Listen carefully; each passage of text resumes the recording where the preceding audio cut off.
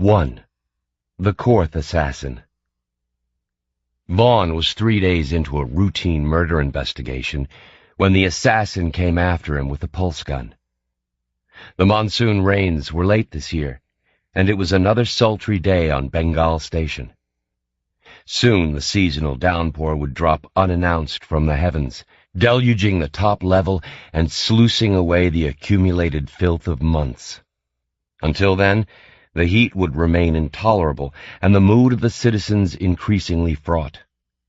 The humidity incubated anger, and hair-trigger tempers tripped at the slightest provocation. Vaughn had been working for the Kopinski agency long enough to know that the crime rate spiked in the weeks leading up to the first rains. It was never his favorite time of year. He sat at a table on the terrace of the Kit Kat bar overlooking Salem Road, a glass of ice-cold Blue Mountain beer before him. He tapped the keys of the handset on his left wrist, enabling his tele-ability, and instantly the minds of those around him flared into life. 4 days ago, a high-class prostitute had been stabbed to death in an alley off Salem Road. The death of another working girl would have passed unnoticed and uninvestigated had she not been the favorite of someone high up in the government. The Kopinski agency had been called in to bring the killer to justice, and Lynn had dropped the case in Vaughn's lap. The other telepaths in the agency had ragged him about the job, but Lynn had known what she was doing. 6 years ago, Vaughn's wife Sukara had left Thailand, where she had been a working girl in a Bangkok brothel, and now she taught English to the girls who worked the escort agencies around Salem Road. She had known the murdered woman, and put Vaughn into contact with the woman's friends who might otherwise have been suspicious of an official investigator. He'd talked to the women and scanned them, but come up with nothing. Now he scanned at random, on the off chance that he might happen upon some stray thought, conscious or subconscious, that might lead him in the right direction. He flitted through minds close by, dipping for memories of the dead woman. She was known in the bar, but no one working or drinking here today knew anything about her death. The escort agency had its base next door, in the polycarbon high-rise that soared like a scimitar into the cloudless blue sky. Vaughn moved through the minds of the women there, quickly, not wanting to mire himself in the short-term memories of working prostitutes. Some had known the murder victim, and many were grieving. In the penthouse suite, Vaughn came across the pulsing collective signature of an orgy. 4 respected Indian politicians and a dozen Thai and Indian women were working up a sweat in the air-conditioned, mattress-lined room reserved for gold chip customers. One of the men had been the dead girl's patron, now sublimating his grief with the energetic assistance of his next favorite. Vaughn withdrew his probe, despite the first stirrings of arousal, or perhaps because of them. These situations were common in his line of work, and he felt like a voyeur. He touched a control on his handset, and mind silence sealed over him. He wondered if it were guilt that moved him to dial Sukara's code. "Jeff!" She beamed up from his metacarpal screen. "How's it going?" "Slowly. Are you at the hospital yet?" "Daddy!" Lee's round face pushed Sukar from the frame and giggled at him. She looked better than she had for days, the waxy pallor gone from her cheeks. "We going to see doctor?" Sukara appeared again. "I'm just in the grounds. I'll call you when we've seen Dr. Chang." She peered past him. "Are you in a bar, Mr. Vaughn?" He smiled. "All in the line of work." She laughed. "Love you, Jeff. Bye." "It's nothing," he told himself for the 100th time that day. Lee had been sick for a week, listless and lacking appetite. He'd put it down to the time of year, but Sukara had taken Lee to see their local medic, who'd recommended a specialist, just to be on the safe side. Vaughn wished he'd been present at the examination, in order to discern the truth behind the medic's bland platitudes. He'd reassured Sukara that there was nothing to worry about, and wished he could convince himself. "Mr. Vaughn?" He looked up. A gammon Thai street kid, about 14, bandy-legged and flat-chested, squinted at him in the blazing sun. Vaughn was taken back years, to the time he'd first met Sukara's sister, Tiger. This kid was her double. He smiled. "How can I help?" The girl made a nervous knot of her fingers. You Sukara's husband, no?" "That's right." "You investigate murder of Kia, no?" Vaughn sat up. "Right again. Why don't you sit down and I'll get you a drink?" The kid winced as a flyer screamed overhead, violating airspace. She slipped into the seat opposite, and Vaughn ordered a mango lassi from a passing waiter. Her face was slick with sweat. If the girl knew Sukara, then that meant she was a prostitute. Surreptitiously, below the level of the table, he enabled his tellability. The girl's psyche swamped him. He fielded the emanation, damped it down, and was surprised to learn that the kid was 18. "You knew Kia, right?" he asked. Her grief leapt at him. Images of Kia and the kid, her name was Lula, strolling through the park, were uppermost in her mind. Deeper, and Vaughn saw the images of her everyday work, the abuse she had suffered recently. He shut them out. "Kia and me, we good friends, like sisters. She knew man, regular customer. He frightened her, said he was going to kill her." He probed. The first thing he came across was the fact that she knew he was a telepath. She had debated coming to him with this information, at once not wanting him reading her secrets, but compelled to tell him what she knew. And what pitiful secrets. She'd stolen a necklace from the market last week when she had no money. She'd enjoyed sex with a young man who treated her well. Vaughn felt a sudden upwelling of emotion, and incipient tears stung his eyes. She also knew what Sukara had told her, that she, Sukara, had once been a working girl, and now she was married to the finest man in the world. The kid thought it a fairy story, hardly believed it could be true, and Vaughn read in her juvenile mind the doubt that any relationship between a man and a woman could be as good as Sukara claimed. "This man?" he prompted. He captured the image of the guy as it surfaced in her mind, a well-dressed Indian businessman. "His name is Mr. Narayan," she began, but Vaughn had already read that, and more. Narayan owned a bar off Salem Road, a plush sex club catering for the half a dozen alien races which stopped off at the station spaceport. Narayan had hired Kia's services once a week, then tried to lure her into working for him. When she'd refused, saying she didn't want to work with ETs, he'd beaten her and threatened her life. The kid recounted all this to Vaughn between sips of lassi, and he nodded and let her go on. Whether Narayan was her killer remained to be seen, but it was his first lead in 3 days. She faltered, then said, "Mr. Vaughn?" He reached across the table and laid a hand on hers. Kia wasn't in pain. It happened so quickly. She didn't even know she'd been attacked. The girl's wide eyes leaked big tears, and she bit her lip, nodding. He was aware of her next question forming, and preempted it. "Of course I love Sukara. She's a very special person. We went through a lot together." "Sukara," she say, "you saved her life." He smiled. In reality, Sukara had saved his life.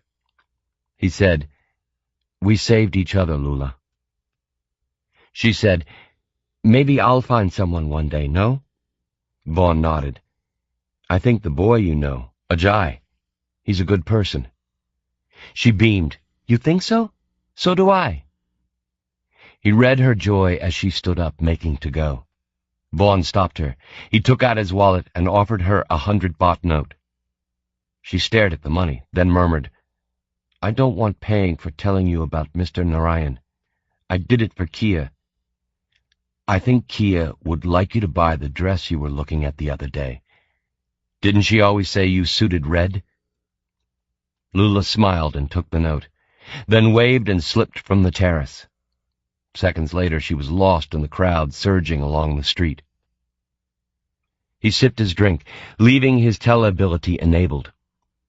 He was aware that the orgy next door had played itself out, the politicians returning to the Senate while the girls took showers or counted their earnings. He spoke into his handset and got through to a female-voiced computer program at the agency. "What can you tell me about a Mr. Narayan, the owner of the Blue World Bar, Salem Road?" "One moment, please." The reply came a second later. "Rajesh Narayan, 45, Indian national, resident of Bengal station. Criminal record for illegal transference of cash, illicit narcotic substances. Address, penthouse suite, Blue World Bar, Salem Road, Tratmai sector." "Anything else?" he asked. "Negative." He cut the link and looked along the street. The crowd surged down the thoroughfare like some multi-headed Chinese dragon, accompanied by a miasma of conflicting emotions. He was about to deactivate when he sensed something. 100 meters to his left, he came across an area of mind static, which indicated a citizen wearing a mind shield. He glanced up and caught a quick glimpse of someone staring at him. Seconds later, the fluid movement of the crowd concealed the watcher. He'd seen enough, though, to recognize the alien, a tall jade-green humanoid from Tau Cetai 3. What did they call themselves? The Korth. He wondered at an ET wearing a mind shield. The fact was that the workings of alien minds were so abstruse as to be unreadable by human telepaths. He wondered if this one was taking no chances, or if he, Vaughn, was being paranoid. Had the alien actually been looking at him? He scanned, but found no evidence of the mind static, and told himself not to be so uptight. The alien had evidently moved off, out of range. He deactivated, relaxed into the resultant silence, and finished his drink. 2 minutes later, he quit the terrace and slipped into the crowded street, making for the alley and Narayan's sex club. Salem Road stretched from one corner of the station to the other, a main arterial throughway connecting the rich Thai suburbs of the northeastern sector to the spaceport. The raised railway ran parallel, along which white trains strobed like torpedoes. Overhead, the din of the crowd was frequently drowned out by the scream of flyers crisscrossing the station at 5 times the speed of sound. He reckoned he had another half-kilometer to walk when his handset chimed. He accessed the call, assuming it was Sukara. Instead, Lynn Kopinski's thin face stared up from the screen. "Jeff, where are you?" "Checking a lead on the Kia murder case. What's wrong?" He paused beneath the awning of a body sculpting parlor, aware of the stench of cauterized flesh that seeped from the entrance. "Maybe nothing. It's just that... You know Patel, the telepath you worked with years back at the port?" "Sure. What about him?" "He was found dead earlier today. His throat cut. Police suspect a professional assassin." Vaughn nodded, feeling suddenly numb. He'd liked Patel, a cheery Bengali who'd never let the stress of the job sour his amiability. Something clicked. He said, "You're linking it with the other deaths, right?" "Look at it this way. That's the 3rd telepath murdered this week. I could put them down to coincidence, but then I got the police report on Connors, and the work of a professional, shot through the head at close range. The first was Travis, and he was taken out by a car bomb. Again, the work of a pro. And now Patel." He nodded. "Any thoughts?"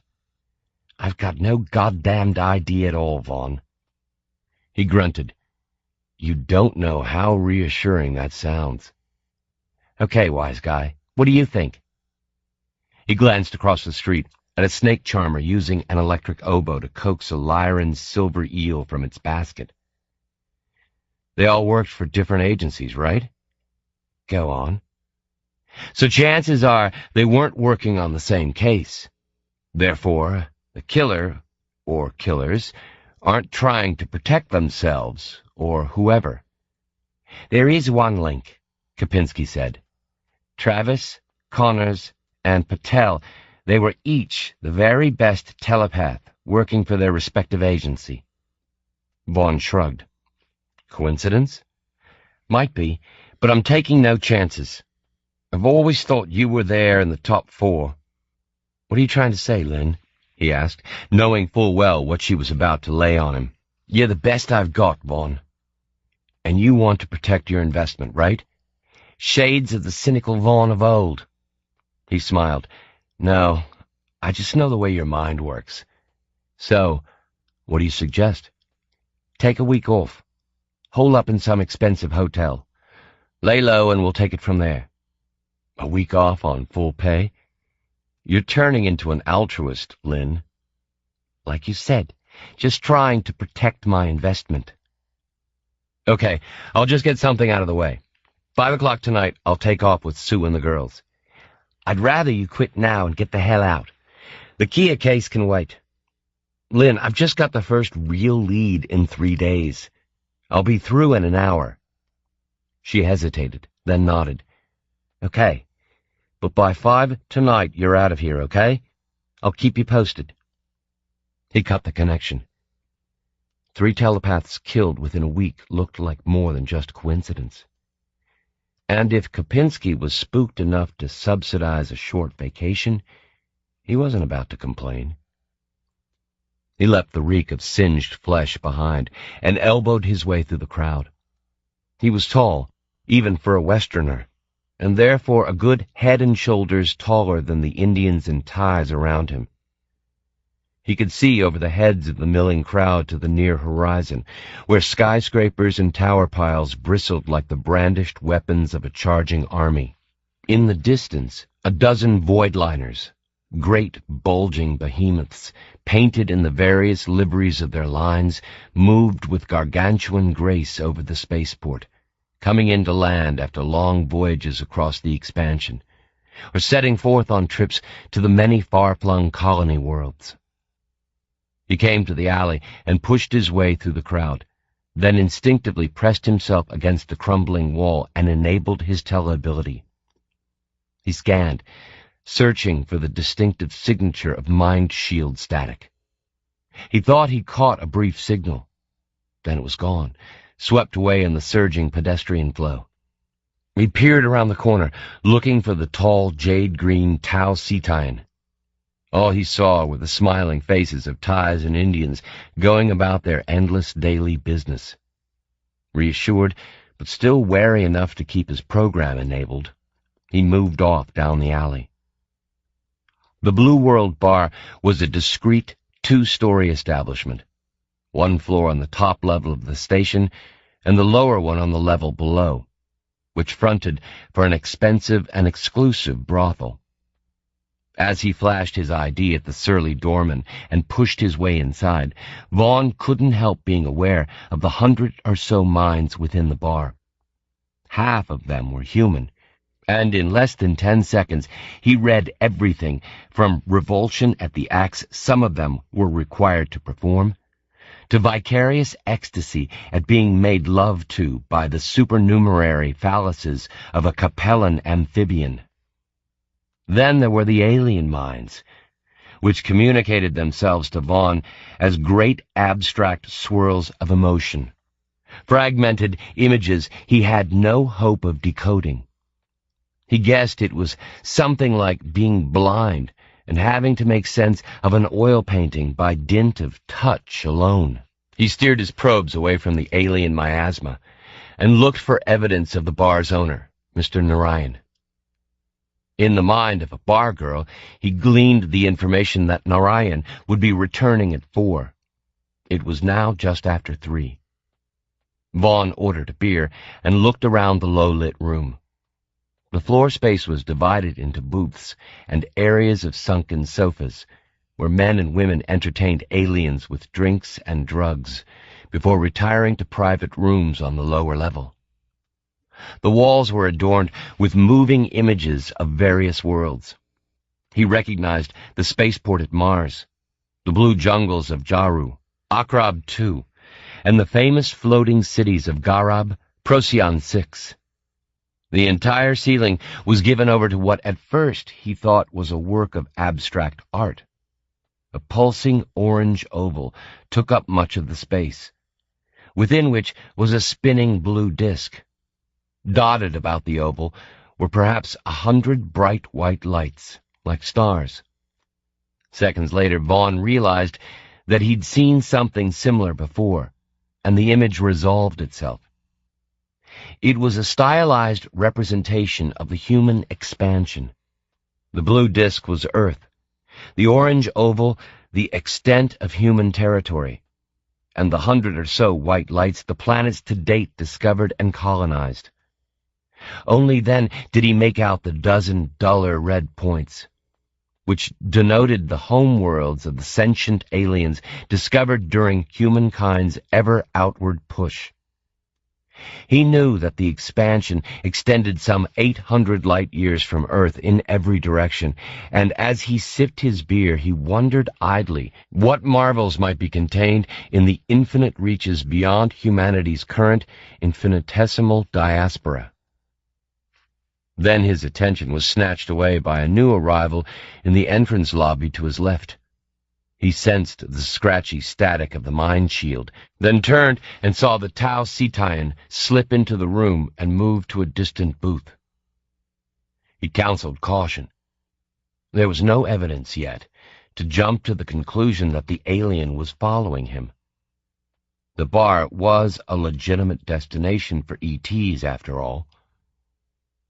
In the mind of the bar girl, he located the position of the stairs that led down to level 2. He finished his beer, pushed himself from the bar, and made his way casually towards the exit.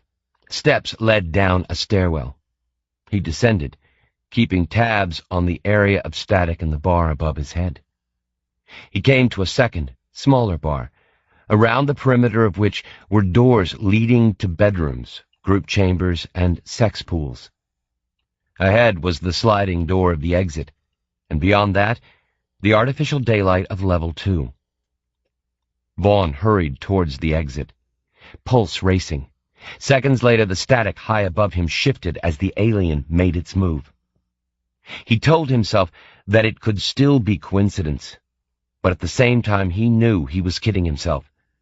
The static moved towards him as the alien took the stairwell. He left the bar and crossed the concourse. The esplanades and outdoor bars were busy with citizens drawn to this level's air conditioning after the heat of the top level, and the mine noise was correspondingly loud. Vaughn crossed towards the entrance of a municipal park, which called itself the Australasian Arboretum. Gum trees and eucalyptus extended for a kilometer in every direction, providing adequate cover from the pursuing Korth. He entered the park and hurried along a path, rounded a bend. Then, ensuring he was unobserved, stepped from the path and ducked through a stand of gum trees. He doubled back on himself, moving towards the concourse. The Korth was on the second level now, pacing through the bar towards the exit. The hiss of static became louder in Vaughn's head as he came to the perimeter fence. He knelt, concealed himself behind a fan of ferns, and peered back towards the Blue World bar. The alien emerged from the bar. Vaughn expected it to pause, assess its options before moving on. To his alarm, the Korth paced across the concourse towards the park's entrance. How the hell did it know? Unless, of course, it was guessing. It wore a thick winter jacket. Its homeworld was a sultry desert that made the Sahara seem like the North Pole. And Vaughn knew that the bulky padding might easily conceal a weapon. He considered his options, made a decision, and moved. He ran through the vegetation that fringed the arboretum, There was another exit half a K away. He'd take that and jump aboard a downchute to a crowded lower level, then attempt to lose himself there. He probed. The alien was moving along the path. A second later, it left the path and entered the shrubbery, heading towards him. As Vaughn ran, he accessed his handset. Kopinski answered immediately. "Lynn, I'm being followed. A Korth. Can you track me?"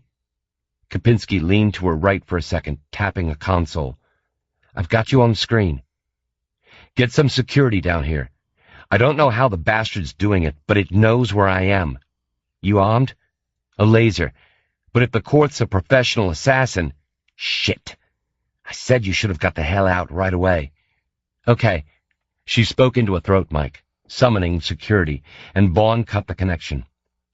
He probed. The floating static was perhaps 50 meters to his right, moving straight through the undergrowth as the alien attempted to cut him off. He pulled the laser from beneath his shirt and thumbed off the safety control. He knew better than to bed down and enter into a shootout with the Korth. It was a pro, and it probably packed more efficient firepower than his standard-issue laser. His only hope was to outrun the bastard until security caught up with him. He heard what sounded like the roar of a flamethrower, and a nanosecond later, a wall of vegetation to his right vaporized in an instant. His heart kicked. Reflex self-protection threw him to the ground as the broad pulse beam slashed through the air where his torso had been. He rolled, fired instinctively, and saw the alien duck behind the shattered bole of a eucalyptus tree. Vaughn dived for cover and crawled through a bed of loam, shouldering aside green bamboo shoots. He heard a second roar, heard foliage ignite behind him. He rolled onto his back and fired 6 times, hoping to buy himself time. He was about 10 meters from the gate and the crowds that surged beyond. If he could lose himself in the press, make it to the downchute. Then the alien called to him, and the sound sent fear tearing through Vaughn as the pulse beam had failed to do. "Vaughn!" It was a high-pitched hiss, totally alien, sounding unlike any rendition of his name he'd heard before. How in Christ's name was the bastard tracking him? He knew that none of the extraterrestrial races discovered so far had such a highly developed sense of smell. But what about some other alien sense?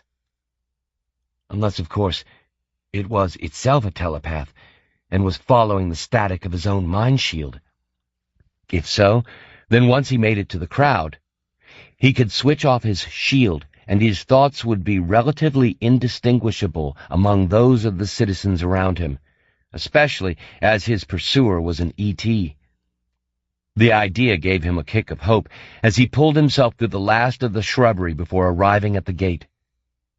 He reckoned the Korth was around 30 meters behind him. He crouched, turned, and laid down a burst of fire, then surged from the border and sprinted for the gate. A beam lashed after him, reducing the concrete gate post to rubble. He barged through the crowd, earning insults in 3 languages. He ducked his head and elbowed his way across the street, disabling his mind shield and running a mantra he'd learned on a training course for just such a situation. The old Buddhist line, Mani Padme Hum, empty one's mind. Think of a flame, alone in the universe, then extinguish the flame, and think of nothing. Which, with an alien assassin bent on slicing him into slivers, was easier said than done. He probed.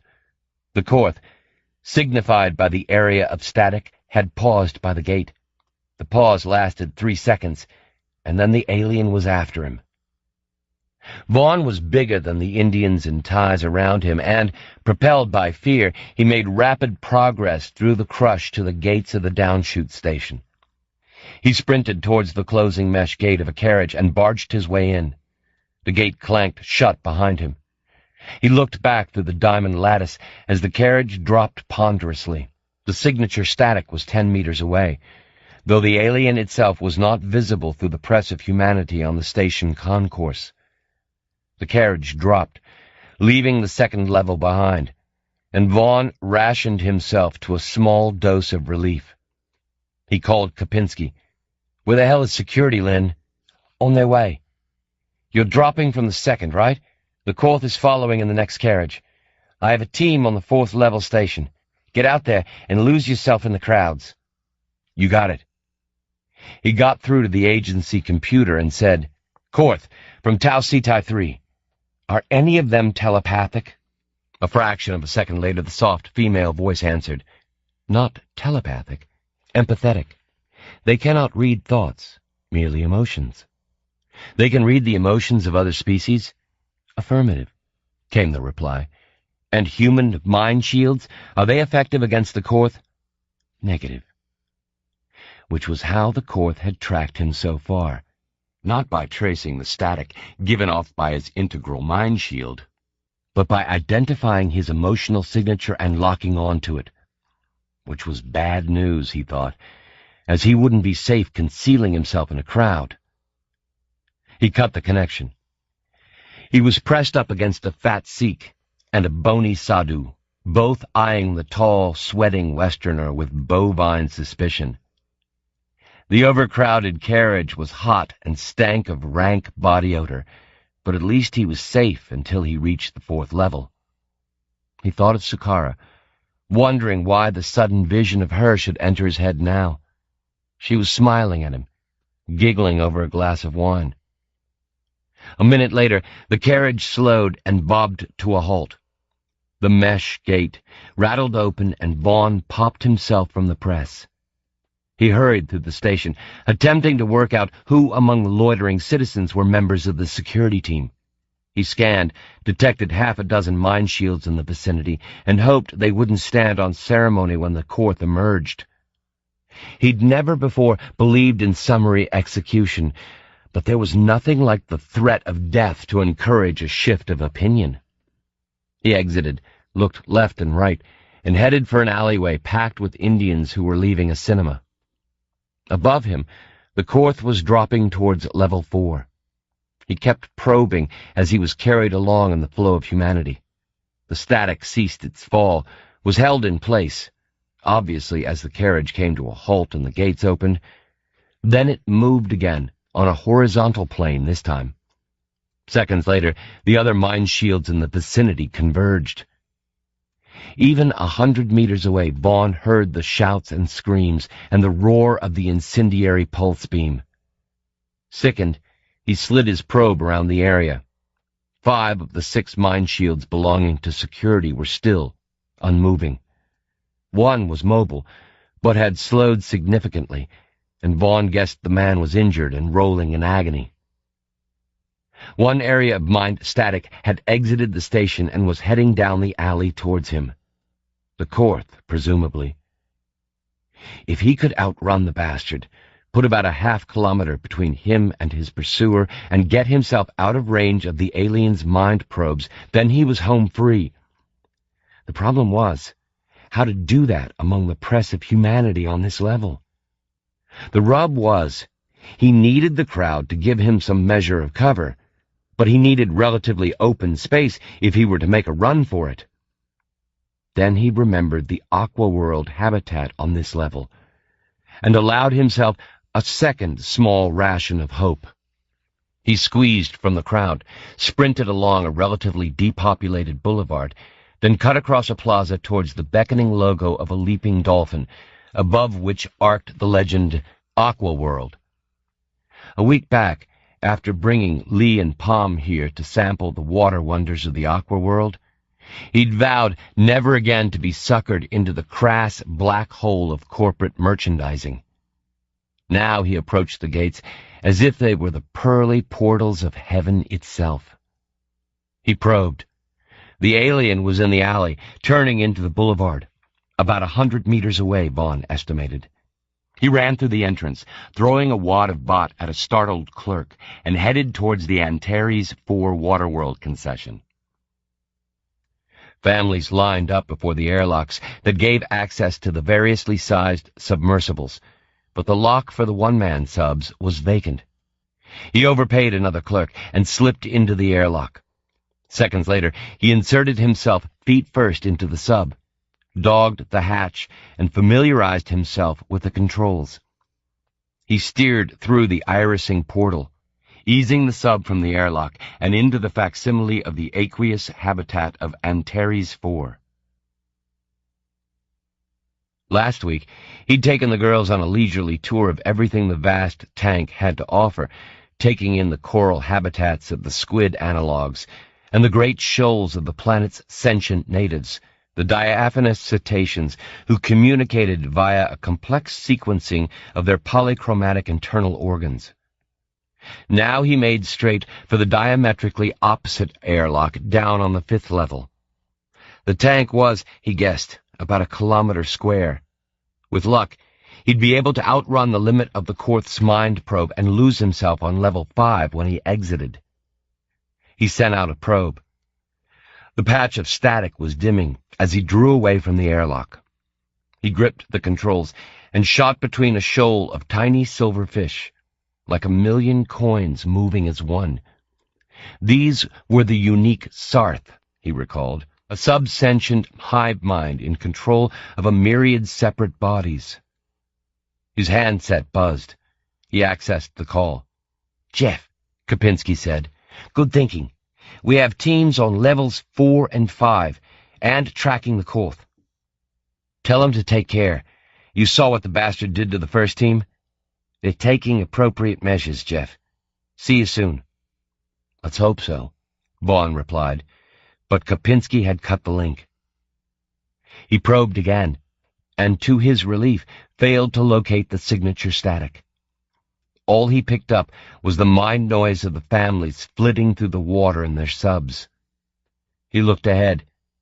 He could see the vast wall of the tank, camouflaged with multicolored coral effect, before which flitted shoals of alien fish. He sighted the circular hatch of an airlock and headed for it. A minute later, he slipped his sub into the hatch. The vehicle rang as mechanical grabs made it fast, and water sluiced from the lock. Seconds later, a green light indicated that it was safe for Vaughn to alight. He pushed himself from the sub and hurried to the outer hatch, shallow breathing to mitigate the stench of Antares brine and seaweed. Seconds later, he was through the hatch and striding towards the Aqua World exit. He probed. There was no evidence of the Korth's mind shield static in the vicinity. This sector of Level 5 was a business district, and the 3-story offices, crammed between the level's floor and ceiling, were emptying of tired citizens after a day's shift. Vaughn joined them, inserting himself into a flow of Tata drones as they made for the nearest downshoot station. He continued past it, and a few hundred meters further on slipped into a bar and ordered a Blue Mountain beer. He regained his breath, and along with it his composure. Now he allowed himself to feel the fear that his adrenaline had so far kept at bay. With the delayed fear came the intellectual fallout. For whatever reason, someone had set an alien assassin on his trail, the same someone who had already brought about the deaths of 3 other telepaths. His thoughts were interrupted by the summons of his handset. That would be Kopinski, to tell him that security had got the Korth and he was free to show his face. He accessed the call. "Sukara?" She stared out at him. She looked, he thought, shocked. It came to him that she somehow knew what had happened to him. Then she spoke, and began weeping. He listened to what she had to say, and it was as if something inside him had turned to ice. He shook his head and asked her to tell him again, and she repeated herself. She said she'd see him back at the apartment in an hour and cut the connection. Vaughn stared at the blank screen, his heartbeat thudding. When he looked up, he saw the Korth standing in the entrance to the bar and scanning the drinkers in the bar's dim interior. He should never have let Sukara's call divert his attention from probing for the mind shield static. Then he might have done something about the approach of the alien assassin. Now he was cornered, and instead of feeling fear, all he did feel was a sadness for Sukara and the girls if he failed to best the alien in the ensuing shootout. He went for his laser, at the same time wondering why the Korth hadn't singled him out and attacked immediately. As he surreptitiously thumbed off the safety control, it came to him. The Korth was an empath, and had been locked onto his earlier emotional signature. The fact was that Sukara's call had, briefly, disrupted that default signature, submerging it with his shock. No sooner had this thought formulated than the alien turned, easing its laser from the folds of its padded jacket. Something moved behind the Korth, and before either the alien or Vaughn had time to discharge their respective weapons, a woman in combat fatigues yelled something Vaughn didn't catch. The alien pirouetted, leveling its laser. The woman fired. The flash blinded Vaughn, and he dropped to the floor. When he next looked, the Korth was swaying in the entrance, headless, before falling in stages on its multi-jointed legs and scattering tables and chairs. Watched by petrified customers, the woman stepped over the alien's corpse, holstering her pistol, and strode over to Vaughn while the rest of her team moved in on the alien. She gave him a hostile look. "Vaughn?" He climbed to his feet. "You're one lucky son of a bitch, man," she said. "Lucky?" he whispered to himself as the woman rejoined her team. He raised his wrist and activated his handset, replaying Sukara's message. "Jeff," she had wept. "Jeff, I've just seen Dr. Chang. And he said, she broke down, then managed, "Jeff, Lee has leukemia." 2. In Two Minds. Parveen Das shut down her soft screen and smiled at the 3 seminar students. "Right. That's it for today. And for the term. Enjoy your holidays." "Are you going away?" Rukshana asked her. She was Das's favorite student, a Dalit plucked from the slums by Kolkata University's uniquely gifted program. The girl reminded Das of herself at 17, bright and eager to learn and innocent. How things had changed in just 20 years. "Would you believe I'm taking a voidliner out to the expansion's farthest limit and visiting a relatively unexplored colony world?" "No," her students said as one. Das nodded. "No lie. In a few days I'll be hurtling through the void. I'll tell you all about it when I get back." Their disbelief was to be expected. She reminded herself that most of her students had never left Bengal state. Never mind the communist states of India. The stars were a destination beyond their wildest dreams. When her students left the room, she turned to the window and stared out. From the 4th floor of the university's west wing, she had a bird's-eye view of down College Street and across the sprawl of Kolkata. Pedestrians filled the wide conduit between ancient, flaking buildings like ants in a formicary. The flow was never-ending, and Das found the sight of so many citizens mind-numbingly depressing. They represented so much mind noise, which, thanks to her latest implants, she was able to switch off altogether, unlike in the early days when the constant migraine of brain noise had almost driven her mad. Now, the mere sight of packed humanity was enough to trigger a surge of retrospective pain. How she longed for the wide-open spaces of the Deccan, or the empty wilderness of some of the colony worlds she'd visited, where she had taken a car and driven for hundreds of kilometers, parked up and stood out in the open and turned on her teleability. Silence. Absolute silence. Not a human mind in any direction. She had an hour to kill before she made her way to the labs. She locked her room and passed the senior commons room. She considered popping in for a coffee, but decided against it. Bundra haunted the SCR, and he'd hit on her as usual with his overweening assumption that, because she was single and in her late 30s, she was desperate and available. She'd once probed him and read his desires towards her. That had been enough to ensure she was never alone in the same room with him. She had no wish to be bound and sodomized and stabbed with burning incense sticks, even by a distinguished professor of 21st century English.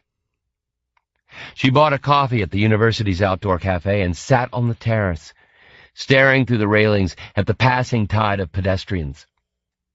There were no beggars on the streets these days. Unemployment was low, and India was enjoying its greatest period of prosperity for a century. From the main buildings of the university, a great Indian flag flapped in the sultry breeze, an orange, white, and green tricolor with a red hammer and sickle at its center. She wondered how great a part in the country's prosperity people like her had played. The millions of citizens the party had plucked from poverty and educated so that they might one day pay back and serve the motherland in countless ways. How had she come to work for the government? And did she resent the gentle coercion a suited official had applied to her conscience shortly after her graduation? It was still a question she wrestled with daily. She knew that her colleagues and many of her students wondered about her, the brilliant zoologist, with a dozen books to her name, internationally famous and feted by politicians and research institutes, who lived alone and had never, at least since she had taught the university, which was 10 years, had a boyfriend or a girlfriend, come to that. How could she tell them that her ability militated against finding that perfect someone whom she might trust and love? Always, on meeting seemingly pleasant and charming men, she had succumbed to the temptation of ascertaining whether their psyches were as pristine as their outward personas. And always she had been disappointed. It was easier to absorb herself in her work, in her students, in her occasional government duties, and keep a tight rein on her emotions. And then, a month ago, she had met Rabindranath Chandrasekhar at a party at the Chinese embassy. A colleague had introduced the billionaire Void Line owner, and they'd chatted for an hour. He'd surprised her on 2 counts. For a filthy capitalist exploiter of his workers, he was a gracious, charming, and intelligent man. And he seemed genuinely interested both in her work and in her as a person. She judged he was more than 30 years her senior, but he'd kept himself in good condition and could easily pass for 50. He'd surprise her again a day later when he invited her to dine at an exclusive French restaurant in the city's international quarter. They'd discussed her work, his experiences on various planets around the expansion, and had parted with a chaste kiss. They'd met regularly after that, and 2 weeks ago he'd asked her to stay the night in his insultingly opulent penthouse suite, and she had willingly agreed. She'd surprised herself again, and enjoyed the experience of sexual intimacy. Earlier, over dinner, she'd been tempted to probe him, but decided instead to tell him about her ability, about her desire to read his mind. Chandrasekhar had smiled and said that he was shielded with the latest Rio technology, for security reasons, of course. But perhaps, one day, when he knew her better. She'd wondered if she truly wanted to disappoint herself with access to his secret thoughts and memories. But she was gladdened that he was willing to consider opening himself to her inspection one day. The last time they'd met, a few days ago, he'd said that he'd like her to accompany him on an expedition to an unexplored star. What could be more romantic than that? A tall Chinese guy slipped into a seat at a nearby table and accessed his handset. He glanced up at Parveen and smiled, and she looked away quickly. She wondered if she were exuding more confidence since Chandrasekhar's attentions. She'd noticed men looking at her more often recently. The thought disturbed her, oddly. She liked the idea of being unnoticed, of blending into the background. He looked at her again. She thought he was about to say something, but she glanced at her handset and saw that it was time to be heading off. She finished her coffee, pushed through the crowded street, and hailed a cab to take her south to the government labs in the Taltala district. 5 minutes later, the car eased itself through the lab checkpoint. She paid the driver and stepped out into the blazing summer heat and hurried towards the guarded entrance. She showed her pass, and the security woman nodded her through. After a series of further checks, she found herself in a plush waiting room equipped with soft screens showing news programs from around the world, and even from off-world. She watched an item on the building of a new dam on Mars until a receptionist called her name. An elevator carried her to a secure underground lab, where she underwent another security scan, and at last was admitted into Dr. Prakesh's hallowed inner sanctum. She had expected a sanitized, scrubbed-clean technical lab when she'd first been summoned here 5 years ago, staffed by technicians in white coats and rubber gloves and disposable galoshes. The reality was more like some holo-movie director's idea of a tech-geek teenager's garage, staffed by scientists whose dress code was sub-casual. Dr. Prakesh wore his hair long and gathered in a bunch. He was seated at a desk, peering through a magnifying visor. He didn't look up. "Another upgrade, Ajay?" she asked, as she shoved a pile of hardware from a swivel chair and sat down. "The latest, and a new implant." She suspected Ajay Prakesh suffered from autism, or at least Asperger's. At home with AIs and drone bots, he found interaction with human beings difficult, and eye contact an impossibility. In his company, Parveen felt almost normal. "A new implant? What else do they want you to shove into my brain?" He shook his head. "Not into your head. In fact, we're taking your old rig out." "Out? Acha. Upstairs wants you fitted with the very latest. It'll be sourced in your handset and routed up your arm into your cerebellum. We're also upgrading your viral capabilities." "When do I have the surgery?" He blinked and almost brought himself to look at her. "No surgery.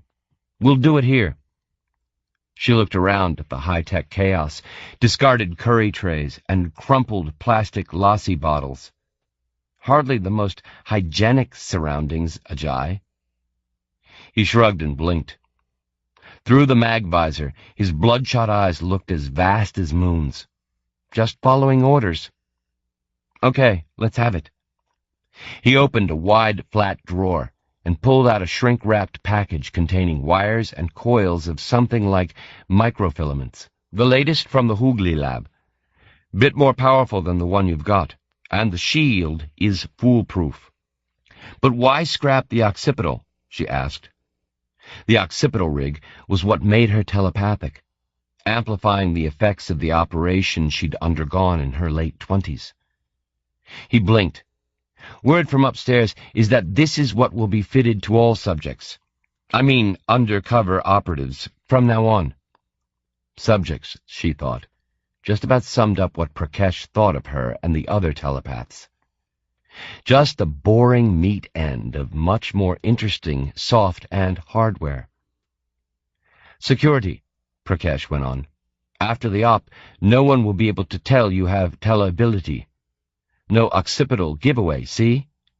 She nodded. "So what do I do?" "Wait while I call in a nurse, and then I'll yank out the old rig and insert the implant." "You make it sound industrial," she said. "Industrial?" He blinked, the joke beyond him. No, it's just technical.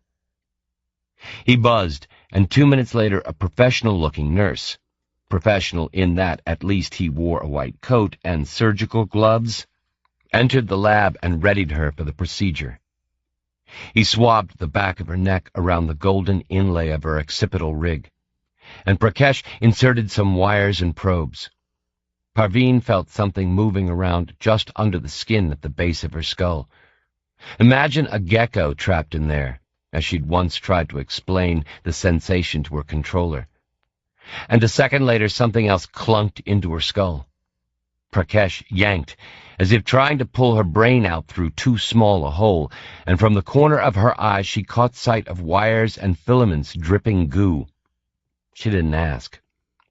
The nurse slapped some Synthiflash over the wound and said it'd heal in no time. Prakash was already working on her handset. He opened the unit, exposing chips, and eased one end of a red filament into a port. The nurse said, "Don't be alarmed. You'll feel an odd sensation crawling up your arm. In fact, if you look closely enough, you'll see the working end moving subdermally." Prakash touched a pin to a control mechanism in her handset, and the spooled filament unwound as it was fed up the length of her arm. "Hey," she said, as a burning sensation shot from her wrist to her shoulder, along with a tiny subcutaneous ripple. She felt something move across the outside of her skull and dock with whatever mechanism remained in her occipital region. Prakash ran a diagnostic and read something from a screen. "All done. Care to check it?" "You mean probe someone?" Prakash took his shield, on a chain around his neck, and handed it to the nurse. "Just leave the room for a second." Parveen looked at him. "You sure?" "Jalo." He shooed the nurse from the room and turned to read something from a comm screen. As far as he was concerned, he'd done his duty so far as Parveen Das was concerned, and he was moving on to the next problem. "Acha, I'm enabling now, Ajay." He nodded absently, and she tapped the code into her handset and sent out a probe towards the technician. Shiva. She was right. Autism. There was a serious lack of anything like emotion going on in there, and even empathy was absent. But she did pick up a maelstrom of concern about codes and programs and wetware paradigms that meant nothing to her at all. She killed the link and gave thanks that she was who she was. "Works like a dream, Ajay," she said. He murmured. She moved to the door. "Oh," Prakash said as she was about to leave. "Message from Anish. He wants you upstairs as soon as you've done here." "I'm on my way." If Prakash were autistic, then Anish Lahore was the opposite, whatever the term for that might be. He was a fat man whom Parveen had never seen stand up. In fact, she'd never seen him out of the bucket chair that cupped his 300 pounds of solid fat. Without its confines, she feared he might overflow and take up most of the floor space in his roomy office. He was an effusive, over-emotive Bengali in his 60s who habitually greeted Parveen by clutching her hands and hanging on for long seconds. Anish had been her controller for 3 years now, and he was more like an uncle to her than some conniving party spy master. Or rather, that was the image he liked to project. He was shielded, of course, so Parveen had never had the opportunity to read him. "Parveen!" He gripped her hands like a solicitous grandmother and beamed into her face. "Are they treating you well at the university? I read your last paper. Excellent. A gem." He had the odd linguistic habit of breaking up his words as if to add emphasis. She managed to regain possession of her hands and sit down across the desk from him. "Professor Ranjit Khan behaving himself?" Anish asked. This was part of her job she didn't like. Anish Lahore wouldn't have called it snooping on her colleagues in so many words, but that's what it amounted to. Khan was a party member, but someone high up suspected him of bourgeois sympathies. Anish had asked Parveen to keep an eye on him, report back to him any meeting the professor might have with foreign academics or politicos. Parveen rather liked the dashing professor of applied linguistics and made sure that what she did dish on him was innocuous. Khan's on his best behavior, Anish. Anyway, what did you want to see me about? How are things progressing with your tame tycoon, Parveen? Anish asked, with the merest hint of a lascivious glint in his fat-slitted eyes. I've heard that he might be traveling off-planet. Nothing, but nothing, escaped the attention of the party. The day after her third and amorous meeting with Chandra Sakar, Anish called her in and asked her all about it, like a girlfriend wanting the lowdown. Of course, he'd said, Chandra Sakar is a very powerful and influential figure. His interests, by their very nature, are opposed to those of the state. It would help if you were able to become a confidant, shall we say, of the man. So that was clear, then. She would be allowed to conduct an affair with Chandra Sakar, but at the same time she must remember that she worked for India, and that anything she learned of potential use to the state would be very helpful indeed. A couple of days ago, Chandra Sakar had zipped a message to her handset. That trip to the stars, Parveen, are you still interested? She said now, he suggested I come along. And will you take up this most generous invitation? She smiled. What do you think? He beamed. Wonderful. I'm sure the trip will be more than worthwhile, on many levels. She laughed at her controller's lack of tact. What do you want, Anish? Mr. Chandrasekhar is embarking upon an expedition to Delta Cephei 7, he said. It isn't an established colony. He produced a data pin from his desk. There's more about the background of the planet in here. Digest and destroy, Parveen. Among his team so far are a pair called... He leaned forwards and peered at the screen on his desk. Dr. Kiki Namura and Dr. David McIntosh. A biologist and a geologist, respectively. Now, Mr. Chandrasekhar doesn't know this. His security is shamefully lax. But they're both embedded spies, working for the Federated Northern States of America. I'd like you to keep an eye on them. You know the routine. Also, Chandrasekhar is in the process of hiring the services of another telepath, one Jeff Vaughn. He has no affiliations. He is what they call in the business a loose cannon, and they can be dangerous, Parveen. If you could ascertain his loyalties and the like, he beamed, that would be splendid.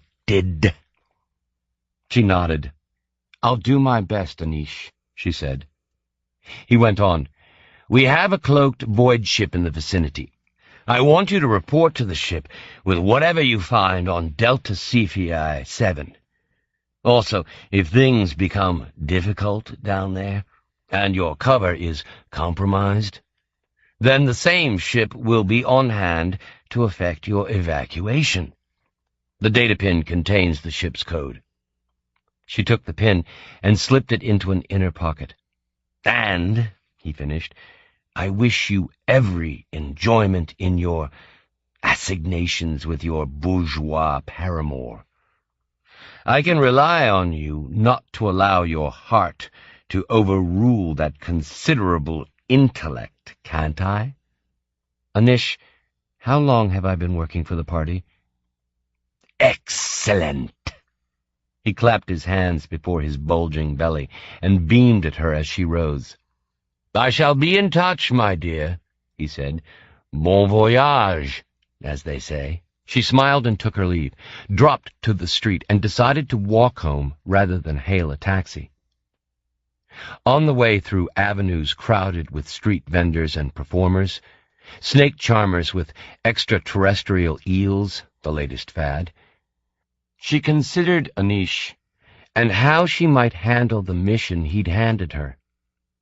For years, she'd managed to walk the tightrope between party loyalty and her own interests, and she didn't want to fall off the high wire now. She knew what she felt for the party, and for Chandrasekhar. And recently she'd woken in the early hours, sweating, caught on the horns of what she considered an ethical dilemma. So far, she'd let her heart rule her head, pushing aside her objections to her lover's politics. But how long might that be able to continue before she allowed her position to be compromised? She felt sick at the thought, and pushed it to the back of her mind. Later, she would come to the realization that she owed her life to the fact that her handset pinged as she was passing her favorite restaurant, the Montaz. She subscribed to a channel that filtered news stories dealing with telepaths to her handset. She glanced at the screen, read that a third telepath had been murdered on Bengal station, saw that she was passing the Montaz, and decided rather than go to the bother of cooking for herself, she'd have an aloo dal and a beer while reading about the latest killing. She found a table beside the window, ordered, and called up the story on her screen. A telepath called Patel had been killed while investigating a murder case for the Lewis McBride Agency. There were no witnesses, and the police had little to go on, though they did say that they thought it likely the murder was linked to the killings of 2 other telepaths that week. She'd taken an interest in the case not just because it involved her line of work. She'd known one of the victims, Connors, when he'd worked for the police department in Kolkata before moving to Bengal station. The killings, so far, she knew, involved telepaths working on different cases for 3 different agencies, which made it hard to pin a motive on the killer. The only thing that linked the 3 dead men was their psi ability. She knew that, rationally, she had no reason to worry, but she worried. Her aloo dal arrived, and she ate hungrily while watching the kaleidoscopic flow of citizens in the street outside. Her handset pinged with an incoming call. The sender's name, Chandrasekhar, flashed up, and she accepted it with a fluttery sense of excitement. His well-fed face smiled out at her. "My dear, delighted you can come along." She laughed. "Try keeping me away, Rob. I'll be in Bengal station for a few days from tomorrow, overseeing the refit of a liner. Would you be able to get across? You can stay on the ship with me. Terms just ended. I'm a free agent." She tried not to smile at the terrible pun. "That's wonderful. I'll be in touch tomorrow. Everything okay with you?" She considered mentioning the murders and telling him not to worry in case he'd heard about the killings, but decided against it. "I'm fine. Relieved that the term's over for summer. No more lectures to prepare and dull papers to mark. And a vacation to look forward to," he finished. "I must rush. See you soon." She smiled. "Bye, Rob." She finished the doll. She thought about the mission to Delta CPI 7, and then her thoughts returned to the killings. She was telling herself that she had nothing at all to worry about when she looked up and saw, striding past the restaurant, the tall Chinese guy she'd noticed in the cafe earlier. She thought it best to err on the side of caution. She paid for her meal and slipped from the restaurant through the rear entrance. She was in a narrow alley packed with citizens. If, in the unlikely event that the guy was an assassin, he would be unlikely to strike in the crowded streets of downtown Kolkata. His natural course of action, she reasoned, would be to make his way to her apartment, wait there, and strike when she returned. Her apartment was in a tenement block half a K from here. She reckoned she could get there, do what she had to do, and get out again in minutes. She took a shortcut through the back alleys and reached her apartment 5 minutes later. She was sweating, and it had nothing to do with the stifling humidity that suffocated the city. She activated her security cams, both inside her rooms and out, circuited the signal through to her handset, then slipped out through the back entrance and down the fire escape. A minute later, she was sitting in a bar across the street, sipping a Blue Mountain beer and watching the streets for any sign of the Chinese guy. She was being paranoid, she told herself, and yet, mixed with the fear, she had to admit to feeling a frisson of excitement. She'd been recruited to the party in her early 20s, tested Psi positive, and given the cut 5 years later. At the time, she'd hoped that the augmentation would prove to be a way out of the cloistered groves of academia. She'd dreamed of thrilling missions and daring-do, especially after being sent on training courses to hone her self-defense. But her expectations had been based on too many sensational horror movies as a kid. The work she'd been given had been routine surveillance, snooping and snitching, as she liked to call it. Her academic work had continued as before, and she'd visited colony worlds friendly to the Indian cause, where reality was just another version of that on Earth, despite some interesting local variations and some genuinely bizarre aliens. Her life, for so long, had been uneventful. And then she'd found a lover, and now she was being followed by an assassin. Except, she told herself, she was imagining things. She drank her beer and thought about visiting Rob on Bengal station. And then she saw the Chinese guy, and her heart juddered. He eased himself through the press in the street, stood on the sidewalk looking up at her apartment, and then pushed through the revolving door and disappeared inside. She activated her screen and stared at the revealed picture. It showed an empty landing, the top of the stairwell, and the elevator door opposite her apartment. Holding her breath, she waited. 10 seconds later, the man appeared on the landing. The camera looked down on him from above the door of her apartment. It showed a lean-faced man in his early 30s. He looked fit, agile, but something in his dark eyes was dead. The eyes of an assassin, she thought. He took something from the pocket of his jacket, applied it to the lock, and a second later slipped into her apartment. She tapped her handset, and the image on the screen flickered and switched to one showing her lounge. The man moved quickly, stepping through to her bedroom to check for her in there, and then into the bathroom. He returned to the lounge, checked the sliding door to the fire escape, ensured that it was locked, then drew the drapes and looked around the lounge. He selected a reclining chair, dragged it to the center of the room, and positioned it facing the door. He sat down, drew a slim pistol from his jacket, and waited for her to arrive home and meet her death. She raised the bottle to her lips. She was shaking so much that she dribbled beer down her chin. She replaced the bottle on the table and stared at the screen. She had a sidewise view of the killer, sitting calmly in her chair, and she wondered at the psyche of someone who could willingly accept the commission to end another's life. She smiled to herself. She had the guy where she wanted him. She was angry, and she wanted to know why she was being targeted. She also wanted him to know that he had failed, that she had been equal to him, that the hunted had become the hunter. The assassin knew that she was a telepath, so he would be shielded. She wouldn't be able to approach the building, send out a probe, and read his motives. She would have to take him alive, rip out his shield, wherever that might be, and then read him. But how to go about that? She finished her beer and left the bar, shouldering her way across the crowded street to the tenement. She stepped through the revolving door and came to the stairs. She decided to climb them rather than take the lift.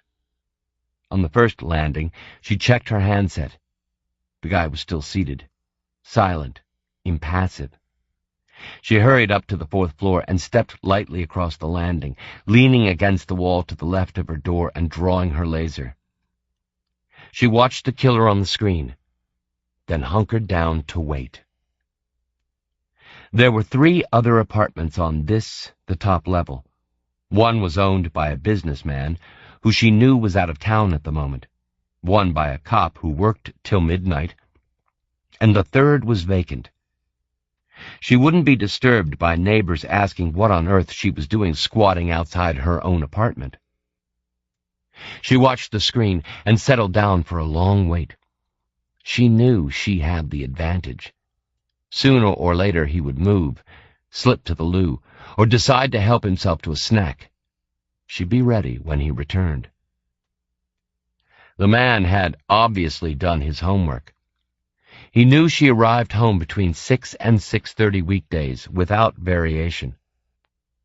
Even when going out with Rob, she always arrived home, changed, and left around 7. He must have known that she never brought home friends, or Rob, at this time. She wondered how long he'd been watching her, and the thought filled her with fear and rage. She shifted slightly to ease the cramp in her left calf, but never took her eyes off the screen. It was a long wait, but eventually, as she knew he would, he stood and moved to the kitchen. She patched the image from the kitchen through to her handset and watched the guy. He was hauling open the door of her cooler, squatting to select a beer. He gripped his pistol in his right hand.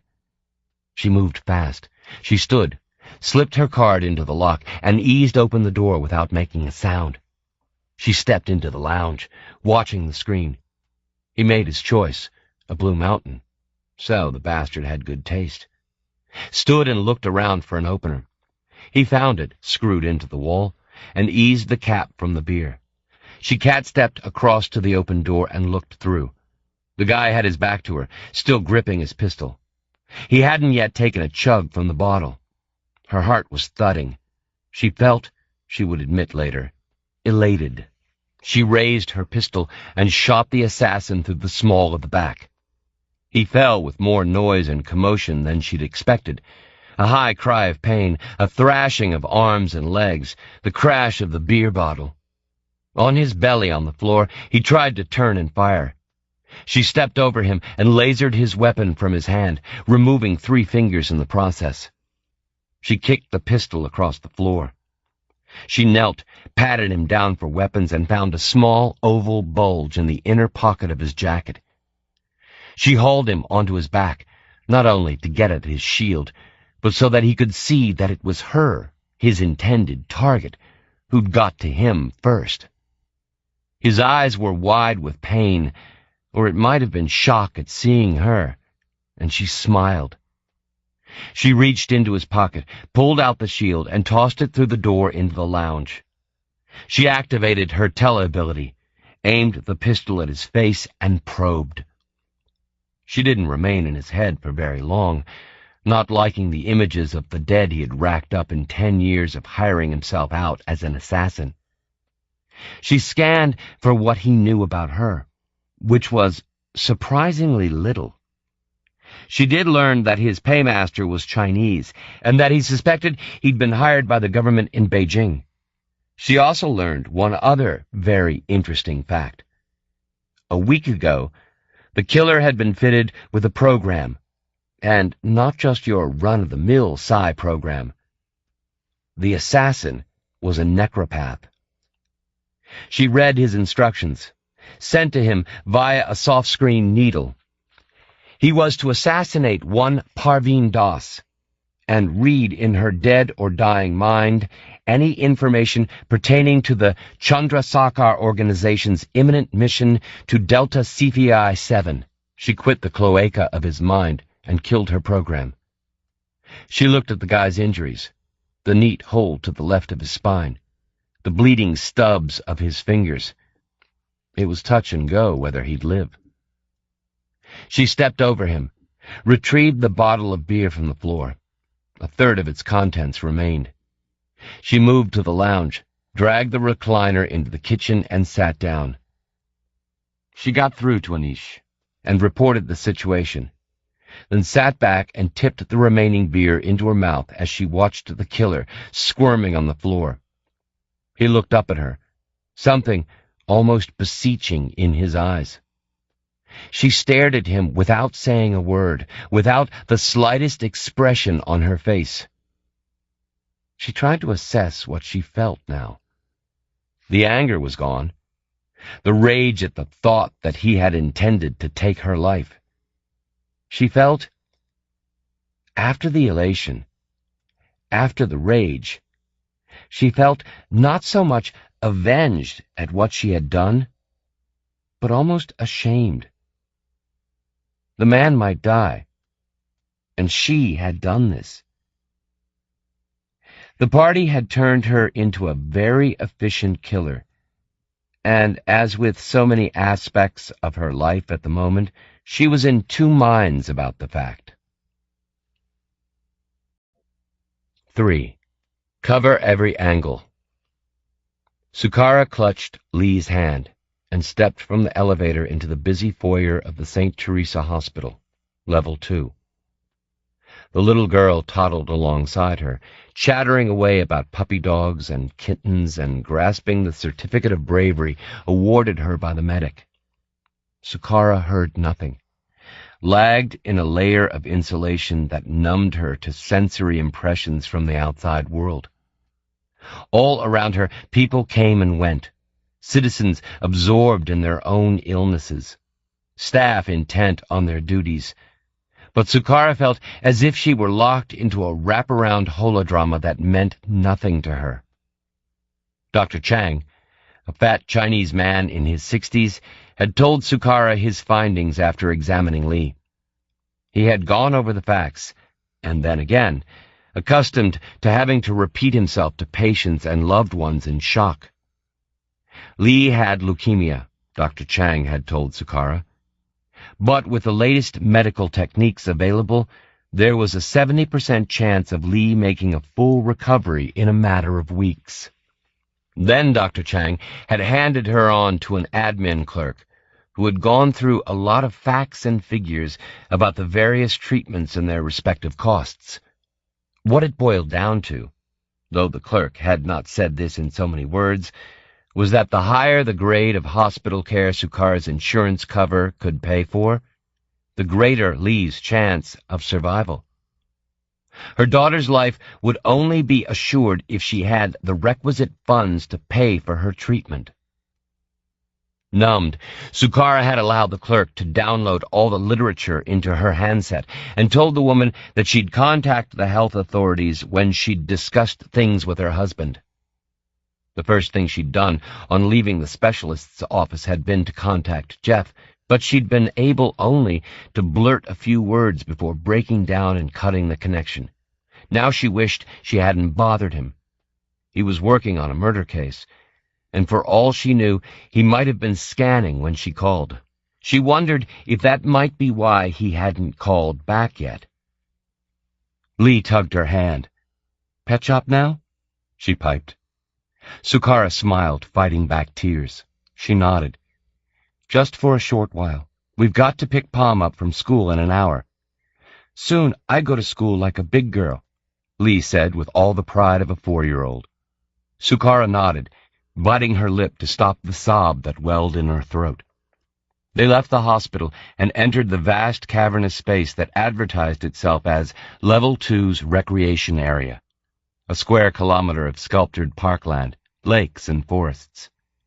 To the west, the entire outer bulkhead of the station had been removed to allow a free circulation of air and sunlight, except that, with the monsoon late this year, the air here was as cloying and sultry as a sauna bath. Next to the hospital was an arcade of kiosks and shops.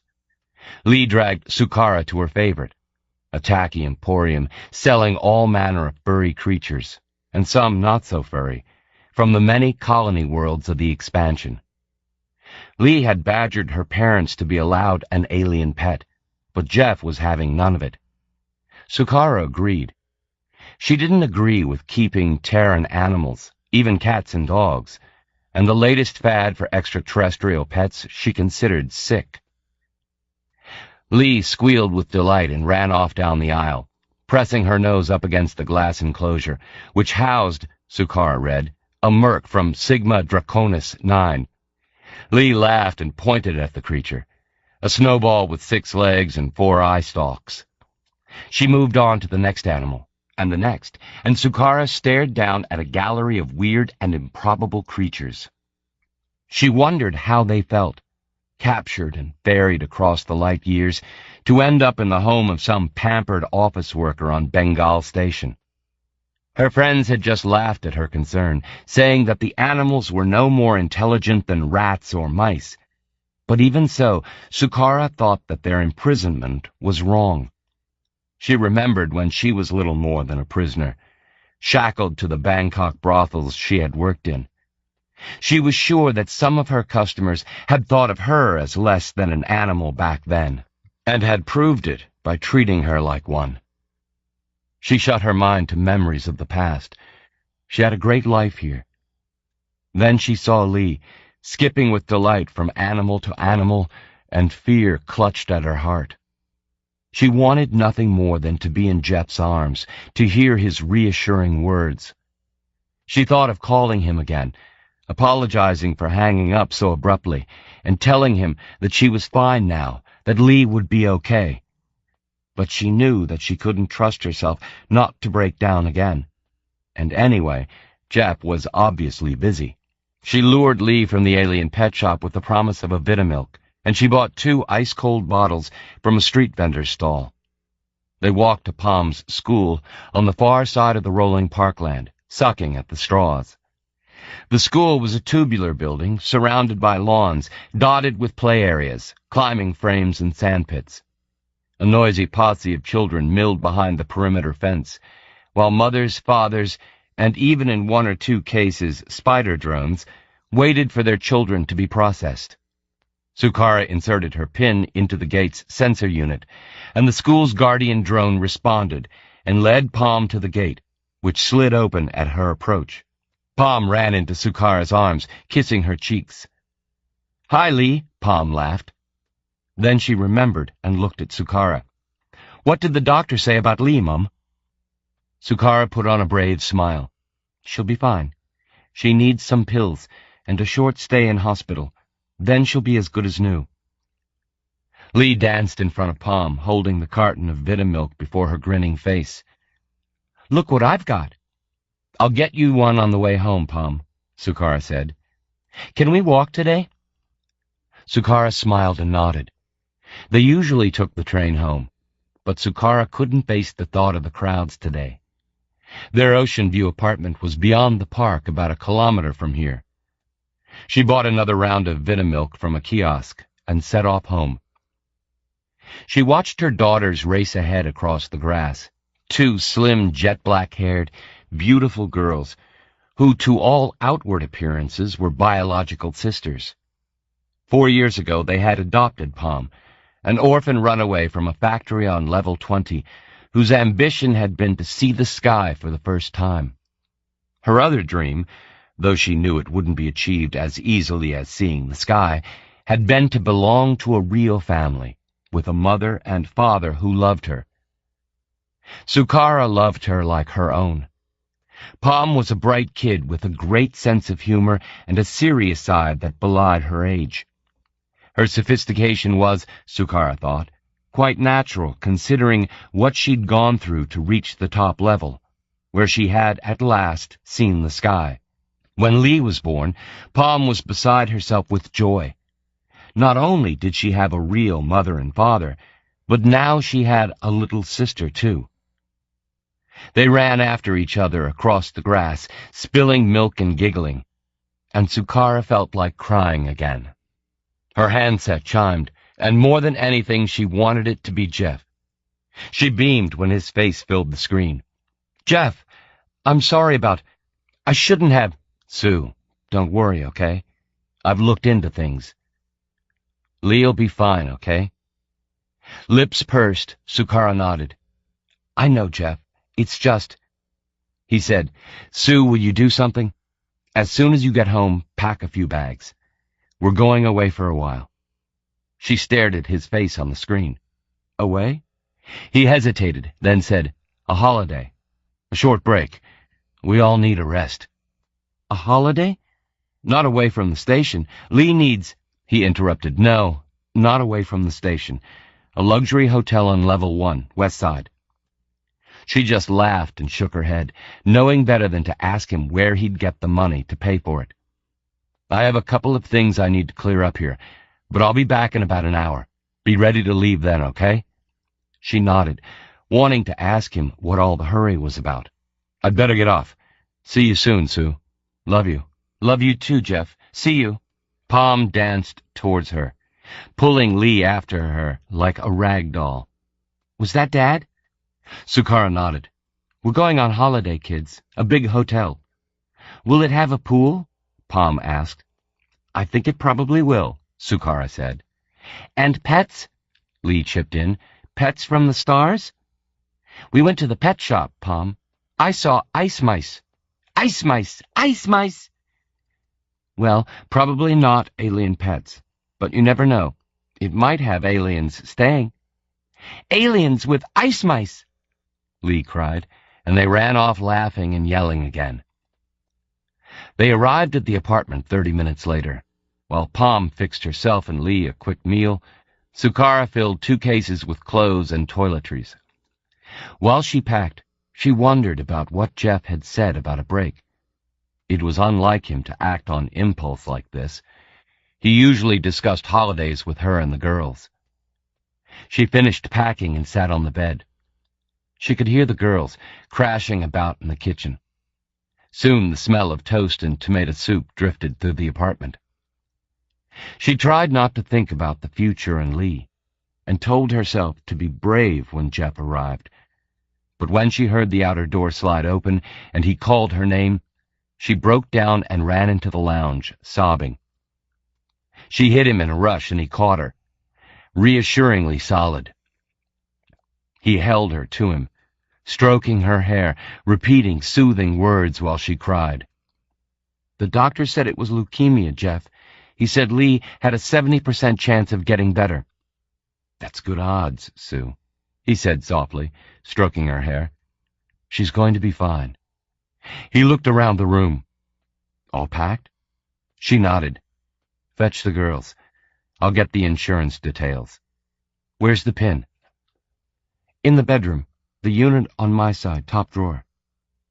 He was gone 2 minutes while Sukara rounded up Palm and Lee.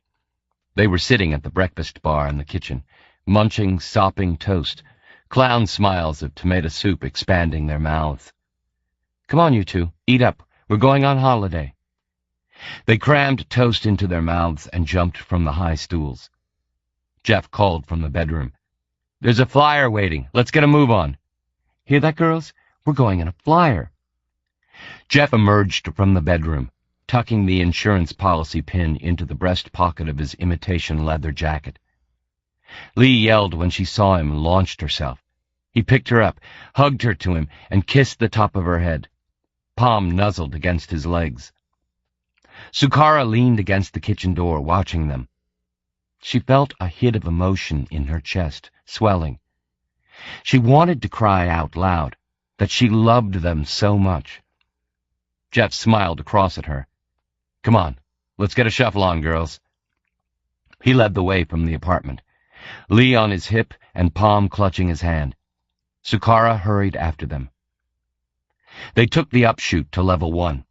A flyer was waiting outside the shoot station, from the taxi firm Sukara knew the Kopinski agency used. They climbed aboard, and the driver took off and banked southwest without waiting for instructions. Lee bounced about on Jeff's knee, peering out excitedly. Palm looked up at Sukara and smiled uncertainly. She wondered if the girl had picked up on her uneasiness. She had an almost preternatural ability to second-guess her mother's feelings in times of stress. Sukara glanced across at Jeff. He was staring out of the side window. He saw her watching him, smiled, and squeezed her hand. She knew, then, that something was wrong. more than just Lee's illness. It wasn't like Jeff to suggest taking off like this. She wanted to ask him what was happening, but now, with the girls so excited, was not the right time. On cue, with an empathy that came from so long together, Jeff caught her eye and mimed a shushing gesture. Heart thudding, she gazed forwards as the flyer decelerated, banked swiftly, and came down with amazing delicacy on the cantilevered landing pad of the Ashok Hilton, a ziggurat of reflective silver glass overlooking the Bay of Bengal. Jeff grabbed the cases while Sukara took the girls, and they rode an elevator to the penthouse suite. "The penthouse?" Sukara said, amazed. "I'll tell you when we're settled, Sue." The suite consisted of 2 big bedrooms, a bathroom the size of a skyball court, and a lounge as big as their apartment. The lounge had floor-to-ceiling windows on 2 sides, with spectacular views over the hotel's stepped gardens and the open sea. The girls screamed into light and ran around the suite. Jeff took Sukara's hand and pulled her out onto the balcony. They stood side by side, watching a distant starship phase in from the void. "Jeff, will you please tell me what's going on?" He licked his lips, gazing out to sea. "Sue, there's no danger, but Lynn decided on this merely as a precaution." "Jeff!" He ran a strong hand down her spine. 3 telepaths have been killed in the past week. The cops don't have a clue. There seems to be no connection between the dead men, other than they're telepaths. Anyway, Lynn's taking no chances. She's paying for her staff to lie low for a week or so. She looked up at him. "Jeff, is that all? Tell me truthfully. You don't seem—" "Sue, I've just found out Lee has a serious illness. Of course I don't see myself." She looked at him. "There's more, Jeff. Tell me." He hesitated. "Okay, when you called yesterday, an assassin was coming after me." She stared. "What? What happened?" "Security got him before he reached me." She shook her head. "And you've no idea why this assassin—" She thought about it. "Were you all working on the same case?" He smiled. "You'd make a good cop. That's the first thing we thought of. But no, there's no seeming connection at all." She stroked his hand. "But will you be okay here? Others won't come after you." "Sue, chances are I'd be fine back at the apartment. But you know Lynn, she covers every angle." They held each other for a while. Then Sukara said, "I'll get them to bed. Then we can talk, okay?" He helped with the ritual of washing faces and cleaning teeth, and gave them each a good-night kiss before Sukara whisked them to bed, told them a made-up story, and promised a trip to the zoo in the morning. When she returned to the lounge, Jeff had opened a couple of beers from the bar. "I'll order food from room service. Thai or Indian?" "I don't feel that hungry." She saw his expression. "Okay then, Indian." He dialed 2 meals, carried them from the service unit, and sat down beside her on the squishy divan. They ate in silence, then read the details of their daughter's disease. "Okay, let's look on the bright side," he said. "At least the disease can be treated." She stroked his thigh, feeling bulky muscle beneath the material.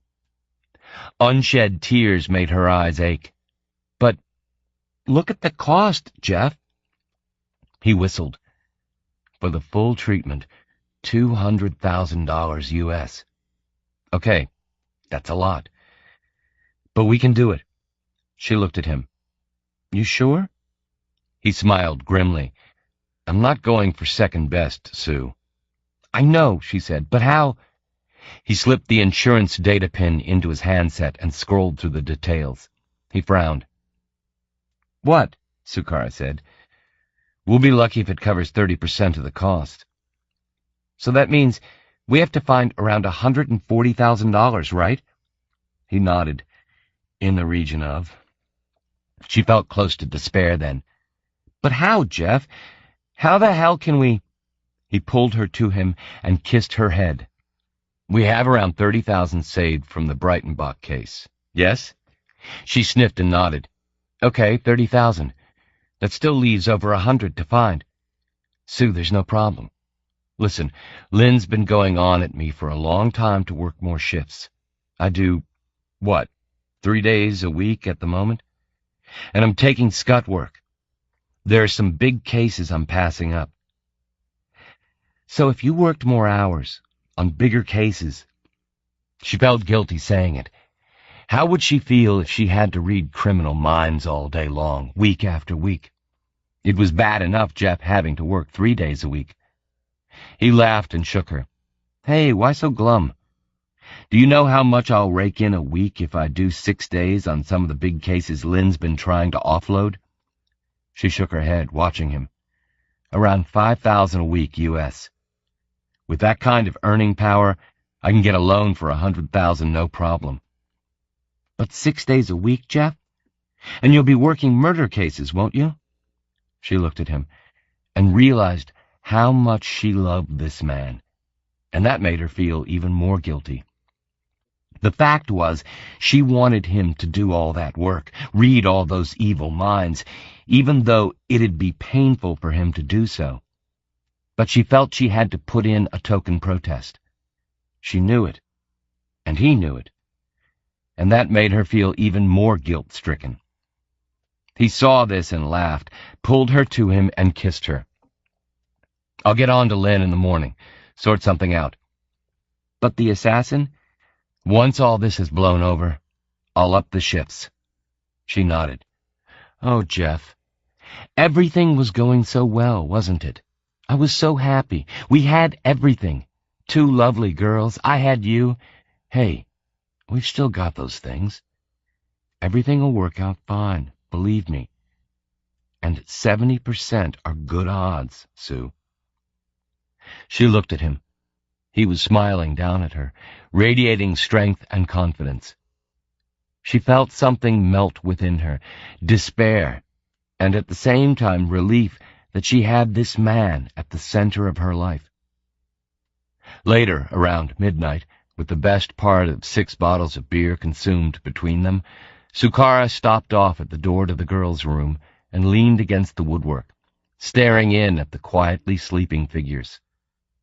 They were almost identical, embryonic shapes in their beds, jet hair dark against the pillows, breaths synchronized as they slept. Wondering what the future might hold, she pushed herself away from the door and joined Jeff in bed. They came together in silence and held on to each other like the survivors of a shipwreck. 4. An irresistible offer. That morning, Vaughn had a lucid dream. It was a replay of the chase the day before, and its aftermath. He was sitting in the bar thinking he'd shaken the Korth when Sukara called him with the news about Lee. Then the jade-green alien was standing on the threshold, and this time, with the arbitrary revisionism of dreams, Vaughn watched as the Korth killed the security woman with a single burst of its pistol and turned to face him. He cried out and sat up in bed, overwhelmed by the fact that had Sukara not called him last night, then the Korth would undoubtedly have killed him. He stared around the luxury hotel room, momentarily confused. The floor-to-ceiling window looked out over stepped gardens, and beyond them the vast expanse of the Bay of Bengal shimmered in the early morning sun. Sukara stirred beside him. She rubbed her eyes and smiled, and Vaughn reached out and cupped her head. Even first thing in the morning, even with the scar that bisected her face, she was beautiful. They kissed. "Jeff," she murmured, "thanks for last night. I feel a lot better." "We'll be fine," he said. "Lee'll be fine."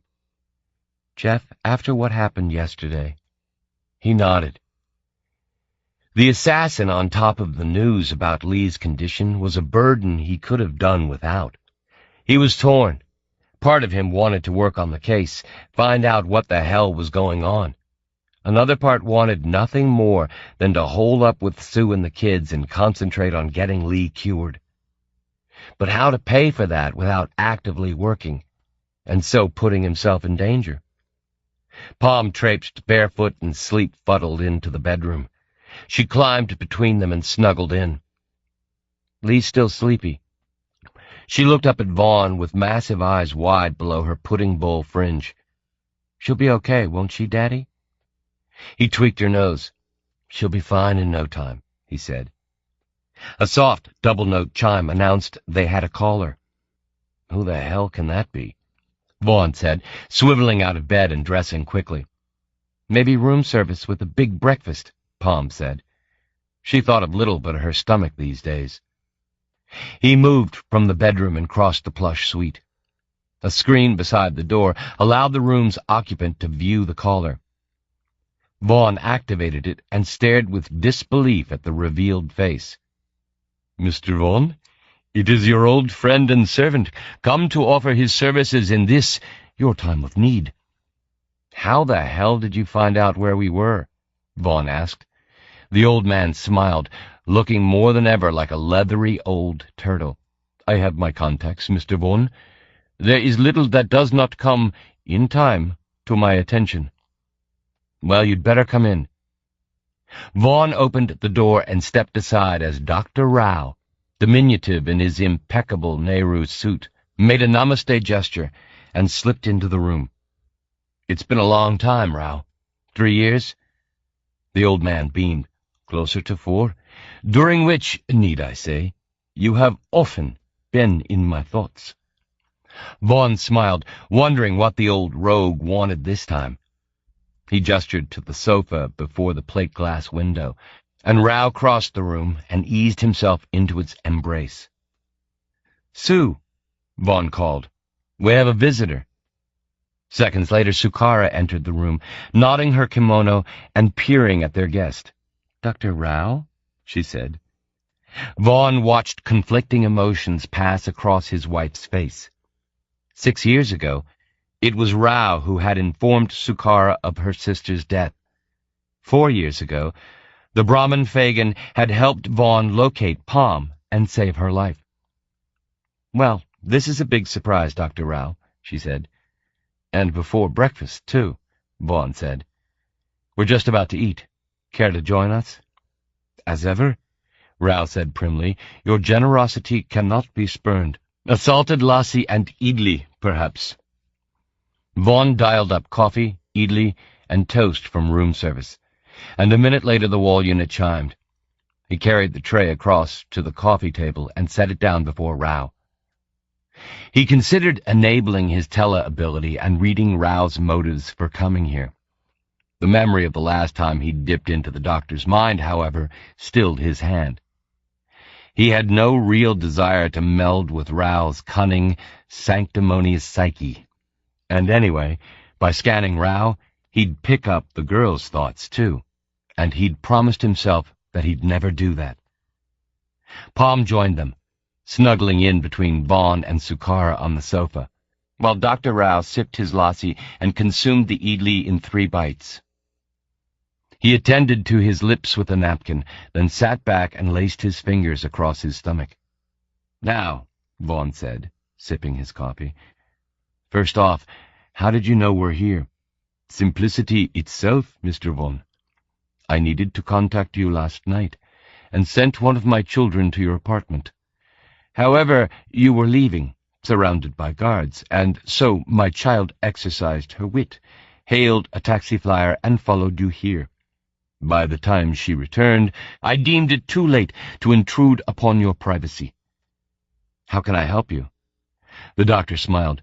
"Happily, it is I who am admirably positioned on this occasion to extend the hand of succor to you." Vaughn suppressed the urge to smile at the man's arch formality. "And how might you do that?" Rao removed his antique wire-rimmed spectacles and made an exhibition of polishing the lenses, all the while smiling with self-satisfaction. He replaced the glasses, blinked at Vaughn, and said, "It has come to my attention that you are, if I might make so bold, in the position where, extra finances might facilitate your desires? Vaughn turned to Sukara. I think he means we need some extra cash, he said. Your economy with the language is succinct, if lacking in a certain elegance, if I might make the observation. Sukara said, How do you know? My dear, I am an esteemed member of the medical profession. I have friends in elevated positions. I also know that to successfully discharge financial obligations in the matter of effecting a cure for your daughter's condition will demand a considerable sum. Now, it so happens that I am in the position to effectuate a situation whereby such sums are within your attainment. In plain English, if you don't mind, Rao. In unadorned parlance, as per your request, Mr. Vaughn, I have a contact who is desirous of making your acquaintance so that he might put to you a certain business proposition. I'm doing nothing illegal, Rao. Rao pantomimed a gesture of shock. Mr. Vaughn, I assure you that my contact would be sorely discommoded at such an imputation. Who is it, and what do they want? My contact is none other than the feted businessman and void-ship tycoon, Mr. Rabindranath Chandrasekhar. Rao sat back primly and smiled. Vaughn shook his head. So what does the multi-billionaire starship magnate with half the expansion in his pocket want with me, Rao? That, Mr. Vaughn, he did not disclose to me, his humble servant. Suffice to say, Mr. Chandrasekhar is confident that you will grant him an audience, as not only might doing so ease your financial situation, but also take you away from the station at this time of, shall we say, personal peril. What do you know about that, Rao? Vaughn snapped. Dr. Rao raised both palms in a gesture of impugned innocence. Merely what Mr. Chandrasekhar vouchsafed. To wit, that yesterday an attempt was made upon your life. Vaughn looked at Sukara. He didn't like the sound of leaving the station, and he had no doubt that the self-serving Dr. Rao was revealing less than he knew. But at the same time he was intrigued by the offer of financial aid. Sukara murmured, You could always meet the guy, Jeff. See what he wants you to do. Dr. Rao beamed. I can see that the passing years have done nothing to blunt your wife's perspicacity, Mr. Vaughn. Okay, Rao, I'll see him. But I'm promising nothing. Rao spread his hands wide and beamed. In that case, I will contact Mr. Chandrasekhar immediately and effect a meeting. He stood creakily and moved towards the door, where he spoke in hushed tones into an ancient communicator. Beside Vaughn, Palm whispered, What did the man say, Daddy? Sukara squeezed her. He said that he might have work for Daddy, to pay for Lee's medicine. Palm looked at Vaughn, and he nodded. Rao returned. Mr. Chandrasekhar is more than delighted at the prospect of making your acquaintance, Mr. Vaughn. He suggests that we make immediate tracks for the spaceport, where he is currently supervising the refitting of one of his liners. Vaughn nodded. Give me 30 minutes to get a shower, and I'll be with you. Dr. Rao smiled. I shall await you in the coffee house in the plaza, Mr. Vaughn. He made a gallant bow to Sukara. It was, as ever, a delight to make your acquaintance. Sukara smiled uncertainly and nodded as Rao hurried from the room. Vaughn showered, changed, and then slipped into Lee's bedroom. She lay on her tummy, mouth open. She looked, in sleep, the picture of vulnerability, and Vaughn wanted nothing more than to hug her. He returned to the lounge, kissed Palm, and embraced Sukara. Be careful, Jeff, she whispered. Always am, he said. I'll tell you all about it when I get back. He kissed her and hurried from the room. He sat in the passenger seat and stared out. The flyer banked and came in low over the packed streets bordering the spaceport. The streets terminated seconds later, and they were flying over the relatively barren expanse of the spaceport, the deck pocked with docking rings and populated by starships at rest. Vaughn had worked here 6 years ago, and starship technology had moved on in that time. Many of the ships he'd worked on had long gone to the scrapyard, to be replaced by a new series of faster, more efficient void ships. He stared down at the sleek, insectal vessels decked out in the colors of the many starship lines. The flyer slowed abruptly, hovered, then lowered itself gently to the deck alongside the flank of a void liner. Vaughn was put in mind of a minnow beside a vast, basking whale as he climbed out and stared up at the curving mountainside of the Chandrasekhar line ship. Dr. Rao peered out at him from the back seat. "I will leave you here, Mr. Vaughn, and wish you every success in your employment with Mr. Chandrasekhar." "You presume much, Rao." The doctor smiled and jogged his head from side to side. "I think you will find Mr. Chandrasekhar a persuasive gentleman, Mr. Vaughn." He raised his cane in farewell. "Until next time." The flyer blasted its turbos, turned on its axis, and sped off. A tall Indian woman in a trim crimson uniform appeared at his side. "Mr. Vaughn, if you would care to accompany me to Mr. Chandrasekhar's quarters." Discreetly, Vaughn enabled his teleability and probed. The woman was shielded, as were most of the workers beyond the skin of the ship. She led the way to a ramp, which climbed into a brightly lit interior. They passed through a concourse like a busy shopping mall. Wherever he looked, uniformed workers scurried back and forth. Engineers attended open inspection panels, and drones, spindly AIs like spiders, scuttled up the walls and across the great arched dome of the ceiling, pausing occasionally to insert needle probes into access ports. The woman gestured towards a sliding door, and Vaughn stepped onto an elevator plate. They rode the plate as it shot up a diaphanous column, and down below the frantic workers were quickly reduced to the aspect of ants. The plate halted, and the woman indicated a long corridor, which Vaughn guessed ran towards the nose cone of the liner. 5 minutes later they arrived at a pair of sliding doors. The woman said, "Apologies for the trek, Mr. Vaughn." She indicated the opening doors with an elegant hand. "Mr. Chandrasekhar will see you now." He sent forth a probe and came up against a patch of static in the room before him. Not that he expected Chandrasekhar to have gone without a mind shield. Now was one of the times he wished he was equipped with the latest anti-shield viruses. He'd approached Lynn just last month, requesting she at least think about investing in the programs. She'd reminded him that they were illegal, and that she wasn't prepared to stump up the hefty fines if her agency was discovered to be using the viruses. Vaughn had decided not to argue. He stepped over the threshold, and behind him the door hissed shut, leaving him alone with the billionaire void ship tycoon. On the way to the port, he'd accessed all the information on the tycoon available to the agency's comm program, which was precious little. Chandrasekhar was a notoriously private person who kept a low profile.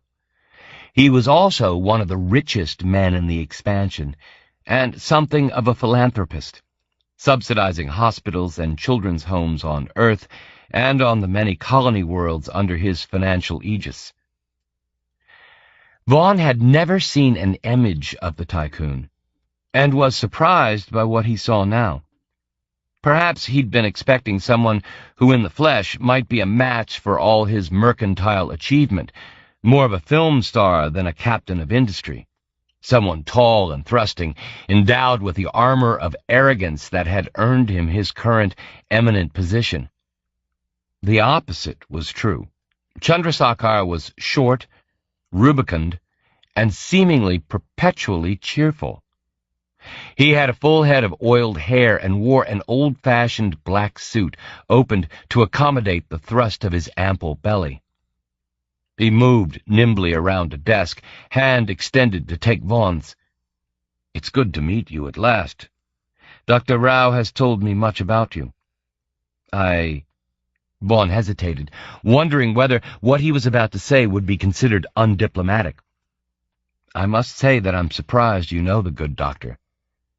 Chandrasekhar laughed as he made his way over to a well-stocked bar. The truth to tell, Rao and I were schoolboys together over 60 years ago. Blue Mountain, isn't it? Vaughn smiled his acceptance, wondering what else the tycoon might know about him. We've kept in contact ever since. Rao, for all his scheming, has a veritable heart of gold. There have been times when Rao has proved, shall we say, a useful contact. Such as now, Vaughn suggested. Chandrasekhar gestured towards a semicircle of sofas positioned before the Delta view screen overlooking the sloping nose of the starship. Vaughn sat, nursing his beer. Chandrasekhar sat down opposite, legs apart, so that the globe of his belly was ensconced upon his lap. Dr. Rao mentioned that you were the best telepath working on the station. Dr. Rao flatters me. He also mentioned your current situation. Vaughn smiled without humor. Rao gets his nose into everything. I calculate that the cost of your daughter's treatment and aftercare should total in the region of $250,000. I hope you don't mind my observing that your current insurance might not cover such an expense, and that even a telepath of your renown might be working for a long time in order to meet the shortfall. Vaughn said what he was thinking. Rao said that you could help me. He also said that whatever you wanted would get me off the station. Ah, yes. My people apprised me of yesterday's contretemps. You're not the first telepath to be targeted. You might be pleased to know that I have the best people working on the case. Vaughn nodded. How can I help you, Mr. Chandrasekhar? Please, call me Rabindranath. Despite his innate distrust of both those in power and those with wealth, which often amounted to the same thing, Vaughn found it hard to dislike the tycoon. He wished, though, that he could have read what the man was thinking. Chandrasekhar sat back on the sofa with a little body hop that left his feet dangling, comically, a few inches from the plush carpet. Vaughn wondered if it were a deliberate ploy to convince him of the tycoon's humanity. Mr. Vaughn, I would like to employ you for approximately 2 weeks. In recompense, I will have your daughter treated here on the station by the world's finest physicians. I will foot the bill for her treatment and aftercare and for your wife and your adopted daughter's accommodation throughout the period. I will also pay you a stipend of some $100,000 U.S. and compensate the Kopinski Agency for the duration you will be contracted to me. Vaughn's immediate reaction was to ask why Chandrasekhar had singled him out from all the other telepaths working on Earth. Instead, he said, "What do you want me to do?" He could not bring himself to call the tycoon by his first name. You will accompany me to a newly discovered planet in the Delta Cephei system, at the very edge of the human expansion. Vaughn inclined his head, considering the notion of being away from Sukara and the girls for 2 weeks, even in return for what the tycoon was offering. If you don't mind me saying, that doesn't answer my question. Chandrasekhar nodded. Let me begin by telling you something about what will take us to Delta Cephei 7, Mr. Vaughn. Will take us, Vaughn thought. Already in the mind of the billionaire, his acceptance of the job was a fait accompli. Chandrasekhar stood and moved to the Delta screen, staring out across the spaceport. He looked, Vaughn thought, an almost comical figure, with his short legs, his protuberant gut, and mass of artificially darkened hair. If he'd schooled with Rao, then he was in his 60s or early 70s, though his wealth had gone a long way to disguise the fact. A little over a year ago, Chandrasekhar said, turning to Vaughn, one of my exploration ships was out beyond the limit of the expansion, 1,000 light-years from Earth. You might know that one of my many business enterprises is that of stellar exploration. The discovery of new Earth-like worlds, or of worlds whose resources might be utilized, is an essential component in the continued success of my business. To that end, my exploration ships are forever pushing out the limits of human expansion. Vaughn sipped his beer and sat through the publicity spiel without comment. The tycoon went on. My ship, the Pride of Mussoorie, was in the region of the yellow-white supergiant Delta Cephei when all contact with ship and crew was lost.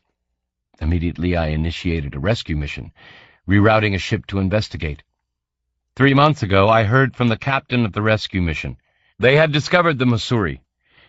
It had come down near the equator of the 7th planet in the Delta Cephei system, a planet wholly covered by a strange fungal growth. The ship had not crash-landed and appeared intact, its drives in perfect condition, and its void space telemetry in full working order. And the crew? Vaughn asked.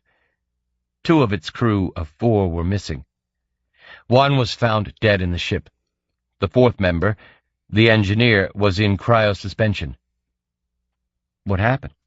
Vaughn asked. Chandrasekhar pursed his lips. That we do not know, Mr. Vaughn. The engineer made it into the cold sleep unit with the help of the AI drones, but she died of her injuries shortly after. Chandrasekhar stopped there, and the silence stretched. He was watching Vaughn. And how? Vaughn asked, hoping that his hunch was not right. Might I be of any help? Chandrasekhar nodded. Mr. Vaughn, I know something of your past. Vaughn felt his pulse quicken. And I know that you were seconded into the Toronto police force at the age of 20, specifically to the homicide division. I know you underwent an operation to bring about your telepathic ability. Not just any telepathic ability, but the ability to read the dwindling minds of the dead. You were made a necropath, Mr. Vaughn.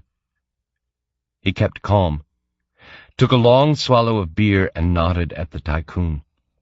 No one on the station, other than Sukara, should have known about his past in Canada. How did you find out?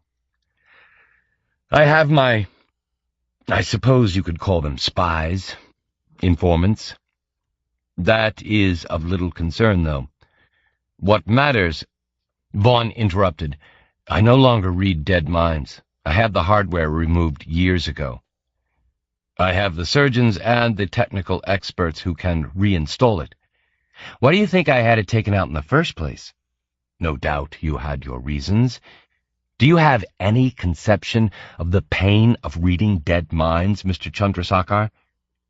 Candidly, I cannot begin to imagine the experience, but it's something I never wish to experience again. Chandrasekhar smiled. Not even, he said, for the sake of your daughter? You bastard, Vaughn thought. The tycoon continued.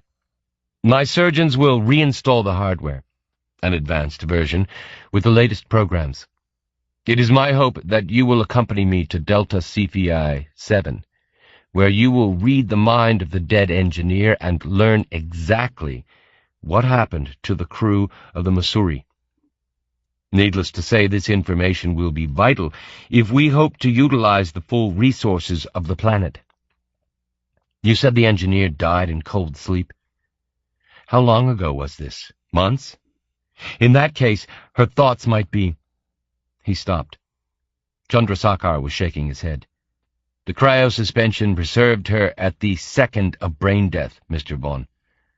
When the suspension is reversed, you will have access to her dwindling mentation. You will be able to read what happened.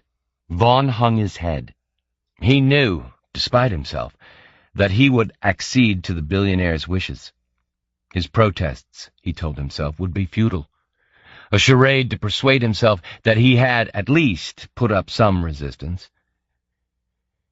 When you read a dead mind, he said slowly, it's as if you're dying yourself. You are one with the dead subject, falling towards oblivion. All that the subject has ever known, ever experienced, is being extinguished, and they know it. And you share this, and the final terrible realization that this life is all, that there's nothing beyond death but eternal oblivion. That awareness, it lives with you, and makes the hours after reading the dead almost intolerable. Chandrasekhar allowed a few seconds to elapse, and when he spoke, his tone was conciliatory. I can only imagine the hell you so graphically described, Jeff. But let me reassure you, I will have medics on hand to ease the aftermath of the reading, to prescribe sedatives. Vaughn looked up from his beer, ready to give in. Chandrasekhar said, "And immediately you have read The Engineer, I will have the program removed. It will be a one-off reading, for which I will underwrite the complete care of your daughter." Vaughn smiled, without the slightest trace of good humor. "I need to talk this over with my wife." Chandrasekhar inclined his head. "Perfectly understandable, Mr. Vaughn." "When does the ship leave?" "Tomorrow. The journey will take approximately 48 hours. A return trip is scheduled for 10 days after that." From the breast pocket of his suit, the tycoon withdrew a red velveteen case and passed it across to Vaughn. He opened it. 2 silver data pins sat in a nest of rucked silk. They looked up inquiringly. The tycoon said, "These will enable you and your wife to communicate with each other through the void. The technology is barely a month old." Vaughn had heard rumor that communications through void space would soon be achievable. He whistled, despite himself. Chandrasekhar smiled. "Yes, it is phenomenally expensive, but in this case it would be churlish to deny you the facility." Vaughn finished his beer. "If I do agree to your offer, I want the assurance of protection for my family while I'm away. I don't know what the bastard who's targeting us wants, but I'd feel better if Sukara and the girls were adequately guarded." "That will be arranged. And if there's anything else you might require—" Chandrasekhar stepped forwards and held out his hand. Vaughn hesitated, then took it. "I anticipate hearing from you by the end of the day, Mr. Vaughn. You will find a flyer outside to return you to your hotel." Vaughn gripped the man's hand and looked into his brown eyes, resenting the smile on the Indian's face, which indicated the tycoon knew he had got what he wanted. The same crimson-uniformed woman escorted him through the ship to the waiting flyer, and he sat back in the padded seat and considered the meeting as the flyer powered up. Chandrasekhar stood for everything that Vaughn mistrusted about the modern world, and he was convinced that Tycoon had told him only a partial story about the mission. But what he was offering was too great a reward to refuse. The flyer lifted, banked, and carried him towards the Ashok Hilton. 5. Gut fear. Every month, Sukara took the girls to the extraterrestrial zoo on Level 2. Watching them as they moved in wonder from one alien habitat to the next. Usually she was as excited as the girls, but today she was unable to summon the enthusiasm as the girls shrieked and pointed at one bizarre creature after another. She thought of Jeff, somewhere above her at the spaceport, meeting with the big-shot billionaire Void Line owner.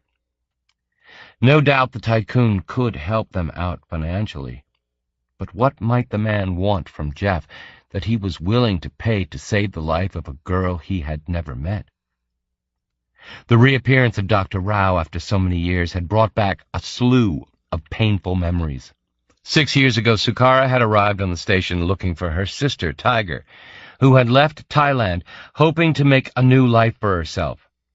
Instead, she had fallen into the clutches of Dr. Rao, who had amputated her left leg and sent her onto the streets to beg for a living, Rao lived with 200 kids on a crashed starship welded into position between levels 12 and 13, and he liked to think of himself as an altruist, the benefactor without whom the street kids would be subject to the jungle laws of the streets. Sukara still didn't know what to think of Dr. Rao, even though Jeff bore the man a grudging respect. What Rao did might seem evil to some, but as Jeff had more than once pointed out, Rao was the last chance many of these kids had, even if he profited by their servitude. Her memories of 6 years ago were painful. Tiger had died of a drug overdose a week before Sukara reached the station. But through Dr. Rao she had met Jeff, and the meeting had changed her life. If only Tiger could have lived to meet Lee and Palm, she thought. If only they could have lived together on the station like one big, happy family. She wondered how Jeff was getting on with Chandrasekhar. She trusted her husband's instincts. Being a telepath made him, even when he wasn't able to read someone, an astute judge of character. He was able to pick up on subliminal traits in someone's gestures and mannerisms, almost unconscious signals, which told him whether a person was to be trusted or not. She was sure that the billionaire wouldn't be able to put anything over on him. She watched Lee, jumping up and down in front of the glass enclosure, which housed a Lyran octopoid, a hairy creature which looked like a cross between a spider and a squid. Absently, Sukara read the caption on the enclosure while the girl listened, rapt. As they walked to the next habitat, Palm said seriously, "When I'm older, I want to travel to other planets and see all kinds of animals, just like Dad has." Sukara smiled. "I'm sure you will, Palm. I'd like to be a xenologist." Sukara stared at her daughter. There were times when Palm came out with things that amazed her. "A xenologist?" "Someone who studies alien races," Palm said matter-of-factly. Sukara smiled. "That'd be great, wouldn't it?" They came to the habitat of a Hathanar, from Akrab 12, a cetacean sentient basking in a cubic kilometer of almost boiling water. As the girls pressed their noses against the glass tank, the creature came close and regarded them with a swiveling eyeball the size of a flyer. What Palm had just said reminded her of something Dr. Rao had mentioned that morning, that what Chandrasekhar wanted Jeff to do would take him away from Earth for a while. Jeff would be away while Lee was being treated, and the thought filled Sukara with despair. It was bad enough Lee being ill while she and Jeff were together, but she wondered how she would cope without Jeff's support.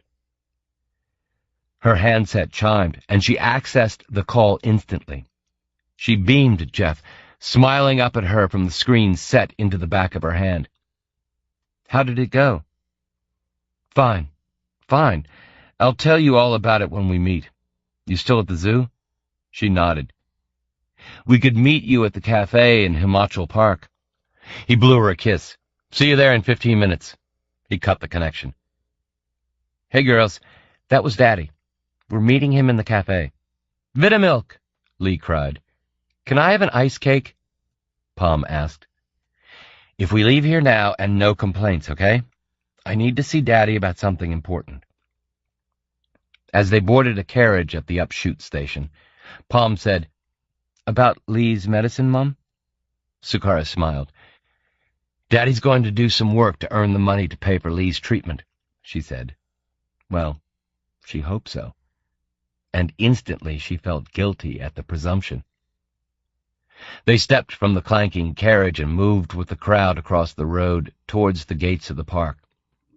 This was Sukara's favorite place on all the station, an area of green calm amid the bustle that was the top level. The amazing thing was that the spacious lawns and peaceful coppices were never crowded, and the cafe overlooking the ocean was an oasis of sanity. Also, the coffee was the best in the area. She found a table by the perimeter rail, ordered a coffee for herself and Vitamilk for the girls, and stared out across the ocean as Palm and Lee played Spot the Starship line. The spaceport was a kilometer to the north of here, and void ships were materializing over the sea every few minutes. Jeff had spent hours teaching the girls to recognize the various colors of the many starship companies that berthed at the station. 5 minutes later, she made out a tall, striding figure cross the grass towards them, jacket slung casually over his shoulder. He ordered a beer, kissed Sukara and the girls, and sat down. Sukara stared, wide-eyed. Well? He watched the girls as they moved off towards the railed enclosure out of earshot. His expression gave nothing away. Well, providing you agree, I'm the temporary employee of the Chandrasekhar organization. She looked at him, suspicious. If I agree? Well, I wasn't going to say yes without talking it over with you, was I? She felt her heart thumping. What does he want you to do? First, I'll tell you what he'll do for us. 1. He'll underwrite Lee's entire care and aftercare in the station's best medical center with the best surgeons. 2nd, on top of that, he'll pay me $100,000 U.S. She pulled a frightened face. But what does he want you to do? He took a mouthful of beer. Read a mind. She cocked her head. Read a mind? Come on. That's it. Read a mind. One mind. So why doesn't he just hire a run-of-the-mill telepath who'd do it for a few thousand? Well, it will mean being off-planet for a while. 2 weeks. While Lee undergoes treatment, she said in a small voice. He shrugged. I'm sorry, but that's how it is. So, what's the catch? And it can't be just that you'll be off-planet for a couple of weeks. What's so special about this mind? He hesitated for a second or two, then nodded and said, It's dead. She stared at him, her stomach turning. Oh, Jeff. No. No way. You said, after what happened, you said you'd never do it again. That was before Lee fell ill, he said, picking at the label on the beer bottle. The terrible thing, the treacherous thing, was that she wanted him to take the job. Tell me about it, Jeff. So he told her about a mission that had gone wrong out on the limits of the expansion. Some woman who had gone and got herself killed, only she wasn't properly dead, but in cold storage or something. And the rich-ass tycoon wanted Jeff to go in there and read her dying mind when they'd thawed the corpsicle out. And it would be hell, but it would save their daughter's life. So how could she not agree to that? She looked at him. He remained impassive, hard-faced. What do you think? She murmured. I've got to do it, Sue. How could I refuse?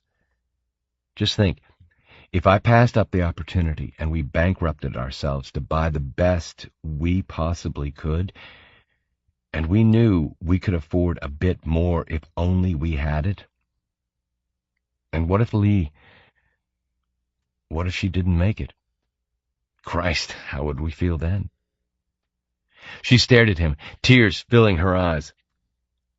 Chandrasekhar will assure that she gets the very best treatment money can buy. We couldn't do that, even with the insurance policy. We'd get what we could afford. Good treatment, but not the best. And I'm not willing to take the risk. She said, I want the best for Lee, Jeff, but I'm frightened for you.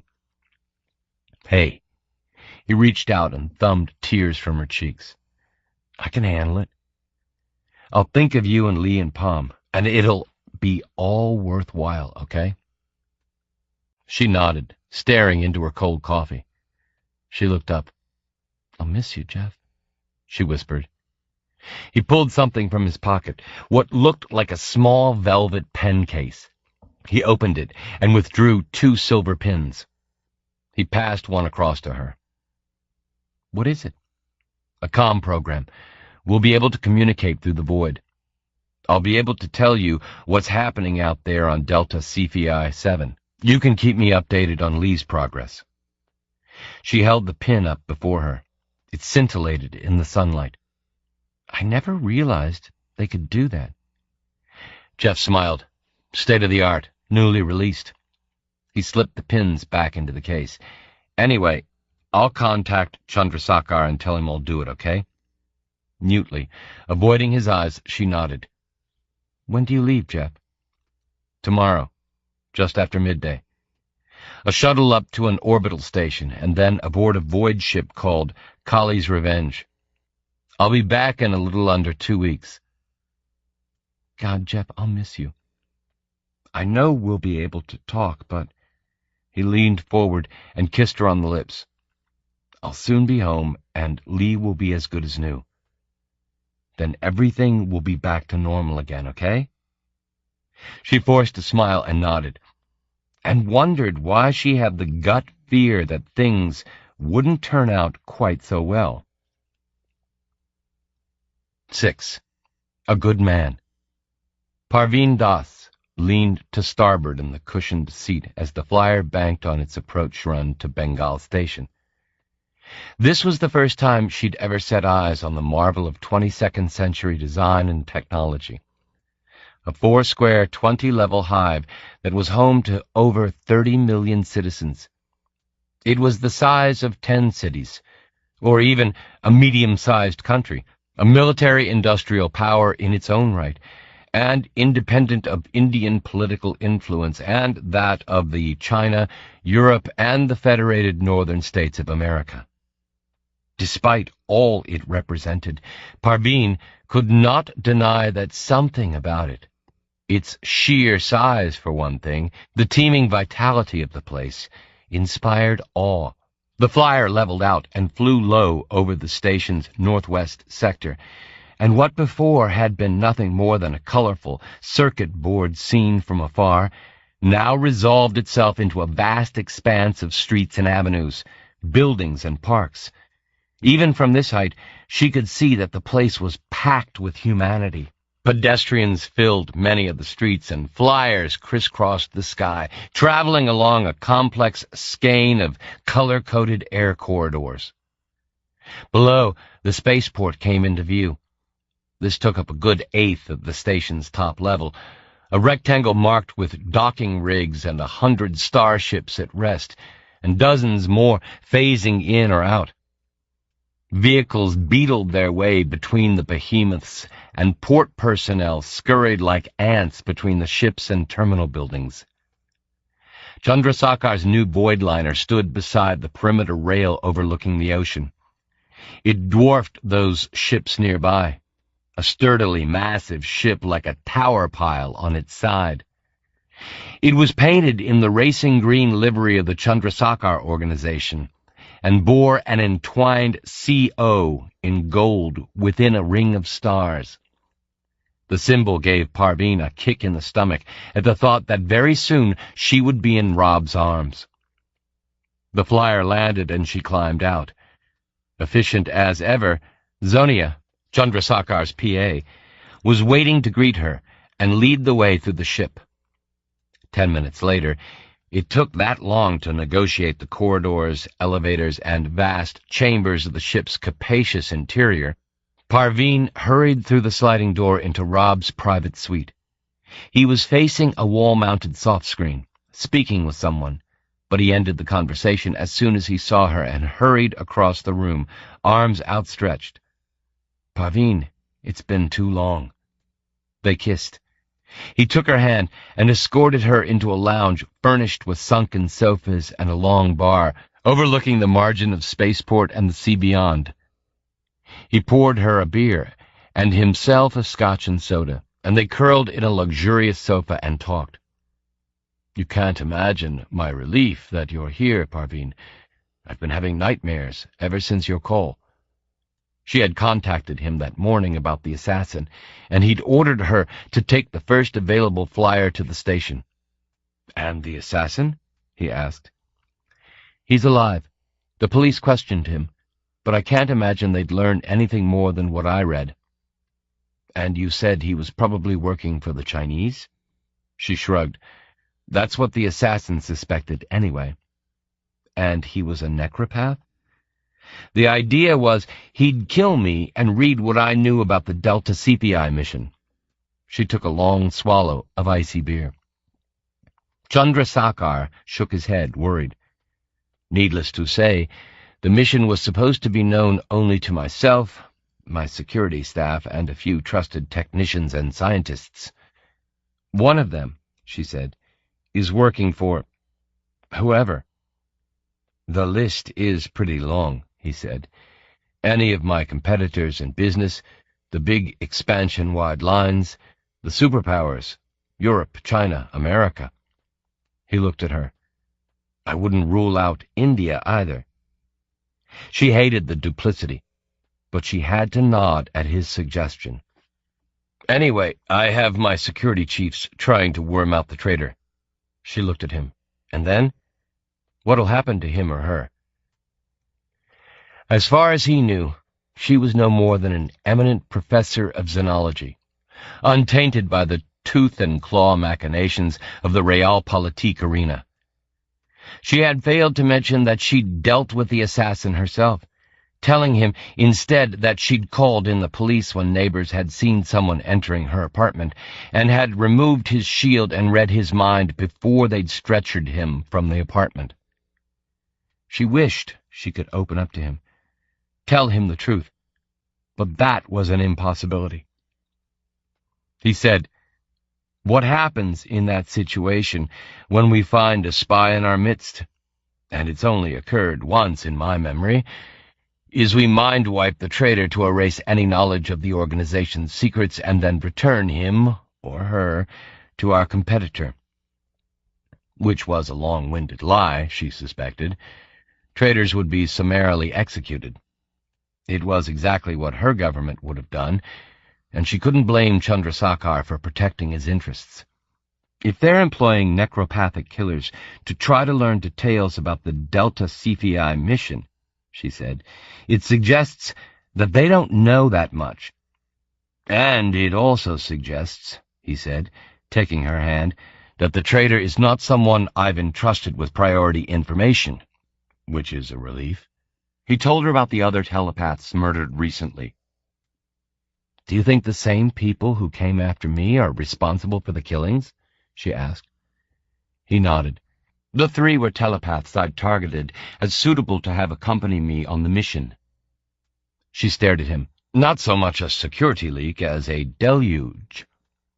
And don't I know it, Parveen? Anyway, since then I've hired the best telepath on the station. He shrugged. I'd rather not have an outsider along, but he's good. She stroked his cheek. I could always replace him, she said. It's not too late, Rob. He laughed at this, surprising him. Parveen, I wouldn't wish his ability on anyone. And he told her what she'd already learned from the pin Anish Lahore had given her. That the only surviving crew member of the Chandrasekhar exploration ship that had landed on Delta CPI-7 earlier this year was a woman who, though technically dead, was in cryogenic suspension awaiting a necropath's attention. She asked him about the mission, but he seemed unwilling to tell her much more. When we're aboard the Kali, he said, and I can be certain of ultimate security.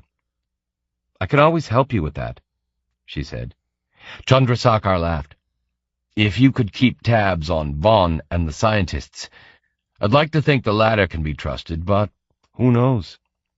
She nodded. I'll do that. Vaughn's been around. I had my people do the usual checks. He's a very closed, reserved person. There's a phrase, a cold fish. Well, Vaughn's one of those. How did you buy him? I exercised my altruistic nature, he said. His youngest daughter is seriously ill, and I arranged for her treatment and care. It was an offer he couldn't refuse. I'm curious to meet this Mr. Vaughn. Like I said, if you could keep him under observation. It's a delicate mission, and the last thing I want is a maverick telepath pouring oil on smooth waters." He laughed and reached out for her. "But all this talk," he said, slipping a hand through her hair. She didn't really know if he was an expert lover, never having had many lovers, but she suspected that he was experienced, and he certainly knew how to make her happy. They made love in the sunken sofa as night fell, and the ocean beyond the view screen glittered with the light of the full moon. In his arms, she wondered, not for the first time, what he saw in her. She was scrawny and flat-chested, her face too round to be classically pretty, her nose too snub. She had considered cosmetic surgery when she was younger, but when she'd become politicized, she'd rejected the idea, dismissing stereotypical images of beauty as a bourgeois materialistic concept. She had learned to be happy with what she'd got. Rob certainly enjoyed the sex, but she thought that what really attracted him was the conversation, their political arguments. She suspected that few women in his social circles dared argue the point with him on any subject, and certainly not politics. But that had been how their relationship started, in the ambassador's mansion, when they'd been introduced, and Rob had said, "Ah, yes, I have read one of your papers, if I'm not mistaken. Thought-provoking, if politically naive." She had caught the twinkle in his eye and proceeded to argue her corner.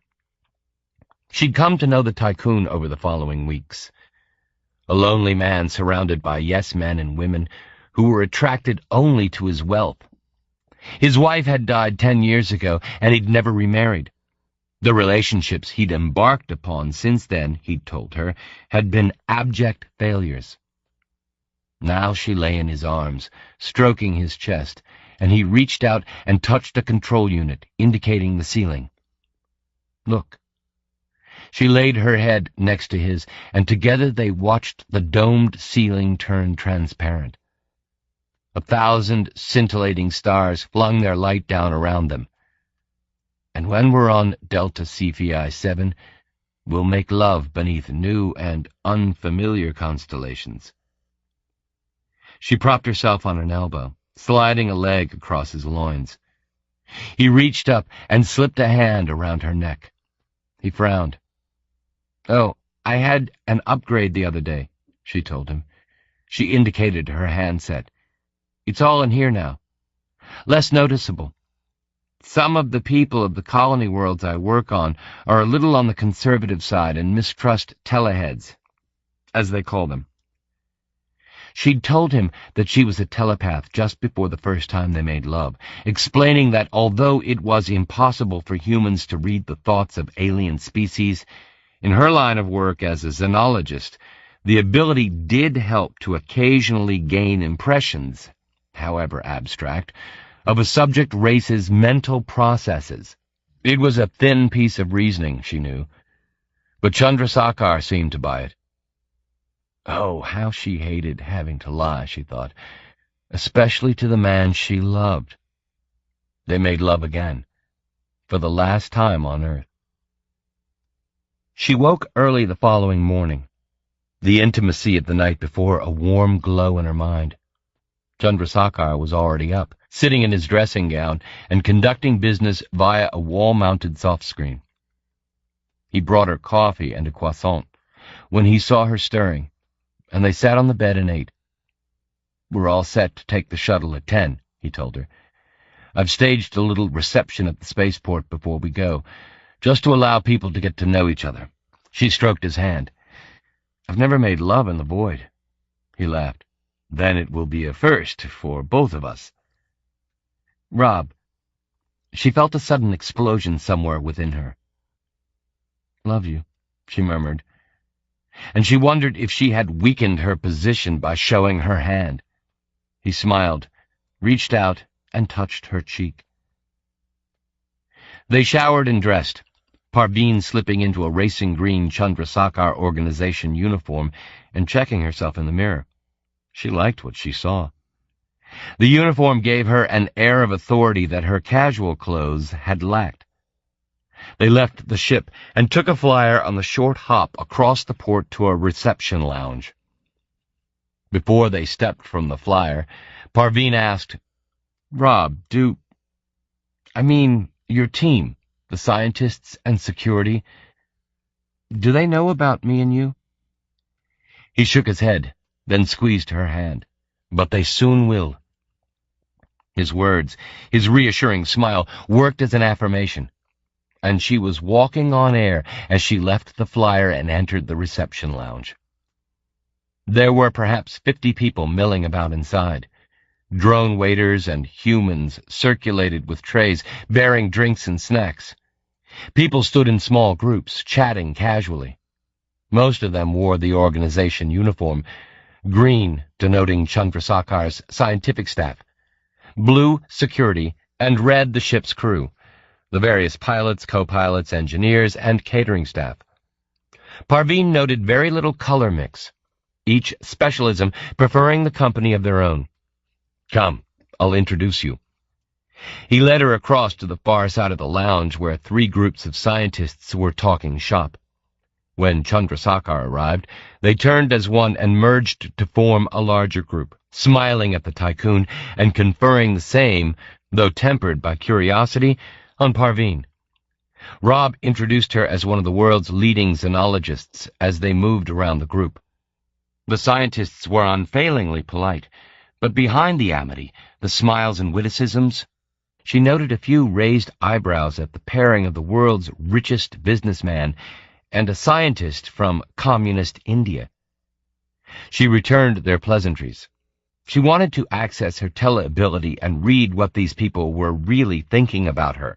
They would be shielded, being employees of the Chandrasekhar organization, but she suspected that her viral software would be sufficient to overcome their guards. She decided that there would be plenty of time to probe during the coming days. Chandrasekhar introduced her to a loud, rangy Australian with a mop of red hair, David McIntosh, and a diminutive Japanese woman who could have passed as a 12-year-old schoolgirl, Kiki Namura. Her interest piqued. Parveen fell into conversation with the pair. They were, if her controller Anish Lahore was correct, FNSA plants. She would probe them later to see what their friendly, open personas were concealing. She talked to them about their specialisms. McIntosh was a geologist, Namura a biologist, and guessed that they were more than just friends. Something about their body language, the mirror gestures and the looks they gave each other when the other was talking, suggested recent intimacy. She wondered if she and Rob were so transparent. "What are you hoping to find on Delta Cephei 7, Dr. Das?" Namura asked, with the odd, breathless intonation of her race. "According to the reports, the planet is uninhabited." She nodded. "I'm along for the ride," she said. "More as an observer, let's say. And you never know." She twinkled a smile at the minuscule Japanese woman. "We might come across some little green men." McIntosh boomed a laugh and raised his beer at her. Chandrasekhar took her elbow and moved her on. A group of a dozen blue-uniformed men and women moved to accommodate her and Rob into their midst. They were abstaining from alcohol and sipped juices instead. Rob singled out a giant Sikh and introduced him. "Anil Singh, my head of security." Singh was tall and proportionally broad, with shoulders like yokes and pectorals almost obscenely defined by his shrink-wrapped uniform. He enclosed her hand in his, and she thought that the slightest pressure would crunch her metacarpal bones. He smiled and inclined his turbaned head, but his brown eyes lacked the slightest civility.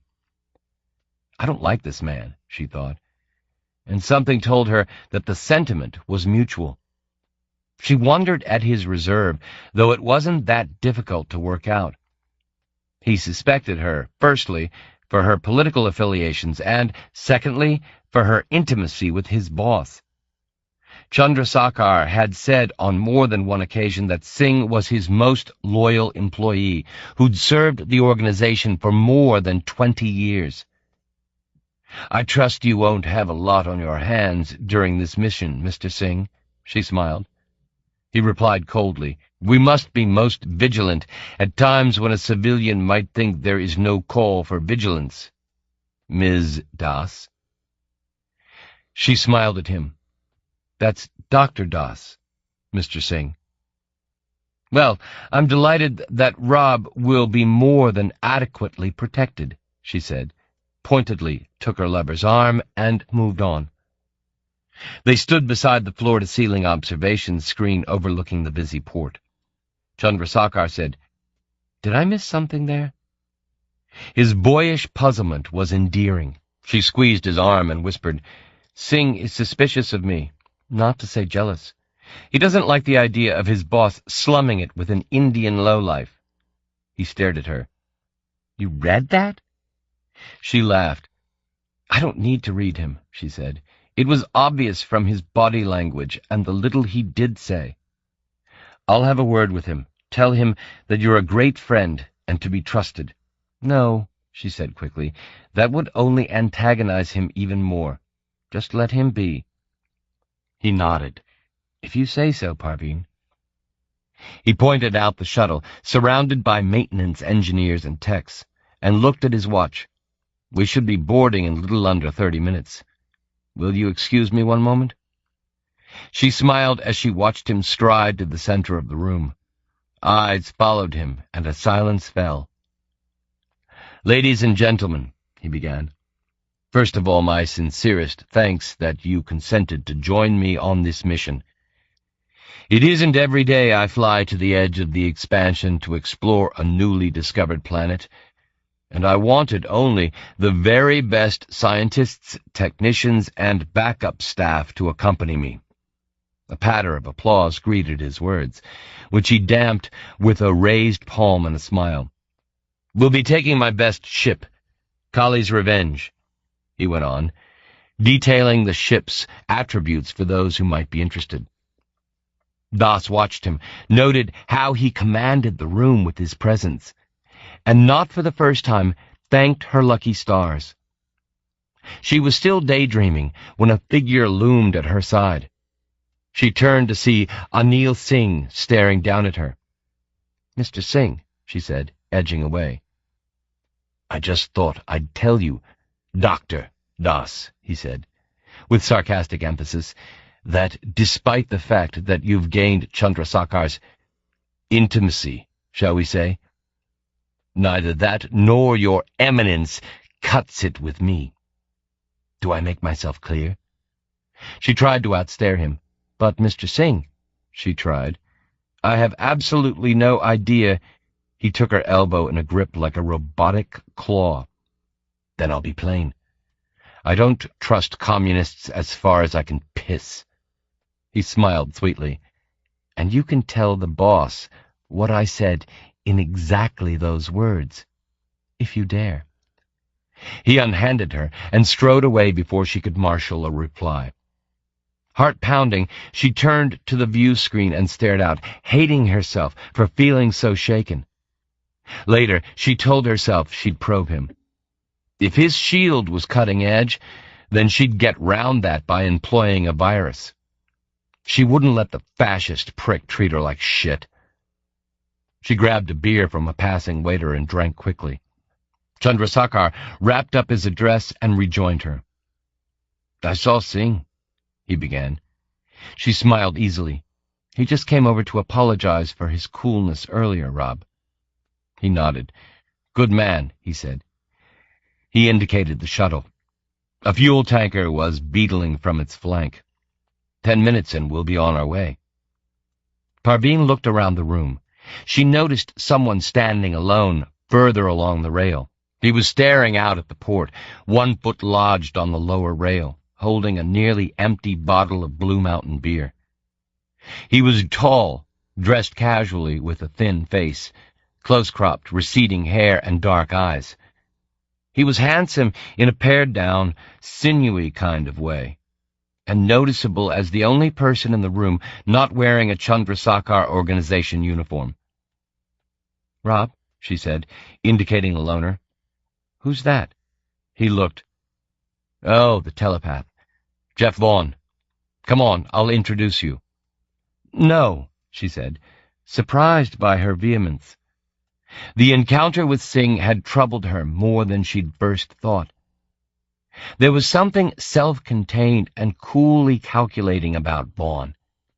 In her experience, male telepaths were arrogant, and she could do without another dose of macho posturing right now. "No, but I'd like to scan him, if that's okay." Rob smiled. "Be my guest," he said, watching her with obvious curiosity. She touched her handset. She was instantly aware of many points of mind shield static in the room around her. She filtered them out and concentrated on Vaughn.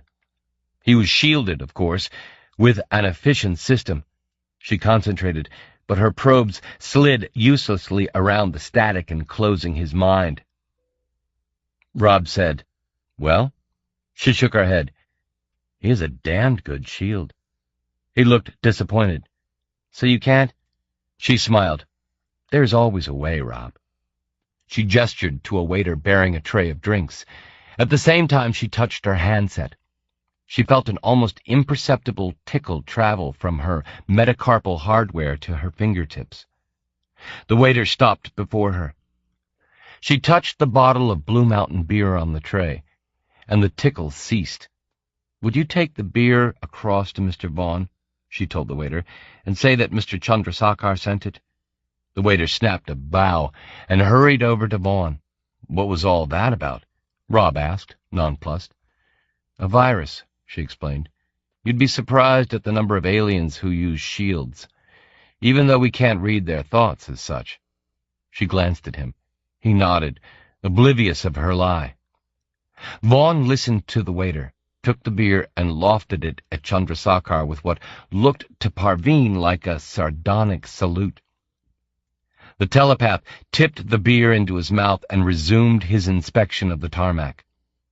Rob murmured, "But won't his system alert him to the breach?"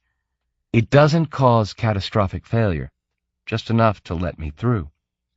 She tried another probe, and a minute later she broke through his compromised defenses.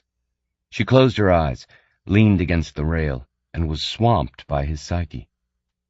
She was rocked by the strength of his personality, by the love he felt for his wife Sukara, a small, plain Thai woman. Except to Vaughn, she wasn't plain at all, but radiant. Parveen accessed his memories, the person he was years ago, before Sukara, and she experienced pain at the despair he'd felt then, his nihilism, as the world he inhabited was a world without hope, and his job as a telepath brought him into contact with the worst that the world had to offer. And then, over the course of a few weeks, as Sukara saved his life, literally, he got to know her, to love her, and she saved his life again. Only this time she'd saved his soul. And then Parveen read about his sick daughter Lee, and the pain he was feeling at having to leave behind Sukara and the girls, and his anxiety, despite all his reassurances to Sukara that everything would be okay. And she read his suspicion of Chandrasekhar, and his fear at what lay ahead, at having to read the dead mind of the engineer. And that brought forth another slew of deeper, more unpleasant memories of when he'd read dead and dying minds more than 25 years ago for the Toronto Homicide Department. She withdrew quickly, pulled out her probe, and shut down the program. She leaned against the rail, breathing hard and sweating. Rob was all concern. He touched her hand. "Parveen? I'm fine. I'm always like this when I've read." Except, she told herself, she wasn't. Some people had the kind of personality that swept you away. There was no other word for it. She suspected that Vaughn was personable in company, but to be privy to the inner workings of his mind was to be made aware of how good a man he was, and the love he felt for Sukara. Parveen reddened as she realized that she felt, what was it, jealousy? To be the subject of such committed and constant devotion. She looked across at Vaughn and realized that his demeanor of aloof indifference was a charade he'd perfected over the years of practicing his trade as an investigative telepath. The psychological truth was far more intriguing than the misleading physical appearance. She looked forward to getting to know the telepath over the course of the next few days. "Well?" Rob asked. "Well, I think he's good at his job, Rob. You've picked one of the best. You can trust him." "But," Rob said, "does he trust me?" She smiled.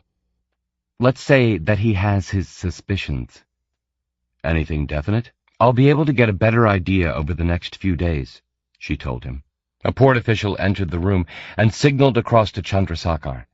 Minutes later, he led the way from the lounge and across the tarmac towards the waiting shuttle.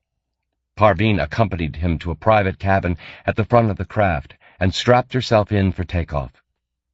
Minutes later, the main engines fired, and she found herself thrust back into the padded seat as the shuttle attained escape velocity. She peered through the view screen at the diminishing scale model that was Bengal Station as the shuttle rose towards Chandrasekhar Station high above. 7. Phase out. Vaughn stared down at the station as the shuttle climbed rapidly. He located Himachal Park and the tiny speck of a cafe where he, Sukara, and the girls went for coffee. His thoughts turned to Lee and the treatment due to commence in the morning. He touched the back of his neck. He'd arrived at the port at 9 that morning, and Chandrasekhar's crimson-uniformed PA had introduced him to a Dr. Pavlescu. The medic had examined Vaughn's occipital system, then inserted the necropath program, a simple data pin, into his handset and instructed him in its use. All told, the procedure took 15 minutes. The program would run parallel with his current tele-ability, so that his regular telepathic awareness would not be compromised. The pin would be ejected once Vaughn had read the dead engineer. He was now a necropath, once again. He sat back in his seat and stared through the screen, wondering what the next 2 weeks might bring. "Quite a view, isn't it?" He turned at the sound of the voice. An Indian woman smiled down at him, outfitted in the bottle-green uniform of a Chandrasekhar organization scientist. She gestured to the couch opposite. "Would you mind?" "No, of course not." She folded herself elegantly into the seat and extended a cool hand. "Parveen Das. I'm a xenologist with Kolkata University, seconded to the team for the duration of this mission." "Jeff Vaughn," he supplied. "Telepath. But I'm not reading." She smiled. "We're all shielded, as a matter of course. It's something that Chandrasekhar insists upon." He suspected her ancestry was largely Dalit, or one of the other low castes. She was slightly stooped, her round face pockmarked, her chest concave, all of which could have been corrected by modern surgical and medical techniques. It was some indication of her personality, and perhaps even her political leanings, that she had elected to remain as nature intended. Vaughn thought that her various individual physical defects should have made for a less than prepossessing whole, and yet something in her elegant poise and her cultured accent, precise Indian English, made her oddly attractive. He said, "A xenologist. Is Chandrasekhar expecting to find alien natives? Or has found them?" he wondered. Was this one of the things that the tycoon had failed to mention at their original meeting? "Chandrasekhar likes to cover all eventualities, Mr. Vaughn. The chances are that my specialism will be redundant on this trip, but he's asked me to act as your guide and nursemaid for the duration." "In other words, you've been paid to keep an eye on me. Make sure I don't stray?" Her brown eyes hardened. "I'm not Chandrasekhar's dog's body, Mr. Vaughn." "I'm sorry. I didn't mean to be flippant. And call me Jeff, okay?" Her eyes relented, and she smiled. He looked around the cabin, ensuring that the scientists and techs were out of earshot. "What do you know about the mission?"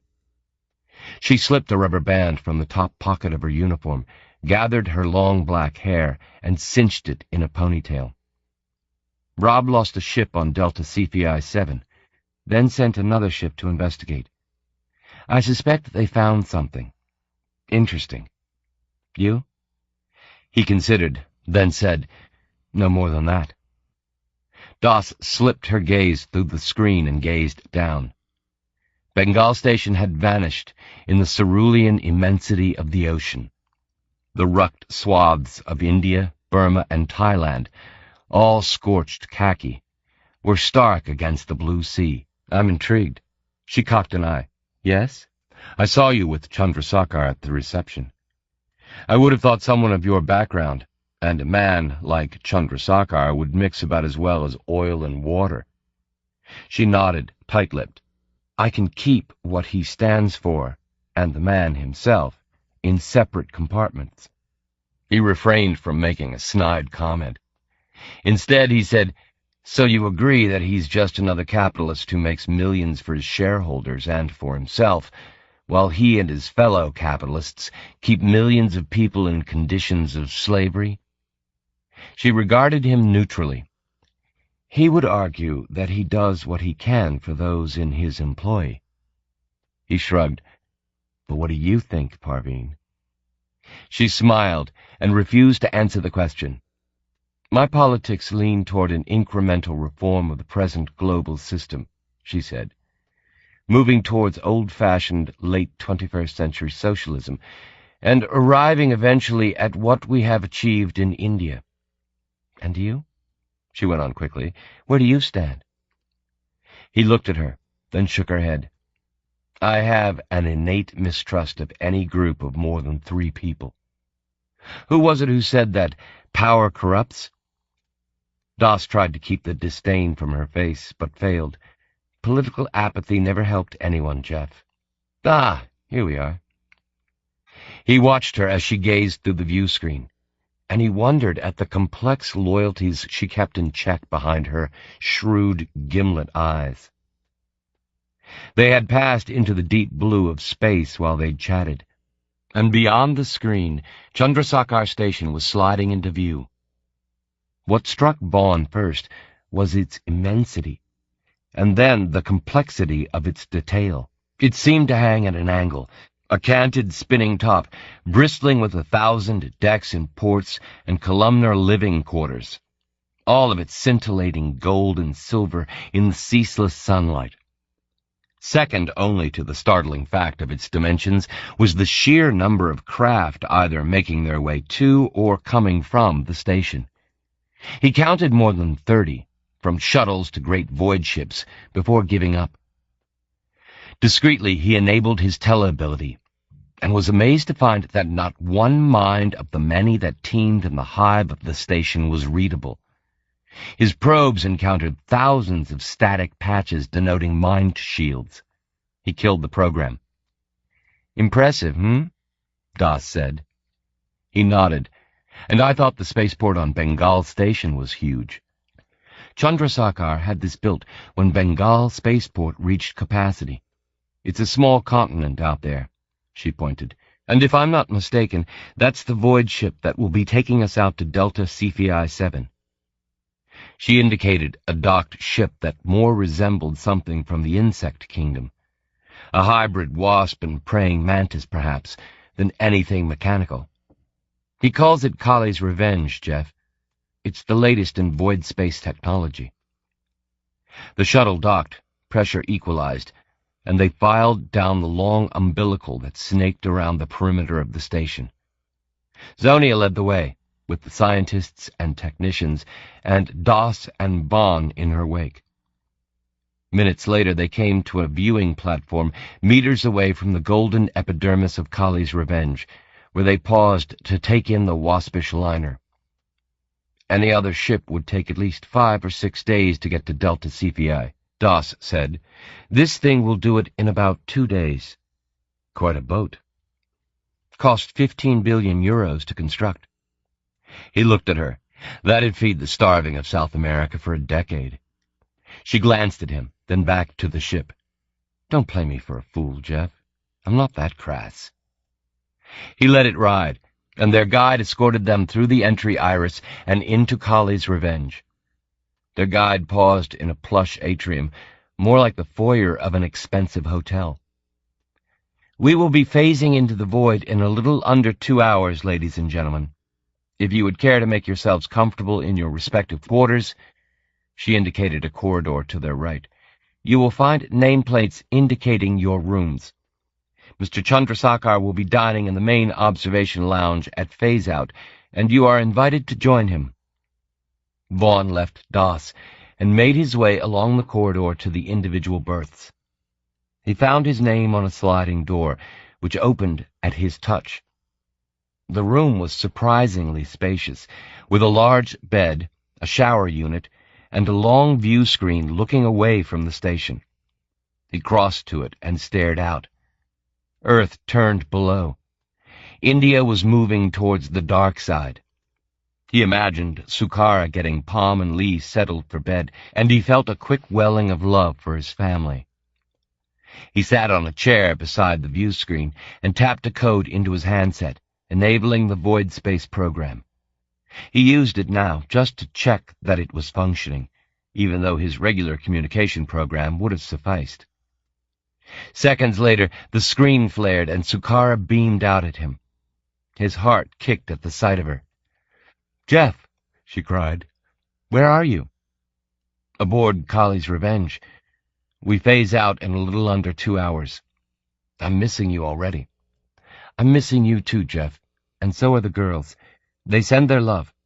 What's your room like?" "Imagine the Hilton in space, only smaller." He stared at her, wishing he were there. "I'll soon be back, Sue, and I'll call every day, okay?" "I'll look forward to that." "So, tell me all about the people you've met so far." "A medic called Pavlescu and a woman called Das. I think she's been detailed to keep tabs on me." "She pretty, Jeff?" He smiled. "To be honest, she looks like Mahatma Gandhi, and I think she thinks I'm politically apathetic." "Well, you are," she laughed. He smiled. "God, Sue, I wish I were with you now. I'm due to have dinner with Chandrasekhar and the rest of his team, but I'd rather go with you to the Ruan Thai." "When you get back, okay? We'll all go out to celebrate." "Good idea." They chatted about nothing in particular until a chime and a soft female voice announced dinner in the main observation lounge. "Must go, Sue. See you soon. I love you." "Love you too, Jeff. Take care." He signed off, then stared down at the Indian Ocean, at where he thought Bengal Station might be. He left the room and made his way to the observation lounge.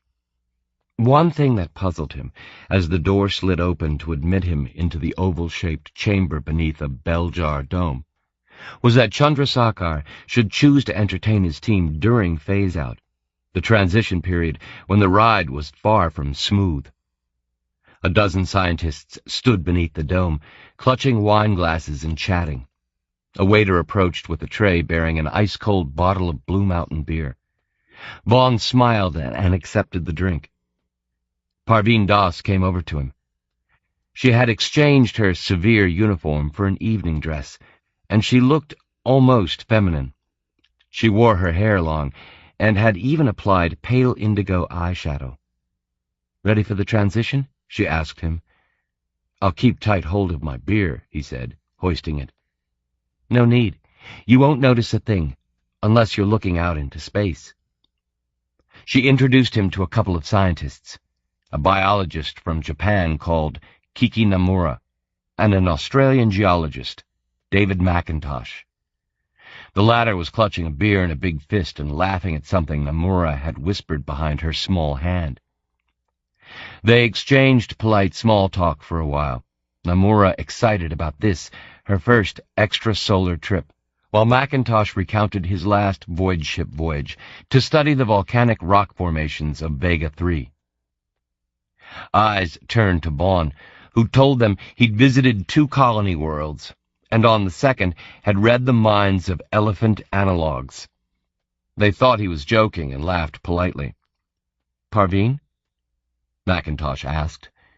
"This will be my 5th field trip off-world, and potentially the most interesting." They were interrupted by Chandrasekhar's clearing his throat and then ringing his sherry glass with a spoon. "Ladies and gentlemen," he announced, "dinner is served." The 12 diners seated themselves around an oval table, where name tags had been arranged on a tabletop, made from some black alien marble which scintillated with tiny silver lights like a starscape. Vaughn found himself between Namura and Mackintosh. Parveen Das was seated to Chandrasekhar's right. To his left was a bulky Sikh, whom Chandrasekhar introduced as Singh, head of security. He continued around the table, introducing his team one by one. When he came to Vaughn, he smiled and said, "Jeff Vaughn. Jeff is a telepath, and one of the best." Vaughn lifted an ironic glass to the tycoon, aware of suspicious stares from some of those around the table. Dinner was served by mechanically efficient waiters. Vegetarian Gujarati fare with rice and naan, and Vaughn listened to Mackintosh as he recounted his experiences on Vega 3. Only Kiki Namura asked him about his telepathic ability, staring at him timidly with big eyes and saying, "But it must be terrible to be privy to the secret thoughts of others." He nodded, pleased and surprised at her common sense. Most people assumed that mind readers were a privileged elite, eavesdroppers on secrets they'd use to their own advantage.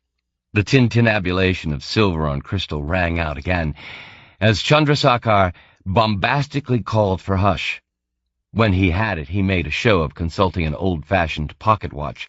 10 seconds to phase out, and counting. 10, 9. Despite Das's reassurances, Vaughn made sure he was holding his beer as the scene outside the dome began to flicker. The station vanished momentarily, like the picture on a faulty holovision, then returned briefly, vanished again to be replaced by a uniform gray backdrop streaked with marmoreal veins of white. Vaughn glanced at his beer. Not so much as a ripple disturbed its surface. A polite patter of applause greeted the transition. Chandrasekhar raised his glass. "To the success of the mission," he said, and the words were echoed around the table. Chandrasekhar proceeded to hold forth. He was an able, if single-minded, raconteur, telling humorous stories about his travels around the expansion and recounting some of the odder customs on the human colonies he'd visited. At one point, he reached for Parveen Das's hand and clutched it. Vaughn glanced at Das. She was laughing with him, more than comfortable with the tycoon's attention. Vaughn wanted nothing more then than to probe her mind. Dinner broke up after coffee. Some of the team excused themselves and made for their rooms, while others moved to the adjacent bar. A couple of Chandrasekhar's crimson-uniformed staff moved among the travelers, asking if anyone would care for sedatives to put them under for the duration of the voyage.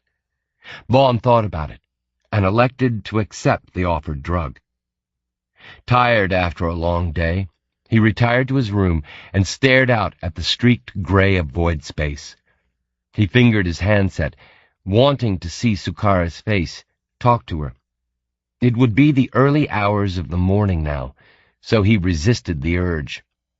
Instead, he replayed the conversation they'd had earlier, and froze her face from time to time when he found her expression irresistible. He lay on the bed, and on impulse enabled his tele-ability. He probed, sliding around the dozen or so mind shields on the upper decks, and aware of perhaps 30 or more below, where other techs, scientists, and members of the security team were berthed. He stood and made his way to the door, exited, and moved down the corridor towards the bar with the intention of picking up a nightcap.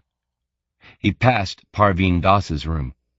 Her mind shield static was absent from the room. He moved through the observation lounge.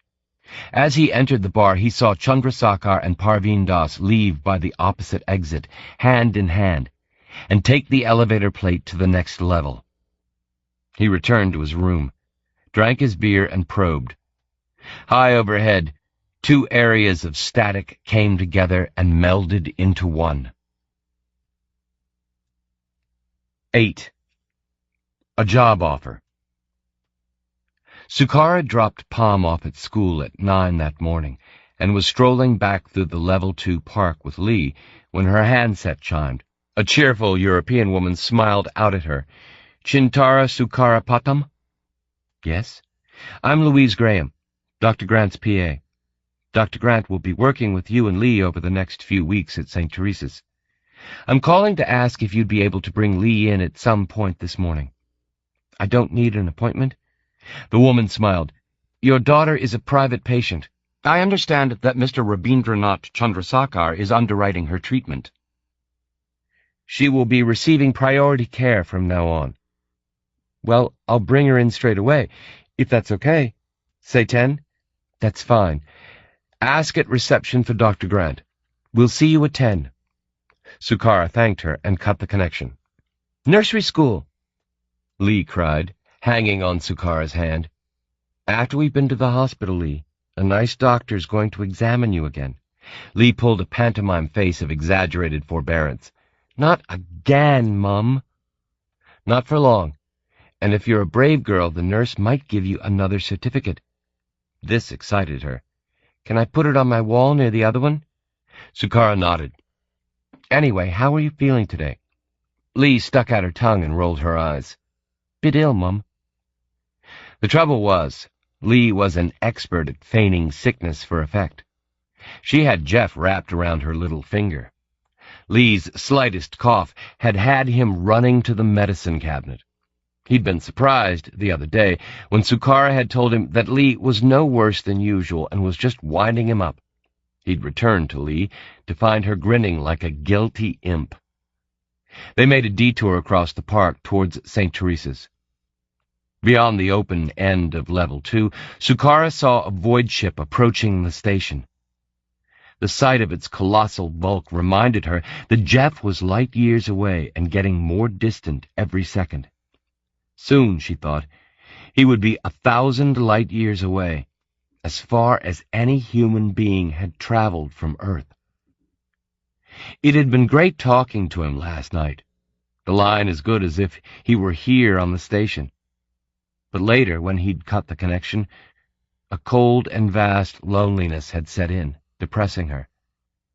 It was as if she were back to being the Sukara who'd arrived on the station years ago, who'd met Jeff Vaughn for the first time, realized what a good man he was, and feared that the last thing he'd want was to get involved with her. Those few days had been the loneliest of her life. Then he'd called her from his hospital bed to say he wanted to see her again, if she'd care to visit.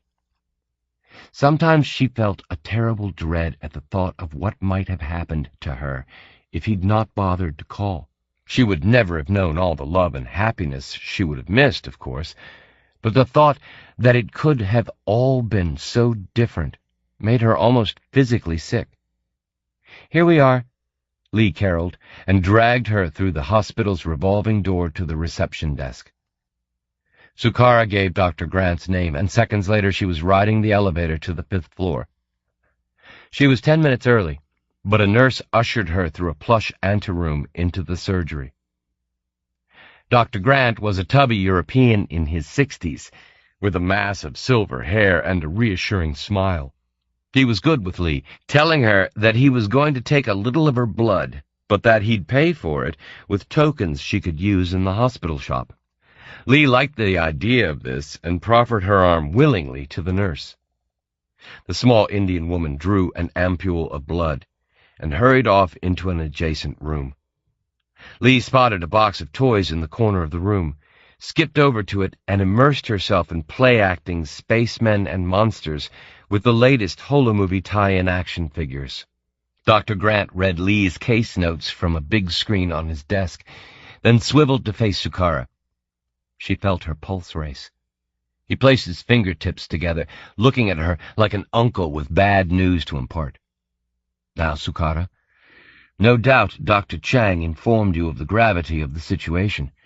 Your daughter is seriously ill, but with the right treatment we should be able to have Lee on her feet again in no time. Her condition is known technically as acute lymphoblastic leukemia, which, stated simply, is when the body produces immature white blood cells instead of mature cells, which fight off infection." He went on in this fashion, mixing vague abstractions like "pull things round" with terms such as blast cell anomaly and platelet regeneration. Sukara felt out of her depth, understanding very little of what he was saying and wanting just the bald, uncategorical assurance that Lee could be cured. He finished and watched her. "Do you have any questions?" Her throat felt dry, and she was 12 years old again, sitting tongue-tied before her teacher, who was chastising her for poor results in English. "Dr. Chang? He told me that there was a 70% chance that everything would be okay." She shrugged. "When you get the results from the blood test, will you be able to tell me any more?" She stumbled and stuttered with her words and sounded like one of the illiterate street girls she taught. 60, 70, 80, it varies from case to case. If Lee were older, say in her teens, then the chances of a lasting cure would be much reduced. But she's," he referred to the screen, "just over 4. I'll be able to tell you more when I've had time to examine the blood tests." "When will that be, please?" she asked, and knew she sounded impatient. "I should have a better understanding of your daughter's condition a little later today. I'll have my PA call you with the results around 5. In any case, I'd like you to bring Lee in tomorrow for a day or 2. Then we can begin the treatment." She felt something rise in her chest, constricting her throat. "You mean Lee will be in hospital overnight?" Dr. Grant spread his hands. "I'm afraid it's unavoidable. Then we can run a few tests, initiate treatment and assess her reactions, and then, if necessary, adjust the treatment accordingly." She nodded, trying to get her thoughts together. Will I be able to stay with her?" "By all means." Dr. Grant smiled. "We have rooms set aside for parents and guardians." She smiled, knowing that she appeared pathetically thankful. She wondered why members of the medical profession, who, after all, were only doing their jobs, reduced her to such inarticulate gratitude. "If you could bring Lee in at midday tomorrow, we'll take it from there, yes?" he said, with an upward inflection in his tone, which diplomatically signaled the end of the consultation. Sukara smiled and thanked him again, then dragged Lee complaining from the toys. She took the elevator down to the foyer, considering what she'd learned from the appointment. A lot of big words and hot air, she thought, wondering how she'd spend the next few hours until the doctor's PA called with the test results at 5. They would be the longest few hours of her life, and she wished Jeff were around to share them with her. "Nursery now?"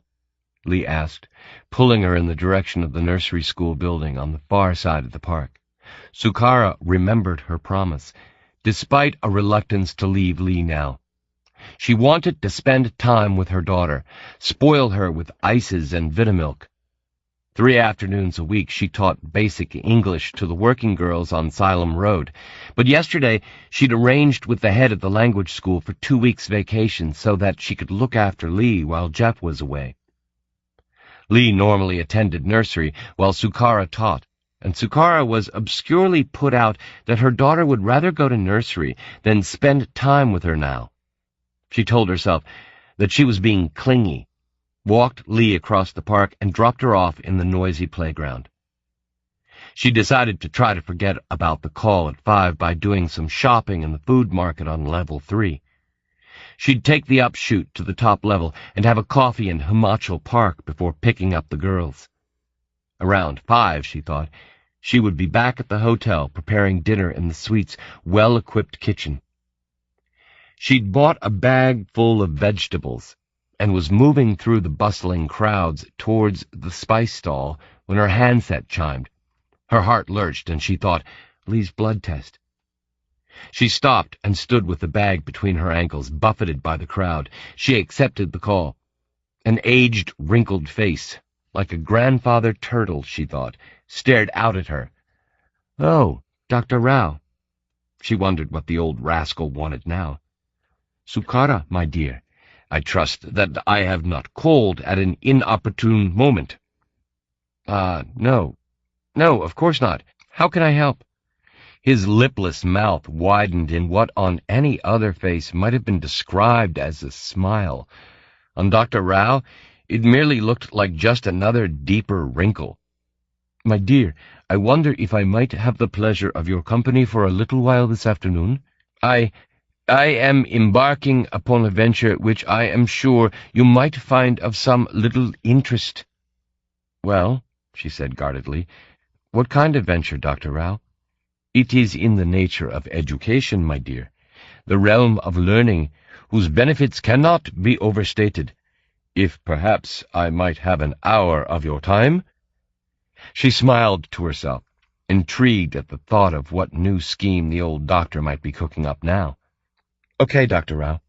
Look, I'll be at the cafe in Himachal Park in about half an hour. I could meet you then. The pleasure will be mine entirely, Dr. Rao said with impeccable grace, and signed off. She finished her shopping, then took the upshoot to the top level. She walked through Himachal Park, Jeff's absence all the more painful here. Once a week they took time out to have a coffee with the kids, chat, and stare out across the ocean as the void ships came in. After the artificial daylight of the lower levels, the sunlight dazzled. She found herself wondering when Jeff would land on Delta CPI 7, and what the sun there would be like. Later tonight, if he hadn't called by 9, she'd take the initiative and call him. She dropped her bags with relief, sat down and ordered an iced tea. The weather on the top level was hot and humid. The monsoon had yet to bring its seasonal relief. She dug her sunglasses from her bag, slipped them on, and sat back in the sunlight. 5 minutes later, the small insect-like figure of Dr. Rao, his cane tapping ahead like a lone antenna, probed across the concourse in her direction. He saw her, hoisted his stick, and hobbled across to her. Sukara, how pleasant it is to see you again. I take it your husband is among the stars as we speak, and Lee receiving the finest treatment money can buy? He seated himself, his wide lips set in a curve suggesting self-satisfaction at his role in effectuating the aforementioned scenarios. Sukara smiled to herself. There was something about the doctor's self-righteous demeanor that always struck her as comical. Jeff should be landing on Delta CPI 7 pretty soon, she said, and Lee starts her treatment tomorrow. A splendid state of affairs, Dr. Rao said.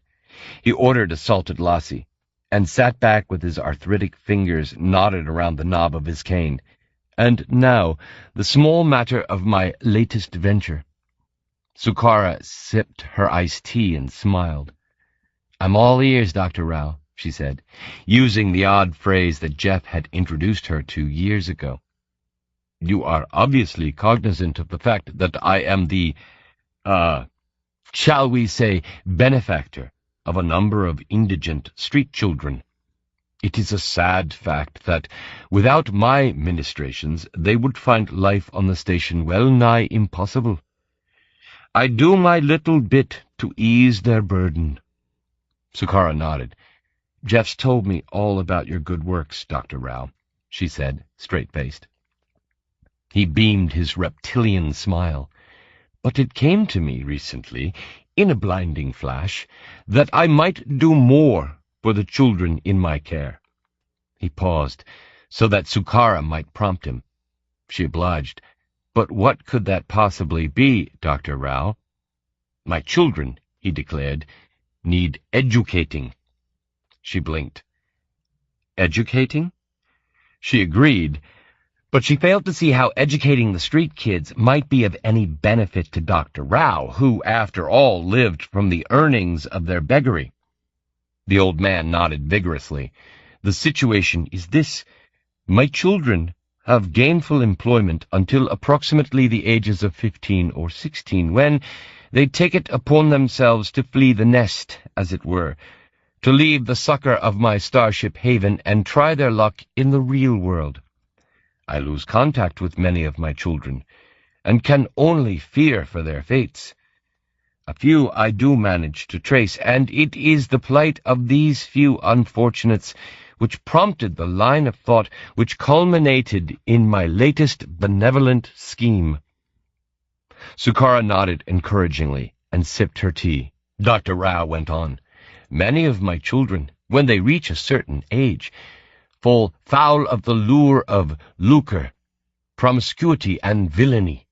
In short, Sukara, they fall into the clutches of those less scrupulous than myself, and find themselves ensnared in lives of vice, thieving, prostitution, and such. Now this, I reasoned, was the result of their simply having no other choices, of being precluded from the many opportunities open to them if they were requisitely educated." "So you intend to educate them away from lives of crime?" she said. "You state the truth of my aims with admirable economy, my dear." She nodded slowly. "That sounds like a very good idea," she said. "But how does that involve me?" He thumped his cane upon the decking. "Now, this is my suggestion, Sukara. I intend to open a small school, teaching my children the basics, English, mathematics, history, information technology, and the like. I have certain teachers in these fields interested in my proposals, and when it came to approaching a teacher of English, certain acquaintances of mine suggested that I might do worse than consider your good self. Word of your good work on Salem Road has preceded you, my dear. Now," he hurried on, "before you remind me that you have teaching employment already, let me say that the post I am offering you would be for 2 days a week, so would fit perfectly in with your current situation. Besides which, I would offer you the monthly stipend of 1,000 baht." Sukara looked at Rao with surprise.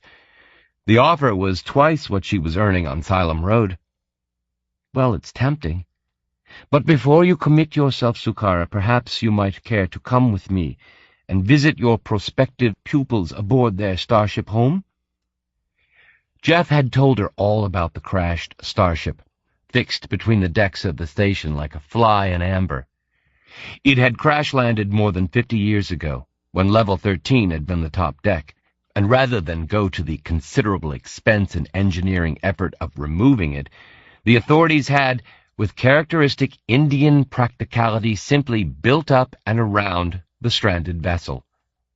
"I think," Dr. Rao went on with a twinkle in his eye, "that when you meet the children, your heart and head will open to the idea of giving them a comprehensive education." The prospect appealed to something in her. She enjoyed teaching, and the money would be useful. But more than that, there was something ultimately pleasing about the possibility of improving the lives of street kids like her sister, Tiger. Of course, she was curious as to how a scheming businessman like Dr. Rao might profit from educating the children in his care, but for the time being, she would take the rogue's professed altruism at face value. "When would I come and see the children?" she asked. His lips stretched in an alarming display of pleasure. "There is, as they say, no time like the present." Sukara looked at her handset. She had 4 hours before picking up the girls, and said as much to Rao. "Sufficient time and more in which to descend to the ship, make a tour of its environs, and meet my children. In that case, Dr. Rao, she drained her tea. Rao beat his cane once upon the decking in manifest delight. Then let us be off, my dear. 9.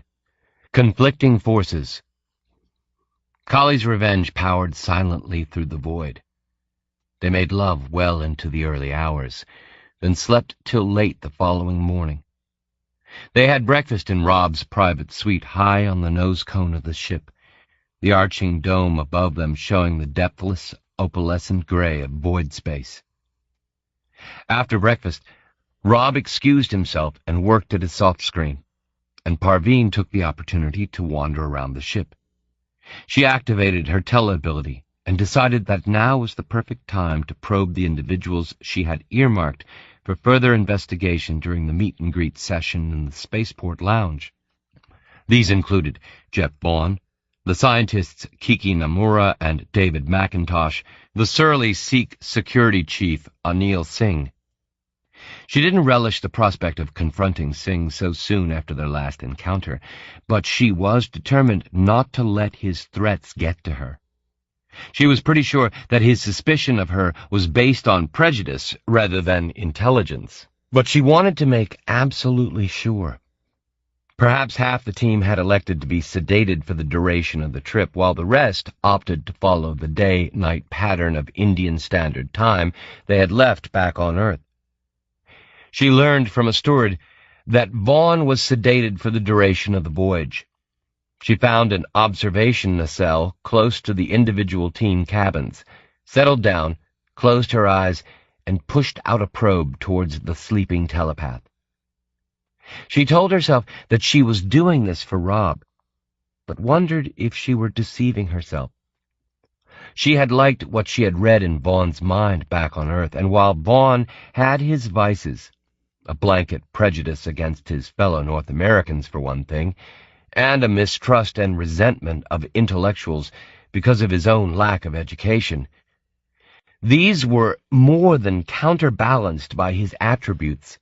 He was honest and loyal, and this was what Parveen found most attractive about him.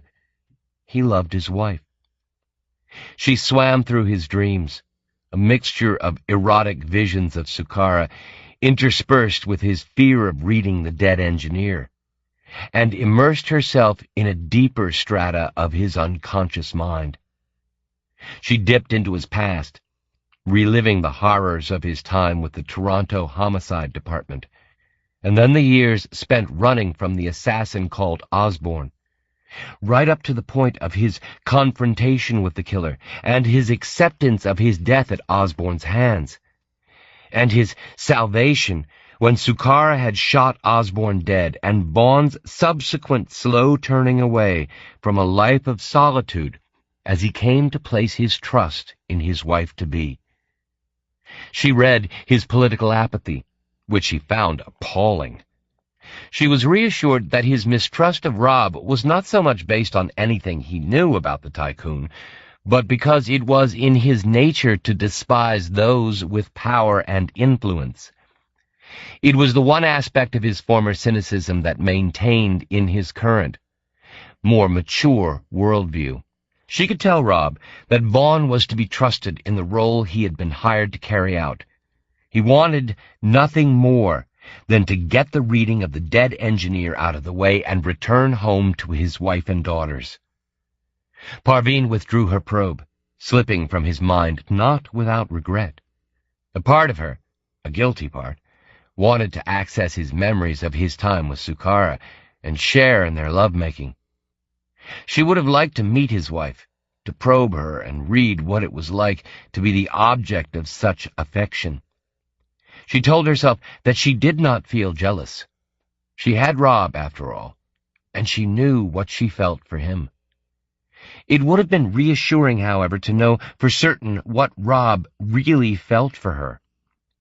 She deactivated her tele-ability, left the observation nacelle and its hypnotic view of the swirling void, and moved to the bar.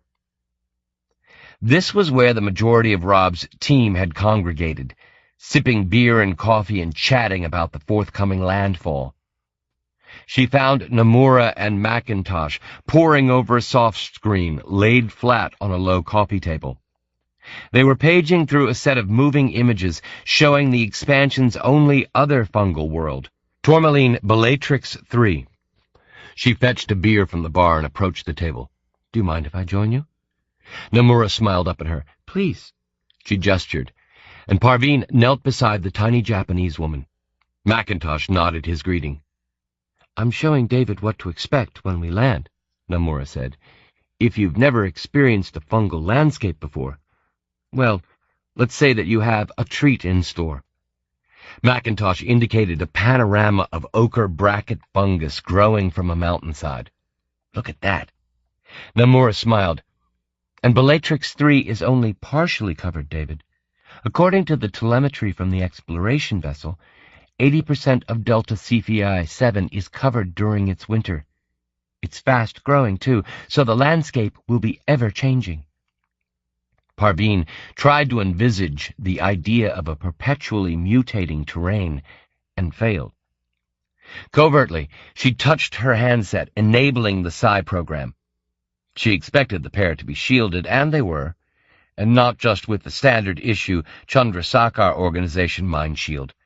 Their minds were cloaked by far more sophisticated software. A part of her wanted to leave well alone, but that was impossible. She owed it to her government to find out what she could about the embedded foreign agents. At the same time, she owed it to Rob. She was, she realized, trying to please two disparate parties, and at the same time attempting to unite the conflicting forces within her heart and her head. She tapped her handset, summoning the virus, then laid a finger on Nomura's hand and exclaimed, "Look," pointing at a quick-growing fungus analog that sprouted in the foreground of the screen. She would read Nomura first, and if necessary, move on to her lover. In the event, she learned all she needed from the Japanese biologist. Nomura was expounding at length on the type of fungus they were watching, oblivious of the viral infection already working to break down her mind shield. Parveen feigned interest and scanned Nomura's revealed mind.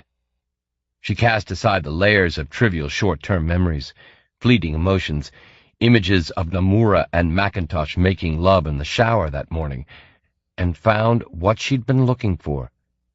She read that Nomura's lover, Dr. David Macintosh, had run up an increasingly large gambling debt, which threatened his tenure at Sydney University if its extent were revealed. 2 years ago, a mysterious benefactor had stepped in with an offer of cash if the Australian were to report back on certain findings of the Chandrasekhar Organization on the colony world of Paradigm, Vega 4. Macintosh was a geologist, due to be posted to that colony, and someone wanted to know the extent of the planet's oil reserves. Macintosh didn't ask why, and reassured himself that the knowledge couldn't hurt Chandrasekhar, and the $500,000 his benefactor promised to pay him would get him out of serious trouble. Not long after that, Macintosh had met the doll-like Nomura, and they'd started a tempestuous affair. Just 6 months later, the Australian's controller had exerted pressure to draw Nomura into the sticky web of deceit. They, and Macintosh suspected the FNSA, wanted information relating to Nomura's mission for Chandrasekhar on the world of Kalyanka, Procyon 2. If that information were not forthcoming, then certain parties might get to know of Macintosh's gambling debts. For the sake of her lover, Nomura had consented to provide it. And now they were in it up to their necks. Not spies who had turned coat for reasons of ideology or greed, but naive innocents out of their depth in a world of intrigue they barely understood. This time, the FNSA wanted all the information on Chandrasekhar's mission to Delta Cephei 7, and the pair were in no position to refuse. Parveen withdrew her probe, nodding at something Namura was telling her about the dieback rates of certain fungal species. She had expected to loathe the pair, if they had indeed turned out to be plants of the FNSA. Instead, all she felt was an immense pity. They were mired in an impossible situation, and in the months and years to come their controller would exert ever more pressure, asking for more and more, risking their cover for greater gain until, as expendable units, they would be found out and eradicated. Parveen had no doubt that that is just what Rob, or rather his security team, would do if the truth were to get out. She sat back with her beer, considering what she should do. She would have had no qualms at all about telling Rob about the pair if they had been committed FNSA spies, but they were like children caught in a minefield. She couldn't tell Rob, and so sentence them to death. The only alternative would be to keep a close eye on the pair, read them frequently, and ensure that they sent nothing back to the FNSA that might prove injurious to Rob and his organization. At the same time, she knew that she should inform her controller of what she'd found out so that India might choose to influence events, even to the point of blackmailing Namura and McIntosh to its own ends. She couldn't bring herself to do that either. Sickened, she made an excuse and left the pair to the soft screen, crossed to the bar and ordered another beer. She considered her next move. She should really seek out Singh, the head of security, and attempt to read him.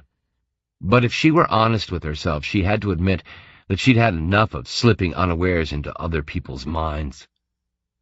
Then she had second thoughts as she considered her encounter with Singh back on Earth, and wondered again if he knew something about her work for the party. The only way to reassure herself on that score would be to probe the bastard. She was about to find a steward who might know of his whereabouts when Singh himself strode into the bar and moved among the scientists, chatting amiably. Parveen watched him cross to where Namura and McIntosh were still absorbed in the images of Bellatrix III. He joined them, looked at the scrolling images, and chatted for a while. She touched her handset, sent out a probe, and came up against Singh's impenetrable mind shield. She had not, honestly, expected to be able to break down his shield. He was the head of security and had the latest cloaking software. If she were to read Singh, it would mean getting close to him, infecting his handset with a virus. He was in conversation with the scientists for about 10 minutes before moving off and introducing himself to a gray-haired, stocky woman in her 50s drinking coffee and contemplating the void through the curving view screen. She wondered if he were systematically doing the rounds as a matter of duty, and if so, whether he would come to her in due course. For the next 30 minutes he moved around the bar, making a point of chatting to everyone. Parveen braced herself for the inevitable encounter. He came to the bar, stood next to her, and ordered a beer. Just when she thought he was giving her the cold shoulder, he turned to her and nodded curtly. "Mr. Chandrasekhar gave me orders to familiarize everyone with the routine once we land," he said. "I'm surprised you decided to include me." She smiled. "That's uncommonly courteous." "Mr. Chandrasekhar might have told you already," Singh began. She took a long swallow from her bottle. "We had other things with which to occupy our time, Mr. Singh." He compressed his lips so that they formed a thin line hyphenating his fat cheeks. "That hadn't escaped my notice." "Well, that's reassuring. You are head of security, after all. I suppose it's a priority to know who the boss is betting." Singh considered his reply. "To be honest, I'm surprised in his choice. Have you paused to consider what a multimillionaire might see in you?" She maintained her smile. "Have you asked Rob that, Mr. Singh? He has the pick of the most exclusive escort agencies on Earth, Dr. Doss.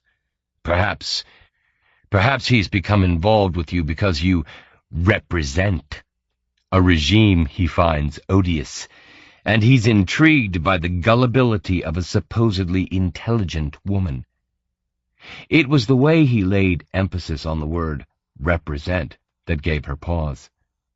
Her smile felt rigid as she replied, "Well, that's something you will never know, Mr. Singh." He shrugged, the start of a smug smile turning his lips. "But you said you're here to discuss the routine after landing." As she said this, she reached out and casually turned Singh's beer bottle, ostensibly so that she could read the label.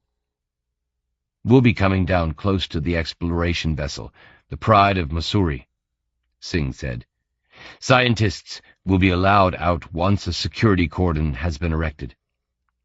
Part of my brief is to ensure the safety of everyone aboard the Kali, so I'd appreciate your cooperation when leaving the ship." He reached out, gripped his beer in a massive hand, and drank. Below the level of the bar, Parveen activated her psi program. As you might know, what happened to the crew of the Mussoorie is not known. Until their fate is ascertained, then everyone aboard the Kali, with the exception of Mr. Chandrasekhar, will be under my command. I hope you don't find that an undue burden, Dr. Das." She shrugged. "Why should I, Mr. Singh? I don't intend to do any long-distance trekking once we've touched down." She probed, and again came up against the barrier of his mind shield. It confronted her with a white noise of static, through which not the slightest hint of Singh's mentation leaked. She was surprised that her virus had not broken down his defenses to the point where she could at least detect stray surface emotions and short-term memories, but she scanned nothing. "Well, I'm delighted that we know where we stand on that issue, at least," he said. He was moving away when he stopped suddenly, then turned and stared at her. "And if you try that trick again," he said with deliberation, "I'll respond with a virus that'll not only scramble your hardware, but give you serious brain damage. Acha?" He moved off before she had the chance to recover her composure. She watched him go, knowing that she had emerged from the encounter once again at a disadvantage. Her heart was thudding, and she felt at once angry and embarrassed. Perhaps she should have held off the virus, but his behavior towards her had suggested he knew something about her. She would do her best to avoid him in future. She ordered another beer, and for the next 10 minutes considered what to do next. She left the bar and made her way to Rob's suite. She approached the sliding door and stepped through with assumed casualness. Rob was still scanning a soft screen, his back to the door. She crossed to him, laid a hand on his shoulder, and kissed the top of his head. Something in his manner, as he remained staring at a list of figures on the screen, gave her a cold feeling in the pit of her stomach. "Rob?" He didn't look up at her. "Singh just called me. He reported what you did." He turned in his seat and looked up at her. "Parveen, he's my head of security, and he doesn't take kindly to having his hardware messed up by third-rate viral programs." She bridled at the third rate, but didn't let it show. "Rob, I'm sorry. I thought—" "What? You thought you'd read everyone aboard the ship? I wanted you to keep an eye on Vaughn. I said nothing about my security team. I'm sorry, it was just—" She considered telling him about their tete-a-tete back on Earth. "Look, he made it obvious he doesn't like me."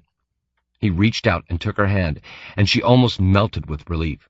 "Parveen, Singh is a brain-dead thug who also happens to be good at his job. I employ him as a security guard, not a conversationalist." "Rob, if you'd heard what he said back on Earth," he interrupted, pulling her towards him and installing her on his lap. "Parveen, his father was a politician with the Khalistan Independence Party back in '34, when the communists staged the coup. His father was interned and sentenced to hard labor. He died in custody when Singh was 20. Of course, he doesn't like anything your party stands for, and he sees you, in your relationship with me, as something of a threat." She looked at him. "You aren't trying to say you suspect me," she began, shamed by her own mock indignation. He shook his head, and his reaction seemed genuine enough. "Of course not." He stroked her cheek. "Look, we might be poles apart politically, but that doesn't alter what I feel for you." She kissed him, relief flooding through her. "Thank you, Rob." "I'll have a word with Singh," he said. "Tell him to lay off. But no more attempted probes. Promise me, Parveen." She promised. "Excellent. I thought we'd dine alone tonight, then have an early night. We make landfall first thing in the morning." She slept well that night, reassured by Rob's words, and woke just as the collie was phasing from the void. She showered quickly, grabbed a coffee, then hand in hand with Rob took the elevator down to the observation lounge. A dozen scientists were crowded around the view screen, staring out at the new world and exclaiming in surprise and delight. She joined them, while Rob excused himself and made his way to the bridge. Far below, the world turned slowly as the collie made spiral down.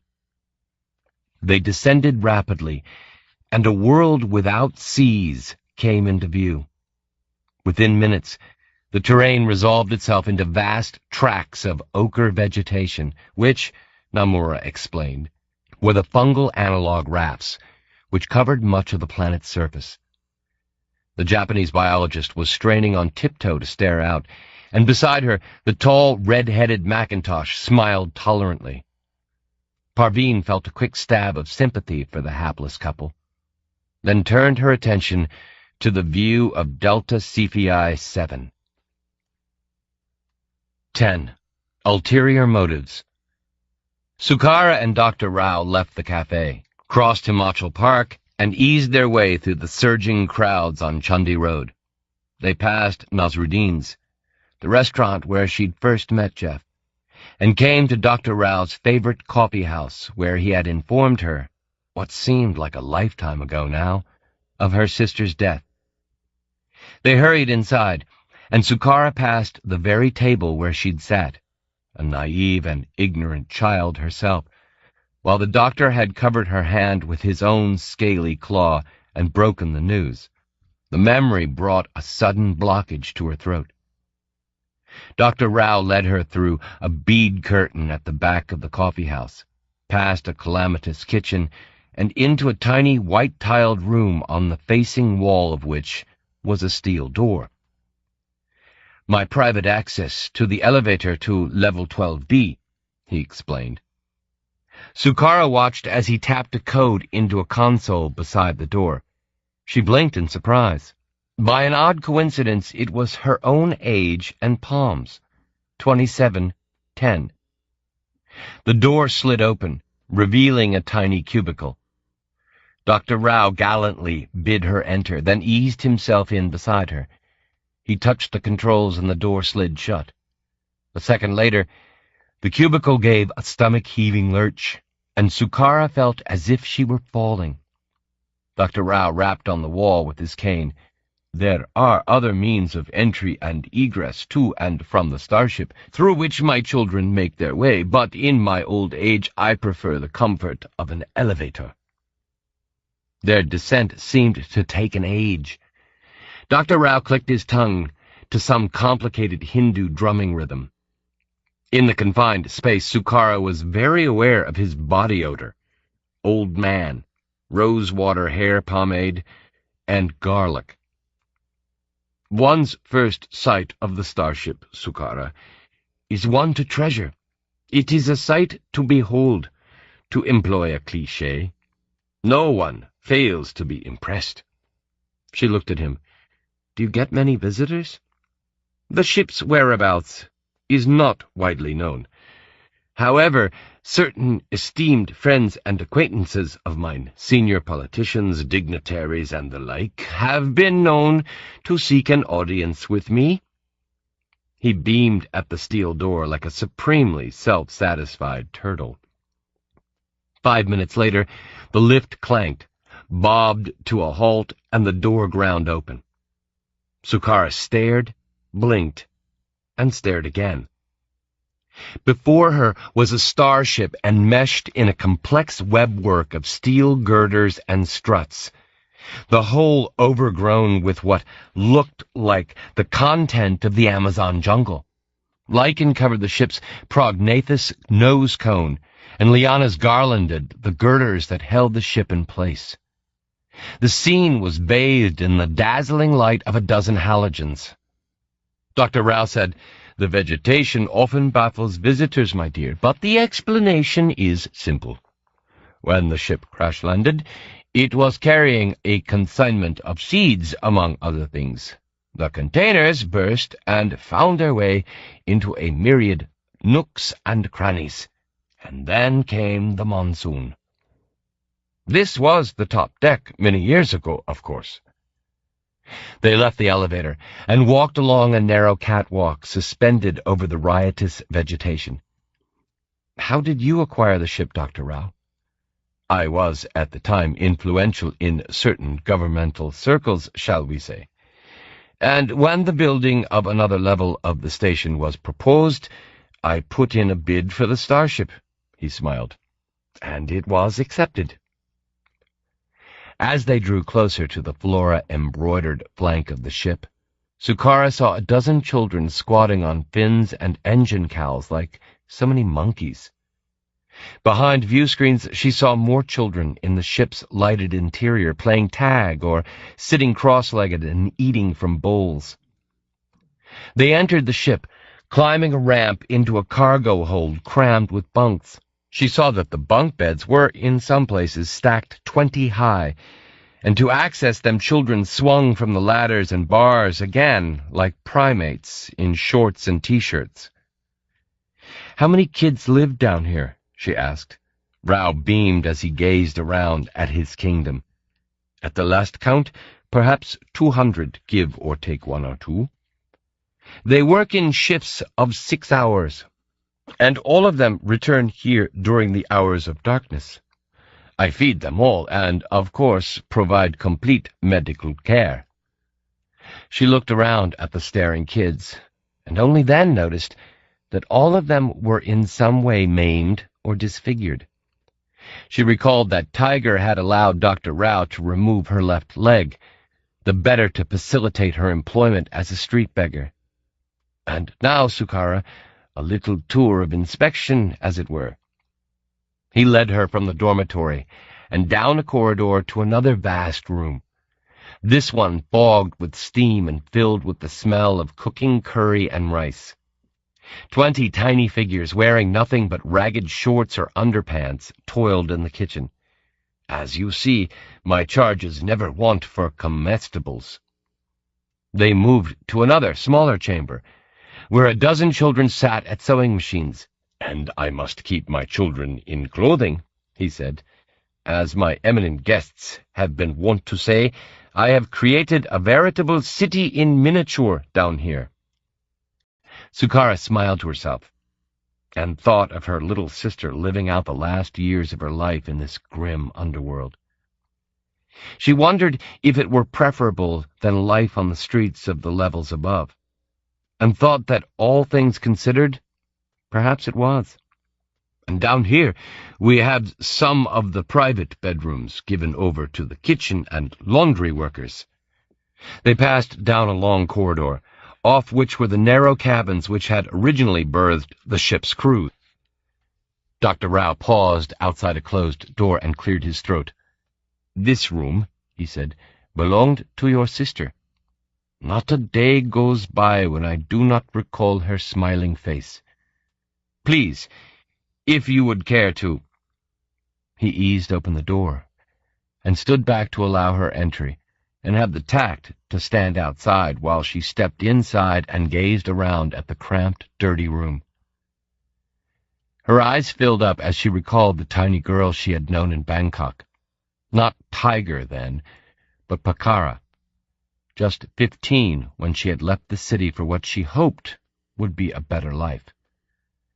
The tragedy was that, compared to the life of prostitution she had led in Thailand, what she had found on Bengal station probably had been an improvement. Another girl had the room now, evidenced by posters of male holo-movie stars, dolls, and a threadbare teddy.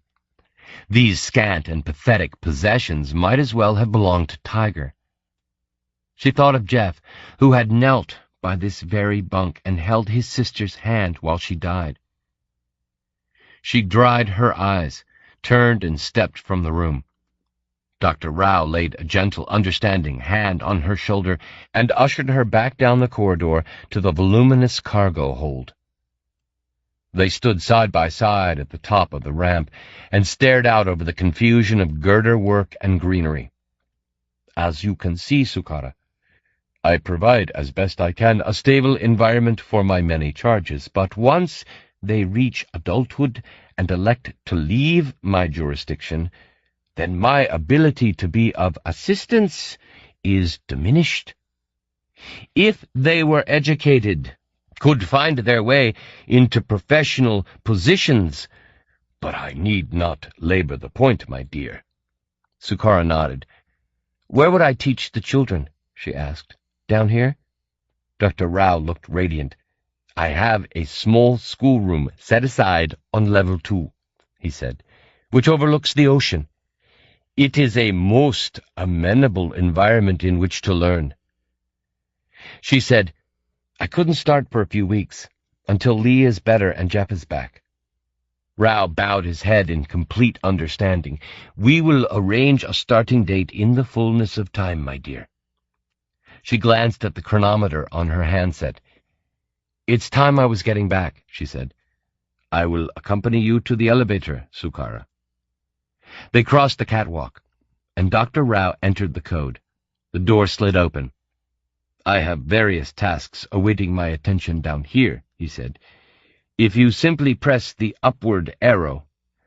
Sukara smiled and said, Thanks for showing me around, Dr. Rao. He patted her hand. My dear, the pleasure has been mine entirely. It is thanks to you and the other teachers I have employed that these children and others will lead full and profitable lives when they leave my sanctuary. It is my fervent hope, he went on, that when they do find gainful employment and positions of status, that they will remember the start in life I gave them. They might even, I dearly hope, remember their benefactor in his old age. And he reached out and pressed a button. The door slid shut. As the elevator rose, carrying her to the top deck, Sukara laughed out loud. She had known that there had to be an ulterior motive for Rao's altruism, and now she had it. Not satisfied with taking their earnings while children, Rao would exert pressure to relieve them of their gains when they were wage-earning adults, too. She found her disgust at the rascal's wily methods warring with a contrary and oddly irrational liking of the man. She was looking forward to telling Jeff all about her afternoon. She hurried from the coffee house, pushed through the crowds on Chundi Road, and took a downshoot to level 2. 10 minutes later, she collected Lee from the nursery, then crossed the park to Palm's school. If they hurried, they would be back at the hotel in time for 5, and the results of Lee's blood test. The thought filled her with foreboding. Palm ran from the school with a plastic ball she'd extruded during a manufacturing lesson that afternoon, and she and Lee raced across the grass playing football. Sukara smiled, watching their carefree antics. The chime of her handset when it came seconds later froze her to the bone. It was 4:45. She accessed the call. Dr. Grant's smiling PA, Sukara couldn't recall her name, looked up at her. Yes? Sukara? I'm ringing about your daughter, Lee. All Sukara could say again was, Yes? Dr. Grant would like you to bring Lee into his surgery at the soonest available opportunity, Sukara. Please don't be overly worried, but there are 1 or 2 anomalies in your daughter's blood test results. Sukara sank to the grass. What's wrong? She asked. If you could bring Lee into the surgery, Sukara, Dr. Grant will be happy to discuss the matter with you. Sukara just stared. Should I bring her now?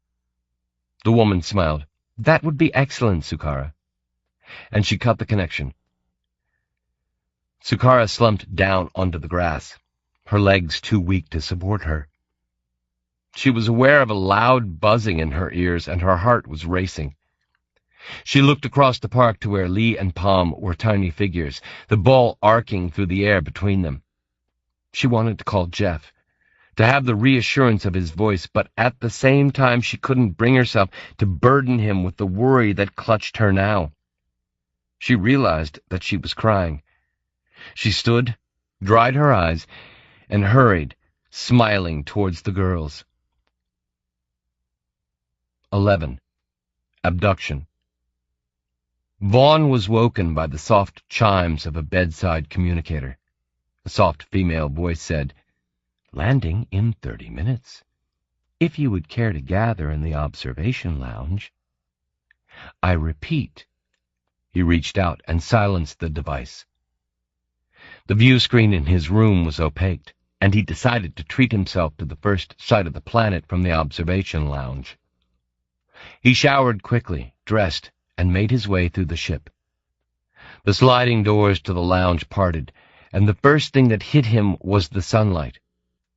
Delta Cephei was a yellow supergiant fulminating above the horizon, not so much yellow as burnt orange, and bristling with molten ejecta and fiery loops.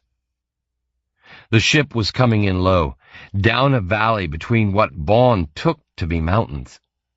The scientists were gathered excitedly before the curving glass, staring out and exclaiming from time to time. Parveen Das stood beside Kiki Namura and David McIntosh. Namura saw him and waved. Mr. Vaughn, you must see this." He crossed to the group and stared out. The ship was moving slowly, silently down a long corridor between rearing land masses. They were not mountains, he saw now, but what looked like outcroppings of some vegetable growth. A waiter was circulating with a tray of coffee. Vaughn grabbed a cup. Namura gestured through the screen, smiling at Das and Vaughn. "The predominant vegetation on Delta Cephei 7, the biologist said, is a fungus-like growth. It covers the planet during the temperate periods, that is, what we would call spring and autumn. During summer and winter, conditions are too severe for the fungus analog to survive, so it dies back and flourishes at the next clement period." "Is it spring or autumn here now?" McIntosh asked. "Spring," Namura said, "and as you can see, the fungus growth is coming to life." Coming to life, Vaughn thought, was a prosaic way of describing what was happening outside. He had expected a static landscape, even on learning that the supposed mountains were actually fungal growths. But as he stared through the curving glass, he was startled to see movement amid the masses and rafts of cream-colored vegetation. Stalks grew, snaking and twisting towards the sun as if seen via the medium of time-lapse photography. Forests of tall trees, for want of a better expression, rose visibly, sending out side shoots and fan-shaped shelves and exploding in great bursts of waving cilia. Doss said, "Delta Cephei 7 describes a highly elliptical orbit around its primary. It takes approximately 25 years to make an entire circuit. It has long, harsh winters and short, intense summers. Winter lasts in the region of 10 years, and summer something like 2. The fungus analog has adapted itself admirably to the severe conditions," Namura said. McIntosh frowned. "I wonder if conditions out there militate against finding sentient life." Namura shrugged. "Life, even sentient life, is amazing in its versatility. I've read about sentience coming about in even more adverse conditions than these." "It would make things easier for Rob if there weren't a sentient native life form," Das said. Vaughn wondered if he detected a tone of criticism in her voice.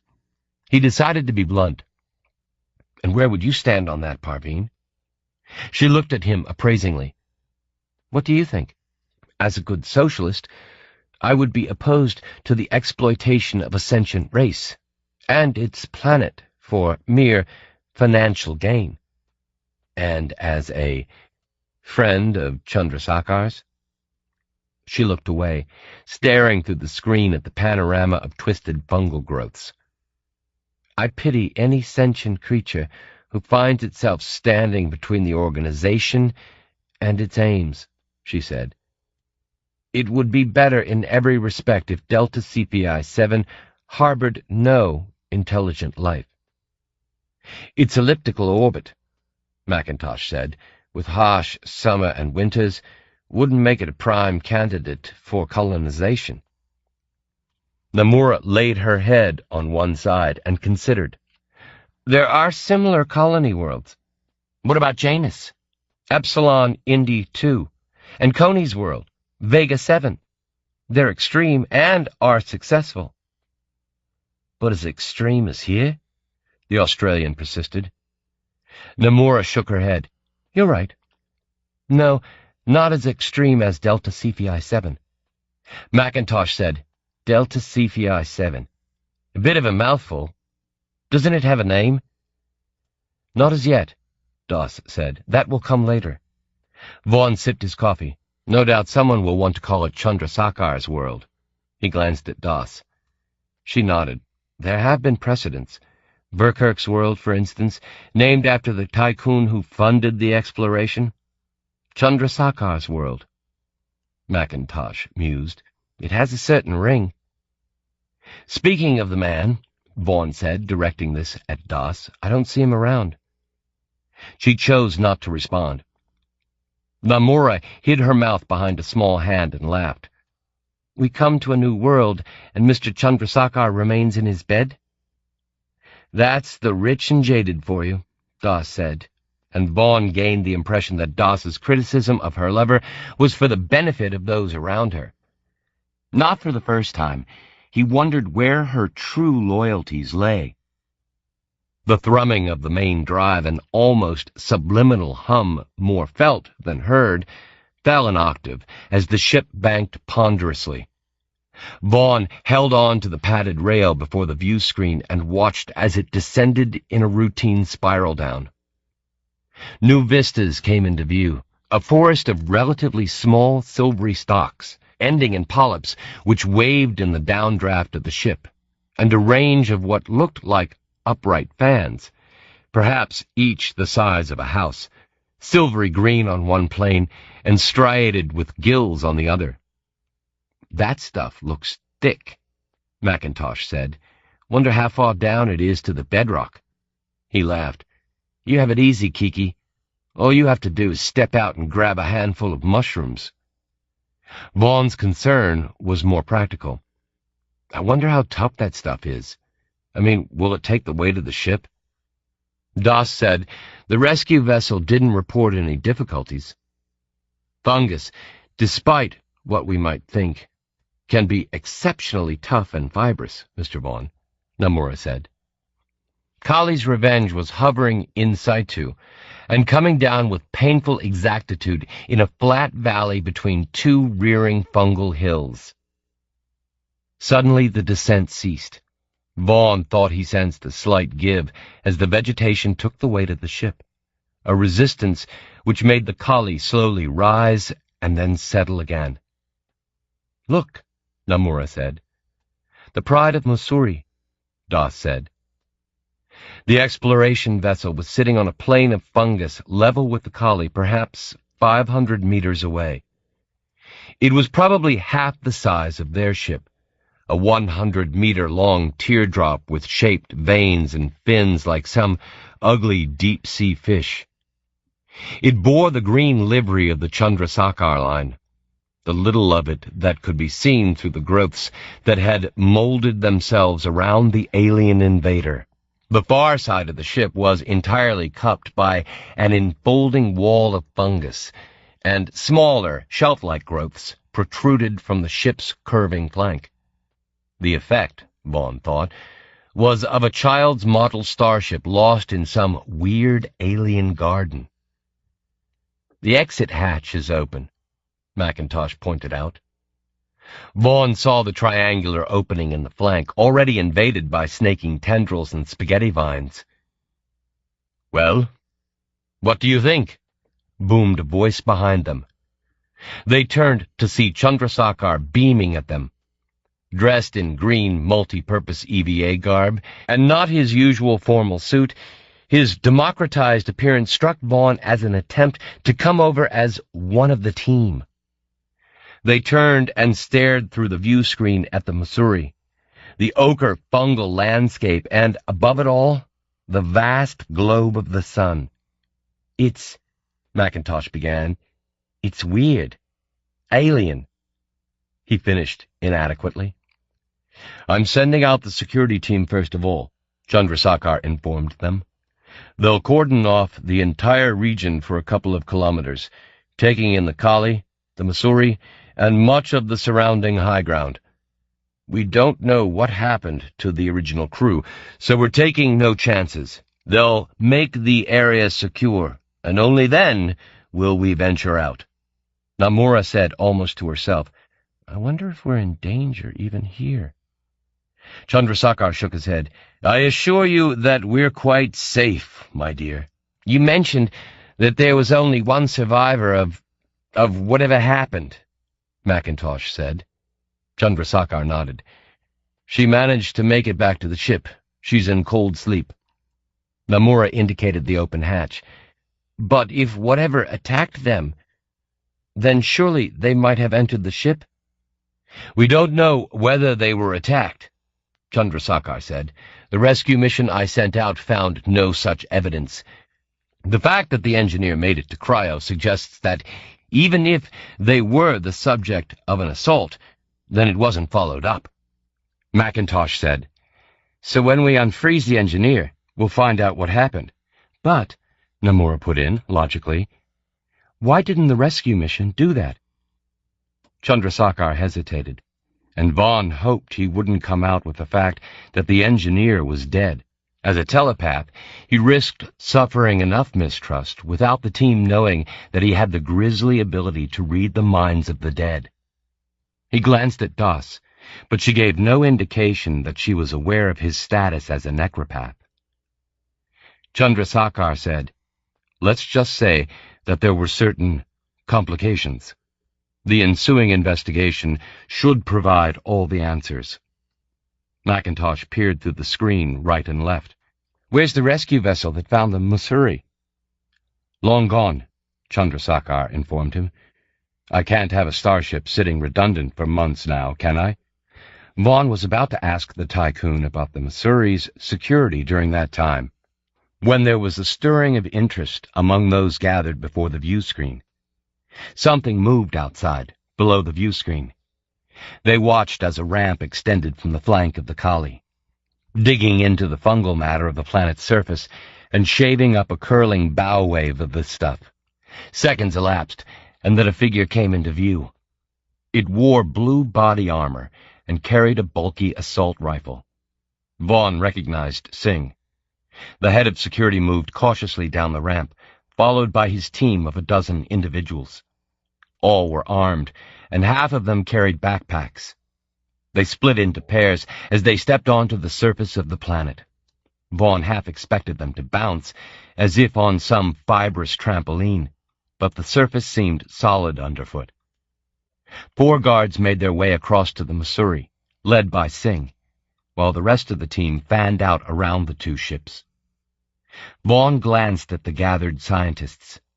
There was an air of expectancy among them, almost a sense of anticipation, as if they half expected whatever had happened to the crew of the Missouri to befall the security team now.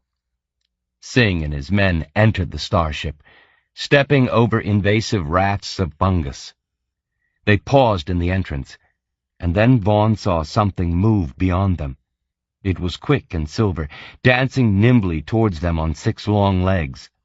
He felt his pulse quicken. Namura had seen it too.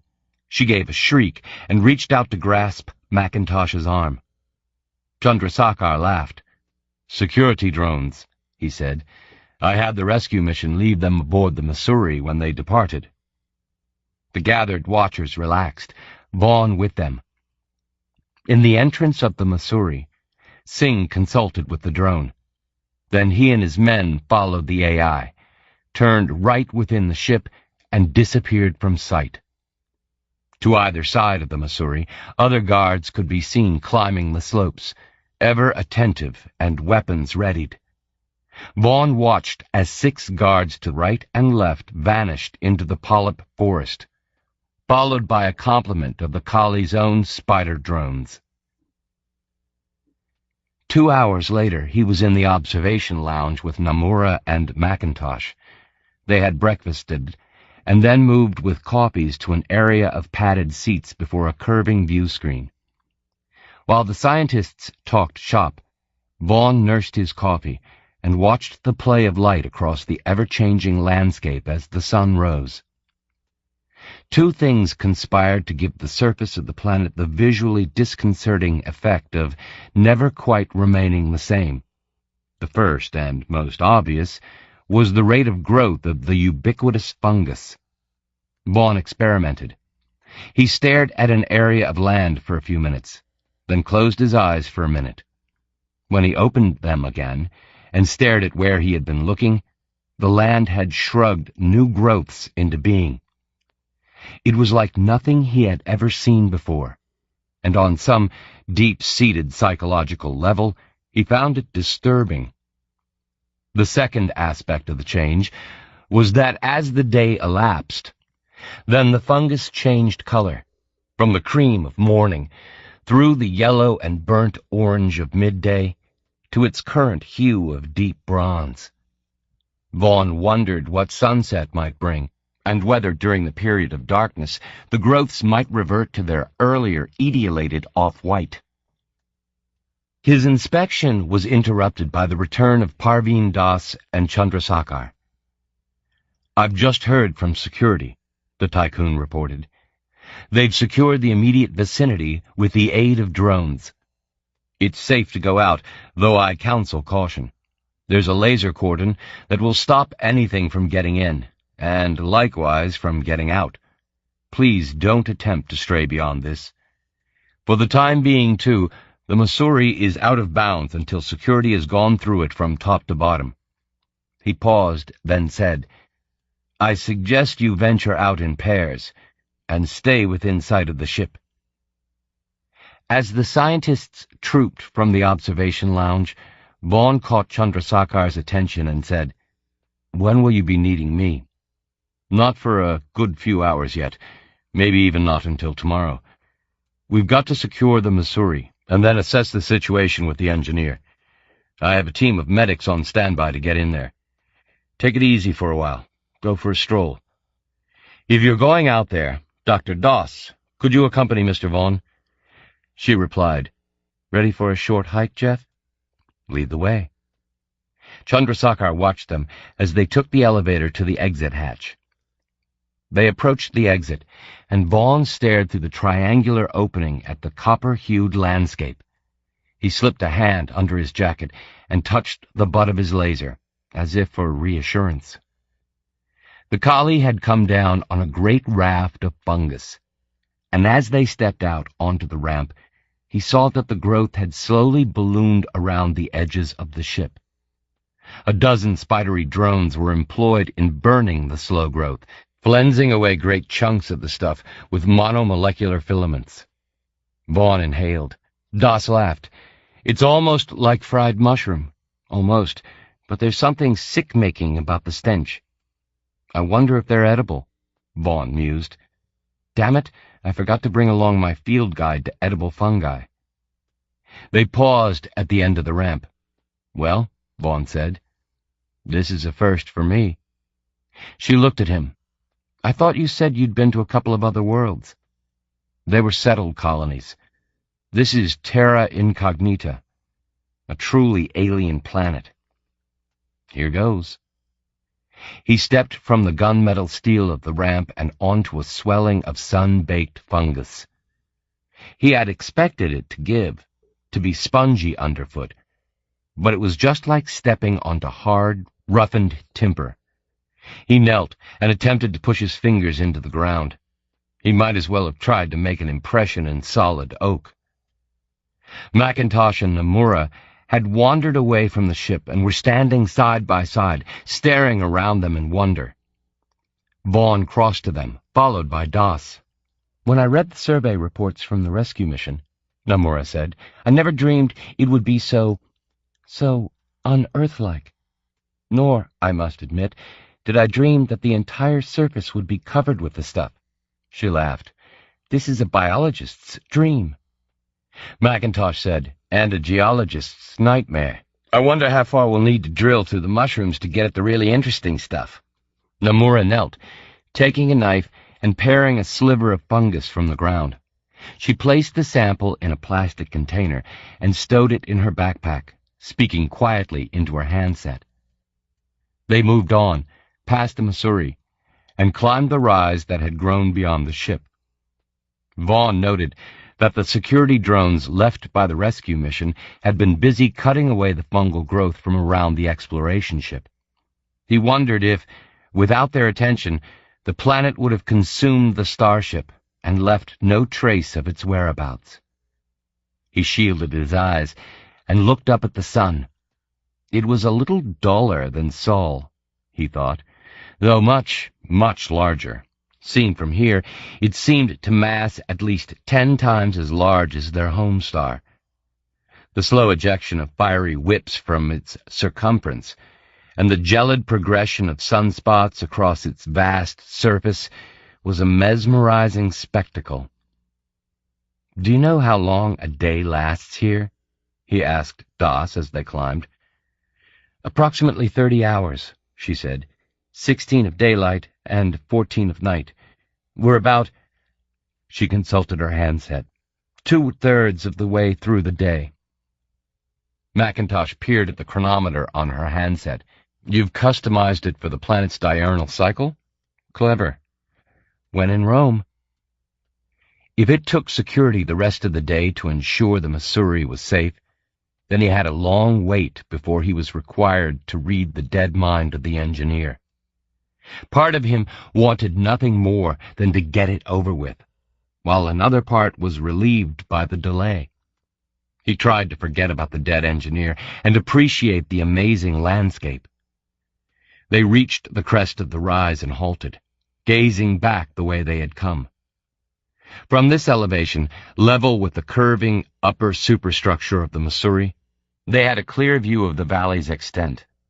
The two ships were situated on either side of the valley bottom, between the two hills. Further down the valley opened out towards a distant plain, shimmering a dull copper in the heat. He heard a sudden, loud buzzing sound coming from high above, and as he looked up he saw a vast, ever-changing cloud of what looked like insects. The amorphous swarm swept overhead, turned as one and rolled over the Missouri, blotting out 1/3 of the sun. "Look at that," Nomura said, pointing. She stared at the polyp forest that extended away from the rise towards the distant mountain range. The stalks were swaying in the slight breeze, tall, fettuccine-like lengths. Vaughn smiled as he anticipated telling Sukara all about Delta Cephei 7. "I must go and grab a sample," Nomura said.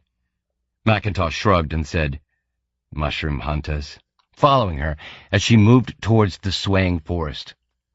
Vaughn and Das watched them go. The distance was deceptive.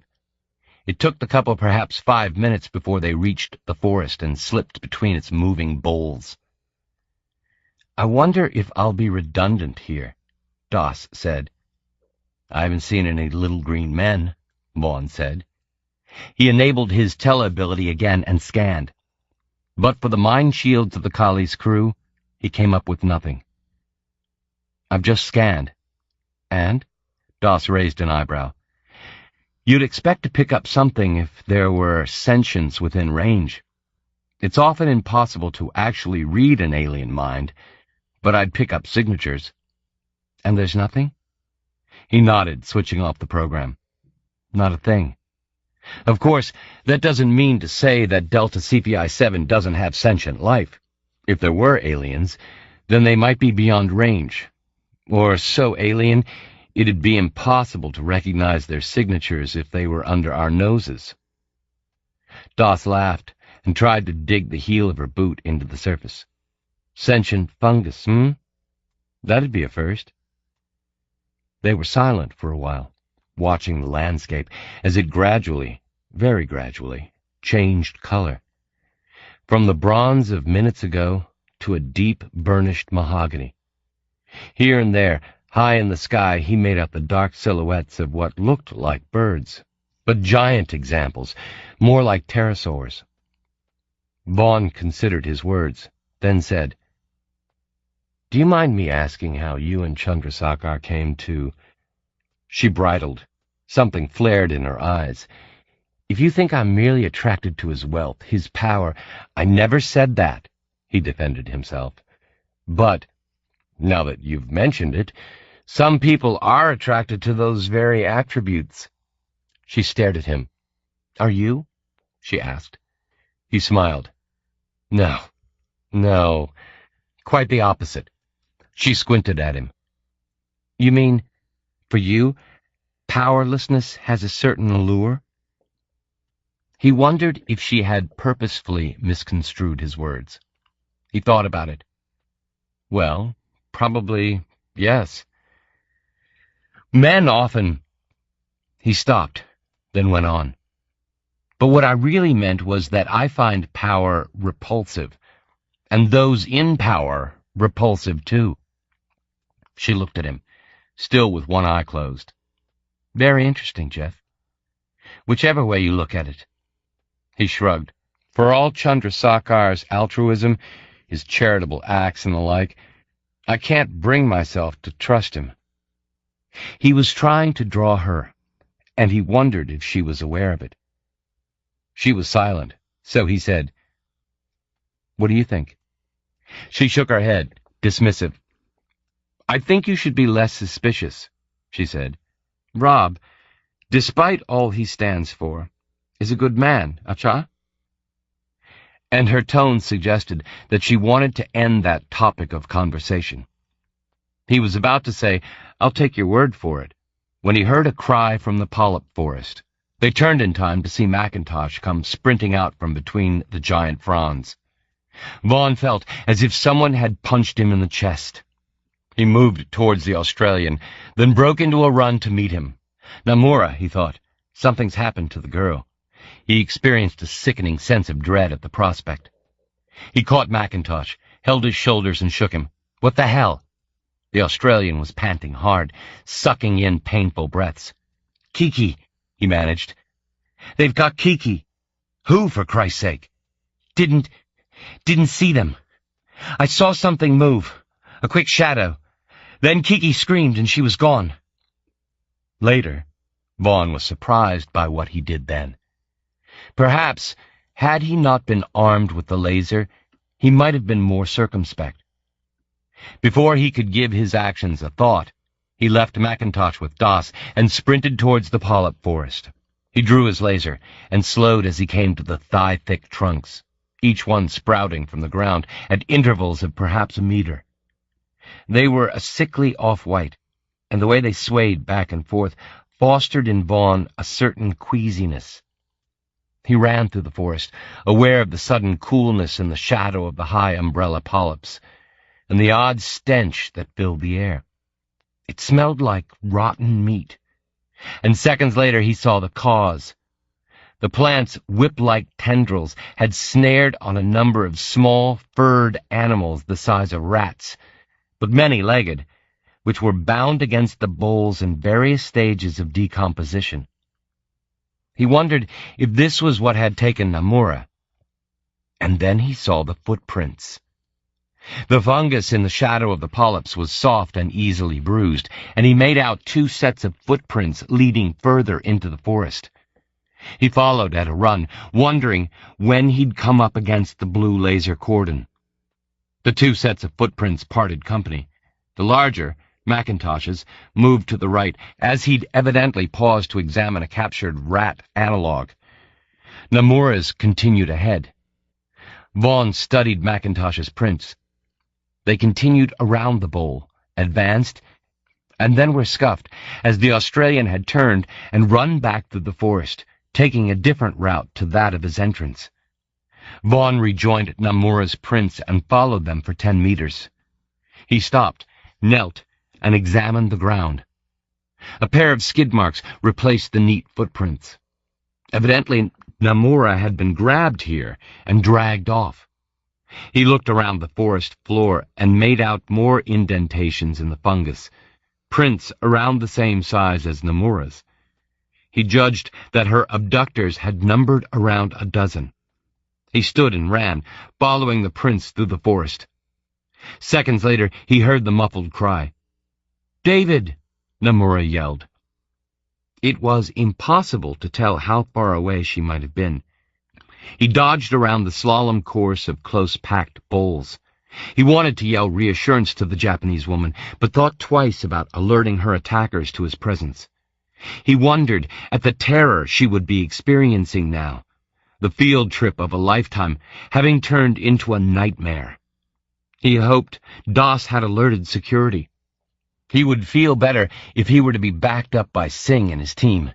He looked ahead through the serried boles, thought he saw a flicker of movement, slivers of green between the magnolia stalks. He increased his pace, his breathing coming easily, powered by adrenaline and the desire to save Namura. There! Again, he made out glimpses through the forest. At first, he thought the green was Namura's uniform, but then he reassessed the assumption. This green was a shade lighter. Namura screamed. He was perhaps 5 meters from the woman and her abductors now, and he leveled his laser, set to stun, and chanced a shot. The blast sliced through half a dozen trunks, and they not so much toppled as slid to the ground and lodged diagonally, impeding his progress. He struggled through the trunks, jumping some and ducking under others. Ahead, he made out running legs, sleek green backs. Humanoids, then. He reckoned he'd be upon them in seconds, but he reckoned without the terrain. 1 second he was upright and sprinting, and the next he'd slipped and went sprawling headfirst into a trunk, narrowly missing the decomposing remains of a rat creature. He picked himself up and looked ahead. There was no sign of Namura and the aliens. He called out her name. He examined the fungus underfoot, made out multiple footprints, and followed them. 5 meters further on, they split, taking different routes through the forest. He paused and stared ahead. In the distance, perhaps 10 meters before him, he saw an odd blue light. He was puzzled for a second, until he recognized the laser cordon. He approached its 4 parallel bars that spanned the generation posts planted at 10-meter intervals in the fungus. He stared around him, wondering where the hell the aliens and Namura had vanished. He retraced his footsteps to the point where the aliens had split up and looked for the heaviest set of prints, working on the assumption that those must belong to the creature or creatures carrying Namura. At last he came upon slightly deeper indentations in the ground, made by what appeared to be 2 or 3 individuals, with frequent scuff marks which suggested Namura had been dragged along. He followed these until they stopped. He stood and stared, wondering how the aliens had managed such a vanishing trick. There were no trunks nearby, up which they might have climbed. He knelt and examined the ground. He made out an opening about the width of a hand, and as he watched, the slow growth of the fungal floor sealed the gap even further. It looked, he thought, like a pair of slowly closing lips, humorously mocking his impotence to rescue the biologist. He heard a sound behind him and jumped up, leveling his laser. Singh appeared through the forest, backed by half a dozen of his men and a couple of spider drones. What happened? They took Namura. They?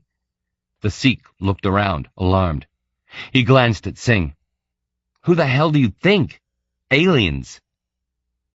His words had the effect of alerting the rest of the guards, who looked about nervously, weapons aimed into the surrounding forest. Belatedly, Vaughn enabled his teleability and directed his scan underground. He read nothing, not even the static of Nomura's mind shield, as evidently they had already passed beyond the limit of his probe.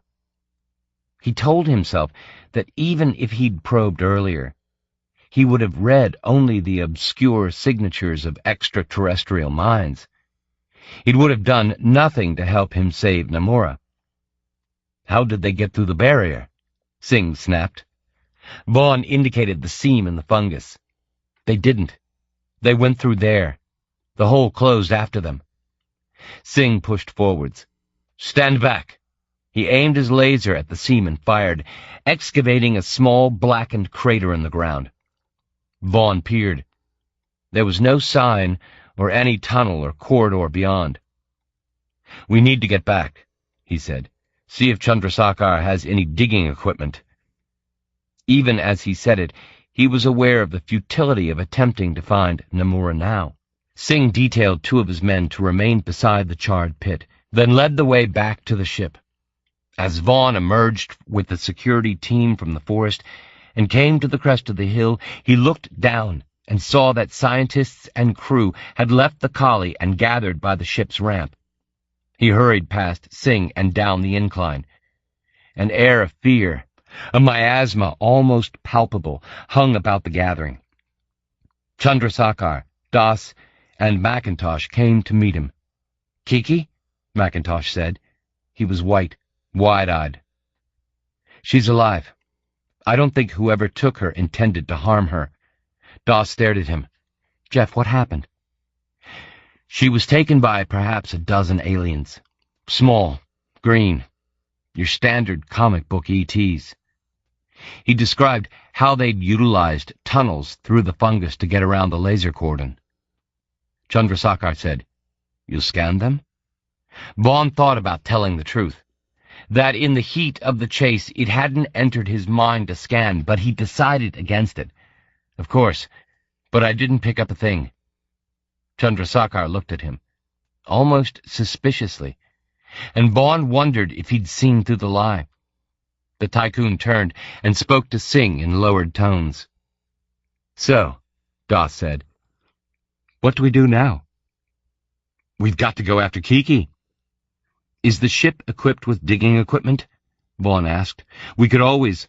Chandrasekhar shook his head impatiently. No, but even if we had diggers, I'd counsel caution. But the bastards have got Kiki, McIntosh cried.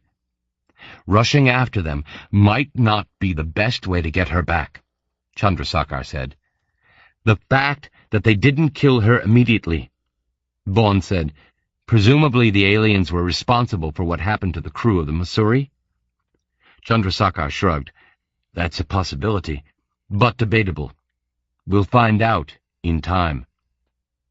Das said, Do you know if the aliens were armed, Jeff? He shook his head. Something suggests to me that they weren't. They appeared to be naked as far as I could make out. But what do they want with Nomura? Das said. Vaughn looked at the swaying polyp forest. The same as they wanted with the crew of the Missouri, he said. Perhaps they might still be alive. We could speculate until the sun turns blue, Vaughn, Chandrasekhar said impatiently. Let's get McIntosh to the sickbay, then meet in the observation lounge and take it from there. That evening, as Delta Cephei went down behind the high fungal horizon in an effulgent blaze of ruddy light, Vaughn sat before the view screen in the observation lounge and drank a beer. Immediately after Nomura's abduction, Chandrasekhar had called a meeting in the observation lounge. Present were the tycoon himself, Das, Singh, and his deputy in security, and a couple of head scientists. They had gone over and over what had happened to the biologist, and Vaughn had again recounted what he'd seen. The meeting broke up with little achieved, other than a total ban on crew venturing further than 50 meters from the ship for an indefinite period. Security were patrolling the perimeter, aided by a dozen spider drones. The atmosphere at dinner that evening had been tense, with long silences and brittle conversation. Vaughn had been glad to escape to the nacelle with his beer. He calculated that it would be in the early hours of the morning now on Bengal Station, so he couldn't call Sukara. Instead, he summoned her blurred image on the screen and stared at it for a long time, wishing for the end of the mission and longing for the journey home. He was on his second beer when McIntosh joined him. The big Australian seemed jumpy, harried, continually running a hand through the red mop of his hair. "You don't mind?" He indicated the opposite foam form with his bottle. "Of course not. Sit down." Vaughn hesitated, then said, "I think she's going to be fine, David. I know it's a hell of a thing." He shrugged. "We'll find her, okay?" McIntosh managed to smile. "Thanks. It's just... we're close, Jeff. We've been together over a year." Vaughn went to the bar and came back with a pair of beers. They were joined by Parveen Das, and Vaughn was pleased that she didn't have Chandrasekhar in tow. McIntosh asked, "What went down at the meeting?" "We're not going to just sit here while Kiki..." Das said, "Of course not, David." She looked at Vaughn, then went on. "Look, this is between us, okay? There was a survivor from the crew of the Missouri. She's in cold sleep as we speak. Tomorrow, Jeff will meet her, read her, and find out exactly what happened back then." Vaughn stared at her, more than a little surprised that she knew about the engineer. McIntosh said, "Read her? Why not just get her out of suspension and question her?" "The medics say she's traumatized," Das said, "that it's safer if she doesn't relive the incident. It'll be better for her if Jeff just reads her mind. Then," she went on, "we might be able to work out exactly what's happening here." "Cheers to that," McIntosh said bitterly, raising his bottle. The Australian turned in a while later, but not before making a detour to the bar for a couple of beers. When he'd gone, Vaughn looked across at Das and said, "You said earlier that you didn't know what I was doing here." She looked at him speculatively. "Rob told me just now. One of the advantages of sleeping with the enemy." He watched for her reaction. Her expression remained neutral. "That all depends on whether you consider Rob the enemy, Jeff." He laughed and decided to be blunt. 3 beers had loosened his circumspection. "For Christ's sake, Das, who are you working for?" She pursed her lips. "Would you believe me if I said I'm working for myself?" He considered this. "Pass," he said. Then, "So he told you that the engineer's traumatized?" She had been staring through the view screen as the land around the ship darkened. Now she turned quickly and said, "She isn't?" Vaughn smiled to himself, pleased that Chandrasekhar evidently hadn't told her everything. "Something like that," he said.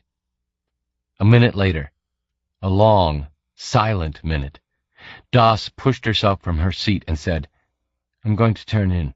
Night, Jeff." "Sleep well," he said, and he hoped she picked up on the note of irony. He fetched another beer from the bar, sat in the nacelle, drank, and stared out into the darkness. Night was not absolutely pitch black on Delta Cephei 7. The fungus glowed in the darkness, giving off a low, lambent light. Occasionally he made out the silvery twinkle of a patrolling spider drone. He brought up Sukara's image on his handset and stared at it. As the night wore on, he became steadily more inebriated, and only later, in the early hours of the morning, did he admit to himself that more than what had happened that afternoon, more than the fear of the aliens and what might have befallen Kiki Nomura, He dreaded reading the engineer's dead mind later that day. 12. A turn for the worse. Sukara woke suddenly, snatched from a terrible dream in which she was falling. She sat up, crying out, and found herself in a strange bedroom. It was not the hotel, but smaller, more minimally furnished. Then she had it. She was in the guest room at St. Teresa's. Lee. She rolled out of bed and dressed quickly. She grabbed a bulb of coffee from a dispenser, decided against having a shower, and hurried into the corridor. Last night, on the way to the hospital, she'd made a detour to drop Palm off at a friend's on level 3. Kath took Palm in without a second thought and said she could stay as long as Sukara was at the hospital. They had hugged for a long time after Palm had run off to play with Kath's daughter, and Sukara thanked the gods she had such a good friend. Then she'd hurried to St. Teresa's and the consultation with Dr. Grant. Now she moved along the corridor to Lee's room and slipped inside. The bed was empty, and something lurched sickeningly within Sukara. She felt a solicitous hand on her arm. "It's okay." A nurse was smiling at her. "Lee's in the examination room, if you'd care to follow me." They moved down a corridor, and then another. The nurse ushered her into a small room, without a bed or other furniture. She turned in query to the nurse, who pointed at a view screen in the far wall. Sukara approached the view screen slowly, her heart in her mouth, and stared through. Lee, wearing only a pair of white underpants, looking incredibly thin and vulnerable, was stretched out on a metal table, a dozen silver tubes inserted into her small body. She was unconscious. Dr. Grant was reading something from a big screen behind Lee's head, and another doctor was talking to him. 2 spider drones, looking alien and inimical, were poised over Lee, from time to time adjusting catheters, taking out tubes and replacing them with others. Sukara turned to the nurse. "What's happening?" "It's okay. It's a routine examination. Nothing to worry about." It didn't look routine, but then what did she know? With the drones and the silver tubes bulging into her daughter's arms, legs, and torso, the procedure looked invasive and painful. Last night, Dr. Grant had examined Lee for over an hour and then, while her daughter slept, had sat Sukara down with a cup of coffee and explained the situation. Lee's healthy white blood cell count was low, very low. Dr. Grant had explained, as if she were a child, that white blood cells were what helped the body fight off infection. In the morning, he said, they would attempt to clone healthy white cells from Lee's body. Later, they would introduce them into her system and so start the process of treating her disease. She felt tears welling as she stared at Lee. She wanted to hug her daughter, repeat over and over that she loved her and that she would be okay. She wished Jeff were here now, beside her, to hold her hand and reassure her that everything would be okay. Last night, Sukara had asked Dr. Grant if Lee would be okay, hardly able to ask the question in little more than a whisper, and stared at the man's big, ruddy face for any giveaway signs before he spoke. "Lee is very ill," he'd said, "but I am confident she'll pull through. The next 2 days will be critical. If the cloning works as it should, then she'll be over the worst." "And if it doesn't?" A terrible hesitation, as Dr. Grant had looked her in the eye. "Then we'll try the process again. And if that doesn't work, we'll attempt a transfusion of manufactured cells. That will be a short-term measure only until we've successfully cloned her own blood." Then Sukara had asked, in a voice little more than a whisper, "What are her chances?" "At the moment, they're in the region of 50-50. They might rise tomorrow if the cloning takes." His words had slammed into her solar plexus like an ice-cold axe, and that night she had hardly slept. Now she turned to the nurse. "Do you know how it's going?" The woman looked apologetic. "I'm afraid I don't. Dr. Grant will be out presently. He'll see you then." The drones danced around Lee, removing the tubes and catheters. Two nurses eased Lee's limp body onto a trolley and whisked her from the room. Dr. Grant pointed to the screen, indicated something to the other doctor. Both men looked grim-faced, serious. Sukara wanted to hammer on the glass and ask what the hell was going on. The nurse touched her arm again and indicated a door. Sukara passed into a snug consulting room and took a seat. The nurse eased the door shut behind her, and she felt suddenly very lonely. She waited, her pulse loud in her ears. She wanted to be with Lee now and hold her hand. She knew that soon Dr. Grant would step into the room, stern-faced and silent. He would sit down behind his desk and steeple his fingers and tell her the bad news. Sukara knew it. When the door opened, she jumped and gasped aloud. The feeling of foolishness soon replaced by a terrible apprehension. Dr. Grant perched on the edge of the desk, hands on knees, and smiled at her. She wondered if this was his way of breaking bad news. Sukara just stared at him, mute. At last she managed, "How is she?" "The good news is that the cloning took 100%. Her white blood cell count is back in the normal range. What we're doing now is placing your daughter in the treatment chamber and beginning the chemical process that should eradicate all trace of the disease." Sukara felt lightheaded with relief. She wondered if it were too early yet to think that Lee would survive. "If you'd like to come with me." Dr. Grant slid from the desk and ushered her through the door. They entered another room in the center of which was a huge white tubular device with a door at one end. It reminded Sukara of a giant washing machine. A technician hauled open the door and pulled out a slide bed. Dr. Grant said, "Lee will be placed in here for a couple of hours, and the treatment will begin. She'll be unconscious all the time, and for the rest of the day. We'll bring her round again at 6. You might care to go home for the rest of the day and come back later." She nodded. "Can I watch this part of the treatment?" Dr. Grant smiled. "Of course, but there isn't much to see." Lee was wheeled into the room. She was wearing a white gown now, contrasting with her tanned limbs and jet hair. Two technicians lifted her onto the slide bed. Dr. Grant smiled at Sukara and gestured towards Lee. She stepped forwards and took Lee's small, warm hand. Her fingers were limp, unresponsive. She kissed her cheek and stood back as Lee was inserted into the machine and the door eased shut behind her. Something hard and painful blocked Sukara's throat, and her eyes swam with tears. Through an access hatch in the side of the machine, the techs hooked up tubes to the catheters in Lee's arms, then crossed the room to a bank of monitors and stationed themselves before the consoles. Seconds later, a bright blue light filled the machine, and Sukara stared in at her daughter. Dr. Grant touched her arm.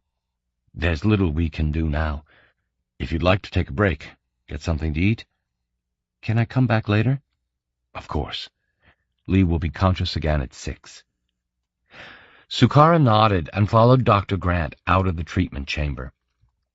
She returned to the bedroom, showered and changed. There was a cafe in the grounds of the hospital, overlooking the park. She'd get something to drink, buy a book, and try to read for an hour or so. She took the elevator to the ground floor and left the hospital. She sat in the ersatz sunlight and ordered an iced tea. Then decided to call Jeff. She wouldn't mention the latest scare. She'd simply say that Lee had begun the treatment and that the doctor was confident of her making a full recovery. It wasn't really a lie, and anyway, she didn't want to worry him. She tapped the code Jeff had given her into her handset and waited, heart thudding. Seconds later the screen flared, flashed with static, then resolved. Jeff's lean, dark face looked out at her. He smiled. "Sue." "Jeff." She choked on a sob. "Great to see you. How's Lee?" She nodded. She began treatment this morning. She's in a big machine, like an industrial washing machine. You wouldn't believe it. Dr. Grant's happy with how things are going. It's after 11 now. She'll be unconscious until 6. Where are you? In the hospital cafe, grabbing a drink. I think I'll go and fetch Pom from school. Take her out for lunch. She smiled. Anyway, what's the planet like? He returned her smile. Christ, Sue, I love you, he said. Can't wait to get back. But Delta Cephei 7, it's like a big fungus farm. Look. The image on her metacarpal screen swayed as Jeff moved to a view screen and positioned his handset so that she could see out. Weird, she said, staring at a rolling landscape of orange fungus and strange sprouting mushrooms. Jeff said, It's early. I've just got up. Today's the day. Oh. She felt suddenly guilty that she'd forgotten all about the reason for Jeff's being on Delta Cephei 7. You're reading The Dead Engineer. He nodded. In a few hours. Does anyone know what happened to the crew? Not yet, Sue. But you aren't in danger, are you, Jeff? He smiled. No, of course not. She felt a quick stab of relief. I'll be thinking of you. Thanks. It'll be fine once it's over. I'll call you tonight, okay? She nodded. I'm missing you, Jeff. Wish you were here. I want to hold you. Missing you, too. But I'll soon be back. Oh, by the way, I saw Dr. Rao yesterday, and guess what? She spent the next 10 minutes telling him about Rao's job offer and discussing whether she should take it. Jeff said why not, which pleased her, and said they'd talk it over when he got back. They chatted on, Sukara reluctant to break the link and be alone again. 10 minutes later, listening to Jeff describe the sunsets and the quick-growing fungus, she felt herself welling up. She wanted to tell him how horrible it was here without him, and how the last few hours had been hell. But the last thing she wanted was to set him worrying. Instead, she sighed, told Jeff she loved him, and said she'd better say goodbye now and go for Pom. He blew her a kiss and cut the connection. She sat for a while, gazing at his still image, then turned off her handset. She finished her tea without tasting it, staring across the park at the open-ended west side of the station. The sea scintillated, and a warm wind blew in across the grass, laden with the scent of jasmine and bougainvillea. She quit the cafe and took the long, curving path through the park. She had hardly left the shadow of the hospital when she heard a shout from behind her. A young Chinese orderly in a white tunic was chasing after her. "Ms. Sukara!" he cried again. She stared at him. "What is it?" He caught up with her, panting, and pointed at her handset. "You were talking, so we couldn't get through, but I saw you in the cafe." She felt dizzy. "What's wrong?" He looked straight into her eyes. "It's your daughter, Lee. I'm afraid she's taken a turn for the worse. Dr. Grant wants to see you." Bile rose in her throat. She swallowed, tasting the acidic liquid. Her vision misted, but she managed to follow the orderly back through the grounds of the hospital. "This way," he said, taking her arm and hurrying her past the entrance towards a service lift on the outside of the building. "It's quicker." He palmed a sensor and the door opened. She stepped inside, resisting the urge to break down and cry out loud. It was ridiculous, but she felt that she had to maintain her composure before this complete stranger. He thumbed a panel, and the lift jerked into motion. Too late, she realized that something was wrong. The lift was going down. "But," she said, turning to the orderly.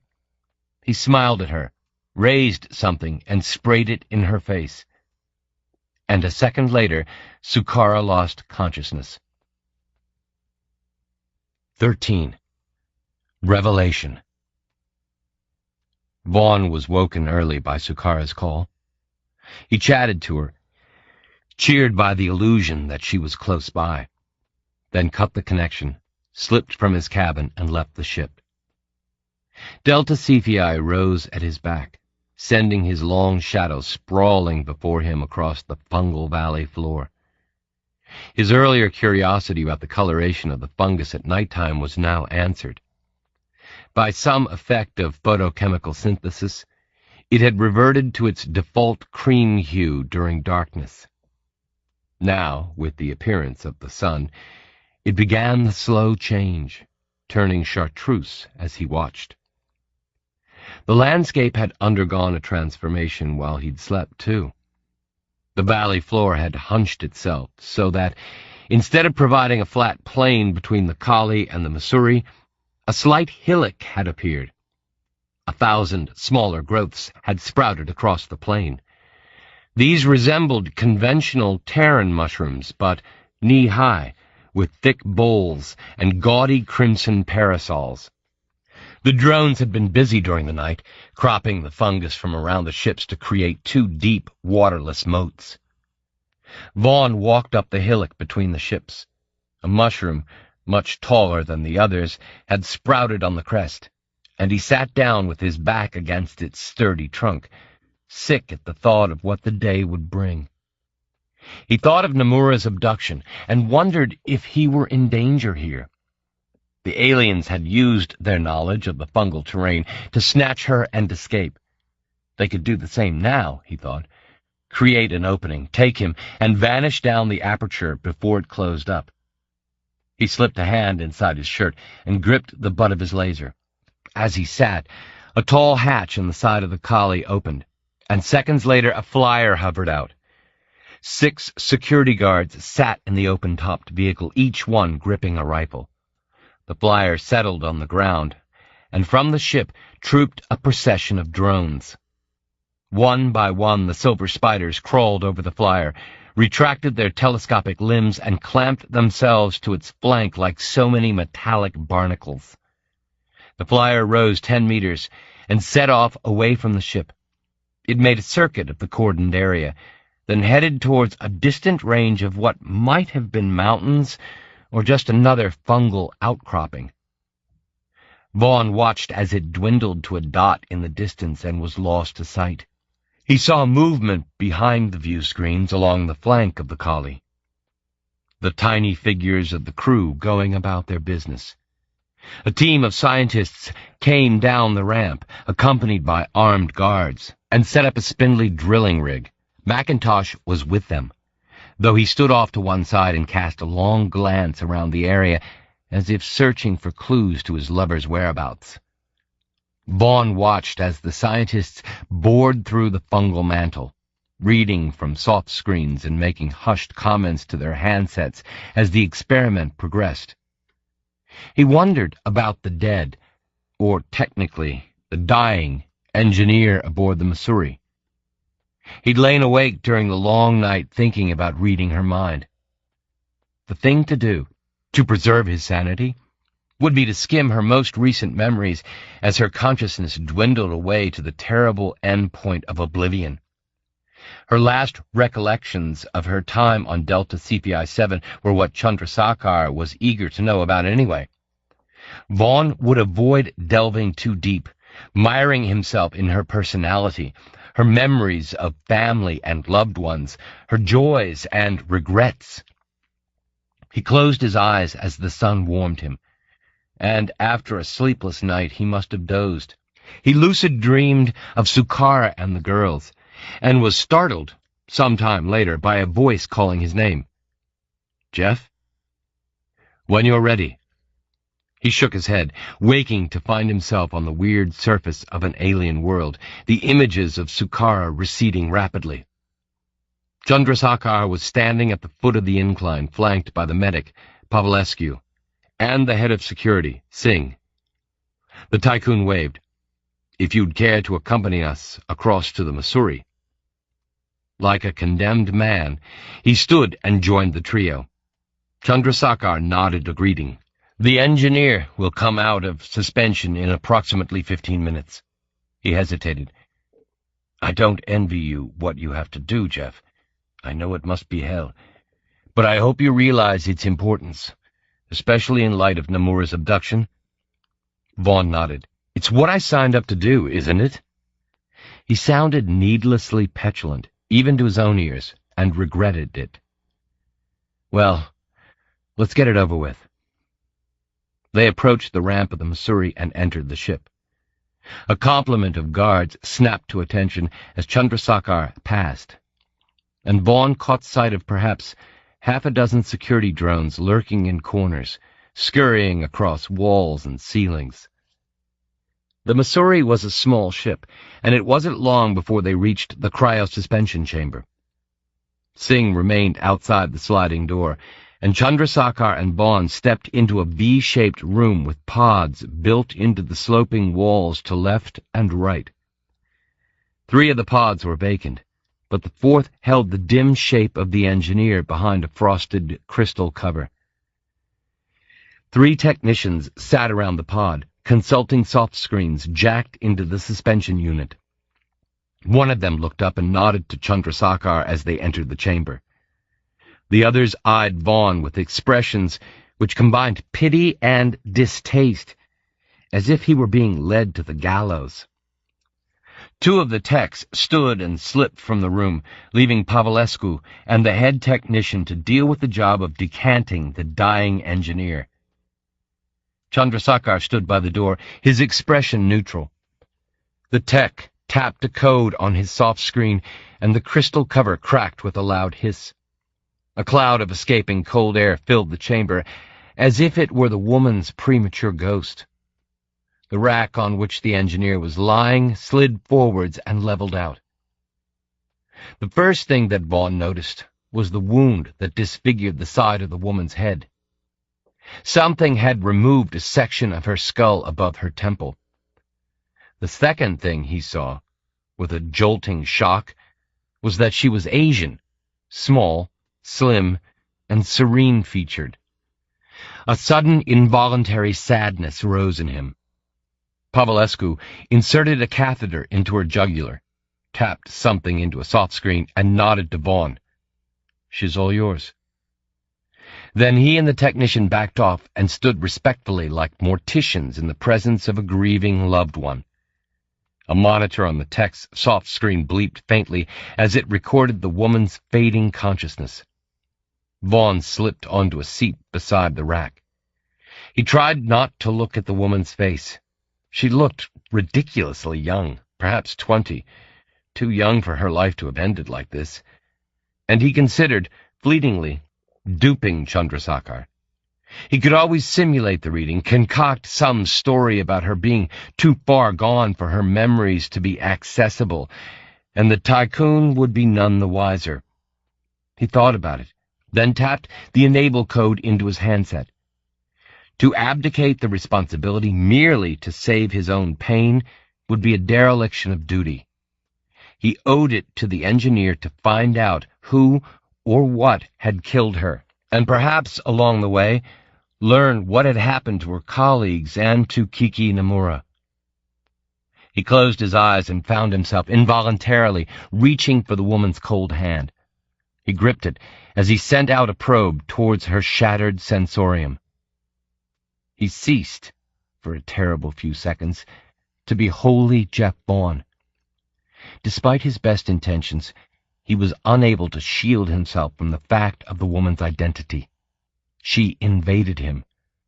Her awareness of herself overcame him in a great wave, taking his breath away and flooding him with unwanted thoughts and memories, fears and regrets.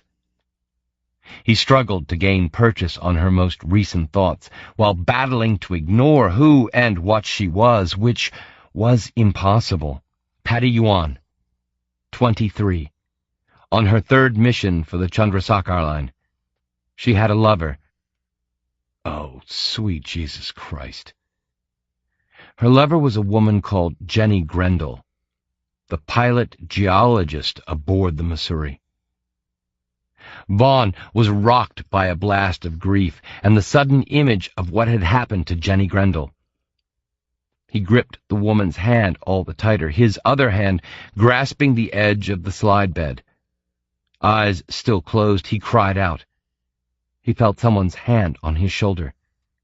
He wanted to pull back, retreat from the dark and terrible vortex that was Patty's dying psyche. But he knew he had to continue. He battled to order her thoughts, to cast about through the shattered and fragmenting images and piece together the crew's last few hours on Delta CPI-7. He caught an image, followed it, despite the woman's pain, and experienced reality through the eyes, the mind, of Patty Yuan. As per regulations, the crew had monitored the area around the ship before two of them, a biologist and a mineralogist, donned atmosphere suits as a precaution and ventured out. Patty and her lover Jenny remained aboard the ship, in radio contact with the others. Vaughn concentrated. Visually, it was like watching an image on a defective holoscreen which kept breaking up, fragmenting. Patty Yuan's emotions underwent a similar dysfunction, both the result of her injuries and the fact that she was gradually, inevitably, dying. Skip 2, a cry in Patty's earpiece. The biologist, Gonzalez, had seen something. Movement. A scurrying figure behind a sprouting fungal stalk. Skip 2, another cry. They were under attack, Gonzalez yelled. Being fired upon by green humanoids. Henderson was down, shot through the chest. Gonzalez was returning to the ship. Vaughn, via Patty's eyes, watched through the view screen as the Mexican came into view, running towards the ship, pursued by the humanoids. Before Patty could stop her, Grendel leapt from her seat, snatched a rifle, and ran to the exit. Patty followed, yelling. By the time Patty came to the exit, Grendel was kneeling at the top of the ramp, laying down a barrage of covering fire as Gonzalez zigzagged towards the ship through an obstacle course of fungal trunks. Patty thought he was going to make it, and realized she was screaming at him to hurry. Then her yells turned to sobs as a shot ripped through the Mexican's lower back, exploding his entrails across the ground before him.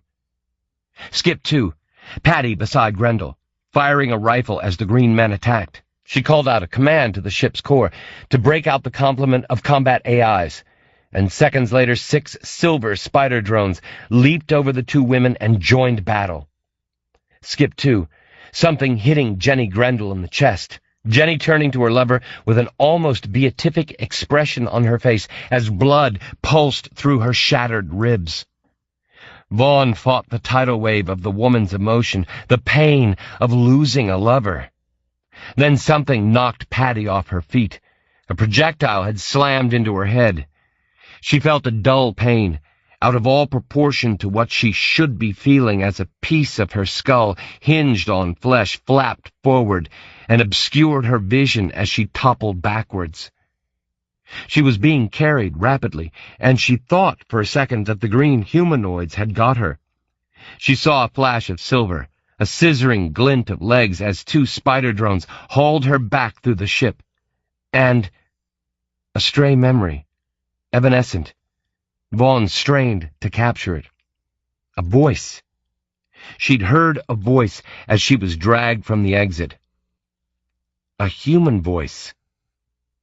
"We've got the ship." And Patty's last thought on the threshold of death as the combat drones reached the suspension chamber and eased her into the cold sleep unit was, "The green creatures speak English." Vaughn cried out in pain.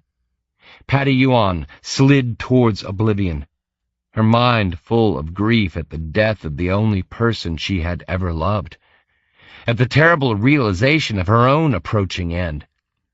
It was as if he were being dragged down with her, sucked into the vortex of nothingness towards which the woman, seconds ago so full of life and vitality, was heading. He cried out again and forced himself upwards, a swimmer fighting the pull of a terrible tidal rip. He pulled away from her as blackness encroached, as everything she had ever known was reduced to absolute nothingness, and Patty Yuan died. He released her hand and pushed himself from the slide bed. fell to the floor on all fours, and vomited as relief flooded through him. Blessed gratitude that he was who he was, Jeff Vaughn, and alive, and yet carrying within him the last memories of Patty's death, memories that would haunt him until the day of his own inevitable end. He felt someone turning him over so that he lay on his back, and a cold sensation on his inner arm, and then a warm, smothering sensation as the sedative took hold. 2 hours later, he slumped in the padded nacelle of the observation lounge. Chandrasekhar perched opposite him, flanked by Singh and Pavlescu. Vaughn sipped his coffee and stared out at the slowly shifting terrain, biding his time until he was good and ready to recount what had happened to the crew of the Missouri. Like depression or an insistent migraine, Patty Yuan's death had lodged itself in his head and would not depart. He had known it would be like this, though he had forgotten the severity, the degree of his identification with the dead subject. It was as if a part of him had died, and he knew that this feeling was a reminder of how it would be to face his own death one day. And in the forefront of his mind was what he had discovered about the Missouri's attackers. They had spoken English. They had been human. Chandrasekhar said, "I can appreciate how traumatic it must have been." Vaughn interrupted, dragging his gaze away from the landscape and focusing on the tycoon. "You can't. You might have an inkling, an intellectual hunch, but unless you've gone through it, you've absolutely no idea." At least Chandrasekhar was man enough not to argue the point. He merely spread his hands in a gesture of concession. "Were you able to find out what happened?" "Of course. I was with her through it all, right up to her death." He stopped there and gazed through the view screen again. Perhaps it was petty of him, but he was relishing having this power over Chandrasekhar. Until now, he had been in the tycoon's control, at his beck and call. It was refreshing to be able to call the shots. He finished his coffee and called the waiter for another. He took 3 or 4 sips, paused, then began outlining the final hour aboard the Missouri. He recounted the initial exploration made by Henderson and Gonzalez. He described the attack on the pair, the subsequent raid on the ship, and Grendel and Yuan's futile defense. He stripped the account of all the pain he'd experienced, and omitted to mention that the pair had been lovers. He kept it as factual as possible, not wanting to trigger the woman's memories that rode alongside his own. He paused when he'd recounted the drone's actions in getting the engineer into cold sleep. Singh said to Chandrasekhar, "That ties in with the drone's limited report, sir. Grendel was beyond their aid, but they stowed Yuan in the mortuary." Pavlescu said, "But we're none the wiser why they attacked in the first place." Vaughn sipped his coffee and said, "They wanted the Missouri." "What makes you think?" Singh began. The last thing Patty Yuan heard before she lost consciousness was a cry from one of the attackers. It was in English. He repeated the phrase, "We've got the ship." Pavlescu stared at him. "Are you sure about this?" "I'm as sure about it as Patty Yuan was," Vaughn said. Pavlescu said, "But if they wanted the ship and killed the crew, then why didn't they—" Singh interrupted. "Why didn't they take the ship? Think about it, Pavlescu. They might have killed the crew, thought they'd got the ship, but the combat drones fought them off." Chandrasekhar questioned Vaughn, going over his account and asking for details. Vaughn found himself repeating what he'd said, going over the same old ground and growing resentful. The tycoon picked up on this and said, "I appreciate what you've been able to tell me, Jeff. I know I cannot hope to understand the pain, but you have my gratitude." He gestured at Pavlescu and Singh. The three men stood. Vaughn looked up. And the green men? The humans? Chandrasekhar seemed to hesitate before saying, "That remains the big mystery, Jeff. I don't know." You lying bastard, Vaughn thought. The tycoon made to leave the lounge. "I think you've forgotten something," Vaughn said. He ejected the Necropath program from his handset and held it out to Chandrasekhar. The tycoon nodded, accepted the pin, and strode from the observation lounge with Singh and Pavlescu. Vaughn sat and stared at the dregs in his cup. He realized that what he had feared for some time was over, and the relief was immense. But now, along with the residual pain of Patty Yuan's passing, was the mystery of the green men, and a suspicion was beginning to form in his mind. He recalled how, earlier, Chandrasekhar had quizzed him about whether he'd read the minds of the green men while searching for Namura. Vaughn had claimed he'd probed and read nothing. The look Chandrasekhar had given him then, either doubtful or suspicious, now made sense. Chandrasekhar had known all along that the green men were not aliens. He looked through the view screen. Chandrasekhar had exited the ship and stood on the plane, deep in conversation with Singh. As Vaughn watched, he dismissed the head of security and walked over to the drilling rig where a team of scientists, David McIntosh among them, were still working. On impulse, Vaughn pushed himself from the seat and strode from the lounge. He took the elevator and hurried down the ramp and across to where Chandrasekhar was in conversation with the scientists. He stopped by the group, and his brooding presence must have made itself apparent to Chandrasekhar. The tycoon turned impatiently and said, "Can I help you, Jeff?" "We need to talk about who killed Yuan." Chandrasekhar opened his mouth, as if to remonstrate, then nodded. "Okay, Jeff." He moved from the scientists and gestured up the incline to the tall mushroom under which Vaughn had sat first thing that morning. They climbed towards it. As soon as they were out of earshot, Vaughn said, "How long have you known the green men were human?" Chandrasekhar looked at him as they walked. "My team briefed me about your perspicacity before we hired you, Jeff. They told me that half a lifetime of reading minds had given you acute perceptions, that you could tell when someone was lying or telling the truth even when you weren't reading." Vaughn dismissed this with an impatient wave. "What the hell's going on here?" They reached the tall mushroom, and Chandrasekhar gestured in invitation for Vaughn to be seated, as if he owned the planet. Chandrasekhar hunkered down beside Vaughn, the pose oddly democratic and out of keeping with the paunchy tycoon. "I'll come clean with you, Jeff. I'll tell you what the situation is here if you'll keep it to yourself, okay? No one knows why we're here other than my head of security, Singh. I want to keep it that way. Deal?"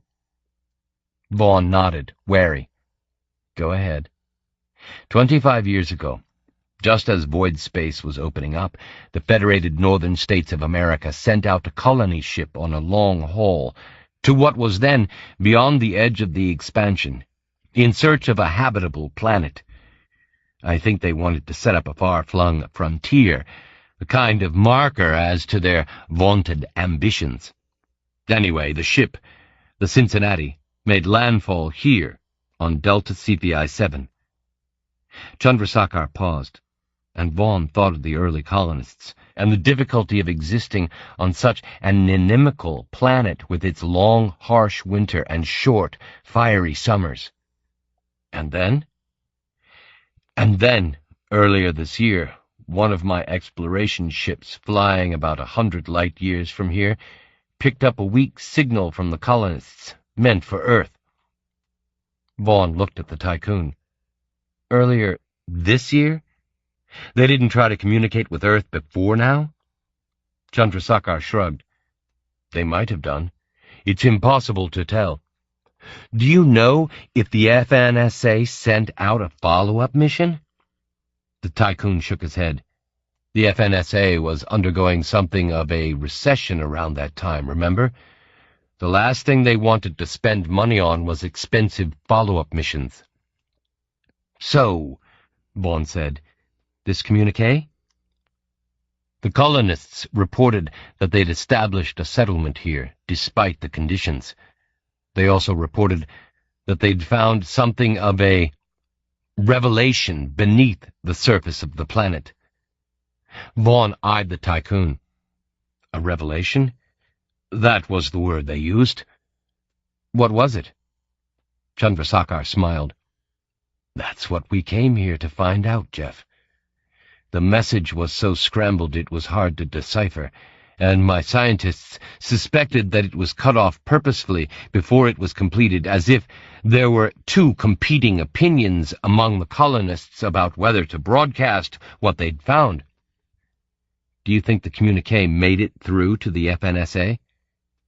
We suspect that either the communique did get through, or my security was compromised, and factions on Earth found out that I was equipping a mission to Delta CPI-7. What makes you think forces opposed to what I was doing were determined to stop me? They disabled the original ship I had ready for the mission, with a pretty effective bit of industrial sabotage, and then targeted the telepaths I'd shortlisted to accompany me. The assassin, Vaughn said. I think it was their little game to let me know that I wasn't alone in my knowledge of the importance of Delta CPI-7, that they were on to me, and to slow me down. Chandrasekhar paused. I pride myself on the high levels of security in my organization, Jeff, but there was clearly a breach. And the fact that either the FNSA or some other organization or government knows about Delta CPI-7 makes it even more vital that we get to the bottom of the mystery sooner rather than later. Vaughn wondered what else Chandrasekhar was failing to tell him. The nature of the revelation the colonists had discovered? The identity of those who had hired the Korth assassin? Not for the first time, he wished he could probe the tycoon's wily mind for just 5 seconds. Then he considered Parveen Das, and wondered if the Indian government had its sticky fingers in the affair. Was it possible, even, that Das's paymasters had been behind the assassination of the telepaths?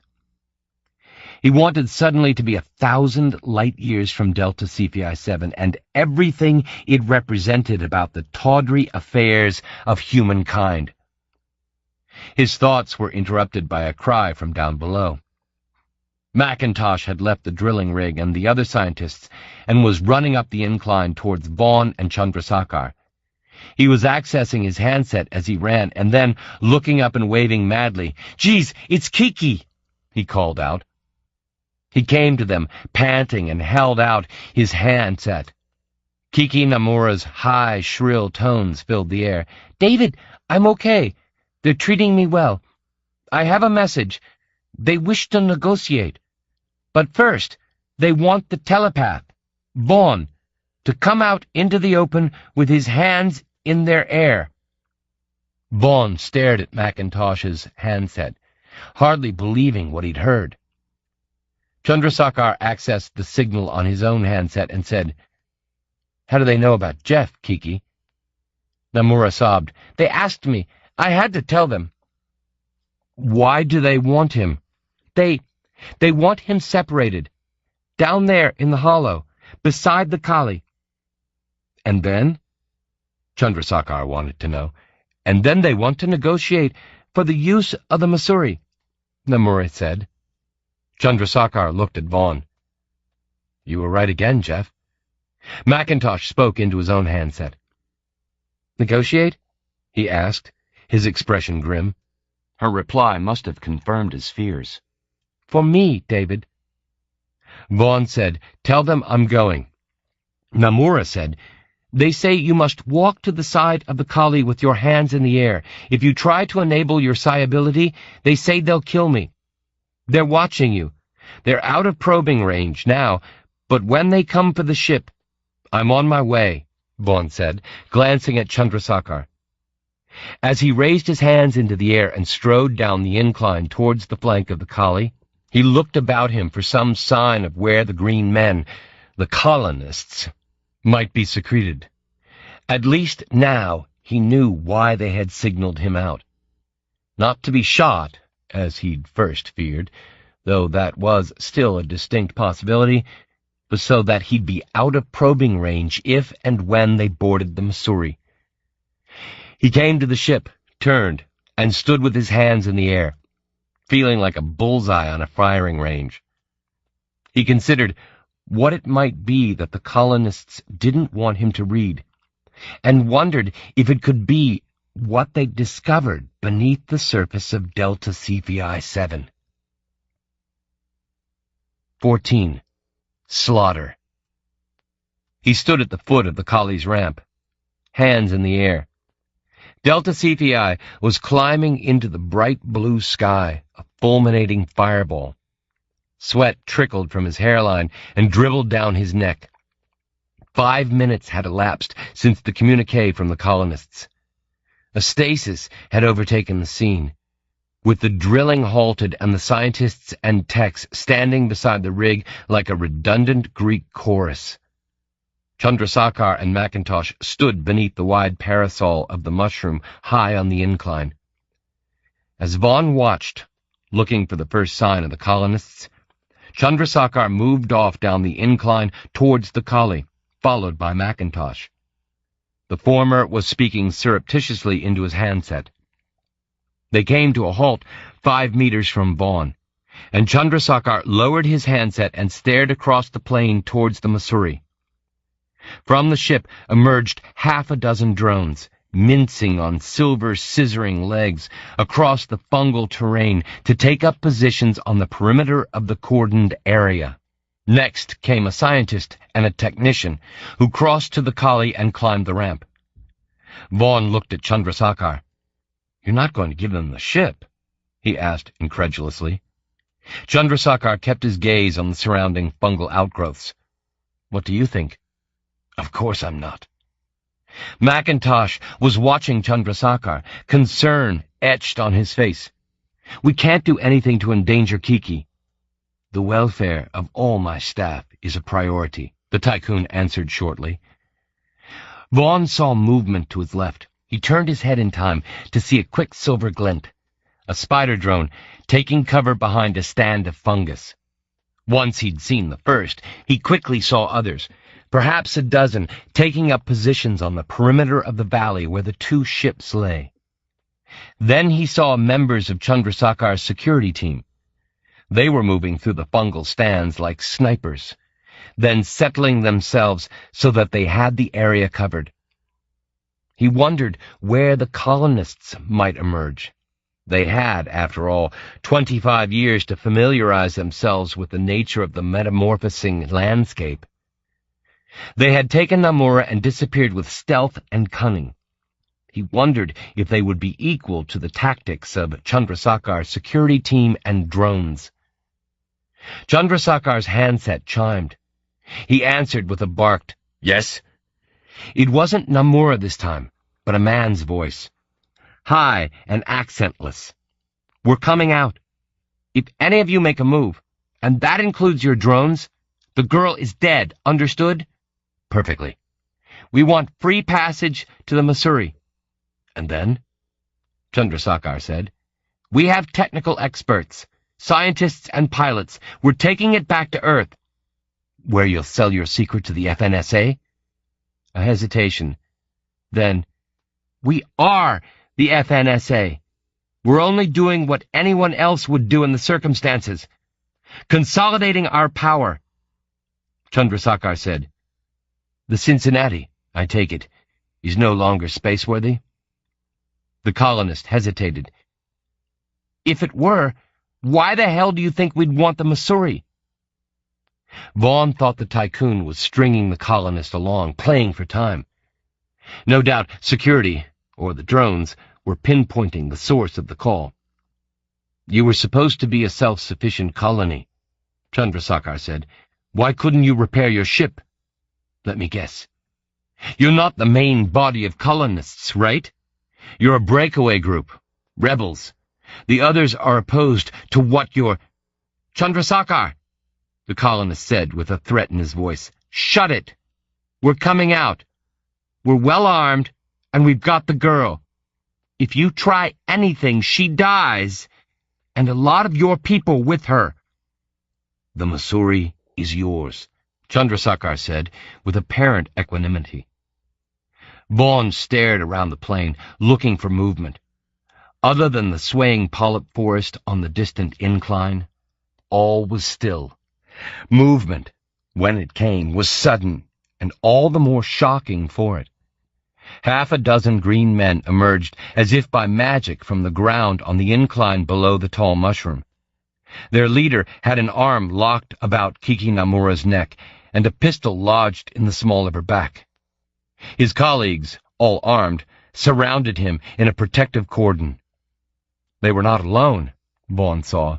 He made out perhaps a dozen others, singly and in pairs, as they emerged from slits and fissures in the fungal ground and hurried towards the Missouri. They were green, Vaughn realized now, by dint of the fact that they were covered from head to foot in a fine, verdant powder, which made them at once alien and inhuman. A ludicrous touch was the ragged garments some of them wore, tattered shirts, shorts, and vests. Others were naked. They moved quickly across the plain towards the Missouri, Namura stumbling along with them, wide-eyed with fright. Vaughn wanted to lower his handset, access his tele-ability, and read the secret in the minds of the colonists, but at the same time knew better than to move. He wondered what plan Chandrasekhar had concocted. He knew that the Tycoon would not let the colonists get away with the ship, but at the same time it would be difficult to disable the colonists and effect Namura's escape. He glanced at McIntosh. The Australian looked distraught. The first colonists were almost at the ramp of the Missouri when the firing began. Vaughn was unsure who started it. There was a movement from behind a stand of fungus to the right of the ship, and then a colonist fired. In the same instant, he saw a second colonist fall on the perimeter of the plane, sectioned by laser fire. Then the air was alight with crisscrossing laser beams and the whine of projectile missiles. He heard screams and curses and dived to the ground a second before a laser sheared over his head and dinned into the side of the collie. Prone, he looked up and witnessed a scene of chaos. The plain was strewn with body parts and smeared blood, and the few colonists left standing were not going down without a fight. Quicksilver spider drones, flashing lasers, came out of cover and advanced with mechanical indifference, losing legs and armor as they went, but advancing nevertheless, firing all the time and reducing the outlying colonists to so much ripped meat. In the melee, Vaughn saw Kiki Namura go down. Her captor took a laser shot in the head and made good his promise to take the biologist with him. To Vaughn's right, McIntosh let out a cry and broke into a run towards where Namura lay. Vaughn cried out and launched himself at the Australian. He tried to tackle him to the ground, but McIntosh dodged him and ran, straight into the path of a solid projectile. Vaughn looked away and gagged as a hot spray of ejected body fluid smacked him full in the chest. He hit the ground and stayed there. Then, after all the hellish noise, the zizz of lasers, the hiss of projectiles, the screams and cries of the dying and the wounded, a sudden, awful silence settled over the scene, and Vaughn lifted his head and stared. The stillness was what struck him first. The absolute unmoving tableau that seconds ago had been a seething pit. Even the drones, upright among the dead, had come to an unnatural halt, their duty done. Perhaps 24 bodies littered the plain, not one of them in one piece. Most were colonists, with 1 or 2 security personnel, along with McIntosh and Nomura. Vaughn picked himself up, surveyed the scene for a second, then limped across to where Nomura lay face down beside the colonist. He knelt, reached out and touched the side of her pretty face, her staring eyes no longer wide with fright. The colonist's projectile had opened a hole the size of his fist through her back, and in the confusion a stray laser bolt had drilled her forehead. He told himself that she would have died instantly. He was aware of movement all around as security personnel came out of hiding and moved among the dead. Then he saw Chandrasekhar fastidiously picking his way through the charnel debris towards him. He had a terrible presentiment then. The Tycoon was about to return the Necropath program and ask him to probe the minds of the dead colonists. Then he knew better. Chandrasekhar would want to keep that secret, if indeed he possessed it, to himself. The Tycoon looked about him, an expression of mild revulsion on his well-fed face. "We couldn't let them have the ship," he said quietly to Vaughn, as if seeking exculpation. Vaughn said nothing, but stood and looked around at the carnage. Chandrasekhar turned to his security personnel. "Get rid of the colonists. Gather our dead and place them in the ship. We'll arrange suitable ceremonies when the time is right." His men moved among the dead, acceding to his command. Vaughn gathered his thoughts and said, "You could have let them enter the ship. They might have kept their word and released Nomura." Chandrasekhar looked at him, almost as if he were beneath his contempt. "When you are in a position of power, I have learned from experience, you do your utmost to maximize that power and not allow your opponents the slightest opportunity of gaining the upper hand." Vaughn opened his mouth to argue that that ploy had cost an innocent woman her life, but restrained himself. He turned and walked towards the Kali. He saw, behind the elongated view screens that dotted the ship's flank, a gallery of shocked spectators. He wondered if Parveen Das was among them, and if she'd witnessed the slaughter. 15. A terrible coincidence. Parveen Das woke late, found the bed beside her empty, and vaguely recalled Rob getting up a couple of hours earlier. She'd had too many beers the night before, in the aftermath of Kiki Nomura's abduction, and her head pounded as she sat up. She moved to the bathroom, drank a lot of water, then showered and dressed. She couldn't face breakfast, but decided she could manage a coffee. She took the elevator plate to the observation lounge, considering Vaughn and his actions yesterday. She still couldn't decide whether his racing after Kiki had been brave or foolish. She'd scanned him after the event, and read that he didn't know either. She supposed it was just the impulsive, selfless action of someone who cared about other people. He had been armed, but even so, had Parveen been in his situation, she would have left well alone. She entered the lounge and saw a group of scientists and crew gathered before the view screen, staring aghast and exclaiming. She hurried across the room and eased her way through the press. Many of the scientists were turning away, retching, but all Parveen could do was stare out in shock. The scene between the starships was a battlefield strewn with lasered body parts.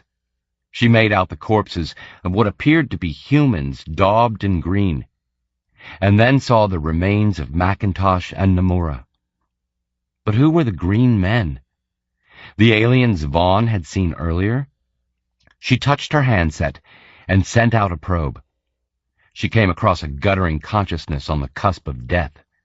The green men were not aliens, but FNSA settlers. She concentrated, at first reading only intense physical pain and the terrible awareness of approaching death. Beyond, deeper, she caught fleeting images, desires, The colonists had been attempting to board the Missouri, to get back to Earth to tell the FNSA about something they'd discovered underground. She concentrated, chasing the secret as the man died. She saw the image of what must have been an alien city, and then no more. She withdrew her probe and moved on. Another colonist lay near the Missouri, at the very limit of her range. She scanned, but this one was even further gone than the first. She read dwindling memories of vast underground caverns, of a rebel contingent fighting other colonists in brief skirmishes. The man died, and she moved around the plane, searching in vain. She probed a couple of security personnel within her range, getting through their partial mind shields, but reading nothing of significance.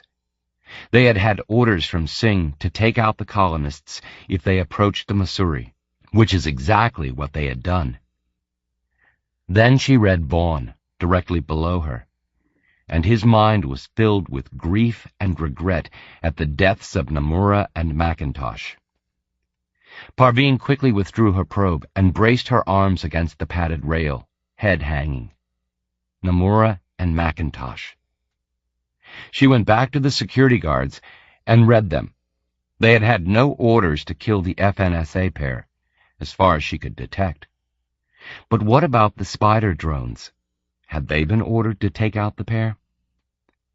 The question she wanted answering, the question she knew she must ask, was whether Rob had known that they had been spies. As she pushed herself from the rail and hurried from the lounge, she knew the answer. It could not be a coincidence that the FNSA plants had died in the firefight.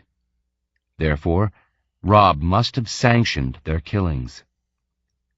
Sickened, she took the elevator and dropped to the exit ramp. Rob was striding into the ship, a gray pallor suffusing his mocha complexion. "Rob, we have to—" "Not now, Parveen."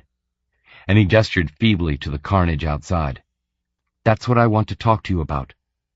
He stopped, staring at her, then nodded briefly. "Very well. Let's go too." And he gestured to the elevator plate.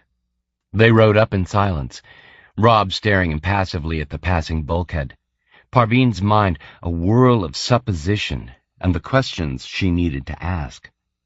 They stepped from the plate, and she followed him to his suite. He hurried over to the bar and poured himself a stiff brandy. He gestured with the bottle, inviting her. She shook her head. "You didn't tell me, Rob." He looked genuinely confused. "Tell you what?" He stood with his back to the bar. He appeared to be shocked at what had taken place. She gestured. "The colonists." She'd start there and work around to Namura and McIntosh. "You said nothing about the fact that an FNSA colony ship had landed here. Parveen," she went on, "I would have thought you might have trusted me that much. Parveen, there's a time and place for everything. And this is it. I want to know—" "I mean," he said patiently, "that there's a time and place that would be safe to tell you about the colonists, and I judged that it wasn't on Earth or aboard the Kali." "Then where?" she asked incredulously. "I was going to tell you when we'd left most of the scientists here and gone underground." She blinked. "You don't trust your own—" She stopped. He'd known about Namura and McIntosh then. Something turned cold in her gut. "In my position, Parveen, it pays to be cautious. But rest assured, I would have told just as soon as I judged it wise to do so." She hardly heard his reassurances. "You knew about Namura and McIntosh, didn't you?" It was Rob's turn to look surprised. "Meaning?" "You knew," she said, "that they were FNSA plants." He hardly missed a beat. "How did you know about them?" She could hardly admit that she'd read them earlier. She gestured outside. "When McIntosh lay dying, I read it in his mind. He was a plant, though an unwilling one. He was coerced into turning traitor. But you probably know all about that." She stopped, staring at him, then said, "You had them killed, didn't you, Rob?" He held her gaze, considering his words before replying. "Would you believe me if I said that, honestly, I didn't give the order that led to their deaths? I'm as shocked as you, and everyone else, at what happened. It was an accident, a coincidence." She opened her mouth, but no words came. She wanted to believe him.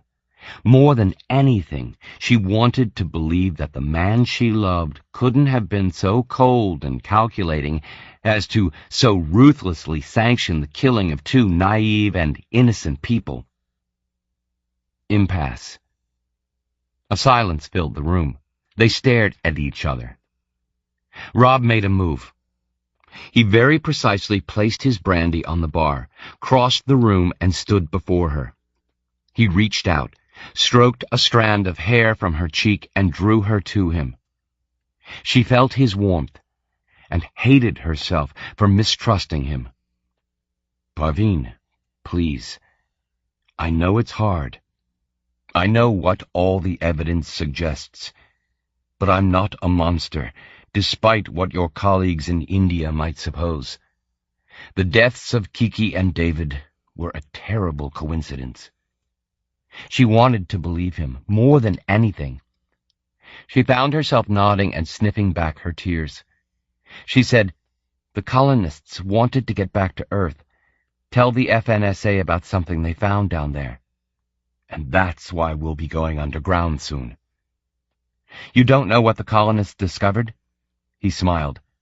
"Honestly, I don't know." She held him. "Rob." She looked up, pulled away. "If you'd let me in. Let me read you, just for a second." He dashed her hopes. "Parveen, I promise that soon, very soon, I'll do that, okay? Very soon I'll let you share everything I know." She could have gone on, argued, and told him that if he loved her, truly, then he should have nothing to hide. But she desisted. She took what small comfort she could from his promise, and nodded. Rob said, "Good. Now how about a drink?" She shook her head. No. I need a little time alone to think things through, okay?" He squeezed her hand. "I understand, Parveen," he said, and let her go. She left the suite and took the elevator down to the observation lounge. 16. Developments.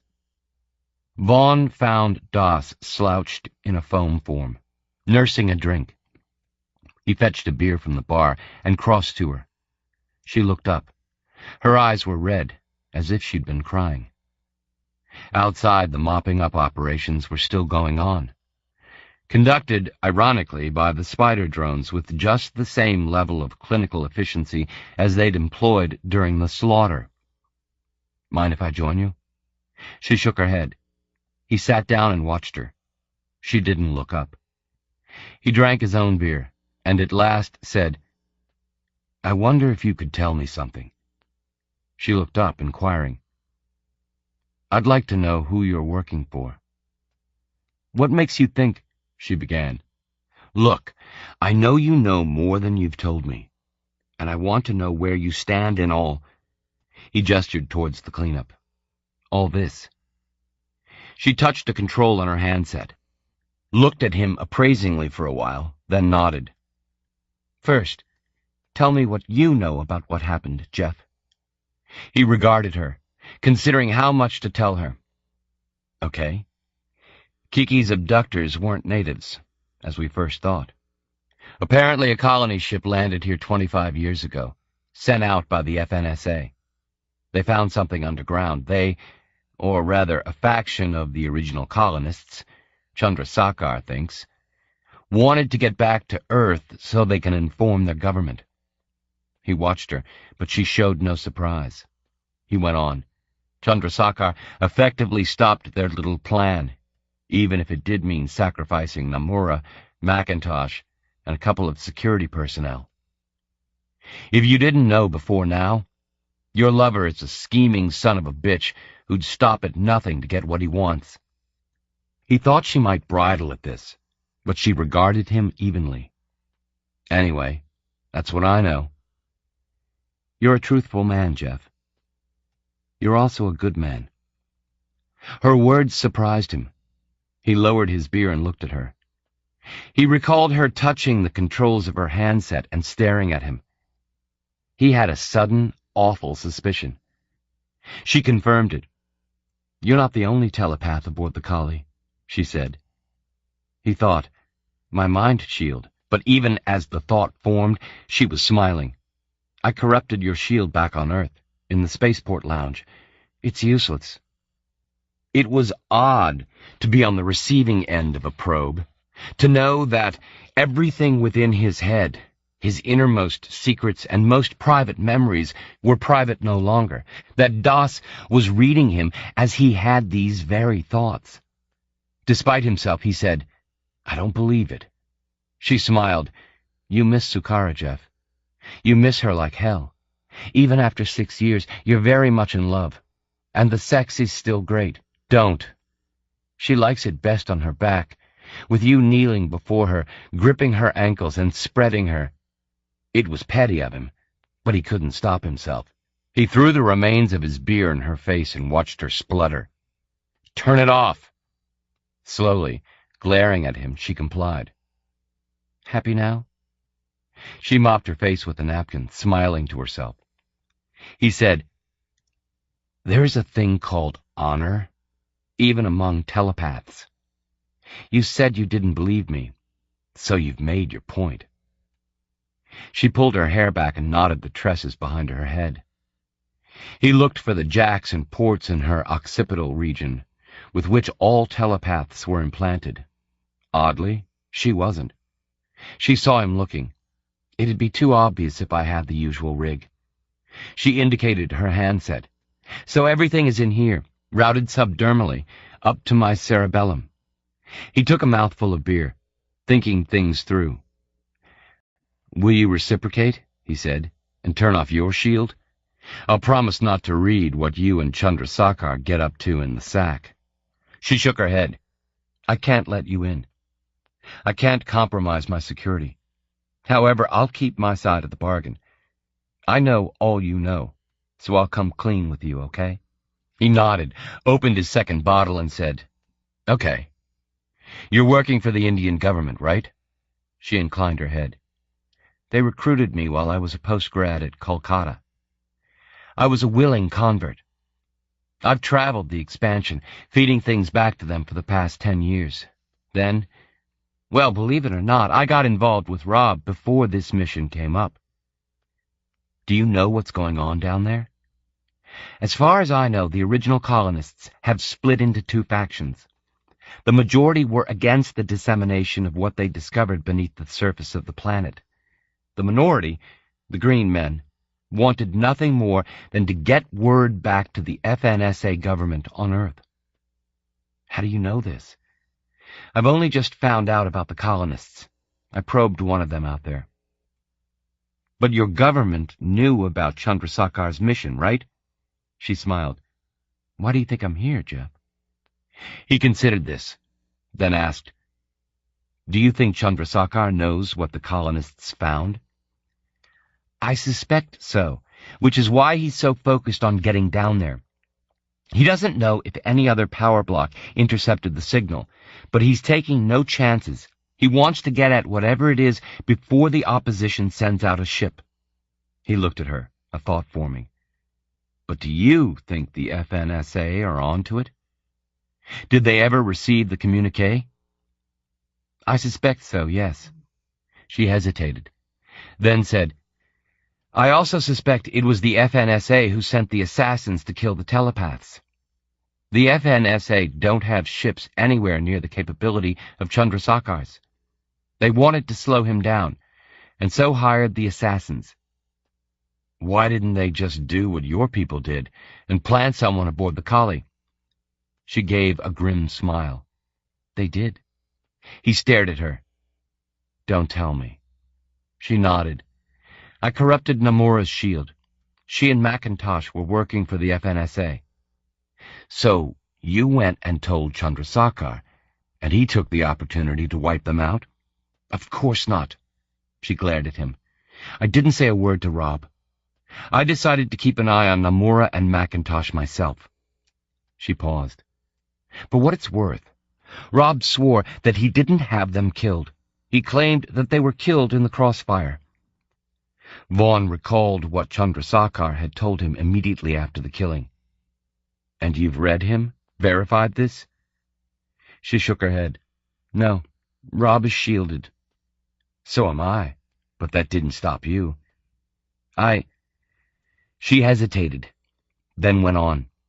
I've held off trying to probe him. He watched her, wondering at her reluctance to read the tycoon. He tried to keep the sarcasm from his tone as he asked, So, he told you he had nothing to do with the death of the 2 enemy agents down there, and you believe him? She looked genuinely pained, as if battling with conflicting desires. Jeff, I want to believe him. I can't accept that he's the kind of person who'd... He interrupted.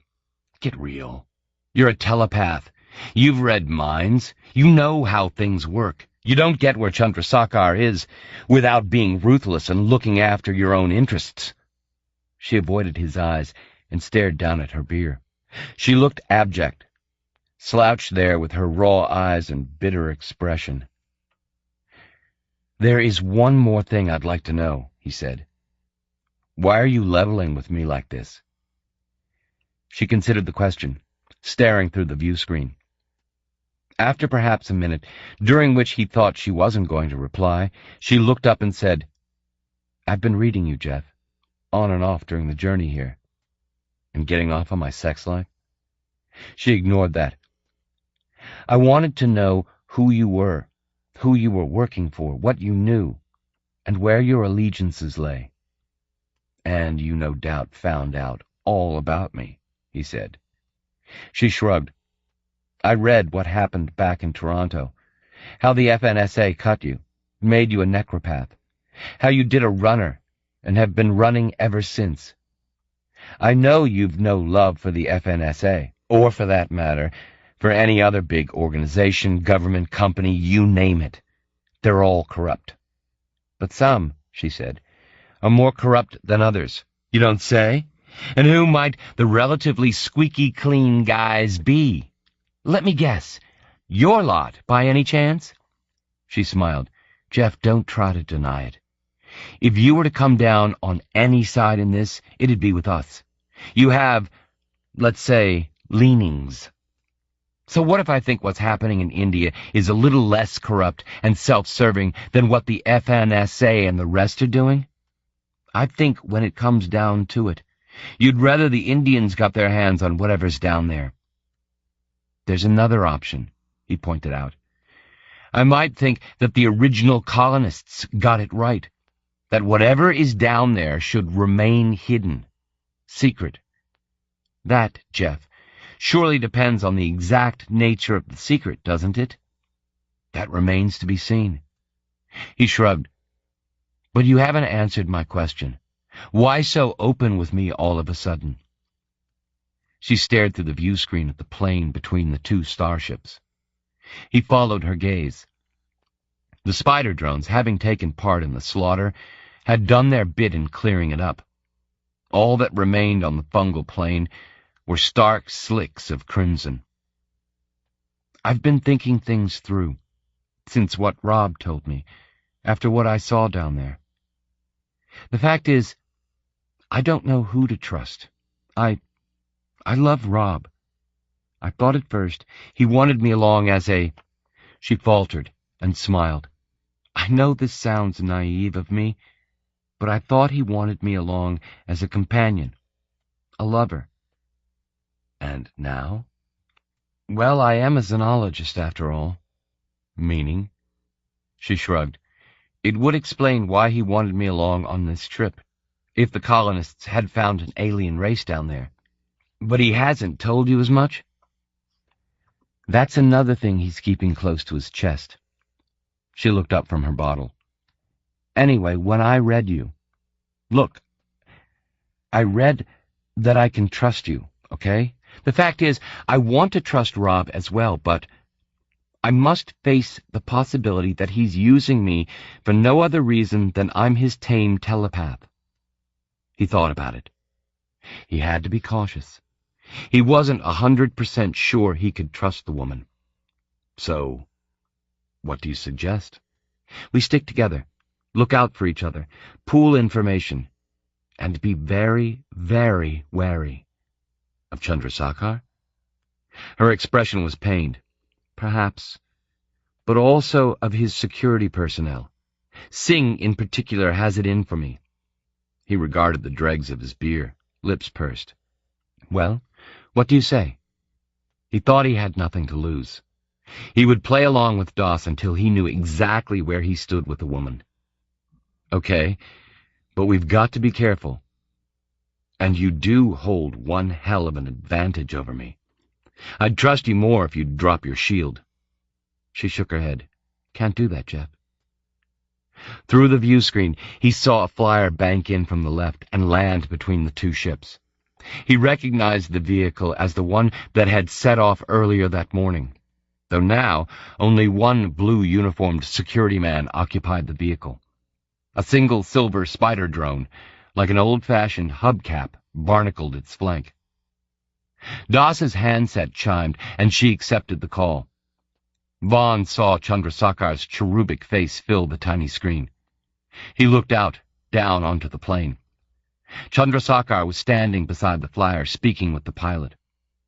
Parveen, Chandrasekhar said, there have been developments.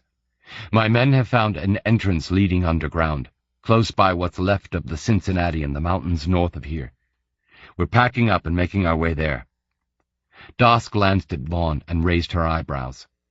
Chandrasekhar continued, Will you find Vaughn and tell him to gather his belongings? We'll be heading north in an hour. Vaughn finished his beer, curious about why the tycoon might want him along. Doss cut the connection and looked across at him.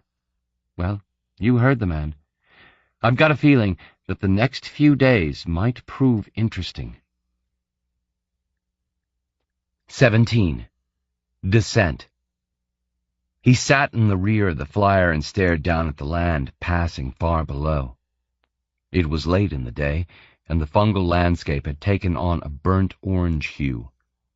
As he watched, vast sections of land moved slowly, hunched itself, or sprouted new shoots and tendrils.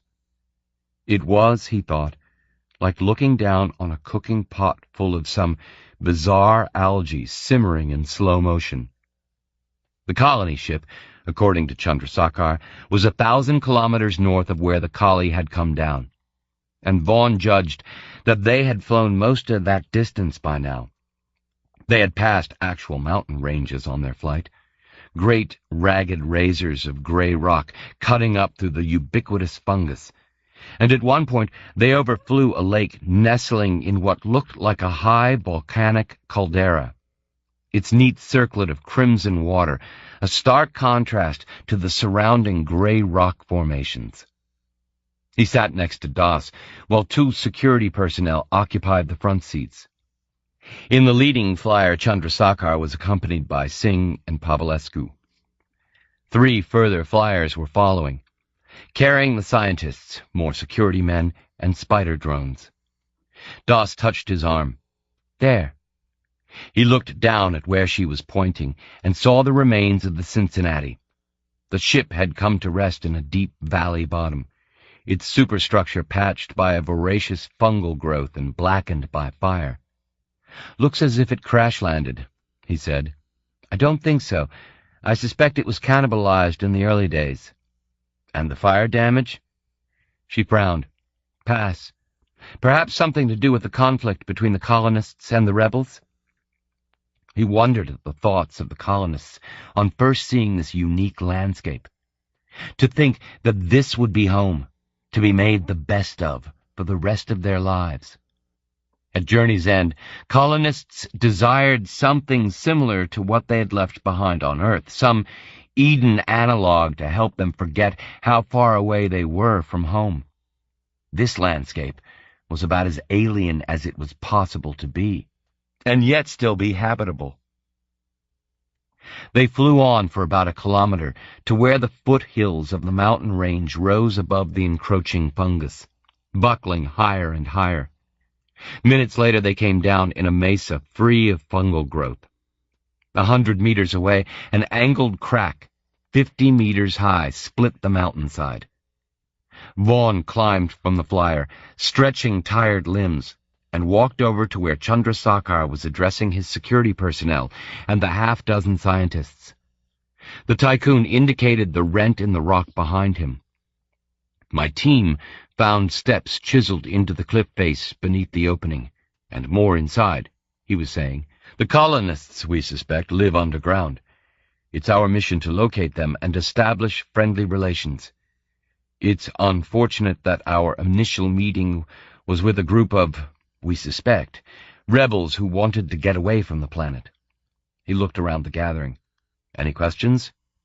A scientist asked, if the FNSA has settled Delta Cephei 7, then where does the Chandrasekhar organization stand in the scheme of things?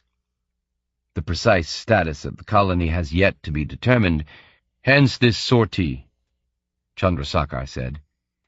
It might be that the colonists wish for independence, in which case we might find ourselves with room for negotiations. The meeting broke up, and Chandrasekhar crossed to Vaughn. A word about why I wanted you to accompany us, Jeff. Vaughn said, as I recall, the agreement was that I'd read the engineer. The Indian smiled and gestured with a placatory hand. Rest assured that hers is the last dead mind I'll ask you to probe. But live minds is another question. You will be invaluable in locating the colonists down there, Jeff. It's a big place, and the old needle in a haystack metaphor applies here. I'll ensure that your work is amply rewarded when we return to Earth. Vaughn nodded, playing along with the tycoon. He suspected that Chandrasekhar wanted him along so that he could keep an eye on him. He had one other telepath on his team, after all. Unless, of course, Chandrasekhar didn't trust Das. And Das? Vaughn asked. Chandrasekhar looked at him. What about her? She's a xenologist. What's her role in all of this? The tycoon gestured to the world at large. This is an alien planet, Jeff. I need someone with us, with her expertise on the off chance we happen across a sentient extraterrestrial species. He glanced up at Vaughn, as if wondering whether he'd buy it. Vaughn nodded. Do you think that likely? In my experience, Jeff, it's wise to be ready for all eventualities, however unlikely. The tycoon crossed to where the scientists were unloading their packs from the flyers. Vaughn found a rock and sat down. He would call Sukara and tell her about the starship, and that soon they would be venturing underground. He would omit mention of the slaughter and the sickening political intrigue. He tapped in the code and anticipated seeing Sukara. He felt a tightness in his chest at the thought of Lee and how her treatment might be progressing. He judged the time on Bengal station would be around 8 in the evening, but Sukara failed to answer his call. He told himself not to worry. He'd try again later, when they were underground. The rock would provide no barrier to the void space communication program. Despite himself, he worried. He looked up and saw Das watching him. An expression of pity on her face. Ignoring her, he crossed to the flyers and collected his backpack containing food and water rations. Chandrasekhar and Singh set off up the hillside, followed by a dozen security personnel and the 6 scientists. Das and Vaughn brought up the rear. A dozen prancing spider drones, their footpads rattling on the stone, went fore and aft. It was a short climb to the cliff base, and then a longer one up the twisting flight of 100 or so steps to the opening. 5 minutes later, they stepped under an overarching cowl of gray rock, moving from the full glare of the sun to a disconcerting half-light. Vaughn blinked. It was 10 seconds before his vision adjusted, and he made out the enclosing walls. The opening widened out, becoming a high cave, which narrowed again into blackness. They were equipped with flashlights, which illuminated a narrow pathway leading, at the back of the cave, to a square opening, cut with geometric precision.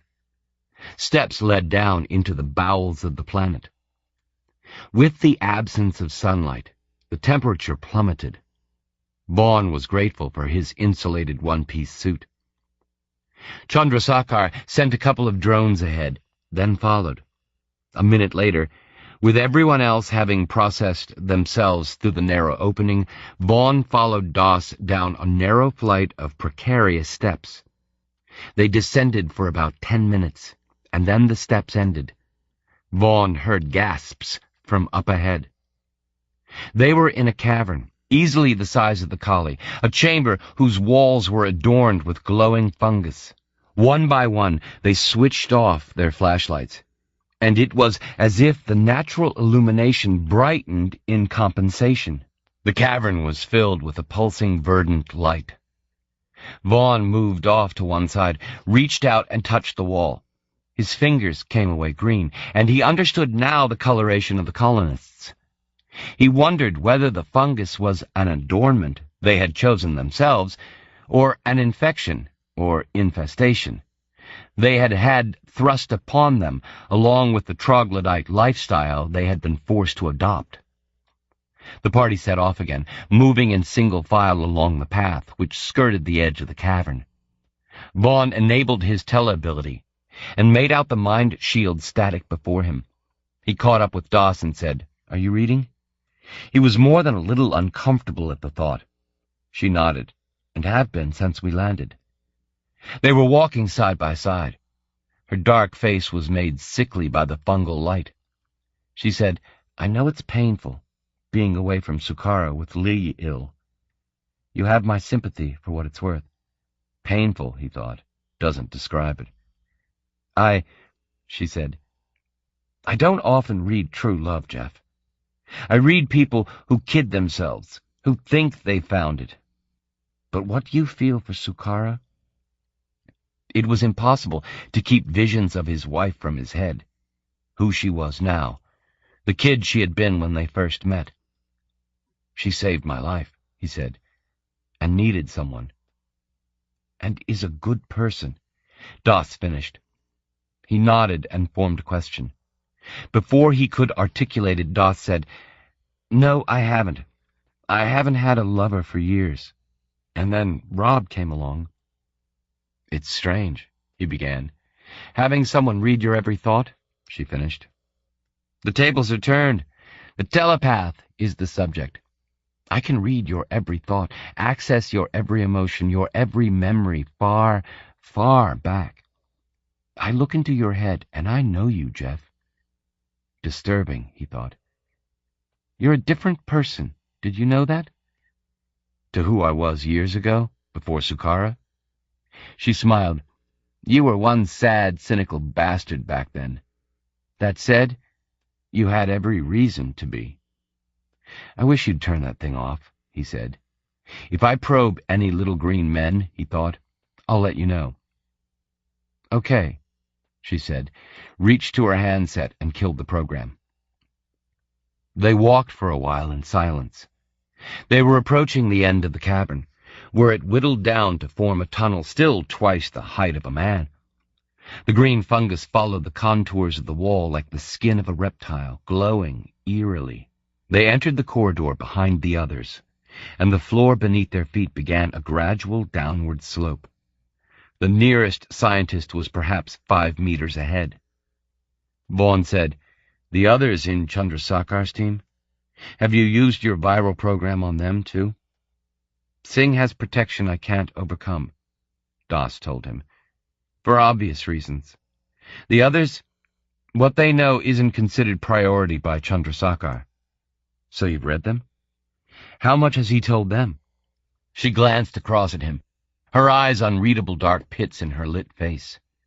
"None of them know that the colonists have discovered something. I suspect he's let Singh in on it. He and Singh are like this."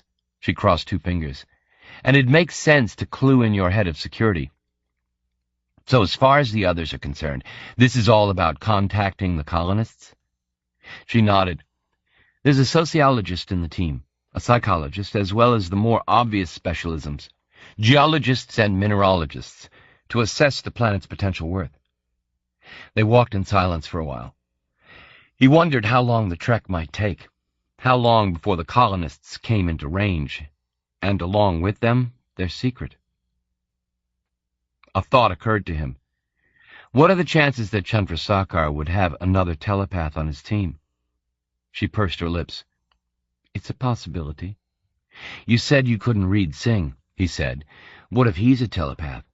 She shook her head. My people checked his history. He's a security expert and nothing more. She grunted a humorless laugh. If there was the slightest chance of his being Chandrasekhar's pet telepath, Jeff, you don't think I'd have come clean with you, do you? Of course not, he said. Unless, he thought, she and Singh were both Indian spies.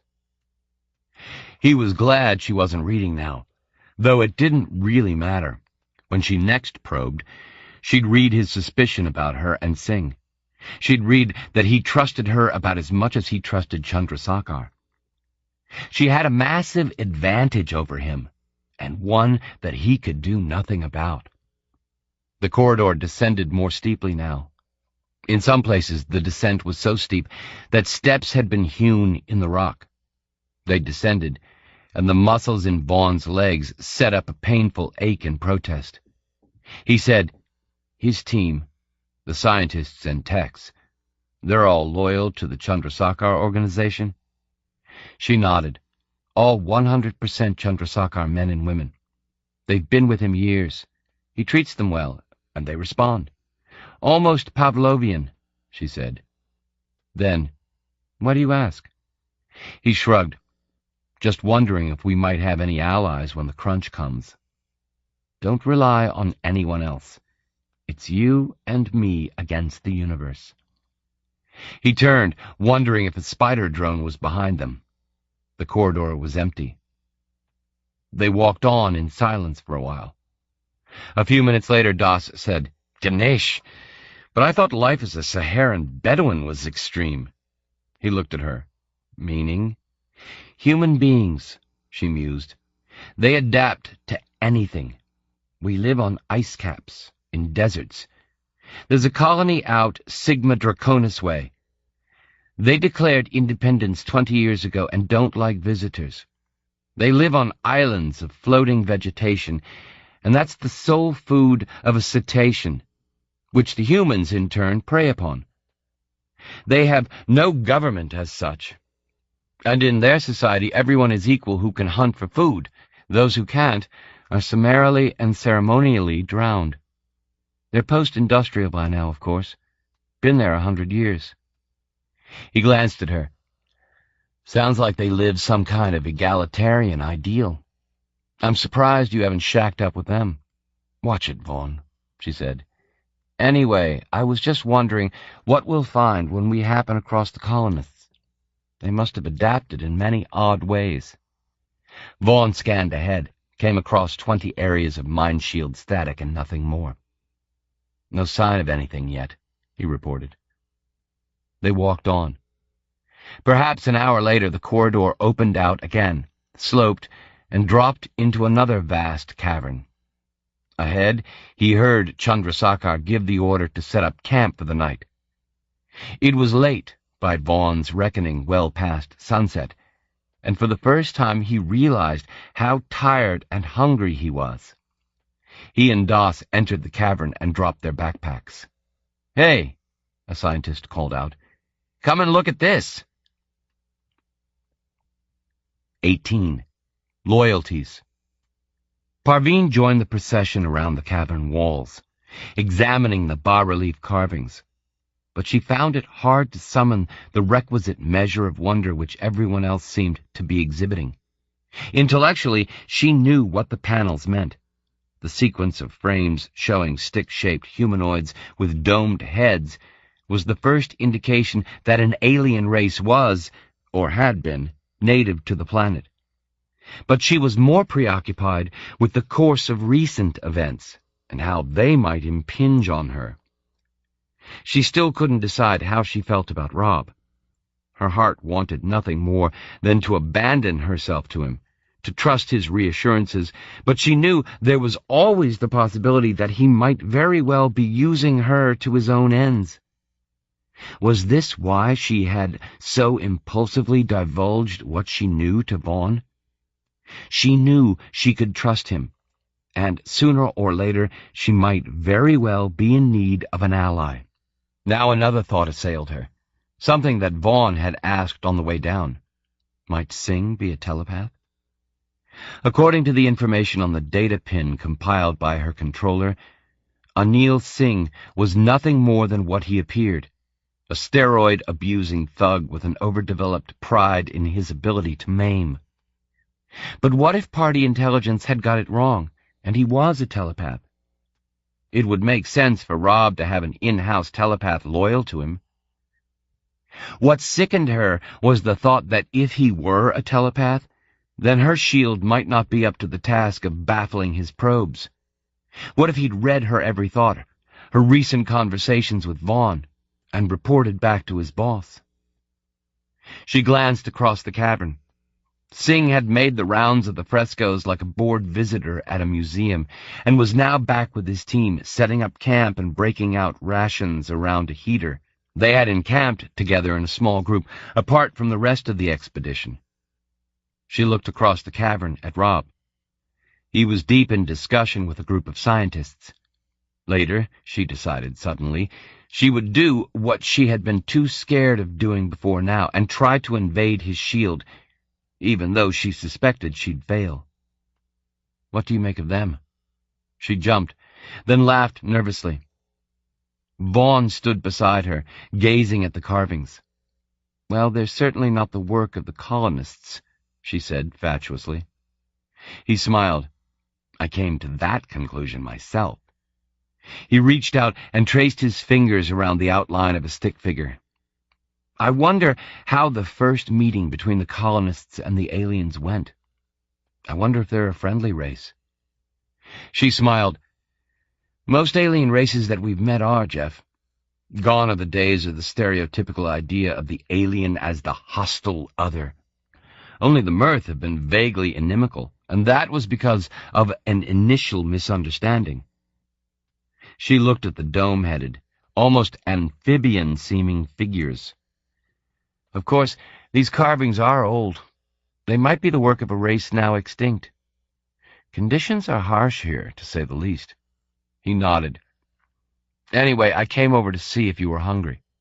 He gestured to where the main group had deposited backpacks and bedrolls. He'd set up a heater and broken out the self-heating food trays. Famished. What's on the menu? They crossed to the camp and sat down, Vaughn handing her a tray. Dal bhat or lamb masala? He shook his head. The Chandrasekhar organization spares no expense. They snapped the seals on the trays and ate the dal. She hoped the conversation wouldn't come round to the topic of security again.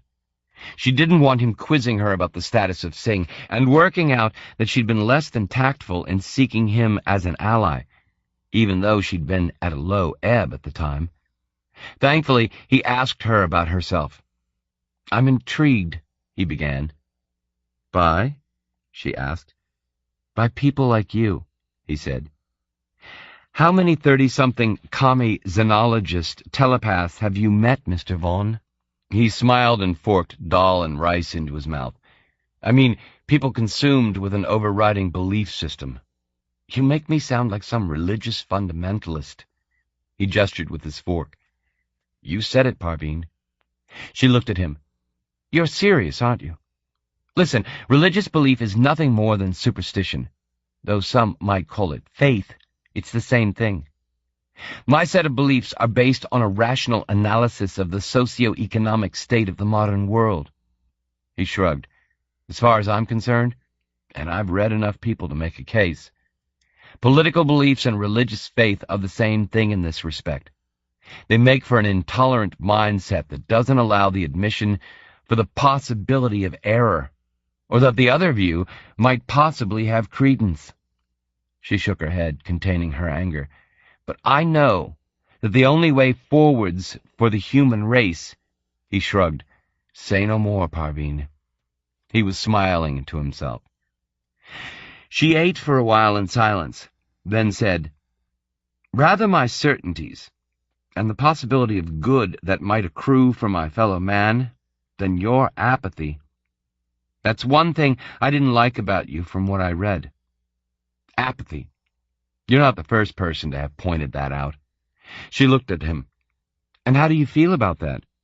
I couldn't give a damn one way or the other what other people think about me, he said.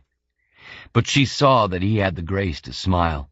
Your anti-intellectual stance is as self-centered and insular as the intolerance you deplore in those with definite beliefs. He cocked an eye at her. You think so? That's interesting. But you see, I've read so many minds that I think I've learned something about my fellow man. And that is, they all think they're right on some deep, fundamental level, no matter how wrong they might be.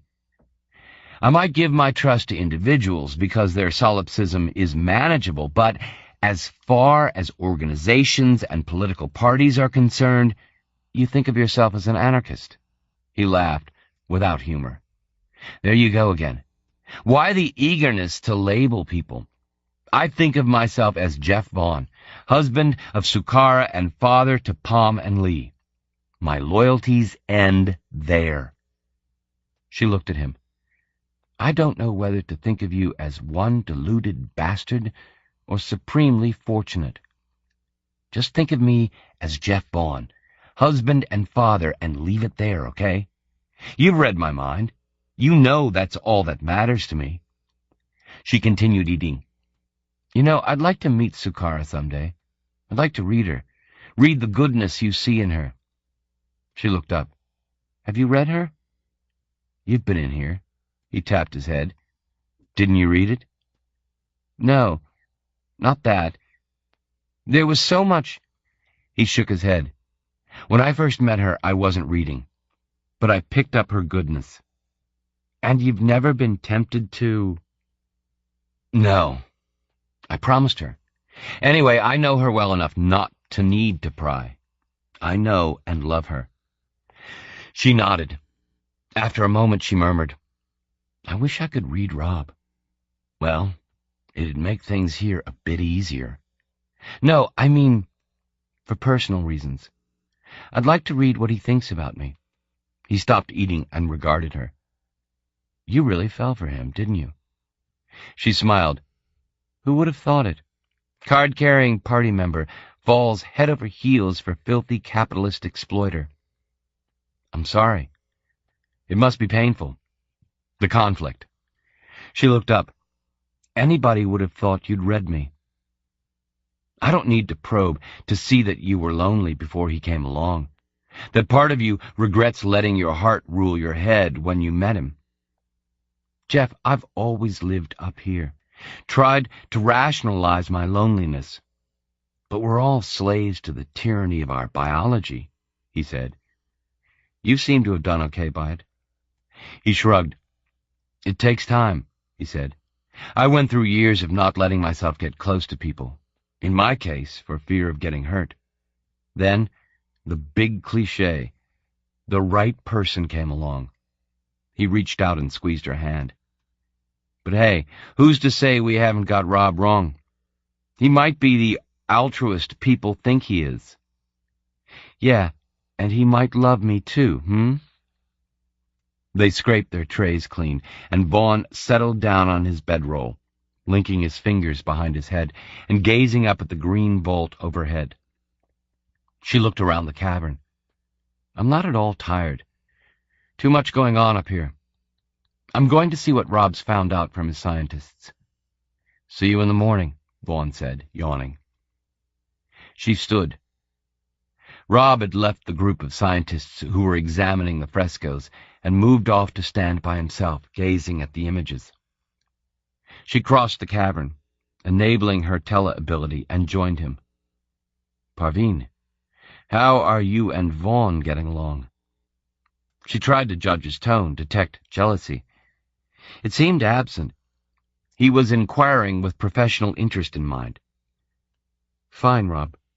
He's just glad to have got reading the engineer out of the way. We can trust him? She smiled at the royal we. He has no political loyalties, no axes to grind. He smiled and returned to the inspection of the frescoes.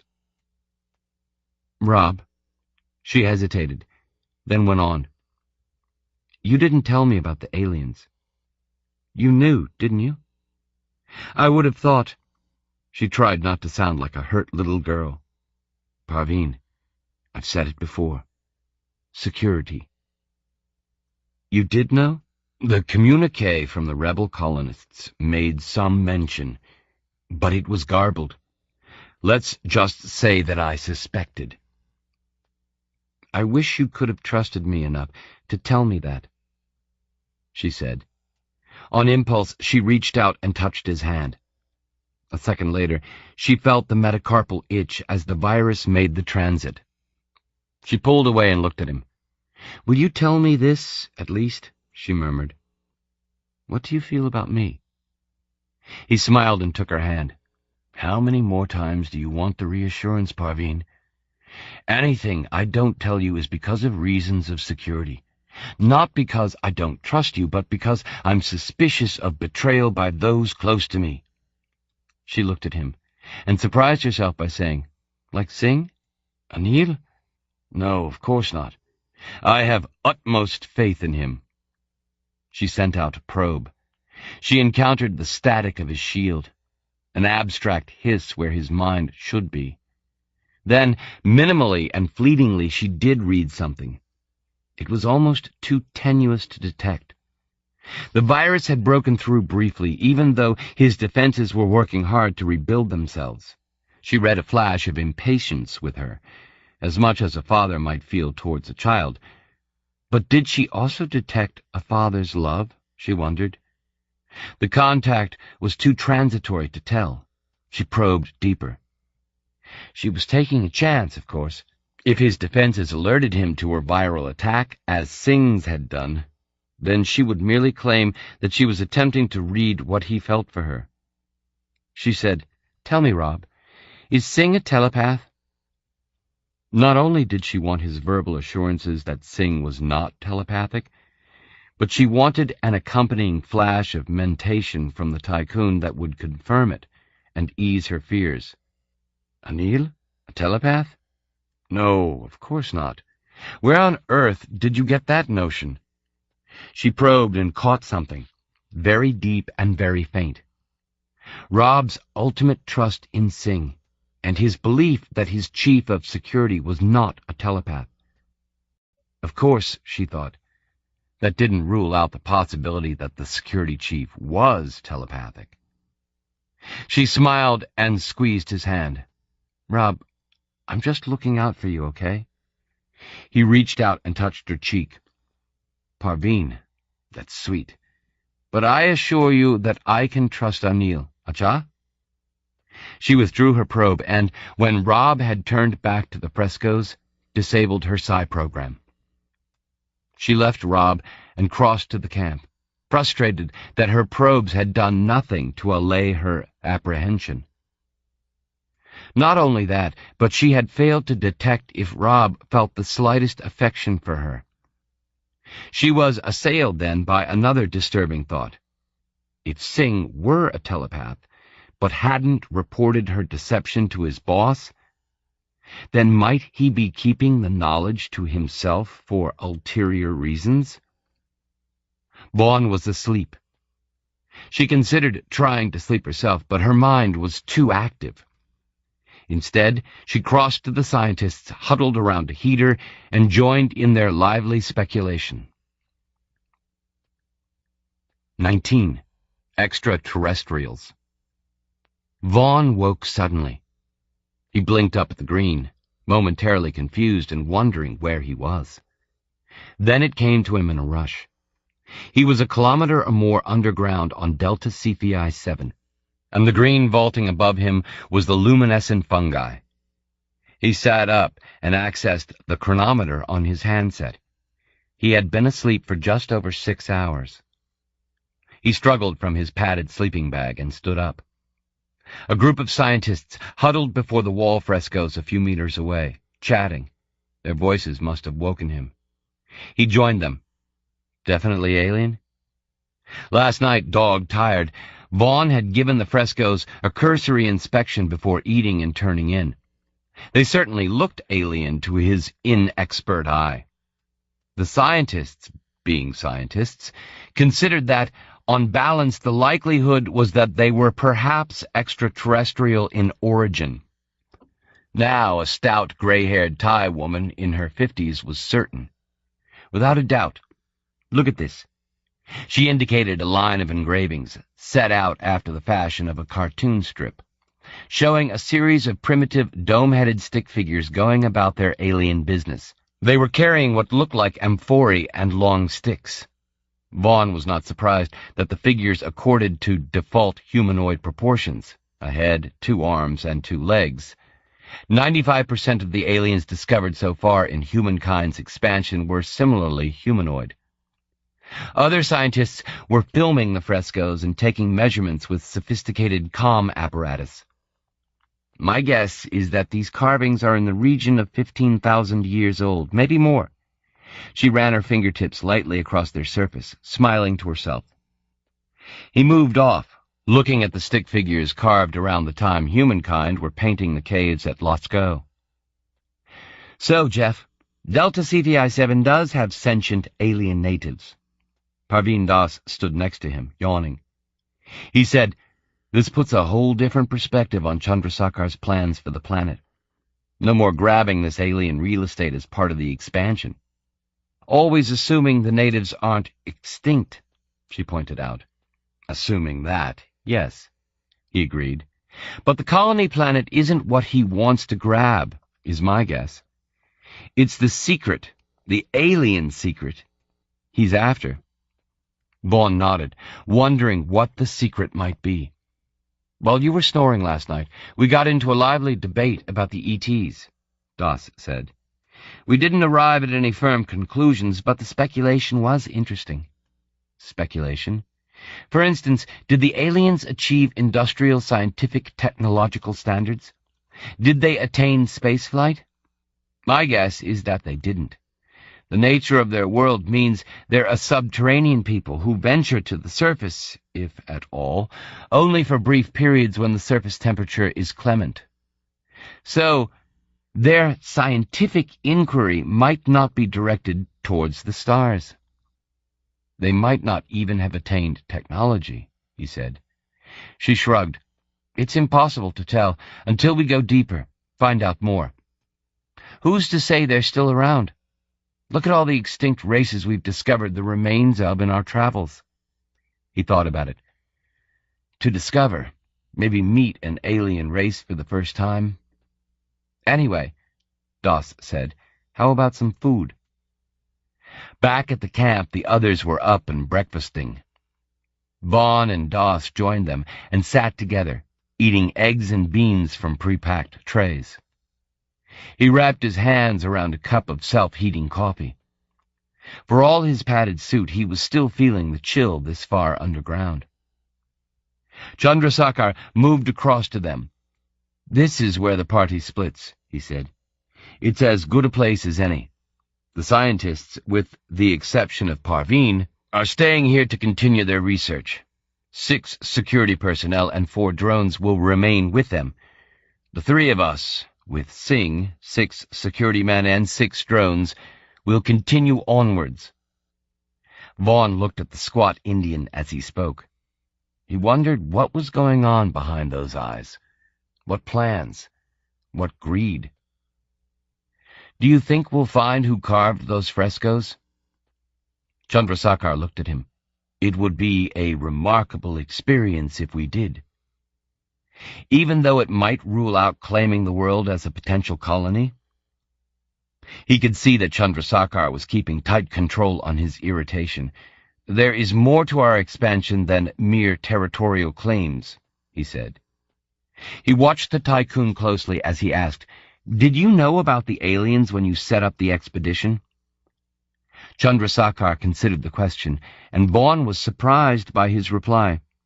"I'll be candid with you, Jeff. The communique we intercepted did mention them. Did the colonists say if they were still around? Chandrasekhar shook his head. They didn't.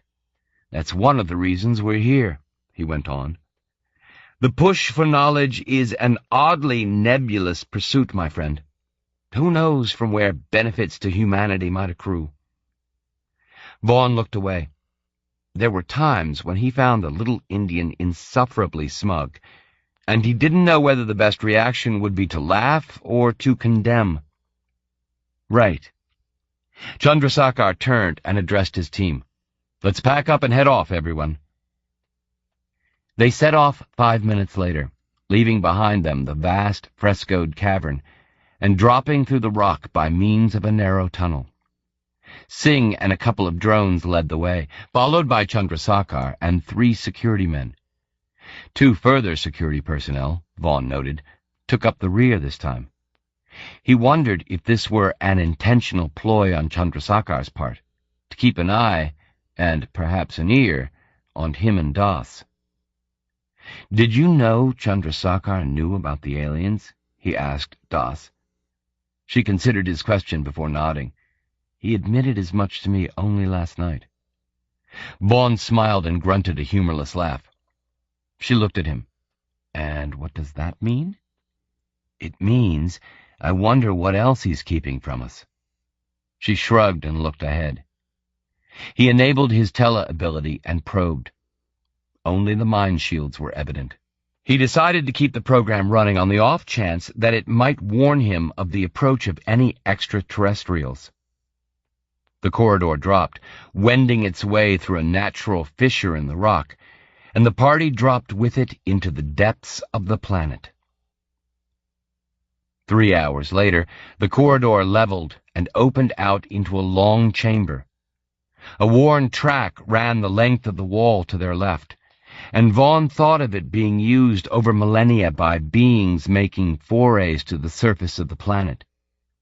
Up ahead, one of the guards said, "What the hell?" He was 100 meters ahead and kneeling beside a natural gully in the rock that crossed the cavern floor and veered to run parallel with the track. The gully was about 3 meters wide and brimming with a crimson, viscous substance which flowed in a rapid, muscular torrent. In the distance, Vaughn watched as the guard dipped the tip of his laser into the stream. It came away dripping slow liquid globules. It was then, shocking in its unexpectedness, that Vaughn felt the first odd stirrings of something other than the mind shields in his head. He looked at Doss, touching his temple. "I'm getting something." She stabbed her handset. He probed, and he knew that the aliens of this planet were not extinct. He made out, perhaps 100 meters ahead, a dozen slithery signatures of minds not human. Their thoughts were unreadable, their emotions and memories mere abstractions. "Rob!" Doss yelled. "Aliens!" The security personnel dashed ahead, followed by the drones. The 2 following guards eased past them and gave chase. Vaughn and Doss followed along the path towards a narrow fissure in the rock. The aliens, by his reckoning, were beyond the fissure and moving rapidly away.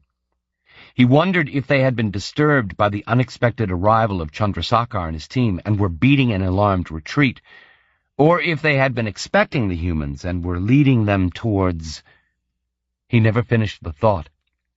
He and Doss were bringing up the rear of the group, separated by about 20 meters, when he sensed an alien mind signature in his head and glimpsed sudden movement to his right. 2 sleek green figures, moving fast, leapt from the crimson river, grabbed him, and pulled him into the fluid before he could resist. He heard Doss scream briefly as she, too, hit the river. He expected the shock of water and received, instead, another surprise. The warm, cloying sensation gripped him and dragged him beneath the surface and along at an alarming rate. Later, he wondered how he was able to breathe. He must have been submerged for minutes, and yet never once felt the panic of suffocation. It was as if his mouth and nose were covered by a permeable membrane which allowed the passage of air. He felt what might have been hands on his body, pushing him here and there, as if steering him at speed downstream. All was darkness. The only sensation was the odd invasive pressure of the rubber-like medium that had captured him as he tumbled head over heel. He tried to cry out, but either his mouth failed to make the sound, or any sound he did make was muted by the fluid. He wondered if Doss were reading his frantic mind, and hoped that wherever the aliens might be taking him, they would be taking her, too. He sent out a probe, but found nothing. He attempted to locate the alien minds. The bizarre thing was that, despite the fact that he could still feel the occasional proddings from his alien abductors, he was unable to make out their abstract signatures. It was as if the viscous medium of the fluid were acting as a barrier which would explain how the aliens had been able to come alongside him and Doss in the stream and leap out unnoticed until the very last second. And this made him think that their abduction, however fantastical this notion might be, had been intentional. It was hard to judge the passage of time. Long minutes seemed to elapse, though it might have been seconds or even an hour. He was locked into a tumbling darkness, with only the warm envelopment of the fluid and the infrequent prods of the aliens to stimulate his senses. He entered into a kind of audio-visual deprivation. Deaf and blind, he had only his tactile sense with which to order his impressions of what might be happening. At times, he seemed to be tumbling, limbs flailing, while at others, he was drilling through the fluid like a torpedo. Then, with a sudden change in routine that came as a shock, he was falling. A moment later, he fetched up painfully against what he assumed was a wall of rock. The fluid drained from around him, and he heard a grunt and felt Doss's limbs fall across his body seconds later. He struggled upright, extricating himself from the Indian, and looked around. They were in a natural sinkhole, with a circular opening at his feet, through which the fluid had presumably drained. He looked up and made out a circle of green light high above. The walls of the natural prison extended 2 meters above his head, as effective as any purpose-built oubliette. He touched his shoulder, realizing that at some point he'd parted company with his backpack. Doss climbed to her feet, panting. She looked at him. "What?" "My pack. It's gone."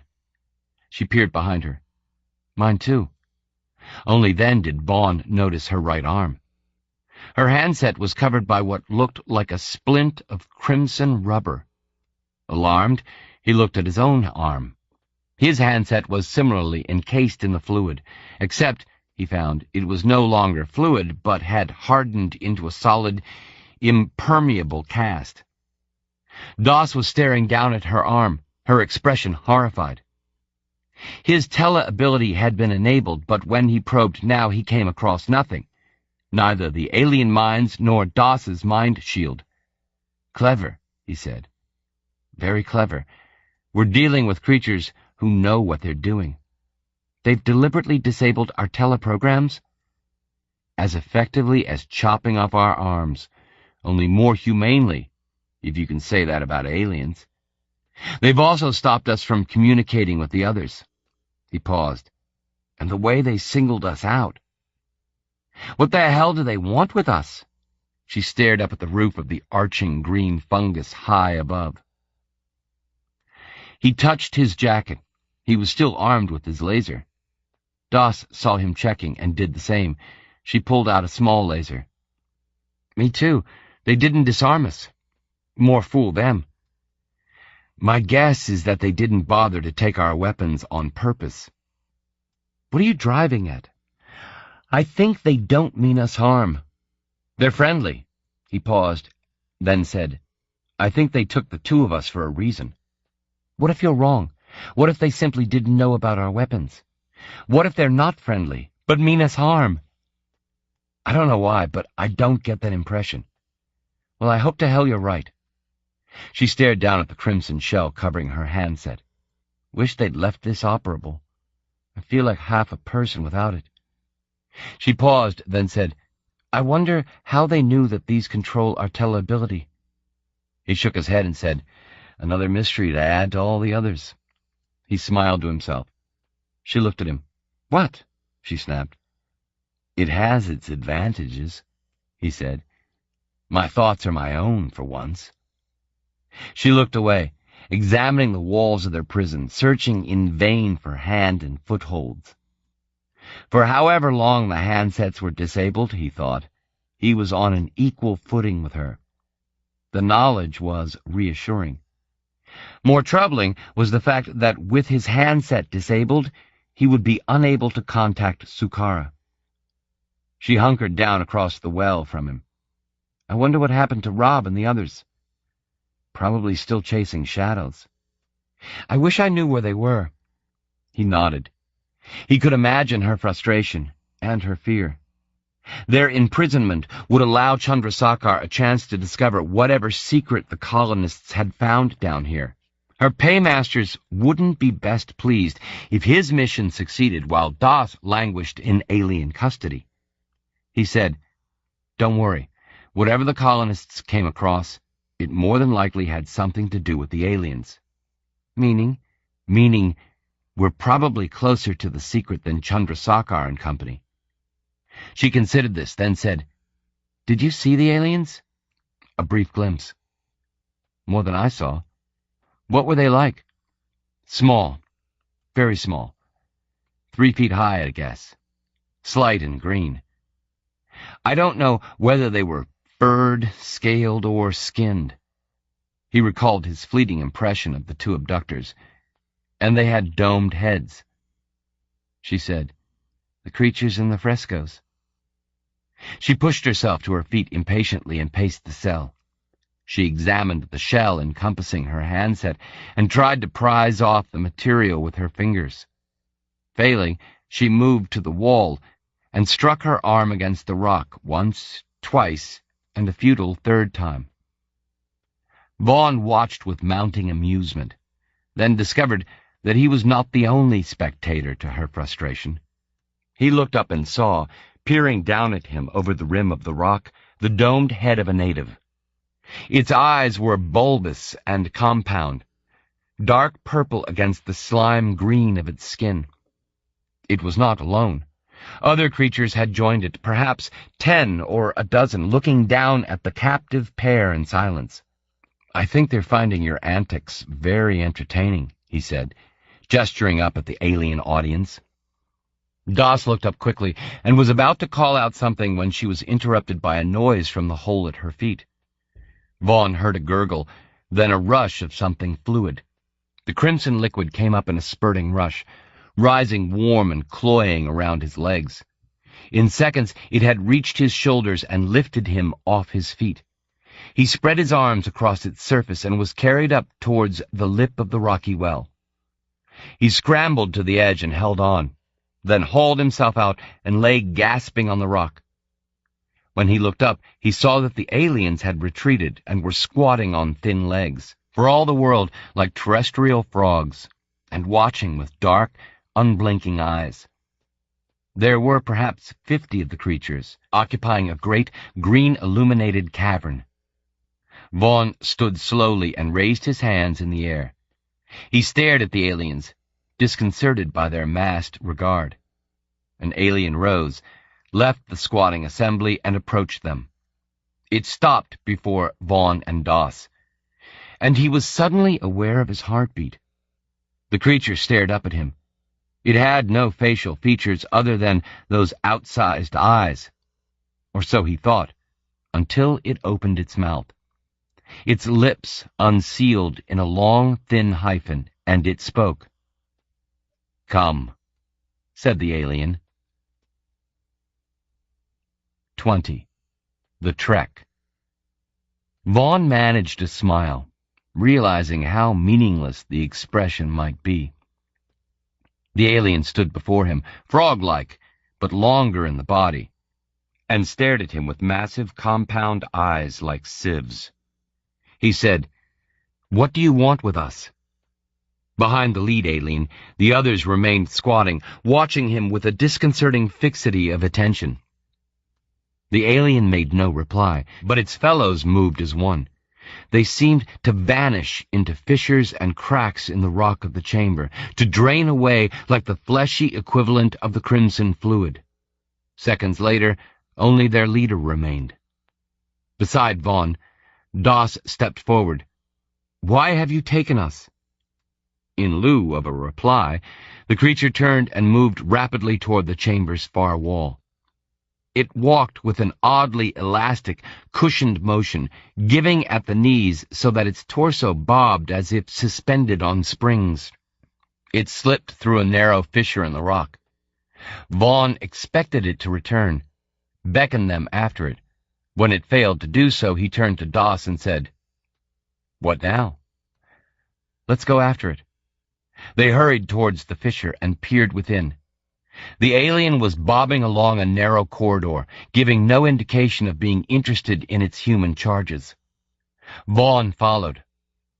"Did you hear it back there?" he asked Doss. "Or am I going mad?"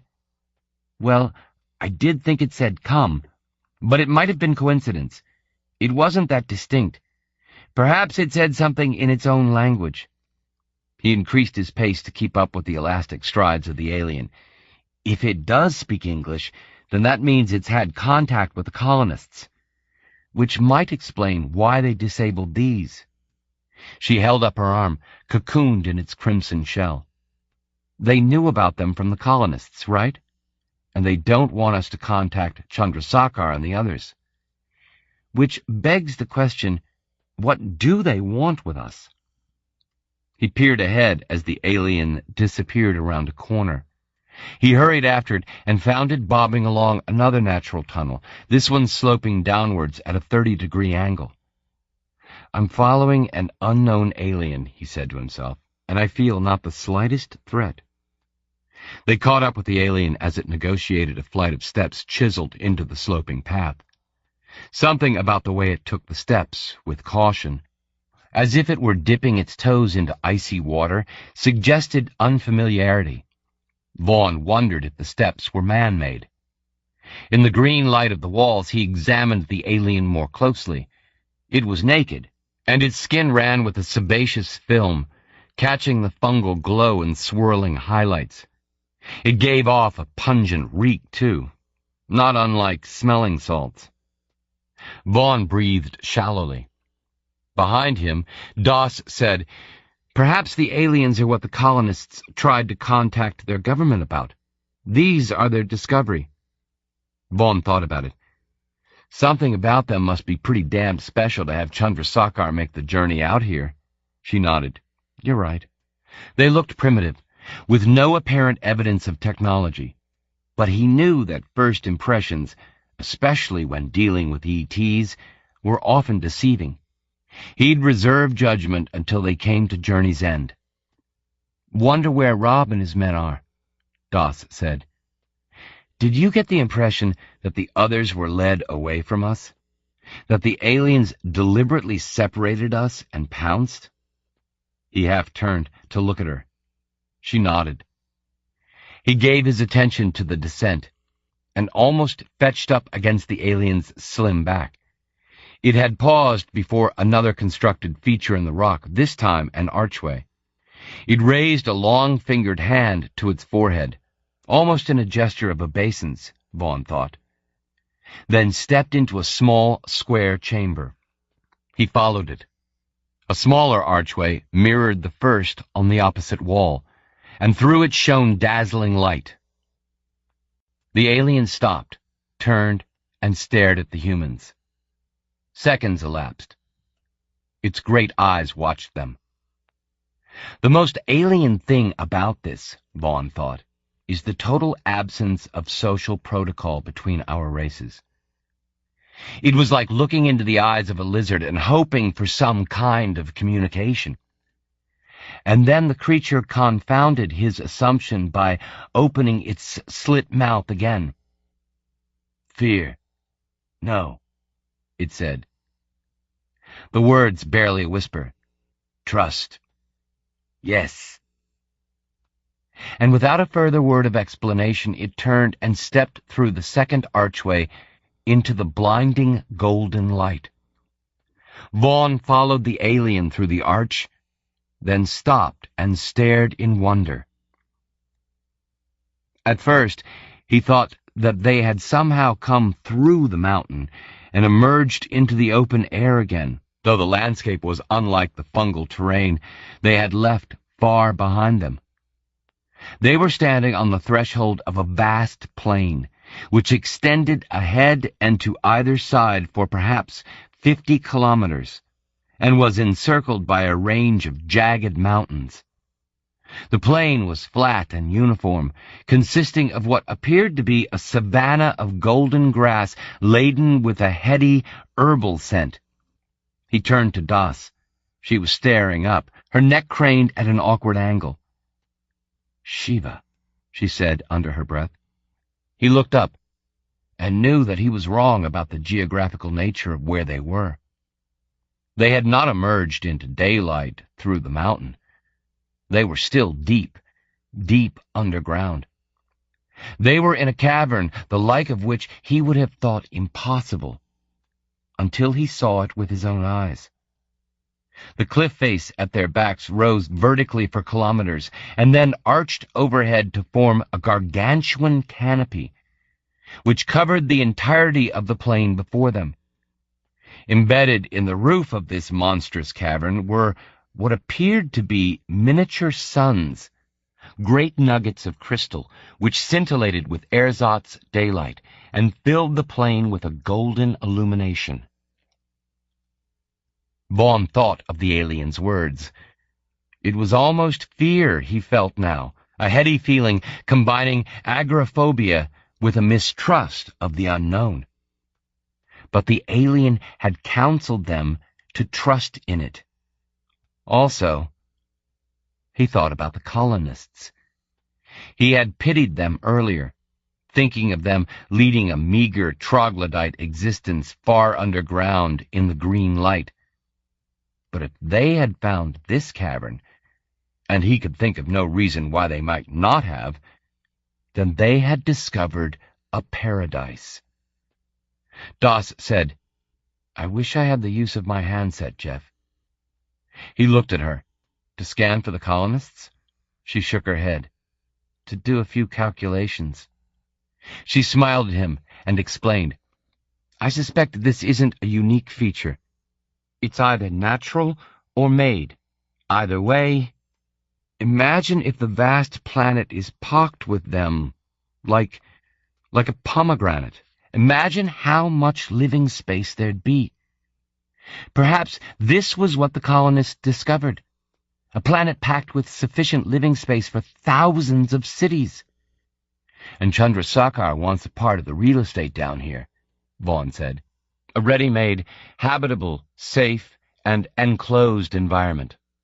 Das smiled, "Which comes, unfortunately for him, with its very own sentient natives."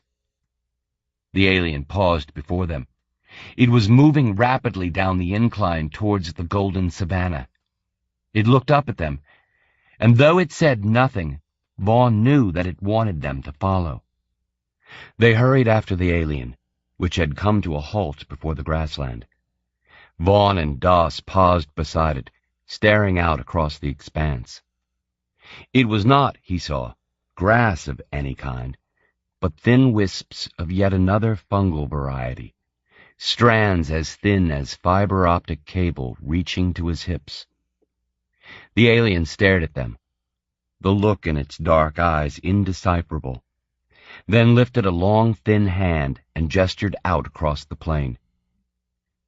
"Is it saying that we should cross it?" Das asked.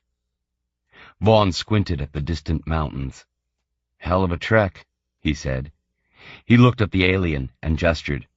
"To the far mountains?"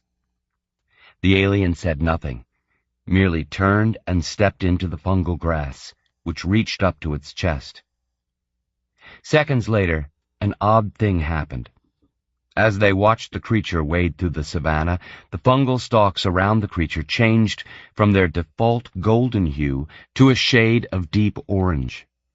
No sooner had the alien passed on than the stalks resumed their original gold.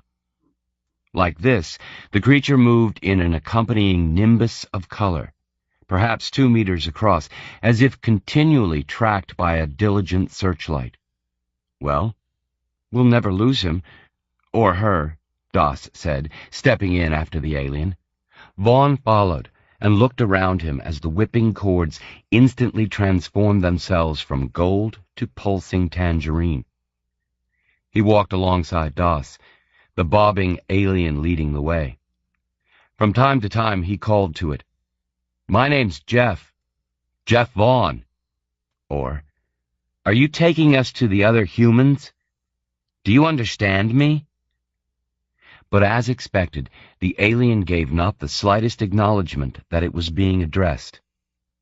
"You're wasting your time, Jeff," Doss whispered.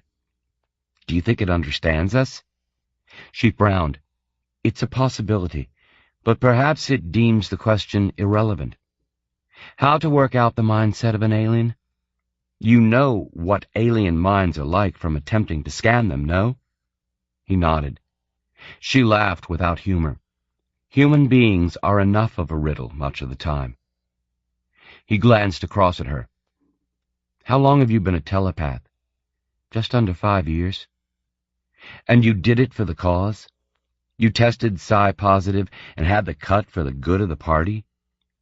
"I believe what I'm doing is for the good of humanity, Jeff. It was a small sacrifice to make." "So you do consider it a sacrifice?" She gave him an appraising look. "Yes, I do. I've read things in some minds that I'd rather not have read. I've been tainted by thoughts I'd never have myself.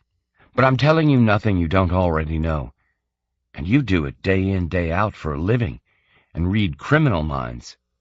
"Well," he shrugged, "I suppose it makes me appreciate good people. And it does pay the bills." He turned as he walked, looking back the way they had come. They had already covered perhaps half a kilometer, and the cliff face they had left behind loomed above them, riven with cracks and fissures. It was impossible to see the opening through which they had emerged. He realized that they would be terribly exposed, out here in the open, if Chandrasekhar and his party were to stumble across the cavern. He looked ahead to the distant mountain range, if mountains they were. It was impossible to see if their peaks joined the overarching ceiling kilometers above, as a fine mist cloaked the upper reaches of the range. The alien was perhaps 5 meters ahead of them, out of earshot. Vaughn said, "So where would the Indian government stand on what we've found down here?" She glanced at him. "What do you mean?" "If this was what the colonists wanted to tell the FNSA about, this revelation, as Chandrasekhar called it, the ultimate real estate bonanza, would India be in on the land grab?" "You judge my government by your knowledge of Western powers, Jeff. Come on, it isn't as if your people are whiter than white. What you did in Bangladesh wasn't exactly an act of altruism." She stared at the alien. "We invaded to protect our border cities from insurgents," she whispered. "Whatever," he said. "Well?" "Okay," she nodded. "We'd first assess the position of the alien natives. It might be that they would willingly cede portions of their land. I mean, it isn't as if this place appears overly populated. If there are thousands of subterranean pockets like this," she shrugged, "discovering and terraforming, or adapting extrasolar planets is an expensive business. This would be a treasure trove. And the slight matter of the FNSA having got here before you? Well, according to Chandrasekhar, the colonists were split as to whether to tell their government what they'd discovered. Technically, the FNSA haven't planted their flag. So Delta Cephei 7 is fair game," he said. "Think of how opening this world up would benefit the masses of humankind on overcrowded Earth." He laughed at this. "Or rather, think how opening the world would benefit the high-ups and apparatchiks of the Indian Communist Party." She glared at him. "No, Vaughn.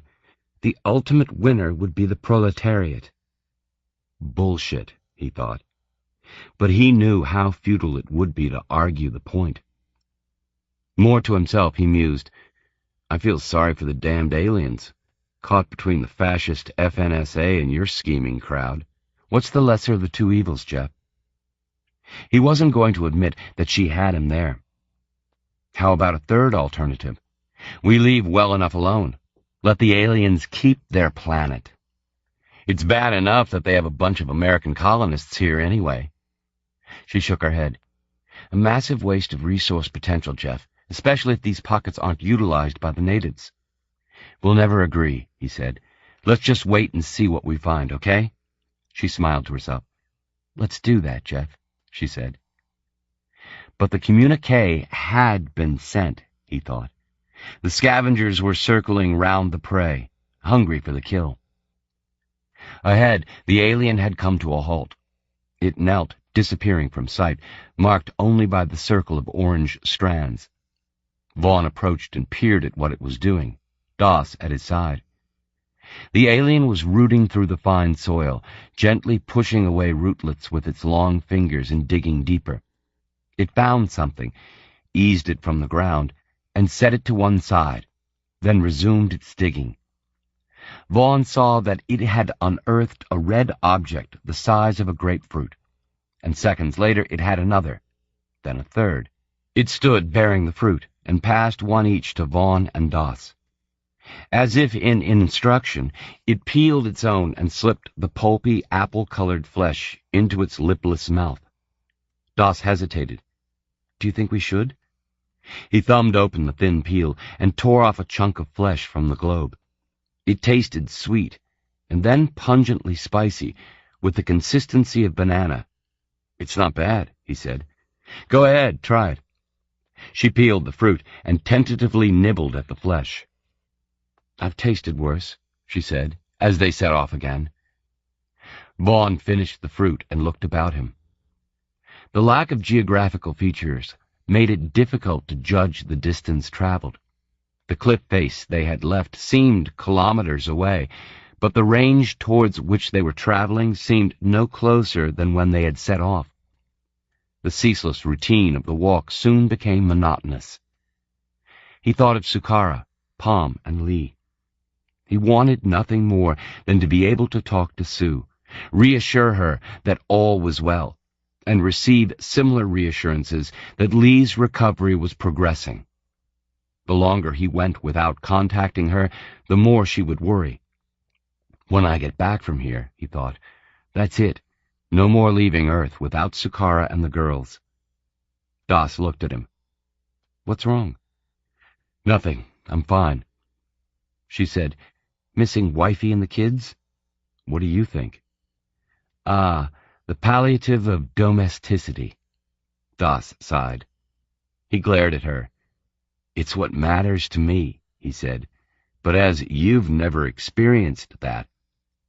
She opened her mouth to say something, but evidently thought better of it. They continued in silence. They had been walking for 2 or 3 hours. Without the use of his handset, he was unable to tell exactly how long, when he thought he saw an irregularity in the savannah a few hundred meters ahead. He stopped, stared, and knew he wasn't seeing things. What is it? He pointed. There, 11 o'clock. I see it. Looks like an old flyer to me, Jeff. The alien had evidently seen it too, as it veered off course and headed towards the vehicle. 2 minutes later, they came to a clearing in the savannah, and Vaughn stopped and looked upon the remains of the burnt-out flyer. Beside it, planted in the soil at regular intervals, were 6 crosses lashed together from metal spars and struts. Graves, Doss murmured.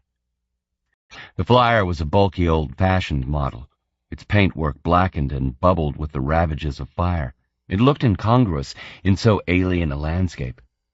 Vaughn turned to the alien. The creature was standing to one side, staring at the flyer and the crosses with its massive, unmoving eyes. It gave the impression of suitable reverence, but then it gave the same impression no matter what it did. What happened here? Vaughn asked the alien. Do you know? The alien didn't so much as turn in his direction. Doss said, "My guess is it has something to do with the rebels. Either it was their flyer or the colonists, and it was caught in the fight. If there was a battle of some kind, then that would explain the fire damage to the Cincinnati back there." He moved along the line of graves. There were no inscriptions scratched into the metal cross pieces to signify who was buried, not even so much as an R.I.P.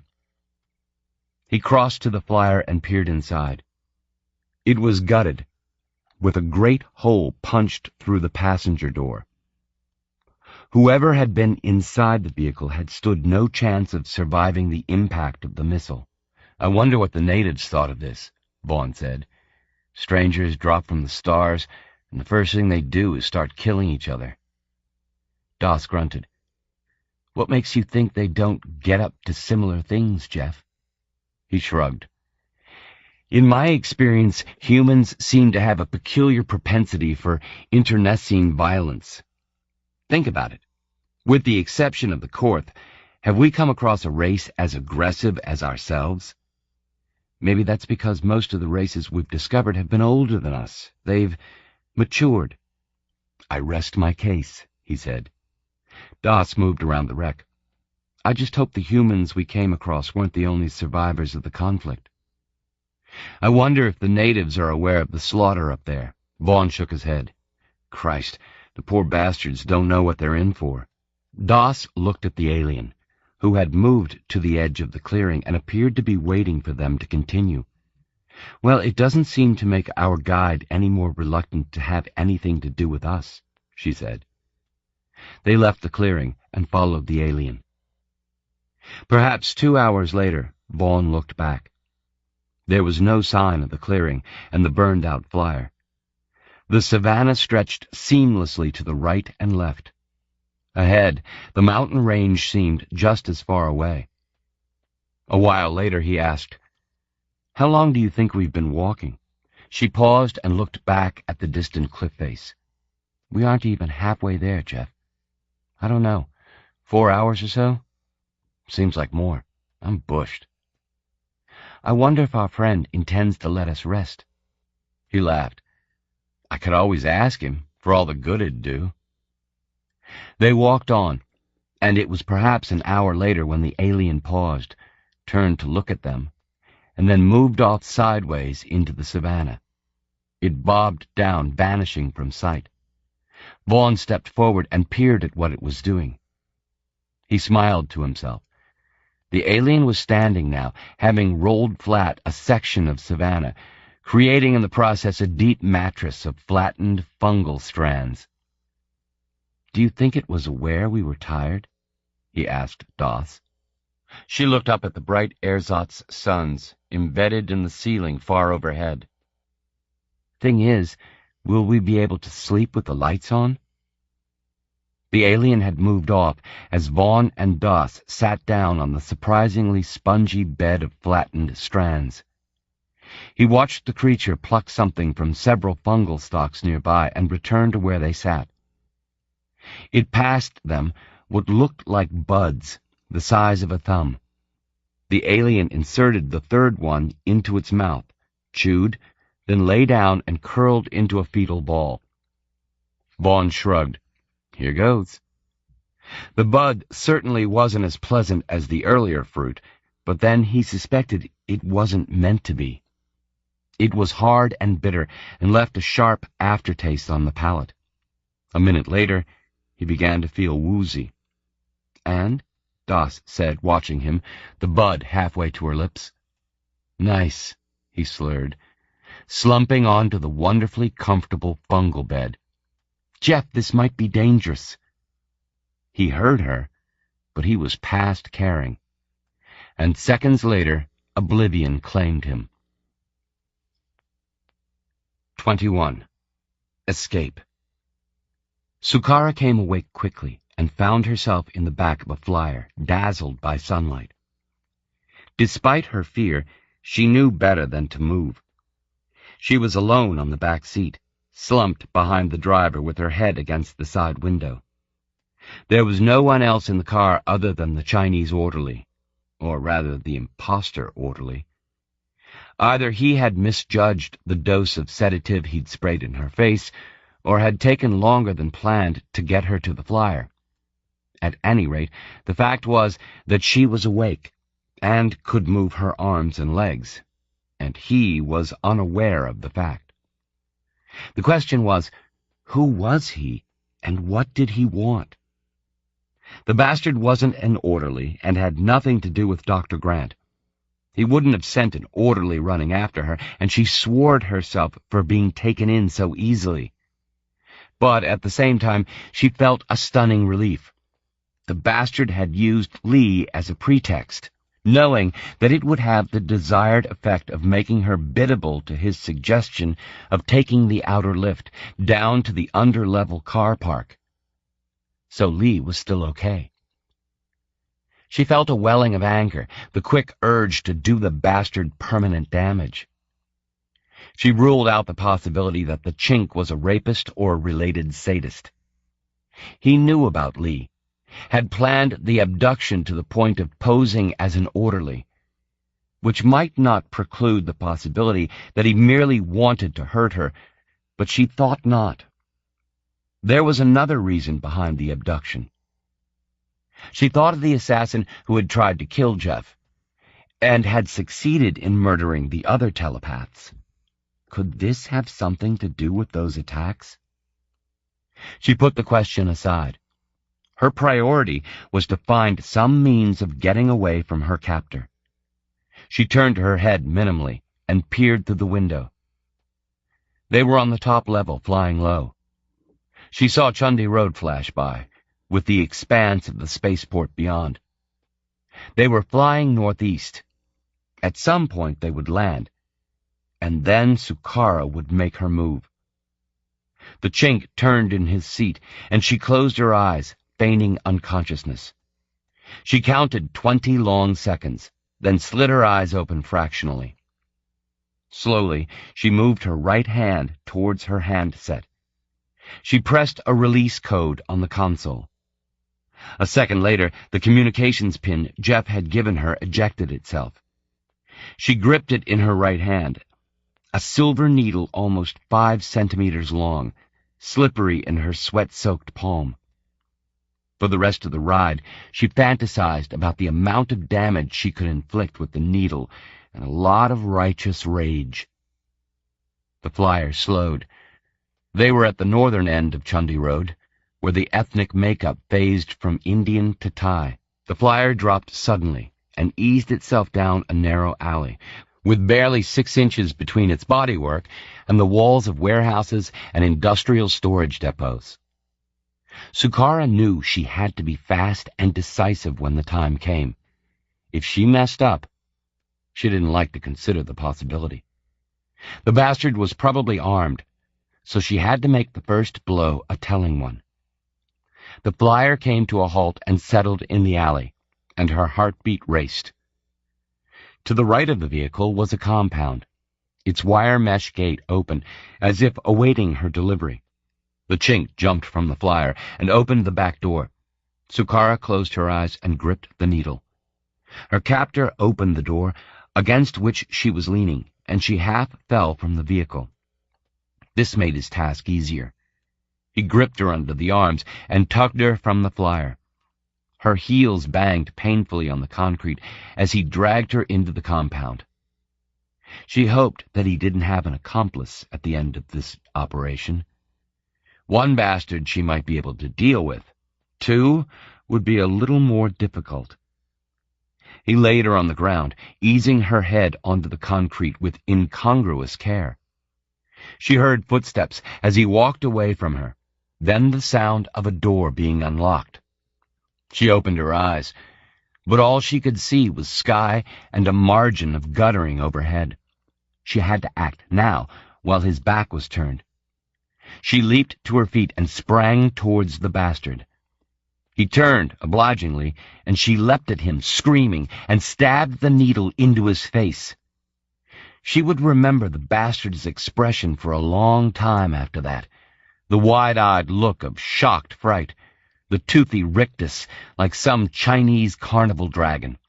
She would remember his scream, too, as she stabbed. She was surprised by the rubbery resistance of his eyeball. The bastard fell to his knees, yelling, a hand to his right eye and blood spurting between splayed fingers. Sukara turned and took off, gripping the needle as she careered out of the compound, turned left and sprinted down the alleyway. She felt a surge of elation, a mix of adrenalized flight reflex and the delight of revenge. She replayed the stabbing and told herself that he deserved it, not so much for the abduction, but for the lie about her daughter. She heard a shout from back down the alley. She turned. The bastard was staggering from the compound, waving something. She judged she was 100 meters away. He pointed at her, and a split second later she saw the foreshortened streak of a laser vector lance her way. She dived, scraping her knees and palms, and the vector raced over her by about half a meter. Then she was up and running again, zigzagging between the alley's walls. She heard another screech of ripped air as he fired again, and she dived. This one missed her by centimeters. She looked up as she took off like a sprinter from the blocks. She was about 10 meters from the bustle of Chundi Road. The third vector lasered a neat, stinking hole in the flapping material of her jacket and gouged concrete from the wall to her right. She came to the road and turned left, instinctively. Only later did she wonder if her unconscious mind knew where it was taking her. She barreled into pedestrians, earning curses in Hindi and Thai. She fell, scattering a gaggle of old men, picked herself up, and elbowed a passage through the throng. She slowed, not wanting to give her pursuer the advantage of tracing her by the commotion she might cause. She eased herself into the press, her breathing returning to normal, and hurried down the road. She glanced behind her. If the bastard were still chasing her, there was no sign of him. She told herself not to be complacent. He'd overcome a skewered eyeball to give chase, and he'd be out for vengeance, a wounded animal. Then her heart jumped as she heard aggrieved cries behind her. She looked over her shoulder. Perhaps 20 meters further back she made out a disruption as someone fought their way through the crowd towards her. She yelled in fright and sprinted, taking a slalom course between ambling citizens. She wondered where to go, where she might be safe from the berserker. Then she saw Dr. Rao's coffee house 20 meters away on the left of the road, and thanked her intuition. Just as she was approaching the building, the press around her seemed to congeal, slowing her progress. She abandoned all pedestrian etiquette now, and thumped her way through the mass of bodies, crying out and tearing aside startled citizens. She heard another cry in her wake, a plea to stop the bitch who'd attacked him. And a second later, the crowd loosened, and she stumbled up the steps of the coffee house and into its cool interior. She was aware of shocked faces as she tore down the central aisle. A waiter, laden with a full tray, neatly sidestepped her, and she raced past, through the beaded curtain, and turned left into the storeroom. She almost collided with the elevator door in the far wall, found the command console, and stabbed the code. Her age and palms, 2710. She wondered if the lift would be at the bottom of the shaft. In that case, she would be cornered. All her efforts to escape would be for nothing. She turned, looked around the room for something heavy to throw at her pursuer. A crate of stacked mineral water to her left, a broom to her right. She almost laughed at the thought of attacking the bastard with a broom handle. A cry from the coffee house, followed by a crash of trays and crockery. The waiter hadn't been so nimble this time. She gripped the needle and was about to reach out for the brush when she heard a scraping sound behind her. She turned. The lift door was slowly opening. She dived inside, hit the descend command. The doors eased shut just as a blur of color appeared outside. She heard his cry, the zizz of his laser. The door clanked shut and the lift plummeted. Sukara collapsed against the far wall and choked on a sob. Relief coursed through her like a drug. She was safe, for the time being. She'd called Dr. Rao. He had contacts, people who might be able to help her. She tried to recall the duration of the descent when she'd made it with Rao yesterday. 5 minutes at least. She heard the distant crump of an explosion far above. That could only be the doors, blasted by a laser. A second later, the carriage swayed, and for a terrible second, she thought that the bastard had lasered the pulley cables, that she'd fall to her death 1/2 kilometer below. But the elevator continued its descent. From time to time it bucked, and she wondered what her pursuer was doing. Then she had it. He'd launched himself at the cables, was sliding down their length. Soon he'd hit the carriage roof. He had a laser, but it would take time to cut through the steel of the ceiling. Perhaps she'd make it down to the starship before he cut his way through. She heard a resonating thump as the chink landed on the roof, and the carriage juddered with the impact. She cowered in the corner of the lift, as if trying to put as much distance as possible between herself and the Chinese bastard. She looked up. She heard the regular pulse of a laser. He was trying to slice through the ceiling. She turned on her handset and entered the code Dr. Rao had given her the day before. She'd explain the situation, tell him that a lunatic was after her. If Rao were down in the starship, perhaps he could help her, conceal her in his ship. A second later, his wizened face peered out at her. "Sukara, this is a welcome surprise. How is—" She said, "Dr. Rao, I'm in the lift, coming down. Listen, someone is chasing me." Then, unaccountably, the tears started, and she sobbed. "He's on top of the lift. He has a laser. He's cutting his way through. Please help me." Rao was silent for 5 seconds, assessing the situation. "Sukara, listen to me. Do exactly as I say. When the lift doors open, run out and turn right. There is a girder immediately to the right of the door. Hide behind this, crouch down, and do nothing else. Do you understand? But do as I say. I will attend to the matter from there. Do you understand?" She nodded. "But if he cuts through the ceiling before—" Dr. Rao shook his head. "That will take time, I think. More time than the lift will take to arrive here. Don't worry, Sukara. I will help you." Sukara looked up. She saw a black smoking line appear on the underside of the steel ceiling, and she gave a mewling cry. Rao said, "Do you know who is following you, Sukara? Do you know what they want?" She shook her head, screwing herself further into the corner. "No, I've no idea. He's Chinese. He sprayed something in my face, took me somewhere off Chundi Road in a flyer. I stabbed him in the eye and got away. He followed me to the coffee house." Dr. Rao smiled. She could see that he was moving. His head bobbed as he held his handset up to his face. "You are a brave and amazing woman, Sukara. But then, I have always known that. He's cutting through the ceiling, Dr. Rao." He looked away from the screen. "You are almost here. Remember, run from the lift and turn right. Hide behind the girder. Keep your head low, Acha?" She nodded. Dr. Rao cut the connection, and Sukara felt terribly alone. She looked around the interior of the carriage. There was no lit indicator to tell her how far she had dropped. The blackened line on the ceiling was about 1/2 meter long now. She hoped Rao was right in his assessment of the time it'd take the bastard to cut through the ceiling. But what if he intended only to cut a gap wide enough to insert the barrel of his laser and shoot her? But why, then, had he not killed her earlier, in the hospital lift? He'd abducted her, and therefore wanted her alive. Even when he'd fired at her in the alley, she guessed that he'd aimed to clip her, stop her flight rather than kill her. The descent seemed to take an age.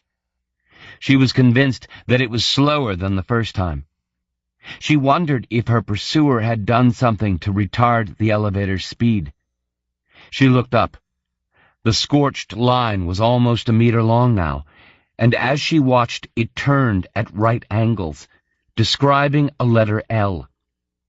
It would be only a matter of minutes before he cut the steel enough to bend it down and squirm through. She counted the seconds, willing the lift to arrive at the starship. She reached 2 minutes and looked at the ceiling. The second scorched line was as long as the first now. As she watched, the bastard began the third, creating a neat hatch. She took ragged breaths, telling herself to be calm. Soon she would reach the starship. She'd do exactly as Dr. Rao had told her, and hoped he'd be equal to the threat. A thud resounded in the carriage. Startled, she looked up. The bastard had cut a neat U-shape in the ceiling, and now he was stamping on the metal, bending it inwards. With each thump of his boot, the steel flange gave a couple of centimeters. Soon he dropped through. She sobbed, gripping the needle and vowing not to give in without a fight. Then the lift clanked, bobbed, and halted. She jumped to her feet with a cry and stabbed the door button. It eased open with agonizing slowness, and she squeezed out, stumbled free, and staggered to the right. She saw the girder, a vast diagonal beam twice her width. She dived behind it, ducked, and clamped her mouth shut to stifle her sobs. She heard the desperate thudding from within the carriage, then a cry and a thump as the bastard landed. Sukara saw movement to her right. Someone was crouching behind the girder across the catwalk from her. Before she could work out who it was, she saw the Chinese bastard as he sprang from the elevator. She heard the shots, 6 of them, one after the other, echoing in the cavern. Sukara closed her eyes. The Chinaman gave an abbreviated cry. She opened her eyes. Her pursuer was writhing on the catwalk, his torso a pulpy mass of blood and disorganized bone. Another shot, and something seemed to erupt from his head, skull shrapnel, and a beautifully parabolic spurt of blood. Then silence. Sukara crouched where she was, unable to move. The figure across from her stood up and shuffled out from behind the girder. Dr. Rao was holding an antique pistol. She looked down at the Chinaman's body and nodded in satisfaction. Wobbly, Sukara climbed to her feet and hurried across to him, avoiding the mess on the catwalk. She found herself in the old man's arms, sobbing. "Sukara, all will be well. Do not fear." She turned her head, stared at the bloodied body. "How?" she began. Dr. Rao smiled and held up the pistol. "It might be old, Sukara, but there is much to commend the simple projectile weapon." He frowned. "Though bullets are a rare commodity these days, I wonder if I should have been more sparing." Sukara couldn't help laughing, almost hysterically, as it entered her head that she might get the bill for the bullets when all this was over. She wouldn't put it past the mercenary doctor. She was still gripping the communications pin. She wiped the congealing liquid on her sleeve and inserted the pin into her handset. "Come," Rao said, taking her arm. He eased her along the catwalk. "What about—" she said, gesturing at the corpse. "I will deal with the disposal," he said. "One less thug on Bengal station will not be missed." They came to the starship, and he sat her down on an engine cowling. "I will arrange protection, Sukara.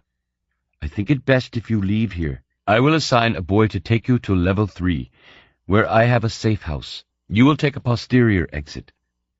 "But what about Palm? Lee?" He nodded. "Worry not. I will contact a security company I have used before. These people are impeccable. They will escort you to and from the hospital and ensure your safety at all times." He looked at her. "Do you have any idea what this was all about?" She shook her head. They knew about Lee. She told him of the bastard's deception, how she guessed that he wanted her alive. It might have something to do with the murder of the telepaths, or maybe Jeff's mission. Rao licked his reptilian lips. That is a possibility, but one that need not concern us overly at this juncture. One moment. He moved into the starship and emerged a minute later with a tiny, one-armed Indian boy. Ajay will take you to level 3. Do you know Bindi Road? She nodded.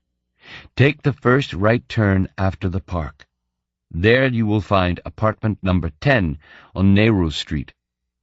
The security code on the door is... She activated her handset and took down the code and the safe haven's address. And as soon as you go, I will arrange for your continued security. Please do not worry, Acha? She embraced him, kissed his leathery cheek, and whispered, Thank you, Dr. Rao. Now go. Chalo! The boy trotted off, and she followed him on a tortuous course through a forest of girders and across a walkway to the far bulkhead. Here he undogged a hatch and revealed a dark access column with staple-shaped rungs welded to its interior. The boy ducked inside and climbed, and Sukara followed. If the descent in the elevator had seemed to take eons, then the climb to level 3 took even longer.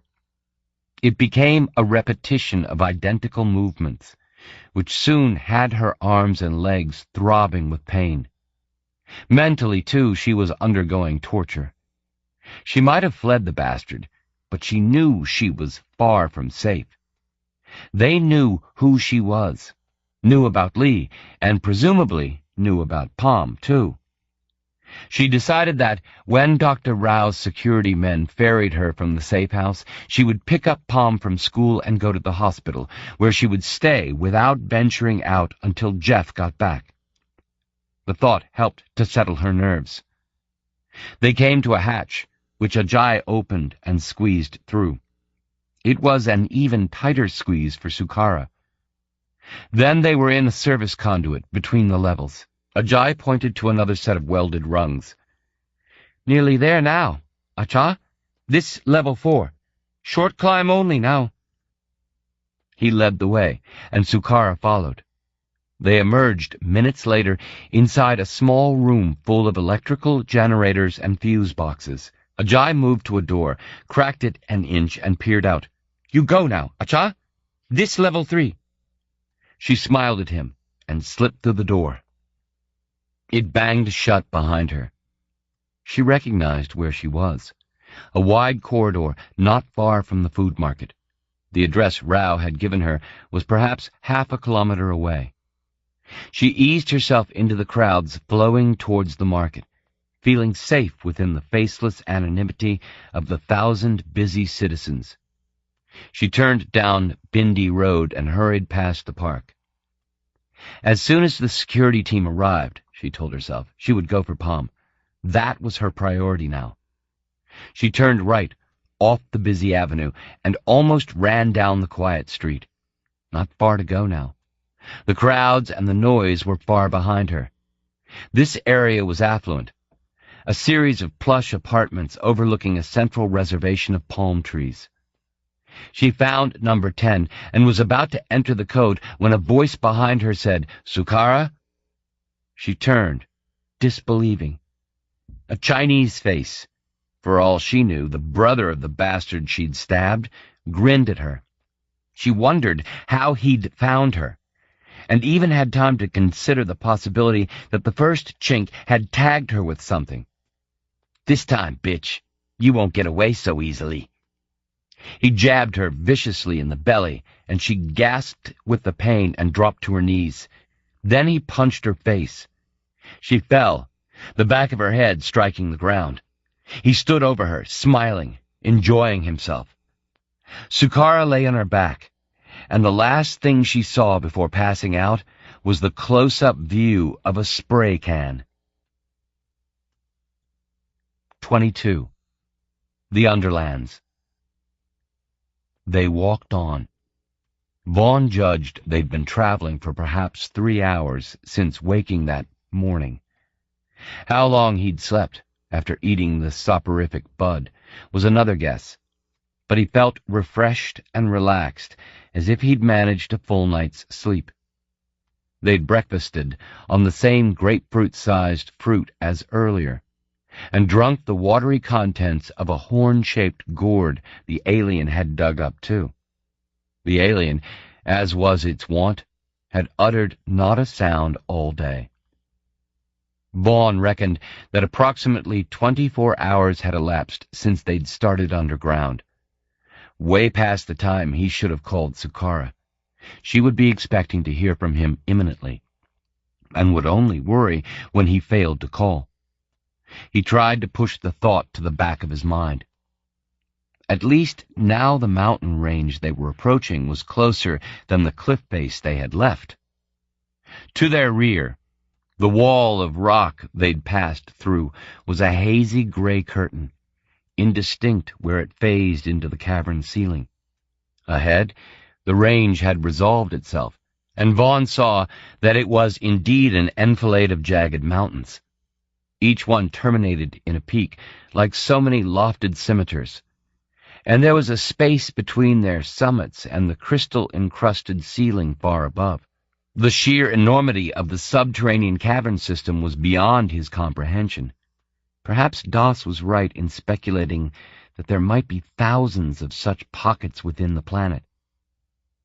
They'd come across more wildlife down here, not just the insects and birds they'd seen on the surface, but hopping rodent-like creatures, green-scaled and darting, and larger, long-nosed quadrupeds like hybrid tapir pigs. All had been docile, running off into the savannah when they'd happened upon the unlikely trio. Doss said, "I reckon another couple of hours and we'll reach the foothills." And then? What then? Doss called to their alien guide. "Where are you taking us? It'd make things easier if you'd communicate." "You're wasting your time." The creature didn't deviate one iota from its steady, bobbing gait. Beside him, Doss turned and squinted back the way they'd come. "Hey, am I seeing things?" "What?" She had stopped and was pointing at the cliff face far behind them. Vaughn joined her and peered. A third of the way up the cliff face, on the threshold of a diagonal rip in the rock, Vaughn made out 8 tiny figures: Chandrasekhar, Singh, and the 6 security personnel. They were accompanied by half a dozen glinting points of light, the spider drones. As he watched, the party made their tortuous way down the cliff face towards the savannah. Vaughn said, "I don't see any aliens with them." She fitted a hand to her brow and watched the distant humans. "They're alone. Come on, let's not hang around." They hurried after the bobbing alien. "They'll think it's strange that we haven't tried to contact them," Vaughn said. "They don't know our handsets have been disabled." She nodded. "You're right. Rob would think it's suspicious. As far as he's concerned, we're running away from him." She glanced at him. "That presupposes he can see us." He gestured to the giveaway circles of orange discoloration that kept pace with them through the savannah. "I think the chances are that he has." She increased her pace. "The sooner we get to the foothills," she pointed out, "the safer we'll be. You don't think... If he assumes we're running away, trying to reach the colonists before him..." She shook her head. "I don't know." He hurried after her. A grim possibility occurred to him. Technically, he was in the pay of Chandrasekhar. He'd signed a contract, for which he'd not only receive payment, but, more importantly, Lee would get the latest treatment for her illness. If he was seen by Chandrasekhar to be running away with Doss, how might Chandrasekhar react then? Surely even the tycoon wouldn't stoop to contacting his people on Earth and halting Lee's treatment. It was a slim possibility, but a frightening one. 10 minutes later, the first laser vector scythed down a swath of savanna 3 meters to their left. The first that Vaughn was aware of the attack was a cry from Doss, followed instantly by the blinding flash of the laser vector and the sizzle of the fungus as it burned. He dived, dragging down the alien with him. As he fell, he thought how repulsive the creature's cold, slick skin felt. Only then did the fear kick in. The sickening reek of charred fungus filled the air. Doss was beside him, breathing hard. "Okay, I think it's best to split. Put a couple of meters between us and head for that outcropping on the foothills, okay?" He nodded. "Okay, let's go." Vaughn half stood and sprinted, hauling the alien to its feet as he went. The creature seemed aware of the danger and ran at a nimble crouch on a zigzag course through the fungus. The second laser vector fried a stretch of fungus in their wake. Vaughn felt the heat of the blast on his back. He kept on running, rather than obey his impulse and go to ground. Better to present the bastards with a moving target, rather than a sitting duck. He chanced a backward glance in time to see the third vector lance out from the cliff face. It was not a member of the security team firing he saw, but a spider drone. That struck him as ominous. Drones were mechanical, things of precision, not prone to human error. The dazzling blue laser beam lanced over his head by a matter of centimeters and set the savanna afire before them. They dodged the incineration, using the pall of smoke as cover as they sprinted for the foothills. Vaughn judged the tumble of rocks were perhaps half a K away now. Refuge was in sight. Once they'd made the outcropping, it would be easy to remain hidden. He wondered if Chandrasekhar would chance crossing the savanna, putting himself at risk of return fire. Then he wondered where the alien might be taking them. Through the mountain to relative safety, hopefully. It struck him, as he panted towards the first of the jutting rocks, that only one spider drone was firing, and he wondered why Chandrasekhar was conserving the shots of the other 2 drones he had with him. Perhaps the tycoon was confident of picking them off without having to unleash his full firepower. He flung himself behind a stand of silver-gray rock, hauling the alien in beside him. A second later, Doss thumped down a meter away and rolled into the cover of the rock. The fourth vector struck the rock formation above them, sending shrapnel shards shooting through the air. The alien was squatting on its haunches, impassive. It stared up the hillside as if plotting the next leg of their flight. Doss said, "Okay, so far so good." She squinted up the incline, then glanced at the alien. "Where are you taking us? We need to know. Do you understand that?" The alien responded, not with words, but by extending a long, thin arm and pointing up the hillside.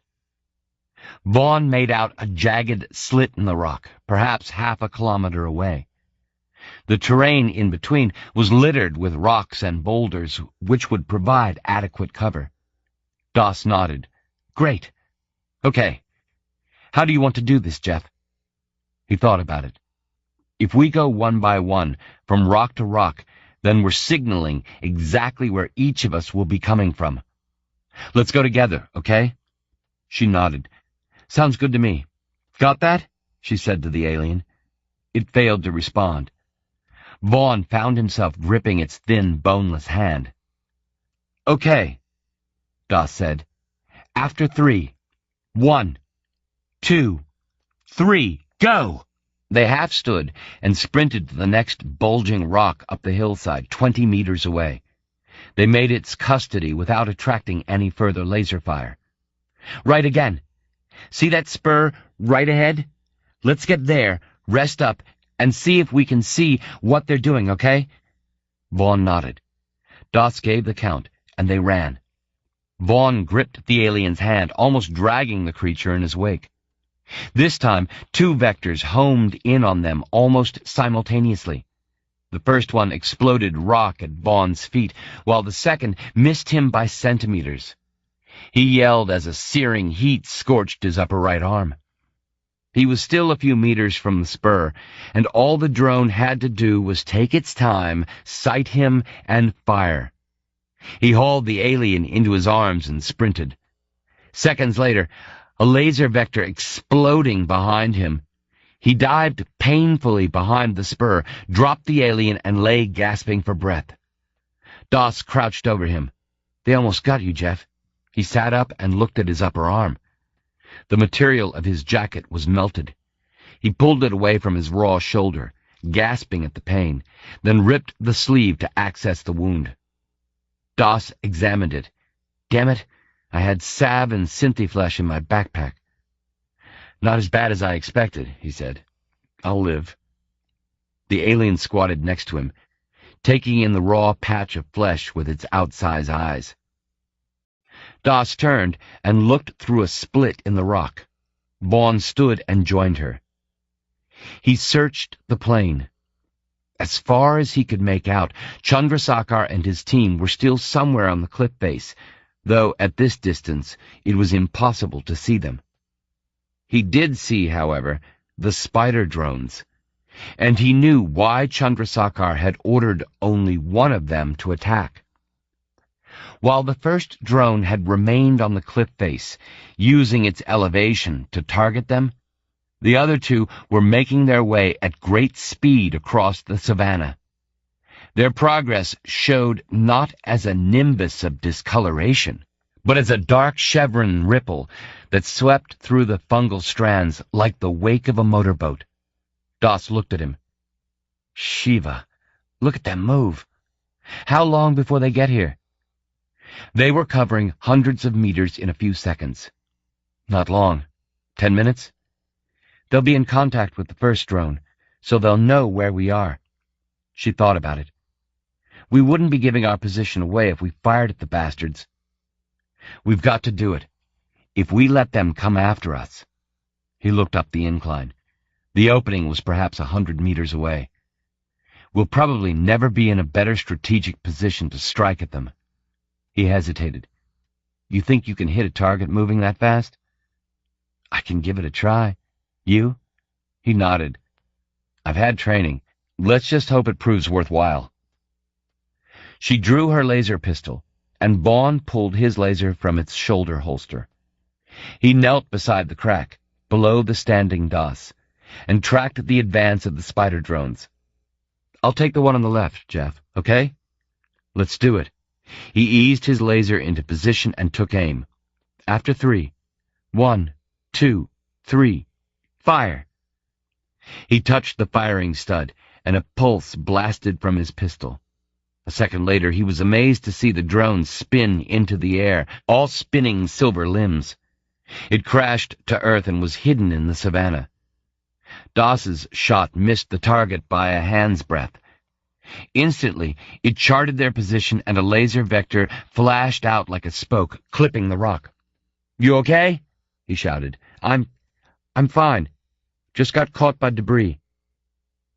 She crouched, a gash across her forehead leaking blood. He moved to the fissure, looked down at the savannah. He was shocked to see that the surviving drone had made rapid progress. It danced through the fungus, eating up the kilometers and coming at them like a speeding flyer. Doss joined him. "Shiva, it's close." She took aim and fired. The vector zizzed out from between the rock, ringing in Vaughn's ears. He peered down at the savannah. A second later, the laser vector connected with the drone's domed cowl, and it exploded in a spectacular burst of flame and silver casing. She fell back against the rock, wiping blood from her face with the sleeve of her jacket. "Sharp shooting, Parveen." She nodded. "It'll buy us a bit of time." "Okay, let's get out of here." They stood. The alien was already hopping from foot to foot up the hillside, almost comical in its unconscious imitation of a bipedal frog. Vaughn followed at a sprint, Doss on his heels. They had almost reached the opening when the laser beam lanced past them and slagged a wall of rock. They fell on their faces, Vaughn rolling and sliding down the hillside. At first, he thought the third remaining drone on the far cliff face had fired at them. Then he saw the drone he'd hit. It was dragging itself through the savannah on 3 legs, trailing shattered limbs. Doss knelt beside him, took aim, and fired. Her beam hit the drone's dome dead center, spinning the spider off its remaining feet in a dervish whirl of limbs and ejected hardware. "Persistent critters," Doss said. "Let that be a lesson. We can't underestimate the bastards. And remember, there's still one of them with Rob and his security team. And 3 back with the scientists in the first cavern," Vaughn pointed out. "Chandrasekhar could always call them in as reinforcements." "Wish you hadn't reminded me," she said. They stood and hurried up the hillside towards the protective cover of the opening, the alien leading the way. The opening turned out to be a cutting, open to the light, which passed between 2 rearing peaks. They entered the cutting and climbed a slope scattered with scree, the alien dancing ahead on its quick, bandy legs. She looked at him. "We've got to think about what we're going to do," she said at last. "Go on." "It's my guess that the alien is taking us to the colonists." He looked ahead. The alien was out of earshot. "It's a possibility," he said. "So?" "As I see it, we have the advantage here. We're a few hours ahead of Rob and his goons. We're that much closer to finding the colonists, maybe negotiating with them, at least establishing friendly relations." "We?" he asked. "You make it sound as if I'm suddenly a fully paid-up member." She looked away from him. "Very well. Absent yourself from the equation, Jeff. I'm half a day ahead. That's to my advantage." "One slight problem," he said, "is that the only means off the planet is aboard the collie." She shook her head, summarily dismissing the objection. "I'll put a call out for the Indian ship, which should be in the region, just as soon as I need to get away from here." "Via your handset?" He held his own aloft. "If you haven't noticed—" She shook her head. "I'm sure once we've found the colonists, they'll have the means to unlock it." He considered what she'd said so far. "Okay, so what's to think about?" "This. When we find the colonists, what do we tell them about Rob and the others? The truth, that he's a businessman out for what he can get? What's the alternative? A story that'd buy us time to get my government in here. A story along the lines that Rob fronts a multi-colonial organization that treats its subjects as little more than slaves." Vaughn squinted at her. "A lie, in other words?" She shrugged. "That depends on one's political philosophy, Jeff. I might not like the man, but from what I've heard about his colonial interests, he treats his people relatively well." She was shaking her head. "I think you'd rather the colonists and the aliens dealt with me and my government than the Chandrasekhar organization. I'd rather the poor bastards were left to themselves. But that," she said, "is an impossibility. Live in the real world, Jeff." They walked on, the alien leading the way tirelessly. Vaughn considered Chandrasekhar and his motives. "I've had a thought," he said. "Let's hear it."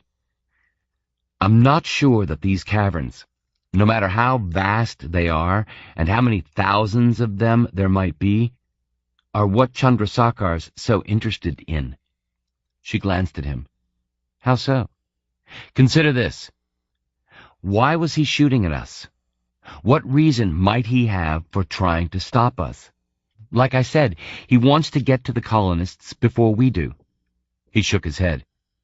"I can't buy that, Parveen. So we reach the colonists before him and tell them that Chandrasekhar's the devil incarnate. And all he does then is come along with all his business PR and soft sells the colonists whatever they want. He simply buys them. Christ, Parveen, the man's a multi-billionaire. His organization owns half the expansion. He's not going to let the two of us get in the way of whatever it is he wants down here.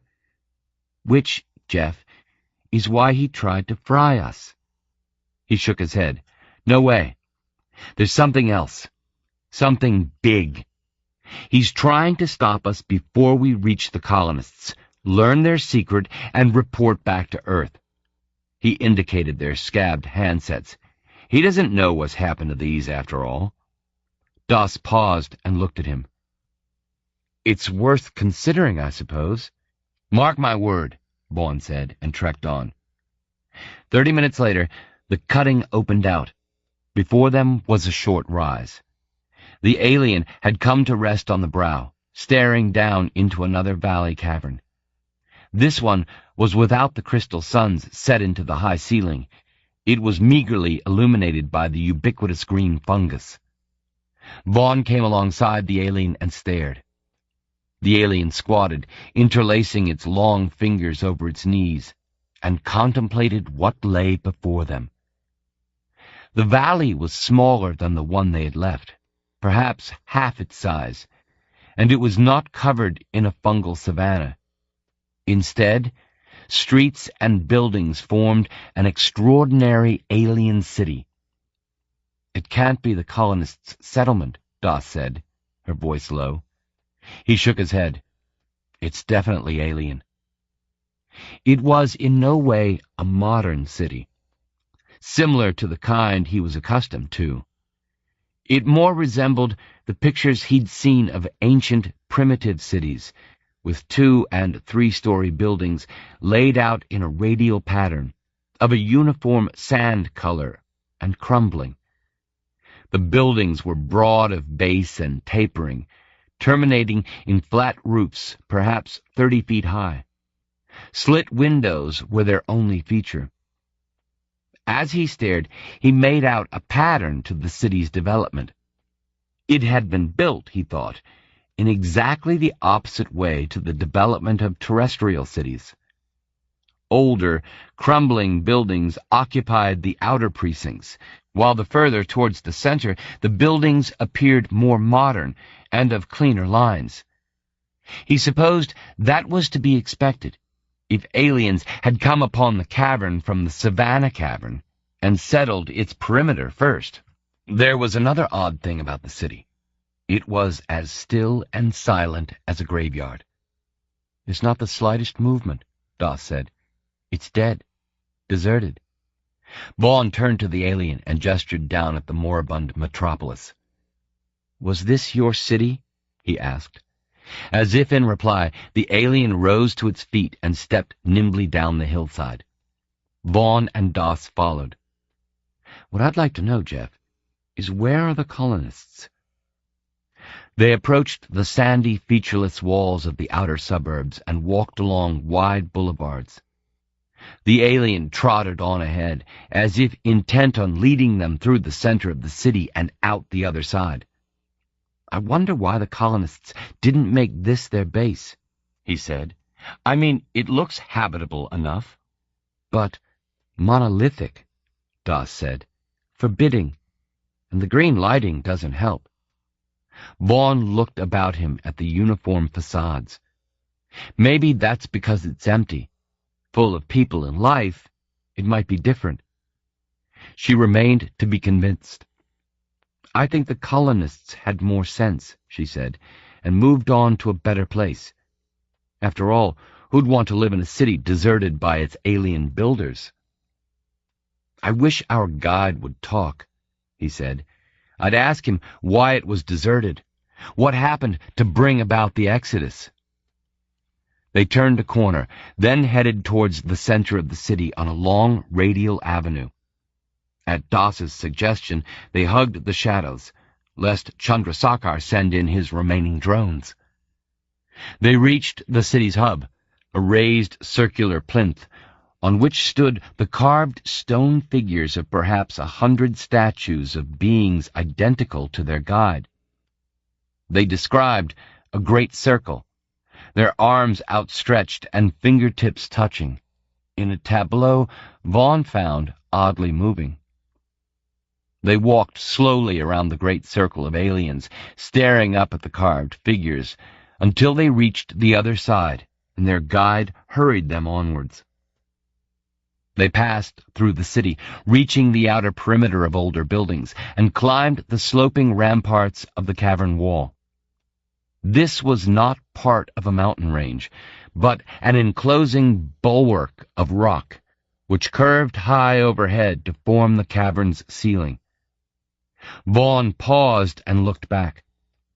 They had already climbed higher than the city's tallest building, and their elevation gave them a clear view across the rooftops to the pass through which they had entered the cavern. There was no sign of Chandrasekhar, his men, or the drones. The alien slipped into a cave mouth, which proved to be the entrance of a wide, sloping tunnel, and Vaughn and Doss hurried after it. They descended for what might have been a couple of hours. At last, the tunnel leveled out, and ahead Vaughn saw a slash of artificial sunlight cutting through the green gloaming.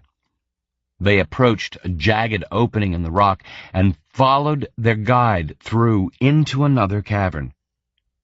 This one was more like the Savannah Cavern, though even vaster. A myriad crystal suns created a good imitation of daylight, and what they shone upon had Vaughn and Doss staring in amazement. The great valley, perhaps 50 kilometers by 50, was divided into a series of arable patchwork squares, each given over to a different crop. 1,000 farmhouses constructed from timber, or this world's equivalent, dotted the plain, and long, winding lanes connected the farms to hamlets and villages. And here, in stark contrast to the deserted city, there was life in abundance. Vaughn saw figures working in the fields and steering carts along the lanes. Carts piled with produce and hauled by close relations of the tapir pig analogues, though much larger. There was an air of bucolic industry about the scene that Vaughn, never having lived anywhere other than a city, found almost alien. Which was strange, he reflected, because the figures at work in the valley were human. He heard a sudden whistle off to his right. He saw a crude shack, lashed together from bowls of fungus, and standing beside it a cart drawn by one of the tapir pigs. Only then did he see the man, or rather boy, standing beside the animal and staring across at them. He was dressed in shorts fashioned from some crudely stitched, undyed material, and a sleeveless shirt of the same fabric. Their guide hurried across to the human, and Vaughn and Doss followed. The alien and the boy spoke in a high, fluid tongue. The alien turned and gestured to Vaughn and Doss. All the time the boy had been talking to the alien in its own language. His eyes had darted from Vaughn to the Indian woman and back again. He was perhaps 16, and therefore was born here, never having known Earth, with a shock of blonde hair and a pale, open face. His skin, unlike the first colonists Vaughn had seen, bore no trace of green coloration. The alien stepped nimbly onto the cart's front wheel and slipped over its side. It sat in the cart, peering ahead. The boy said, "You should join him, quickly. He says others are following you. I'm Tom, by the way. I'll be taking you to Connor." He had a curiously flat accent, not at all the American twang Vaughn had been expecting. Doss stepped onto the wheel and hauled herself onto the cart's flatbed, bouncing on stacks of some yellow flaxen stalks. Vaughn joined her, and they sat side by side as Tom mounted a forward seat, snapped the reins, and steered the cart slowly down the hillside. "I'm Jeff, and this is Parveen," Vaughn said. The boy just grinned and shouted at the draft animal to watch its step as the cart jolted over a pothole. Beside them, their guide curled into a ball and slept. Tom glanced over his shoulder, grinning. "It's true, then. You came all the way from Earth, aboard a starship?" Doss said. "Did the alien tell you this?" The boy laughed. "No, he just told me about the others, those chasing you, and said we need to move fast." "Then how do you know?" Vaughn asked. Tom looked over his shoulder. "The Douth told Connor to expect you. Connor told my father, who told me to be ready today with my cart." "The Douth?" Tom jabbed his thumb towards the alien. "And who's Connor?" "Captain Connor. He's old, but he's still in command. I'm taking you there now, a little under a day's ride away, across the valley." "And Captain Connor," Doss said, "wants to see us?" Tom repeated, "The Douth told Connor to expect you." "Specifically the two of us?" Vaughn asked. The boy smiled. "That's right. 2 humans, a man and a woman." Vaughn looked at Doss, then said to Tom, "Do you know when the Douth told Connor about us?" Tom nodded. "That'd be a couple of days ago, when they reported you'd seen off the greens." Doss turned to Vaughn and said in a whisper, "They knew, even then?" Vaughn said to the boy, "How did the Douth know that we, Parveen and me, would be coming here? I mean, we didn't even know ourselves." Tom shrugged. "The Douth. They're a strange and wonderful race." He tapped his head. "Some people think they can read our minds." Doss stared at Vaughn. "But aliens can't read human minds, and vice versa." "Until we came across the Douth, maybe," he said. They had left the hillside behind them, and were pulling along a narrow lane between fields high with what looked like corn. "Okay," Doss said, "just supposing they can read our minds. Why did they take us, and not Rob or his security team?" Vaughn shrugged. "They read his intentions. They knew what he wanted, and they didn't like that. And what about me? I want the same thing as Chandrasekhar, after all." He smiled. "But you don't know what that thing is," he said. "So maybe you're no threat. Maybe the Douth like your commie leanings and want to show you their secret." Doss turned to the boy. "Tom, when your people landed here, what was it you found?" Tom smiled. "These," he said. "The Underlands." "And anything else?" The boy frowned, doing his best to accommodate the stranger's odd question. "Well, we found the Douth, of course." Vaughn tried another tack. "What was it the Greens, the rebel colonists, wanted to tell Earth? We understand they sent a message about something they discovered here." Comprehension flooded the boy's open features. "Ah, you mean Vluta?" "Vluta?" Doss echoed. "What's Vluta?" The boy frowned again. It's where the Douth live," he said. Vaughn and Doss exchanged a glance. "Where they live?" Tom nodded.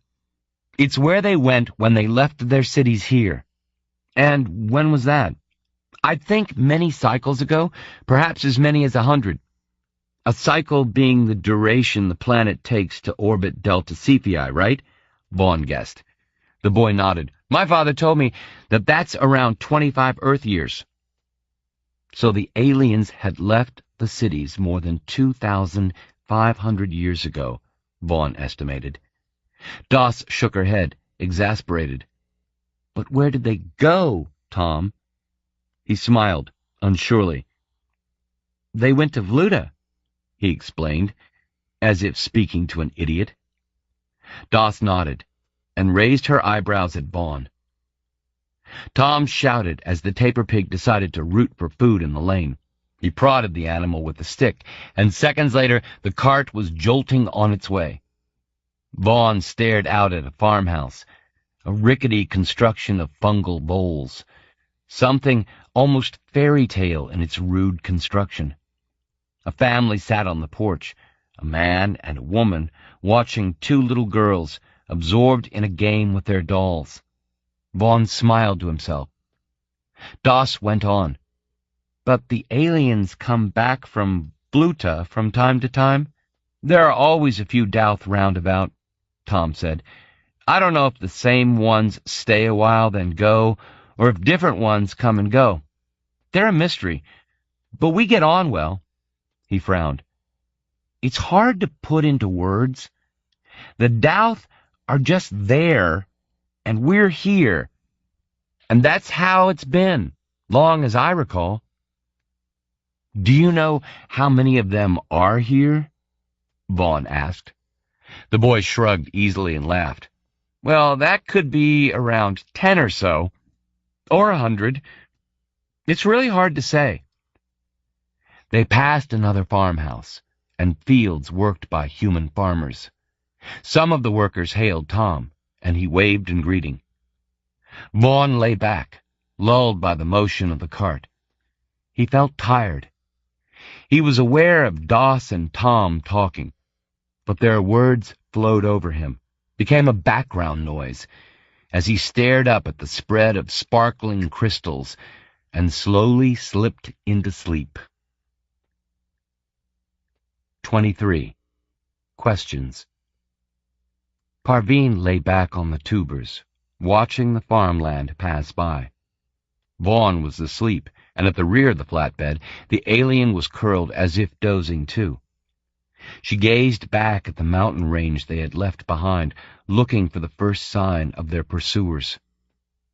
She could be under no illusions now about just what Rob's sentiments were towards her. He had her down as the traitor she had been all along, and wanted her dead, and Vaughn along with her. She had tried to kid herself, when the firing began, that the spider drone had been under Singh's command. But the fact was that Rob was right there alongside the security chief and the drones. She had no doubt that he had given the command to fire. She supposed it made her dilemma easier now. She knew where she stood as regards her feelings towards the tycoon, though when she considered the weeks when she thought she'd loved him, the pain still bit deep. She looked ahead. She had a goal, no longer clouded by the stirrings of her heart. She would find out what the colonists had found, this Vluta place, if Tom's word was to be taken at face value, and then try to get through to her country's starship. And Vaughn? He was a bit player in the scenario now. She'd do her best to make sure he wasn't harmed and try to get him off the planet with her, but only if he was willing to play the game according to her rules. Tom glanced at her shyly. He seemed intrigued by the color of her skin. She smiled and held up her right hand. You've never seen anyone from India before, Tom? He shook his head. No, ma'am. I heard about Indians, but...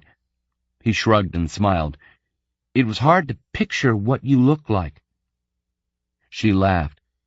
And yet there you are, living alongside green aliens? Kind of strange, huh? She smiled and said, Tell me about the rebel colonists, Tom. They're hardliners, ma'am. Connor calls them the right wing. Back on Earth, he said, they wanted supremacy for the FNSA. And Connor? He sounds an enlightened leader. The boy shrugged. He doesn't like the rebels. He said if they got what they want, they'll bring ruin to the world.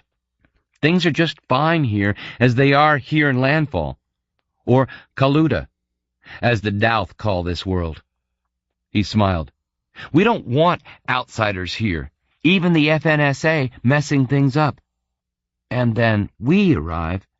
He smiled self-consciously. Connor told my father. He said the Douth would help us when you came. She sat up. Help you? What did he mean by that? Tom gave his characteristic shrug again. I don't fully know, ma'am. My father didn't say, just told me not to worry about the future. Parveen stared out at the passing lad, the arable idyll that the colonists had eked out of this alien landscape. She asked, "Did the rebels agree with the way of life you're living now?" His reply didn't surprise her in the least. They wanted to get away from living off the land. They said they wanted to build cities, manufacture machines, mine the planet. They said that was the only way to progress. He shrugged. But we seem to be doing pretty well, all things considered. She smiled. That really depended, she thought, on the political system they'd adopted here. She had no great hopes that it was an egalitarian utopia where land was divided equally among the citizens, and wealth distributed to those who worked the land and supplied the meager goods they must produce. "Tom, who runs Landfall?" He squinted at her. "Well, Connor runs the assembly." "You mean he has total control?" He shook his head. "Well, not really. There are regional councils, made up of elected members. They meet at assembly every 30 days, and Connor runs the meetings." "So he's more of a chairman?" He nodded. "Something like that." "But he doesn't tell the councils what to do?" He frowned. "I don't think so. He advises them, and they make the laws. But if we have any problems, we just take them to Connor, and he gives us good advice." Parveen smiled to herself. And to think that a colony of the good old FNSA had come to this. She asked, "And everyone has enough to eat on Landfall? No one starves?" Tom laughed. "Starves? Ma'am, you throw seed into the ground, and 10 days later you're eating produce." She wondered what the party would make of this. If there were indeed many thousands of caverns like this one, but there had to be a catch, she thought. They worship a god that demands ritual human sacrifice, or the Douth take every 5th child. She settled back into the tubers, rocked by the motion of the cart. They chatted a little more. Tom asked her about Earth, and if it were true that people lived in cities 10 times larger than the Douth-sold cities, and flew around the globe in air carts, and didn't farm the land, but had robots to do all the work for them on farms as vast as 10 caverns. She smiled and nodded and told him that, yes, it was all true. He fell silent after that, lost in contemplation of the incomprehensible world that was Earth. A while later, she lifted her left arm and showed Tom the crimson incrustation that covered her handset. "Tom, do you know how to get rid of this stuff?" He shook his head. "That's Douth doing, right? You had a device on your arm?" "I know that because some of the old colonists had them too. But the Douth, they told Connor they were bad." She looked at him. "The Douth said this?" "Yes, ma'am. They put the scabs on some of the old colonists. That was another thing the rebels didn't like." "Tom, what else won't the Douth let you do?" He pushed out his lips. "Nothing else, as far as I know. Just that." "What about other machinery? Do you have holoscreens, audio pins, scanners?" He looked at her as if she were speaking a foreign language. "Don't know anything about any of those things, ma'am." She nodded and settled back, thinking through what she'd learned. Minutes later, she glanced at the alien and realized that it was watching her with its bulging insect eyes. She moved to the back of the cart so that she was sitting before the creature. "What are you doing to these people?" she hissed. It continued its unremitting, inscrutable stare. "You won't allow them handsets? And this," she gestured around at the land on all sides, "all very quaint and rural, but they're living like peasants. When these people came here, they had all the latest technology. Where has all that gone? That expertise? Why don't you want these people to progress?" She stopped in exasperation as the alien deigned not to reply. She stared at the creature. It was, she thought, the second cousin to a tree frog, a lot larger and darker green, but similar nevertheless. and they had managed to reduce a colony of 22nd century human beings to the status of agrarian land workers. The Douth had left their cities, abandoning their technology with them, and retreated somewhere. Vluta, whatever that was. And why had the rebels so eagerly wanted to communicate the fact of Vluta to the FNSA? And why had the Douth and the colonists done everything to stop them? She tapped the shell that covered her handset. "And when are you going to let us use these again? Why did you—" She stopped as something occurred to her. Perhaps the reason the Douth had disabled their handsets was to prevent her communicating with the Indian ship when the time came. If Tom was right, and the aliens did possess a telepathic capability, then they were a more formidable opposition than they appeared at first sight. She smiled at the irony of the situation. She knew now how uneasy Vaughn had felt on having her read his every thought. The idea that the alien beside her might be telepathic made her more than a little uneasy. It would know what she planned, once she had the use of her handset again, calling in the Indian ship to lay claim to landfall and to get her out of here. So what chance was there of the Douth allowing that to happen? She decided, suddenly, that when she did eventually get off the damned planet and return to Kolkata, then she would go to Anish Lahore and tell him that her days of working for the party were over. She wanted her tele-ability taken away. From then on, she would devote herself to her academic studies. On discovering the secret of landfall, she would tell him, she had discharged her obligation to Mother India. 24. Vluta. Vaughn came awake and struggled into a sitting position. Doss sat opposite him, head lolling with the motion of the cart. "Welcome back to the land of the living." She tossed him a grapefruit analog. "How long have I slept?" He peeled the fruit and ate. "Around 6 hours, maybe more. I've been quizzing Tom."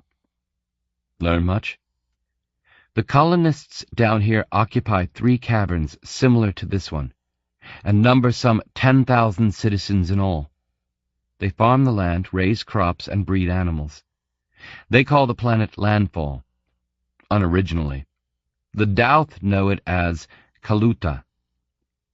Vaughn glanced at the alien. Their guide was awake, seated at the rear of the cart and gazing back the way they had come. Doss hesitated and knew she was contemplating the wisdom of telling him something. "What is it?"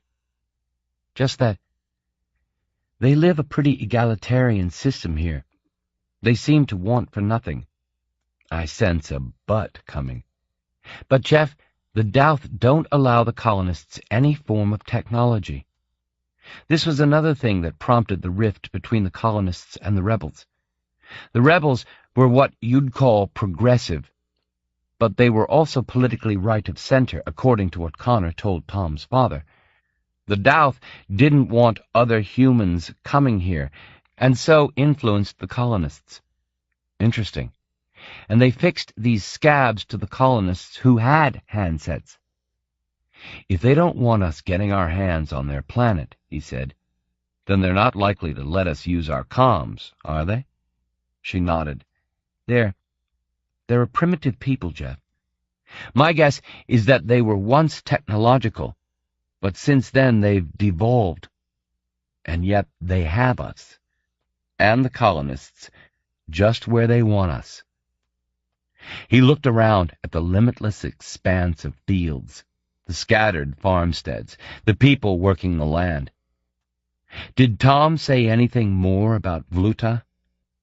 She shook her head. "I didn't ask him, but I don't think he knows anything more than he told us." Vaughn turned and looked back towards the jagged range of mountains they had crossed. "No sign of Chandrasekhar?" "I've been keeping an eye out," she replied. "They'd have taken a while to cross the savannah. It'll be hours yet before they show themselves. We should warn Connor about them when we arrive." She considered this. "I'll tell them who and what Rob is. I'll tell him that they should trust him about as much as they trusted the rebels." Vaughn couldn't suppress a smile. "And how will you describe yourself, and who you represent?" She shook her head testily. "I'll see how things pan out. Whatever happens, my government wouldn't exploit these people as the Chandrasekhar organization would." She stared across at him. "And I'd appreciate it if you keep quiet and let me do the talking." He smiled, then made a sardonic mime of locking his lips and tossing away the key. "But," he said, gesturing to the back of the alien in the cart, "I wonder if our friends here will be as cooperative. If Tom's right, and they are telepathic," he smiled, "then they know all about us." She muttered something to herself, lay back and closed her eyes.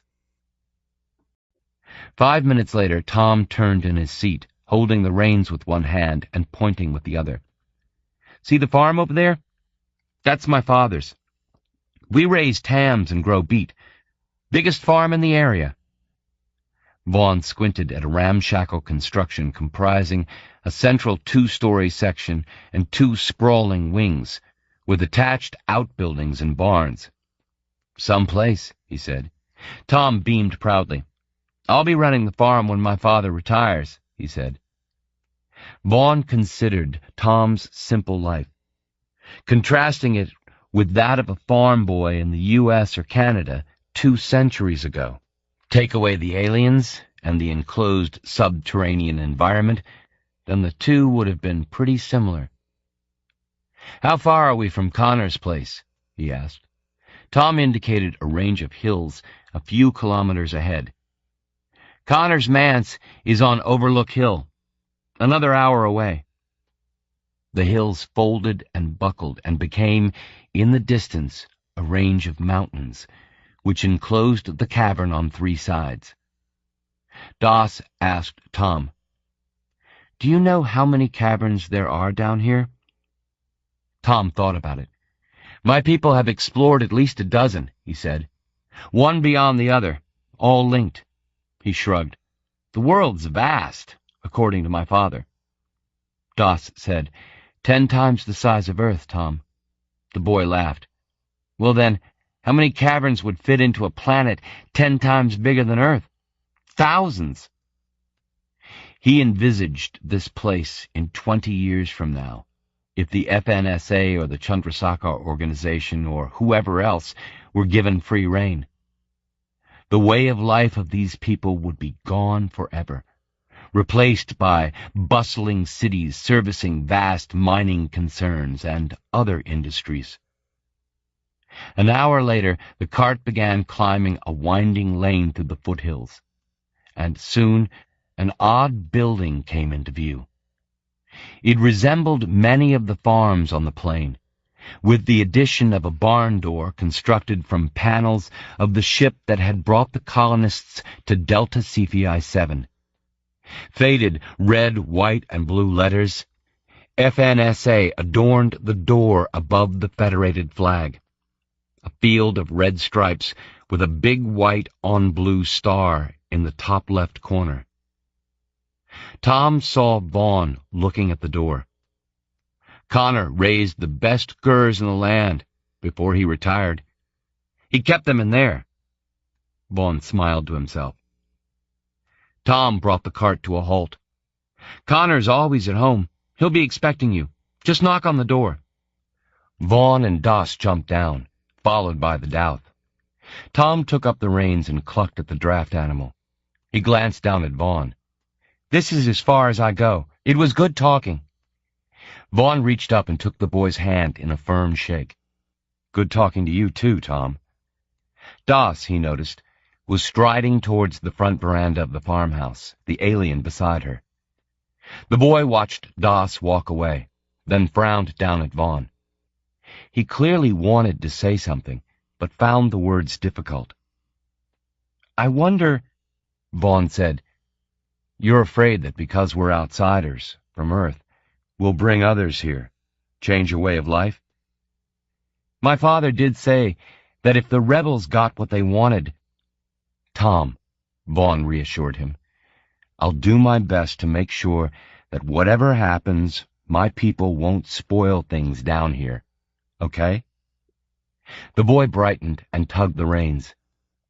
As Vaughn lifted a hand and waved a farewell, he wondered at the wisdom of making such a rash promise. He hurried after Das and stepped onto the porch just as the front door opened, and a tall, balding man, combining the gravitas of a starship captain with the down-at-home appearance of a subsistence farmer, garbed in homemade dungarees, straw hat and all, smiled out at them. He shook their hands and introduced himself, then bent to touch fingertips with the alien. They exchanged high-fluting words, during which Connor nodded and glanced at the strangers. "Come in. I've been expecting you, but I suspect young Tom's told you all about that." He led the way into the house, up a flight of rickety steps to a long veranda overlooking the vale. Connor spread an arm in a gesture encompassing the cavern. "Welcome to Landfall. Will you join me in a meal, and then we'll proceed with the journey?" Das opened her mouth to say something, then had second thoughts. They sat at a table, and a young woman brought out a selection of breads, cheeses, and a bowl of salad. Jugs of amber juice already stood upon the table. The Douth absented itself from the meal and moved along the veranda. It dropped into a squat and stared out across the valley. Connor gestured at the laden table. "Please, join me." They ate, Vaughn taking bread and cheese and a beaker of sharp, sweet juice. Das said, "What exactly has the Douth told you about us?" Connor smiled. Vaughn guessed the captain was in his 80s, thin and sinewy. He gave the impression of someone happy with the life of a smallholder, the nominal head of a thriving colony. "The Douth," he said, "are economical with their words.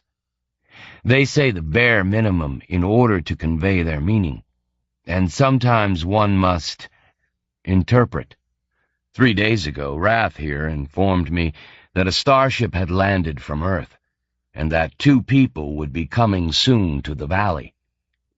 "That's interesting, Mr. Connor," Das said, "because we didn't even know we'd be making the journey here." Connor smiled, gesturing at the alien with the chunk of bread. "The Douth are wise beyond our understanding," he said. "Tom mentioned that they might be telepathic," Vaughn said. Connor gave a phlegmatic gesture. "That might go some way to explaining their perspicacity." Das leaned forward, impatiently pushing her plate to one side. "Mr. Connor, what have the Douth done to you people?" Connor looked perplexed. "Done?" "They disabled your handsets and proscribed technology. They've reduced you to living like peasants." Connor smiled. "We are living the lives entirely suited to the environment in which we find ourselves. The old ways of Earth would not work here. The Douth suggested this lifestyle, and we agreed to abide by it." Das sat back, chewing on a crust of bread as she considered his words. Vaughn said, "Mr. Connor, can you tell us what the Douth want with us? Rath wasn't exactly chatty on the way here."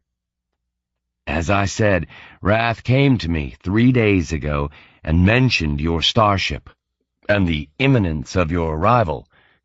He counseled me and my people not to worry, that all would be well here in time. He asked if I might assist him in transporting you through the caverns, to which I agreed." Das said, "With all respect, that doesn't answer the question." Connor gave a nod of absolute understanding. "Parveen, I have learned over the course of more than 2 decades that the ways of the Dowth are often mysterious. They will impart only that which they wish you to know. I suggest patience and reassure you that the Dowth are an honest and honorable people. Vaughn raised his beaker to cover his smile at Doss's visible frustration. Connor ate with deliberation and looked up at Doss's next question.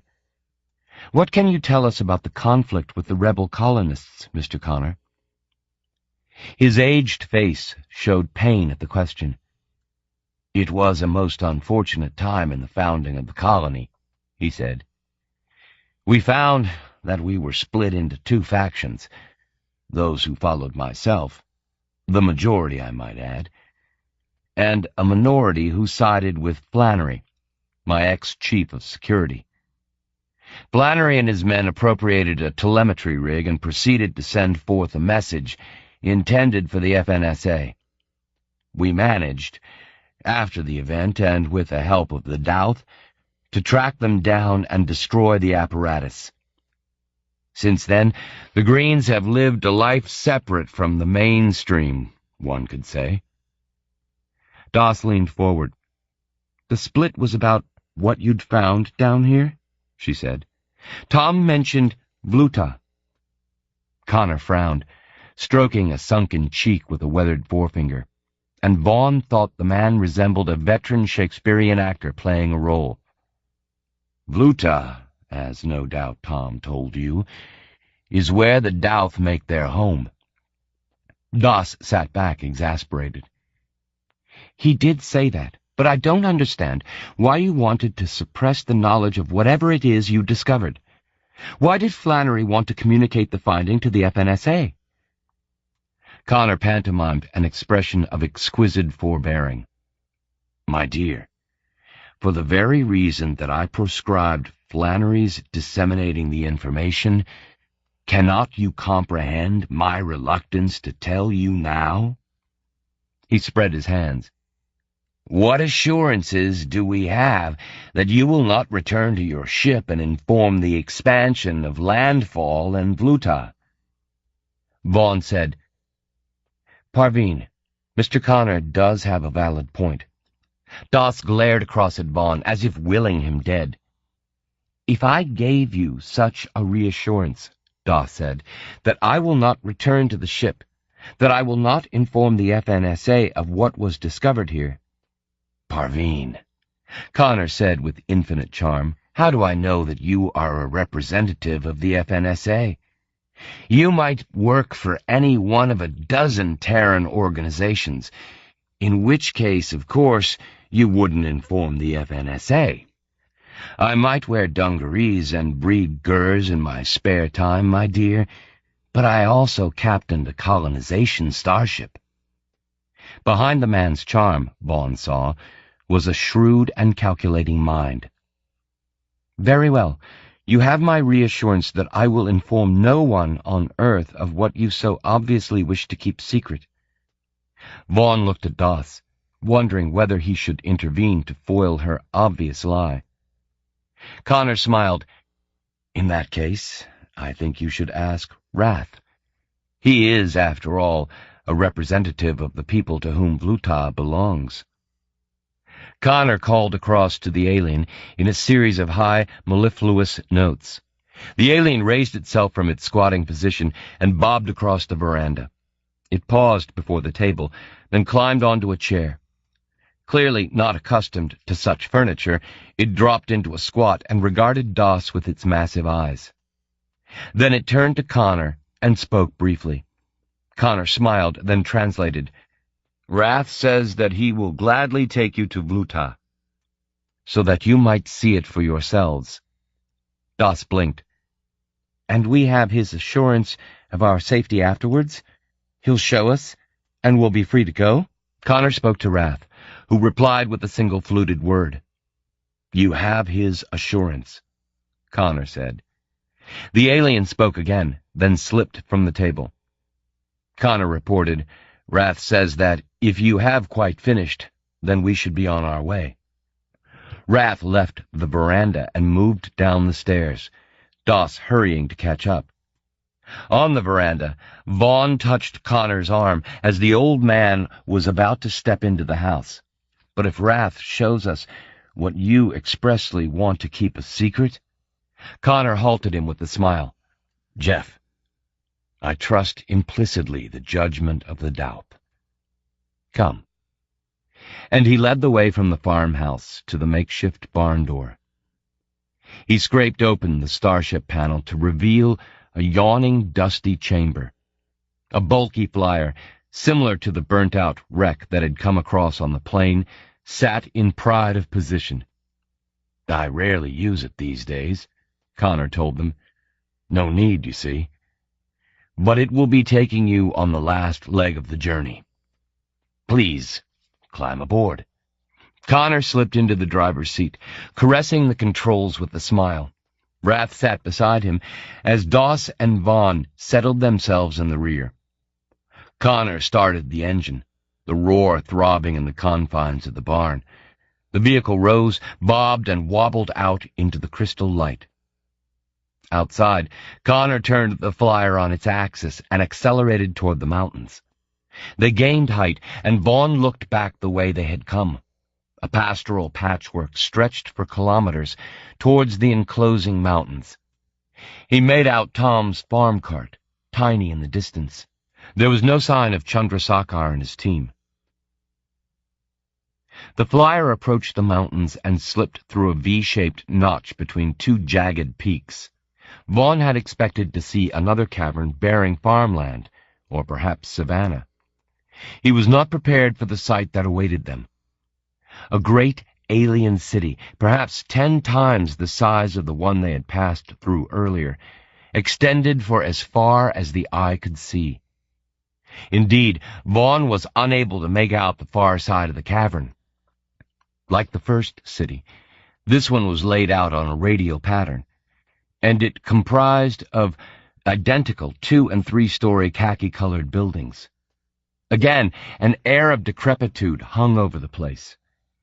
It was more a mausoleum than a metropolis where, thousands of years ago, an alien race had made its home. Connor brought the flyer down so that they skimmed at head height along a wide avenue. Doss said, "Why did the Daup desert their cities, Mr. Connor?" The old starship captain said over his shoulder, "They found a better place." Doss sighed. "Fluta, right?" Connor smiled and nodded. Rath touched his arm, and the pair fell into muted conversation. Vaughn murmured to Doss, "How do you hope to keep your side of the bargain? When we know what the colonists found, you'll get back to your paymasters, right? So much for your good word." Doss looked at him. "The end justifies the means. I'll do what I'll do for the greater good.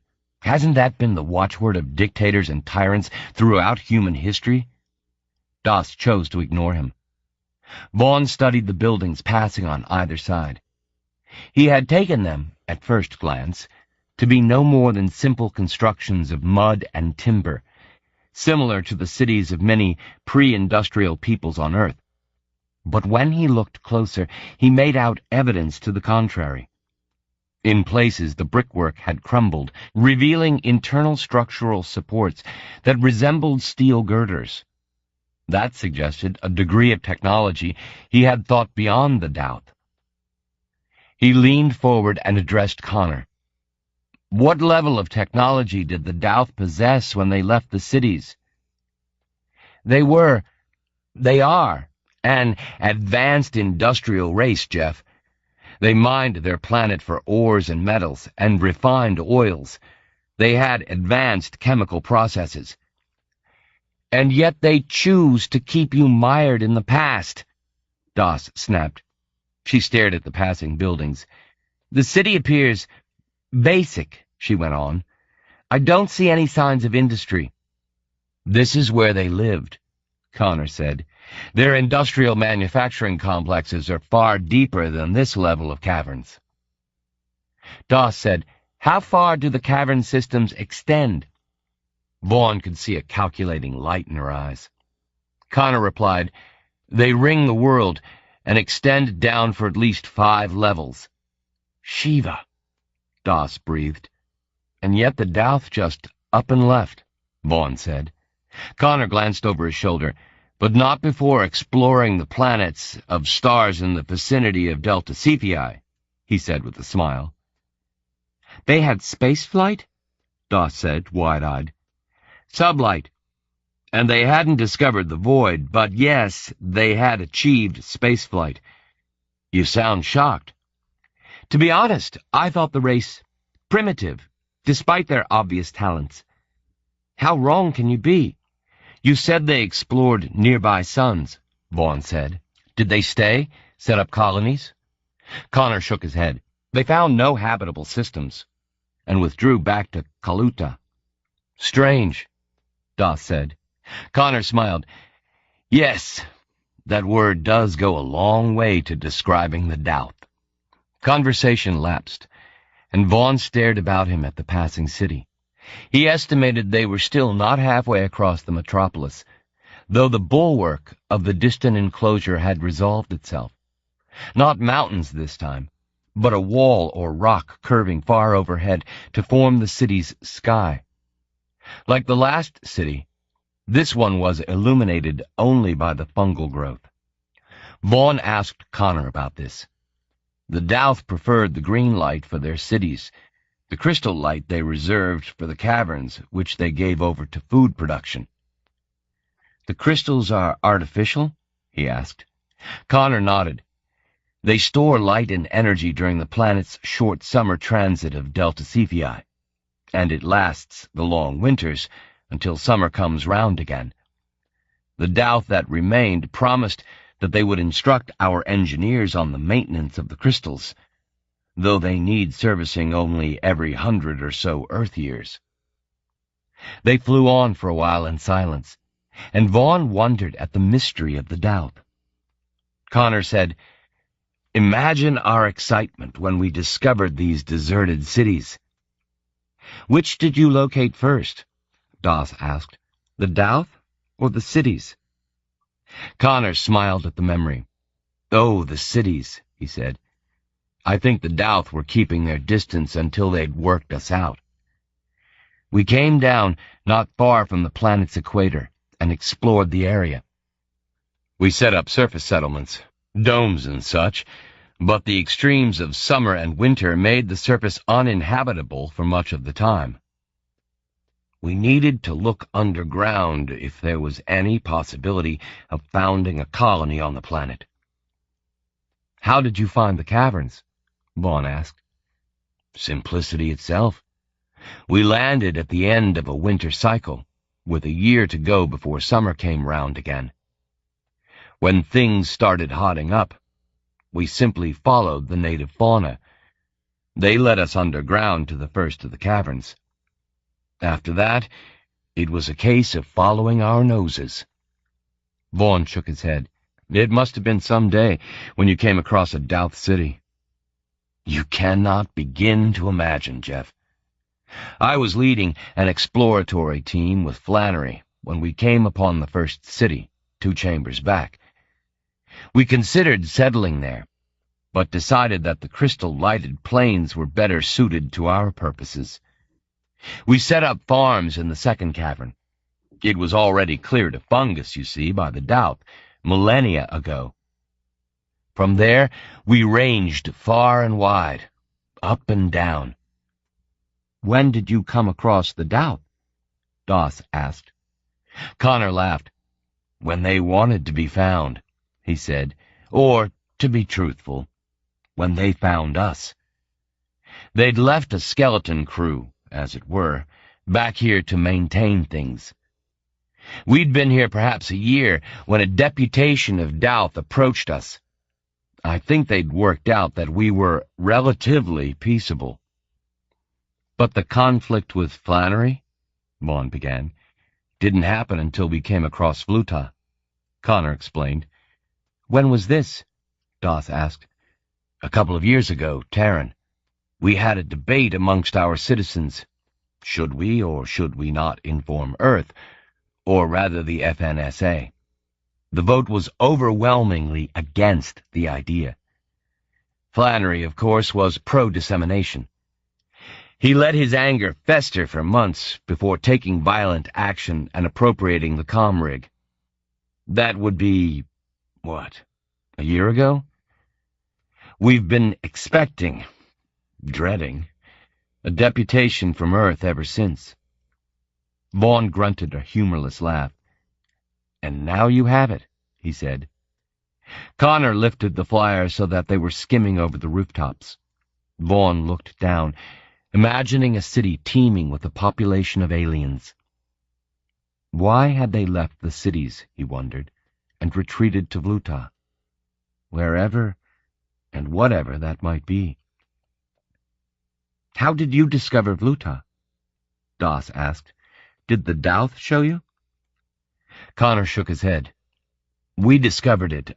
I have the impression that the Douth might never have let on, but for the fact that one of my foraging teams stumbled upon it by chance. You see, we'd come across so many alien cities occupying the caverns that this one seemed just like all the others. This one? Vaughn asked. My team went through the city, salvaging what they could, metals, a timber analog. Then they came to the far cavern wall and saw that, and he pointed ahead to the ramparts of the far cavern wall. Vaughn stared. The wall must have been 2 kilometers away, but even so he made out, climbing its slope, the unmistakable sight of a vast sweep of steps, easily a kilometer wide, rising in a fan-shaped sweep towards an arched opening in the vertical wall of the cavern. Even at this distance, it possessed a majesty that merely hinted at the wonders that might lie beyond. What the hell? Doss breathed. All will be revealed, Connor said, and accelerated towards the sweeping steps. Rath touched Connor's arm and spoke, and Connor nodded. He said over his shoulder, Rath thinks it's appropriate that we should alight at the foot of the steps and descend on foot. Vaughn nodded, aware that his heart was thudding in anticipation. They came to the steps, like the semicircular sweep of an amphitheater, and Connor settled the flyer and sat staring up as if with reverence. Rath was the first to alight. Vaughn followed, then Doss. Connor joined them, and they stood side by side, staring up the incline in wonder. Rath took the first step, then turned and gestured for the others to follow. They climbed. The stairway was made for smaller feet and shorter legs than humans possessed. Vaughn found himself making a series of small, quick steps which soon tired him.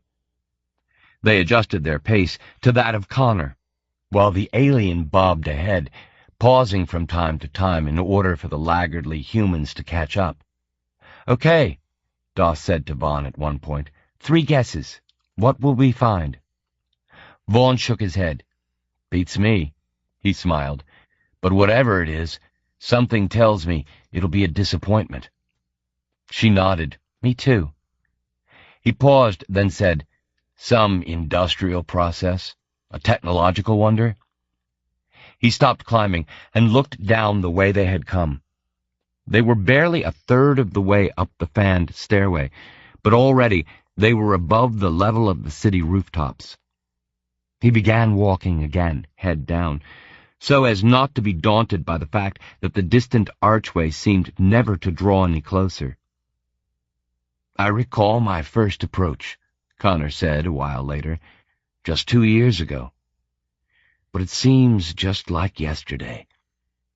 It is truly one of the wonders of the known universe. Doss looked at Vaughn. Still prepared to be disappointed? He murmured, even more so, and looked up to see that they had climbed almost 2/3 of the way to the top. A further 10 minutes of measured ascent brought them to the entrance. They rested, sitting on the very highest step, and looking down across the city. The flyer, parked below, was reduced to the apparent size of a child's toy. Behind them, Rath spoke. Connor translated. "He says it is time to proceed." Vaughn nodded and climbed to his feet, his chest tight with anticipation. Connor followed Rath through the arch. Vaughn gestured Doss before him, and he brought up the rear. They were in a narrow corridor, at the end of which was another arched opening, and through it fell a shaft of bright blue light. Rath stepped into the light and became a spindly silhouette, followed by Connor. Doss hesitated, but only for a second, before she too stepped through. Vaughn took a breath and followed. He found himself in a chamber perhaps as long and wide as a cathedral, though far taller. The chamber itself was unspectacular, merely a natural feature in the rock, but the wonder of it stood at the chamber's far end. It was, he guessed, perhaps 20 meters wide and 50 high. "What the—" Doss began. Vaughn stepped forward, then began walking, until he stood before the wonder, his mouth open. He sensed the others beside him. He turned to Connor, and then looked at Rath. "But what is it?" Through the natural arch he looked down on a vast city, a series of tall, thin buildings stretching for as far as the eye could see, and laid out on a series of canals. Air cars flitted through what looked like a nighttime indigo sky. But how could that be? He asked himself. And he saw, disbelievingly, 3 huge moons hanging in the sky. Then he made out, beyond them, what looked like a spread of packed stars. Beside him, Rath had dropped into a squat, staring up with its emotionless insect eyes. He wondered what thoughts were passing through its alien mind. "What is it?" he asked Connor. "Vluta," said the oldster. Rath stood and raised both its hands in the air, as if in alien celebration. "Vluta," it piped. "It's another chamber?" Doss said, but she sounded unconvinced. Connor shook his head.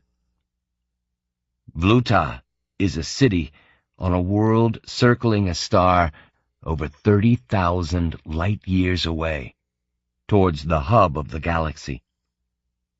Doss shook her head. "But what—" She gestured towards the city. Connor smiled. "This," he said, gesturing at the great archway, "is a space-time portal, for want of a better word, connecting this world to that one." 25. Through the portal. Vaughn stepped forward until he was a meter from the membrane of the portal, still struggling to comprehend the consequences of Connor's statement. This busy metropolis before him, if he reached out he might touch it, was light-years distant. An alien city somehow made reachable by a technology so far in advance of human understanding that it made the science of void space travel seem like Stone Age tool-making.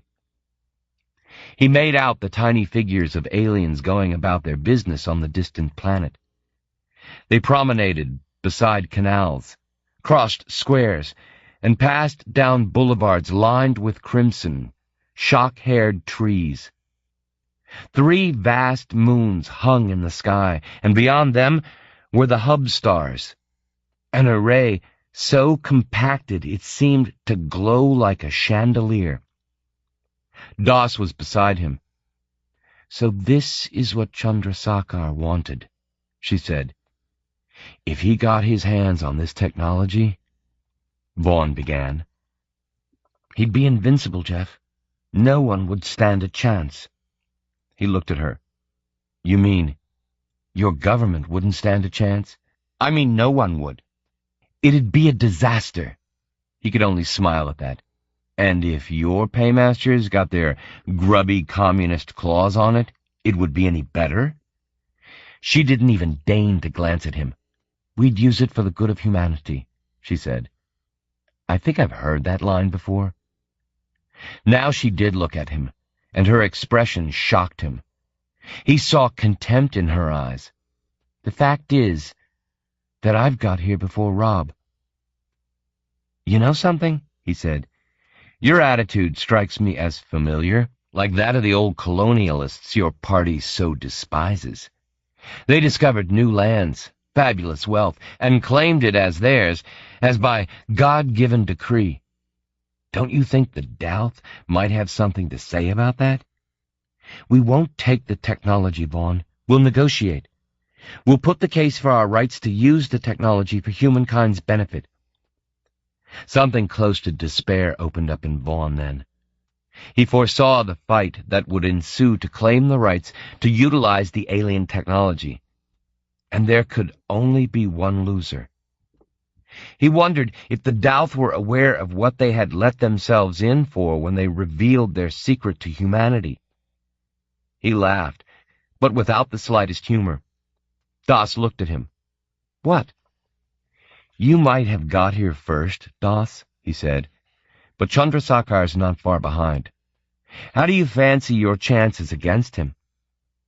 Instinctively she raised her right arm. Vaughn shook his head.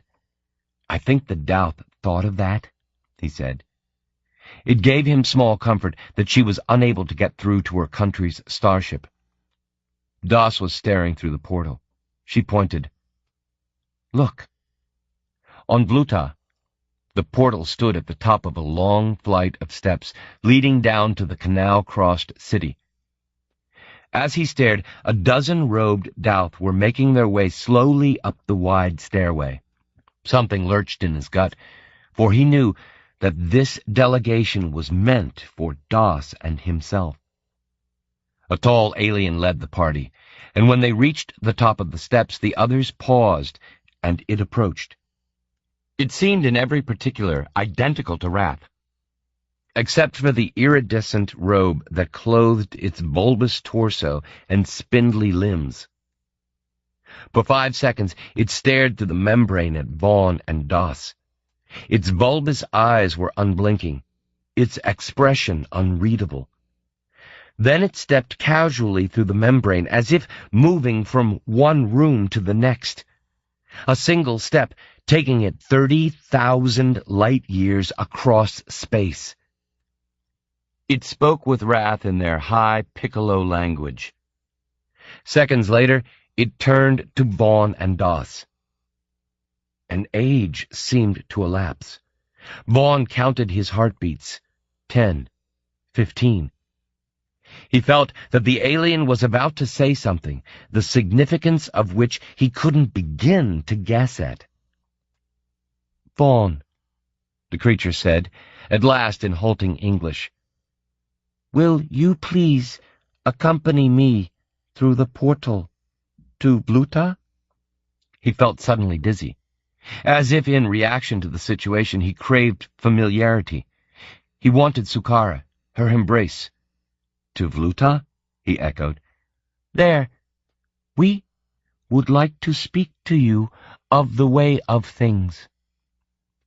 He could not help himself smile at the alien's quaint phraseology. Doss stepped forward. And me? She asked. The robed alien turned its impassive gaze to the Indian. My counsel. And here the alien turned and gestured to the assembly of aliens beyond the portal. Have assessed your suitability and found you wanting. Instead of being gratified at Doss's summary dismissal by the Douth, Vaughn felt a cold apprehension at the corollary of the alien's words. If Doss had been found wanting, then he had not. He was, therefore, suitable. But for what? Doss waved a hand. Wanting? She said. But I represent the Communist Government of India. If you know anything about my people, you'll know that we stand for the egalitarian principles." The robed alien cut her short. "Please," it said, with an air of courteous forbearance. "We know all about you people. We have made our decision." It turned to Vaughn. "If you would care to accompany me." It turned and walked towards the membrane, paused before the interface, and awaited him. Vaughn hesitated. Something more than the impossible fact of stepping across light years halted his progress. What, beyond the portal on Bluta, might await him? Doss said, "I'd be careful, Vaughn. You can't trust these people." That, oddly enough, decided him. He turned to her and said, "For some reason, Doss, I think I can." He looked at the robed alien and nodded. The alien passed through the membrane and, heart racing, Vaughn stepped after it. He was aware of a split second of dizziness, a rush of heat passing across his body, and then he was on a planet near the center of the galaxy, bathed in the light of 3 alien moons. It was warm, sultry, and the air was spiced with a mixture of sweet and indescribable scents. The gravity was less than that of Delta Cephei 7 and Earth. He felt buoyant, as if he might jump and leave the ground for seconds at a time. He turned. Through the portal, he made out the cavern, and the figures of Wrath, Connor, and Doss staring at him. Doss stepped forward, her mouth moving, though no sound traveled the light years. She was clearly remonstrating with Connor, who stepped forward and tried to restrain her as she reached out to touch the membrane. Her hand seemed to halt in the air halfway towards Vaughn, as if brought up short by a pane of glass. She frowned, applied more pressure, and grimaced in frustration. She turned to Wrath and spoke angrily to him, but the alien heard her out and decided against gracing her tirade with a reply. Instead, it turned from her and moved through the membrane, walking on past Vaughn and the robed alien and moving away down the steps. This had the effect of renewing Doss's attempts to break through. She applied her shoulder and pushed, to no avail. Vaughn felt a touch on his arm. It was the robed alien suggesting they leave her to her futile attempts. "Please," it said. "This way." The Council of Aliens was making its way down the steps, and the robed alien and Vaughn followed. At one point he turned back. Doss had ceased her shoulder charges and had drawn her laser. For a terrible second he thought she was about to use it on the portal. But evidently she had second thoughts. She slipped the weapon into her jacket, moved away from the membrane, and hurried across the chamber towards the far entrance. He wondered if she had decided to confront Chandrasekhar when and if he arrived. Taking a deep breath, Vaughn followed the robed alien down the steps. 26. Endgame. Parveen hurried from the portal towards the cavern's exit, paused, and looked back through the membrane to Bluta.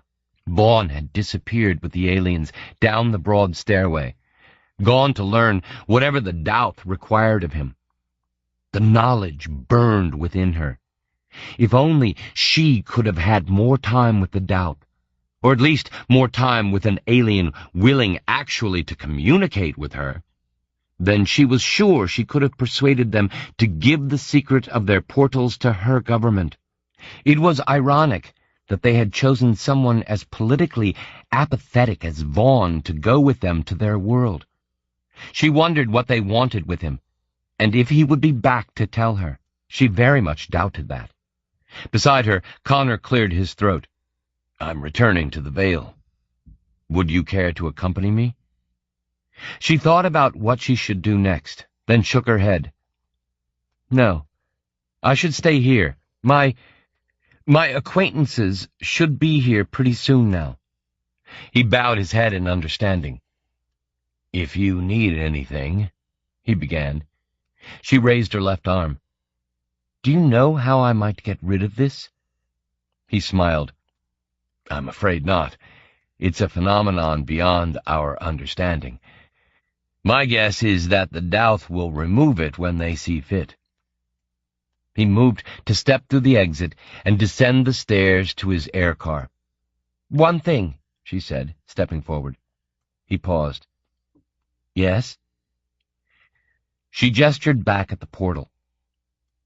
"What do you think about that? About what the Douth did to you? Their prescription on technology, progress?" He smiled, placidly. "The Douth helped us, Parveen. Without them, we would very likely have perished on this planet." "But they could have allowed you to contact Earth, tell them about—" He was shaking his head. "They discouraged our use of technology because we do not need it down here. And they didn't want Earth to know of the portal for obvious reasons." That was it, she thought. The Douth feared humanity. They feared what the spread of humankind might mean for the stability of their future, and, perhaps, she acknowledged, they were right to do so. She said, "But not allowing you to develop, to retain and use your technology, isn't that unacceptable social engineering?" He smiled at this. "We accepted it," Connor said. "And anyway, are not your people guilty, if that's the word, of similar social engineering?"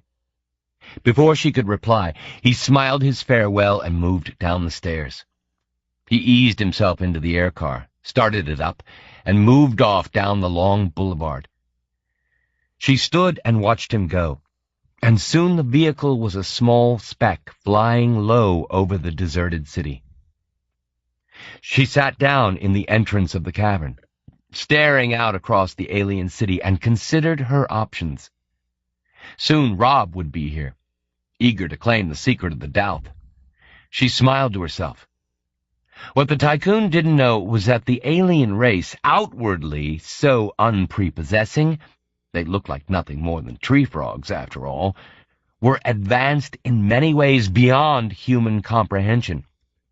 Even if they allowed the portal to remain in situ, which she doubted, Rob and his team would be unable to fathom how it worked.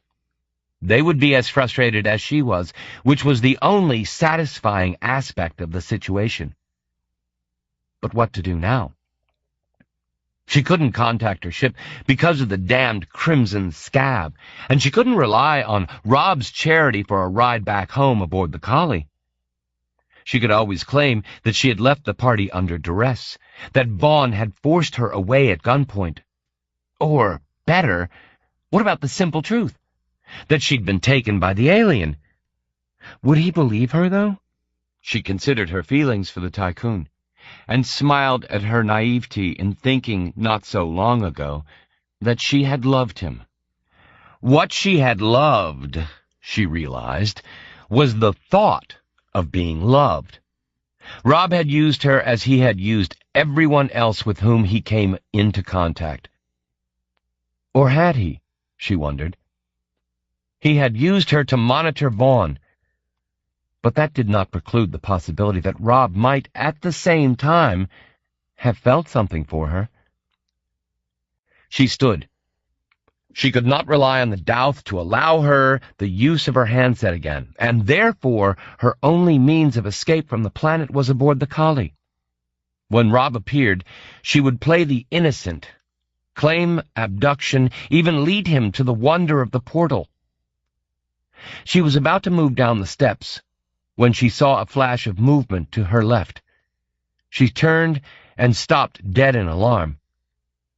3 meters from her, a scintillating spider drone appeared from behind a flange of rock.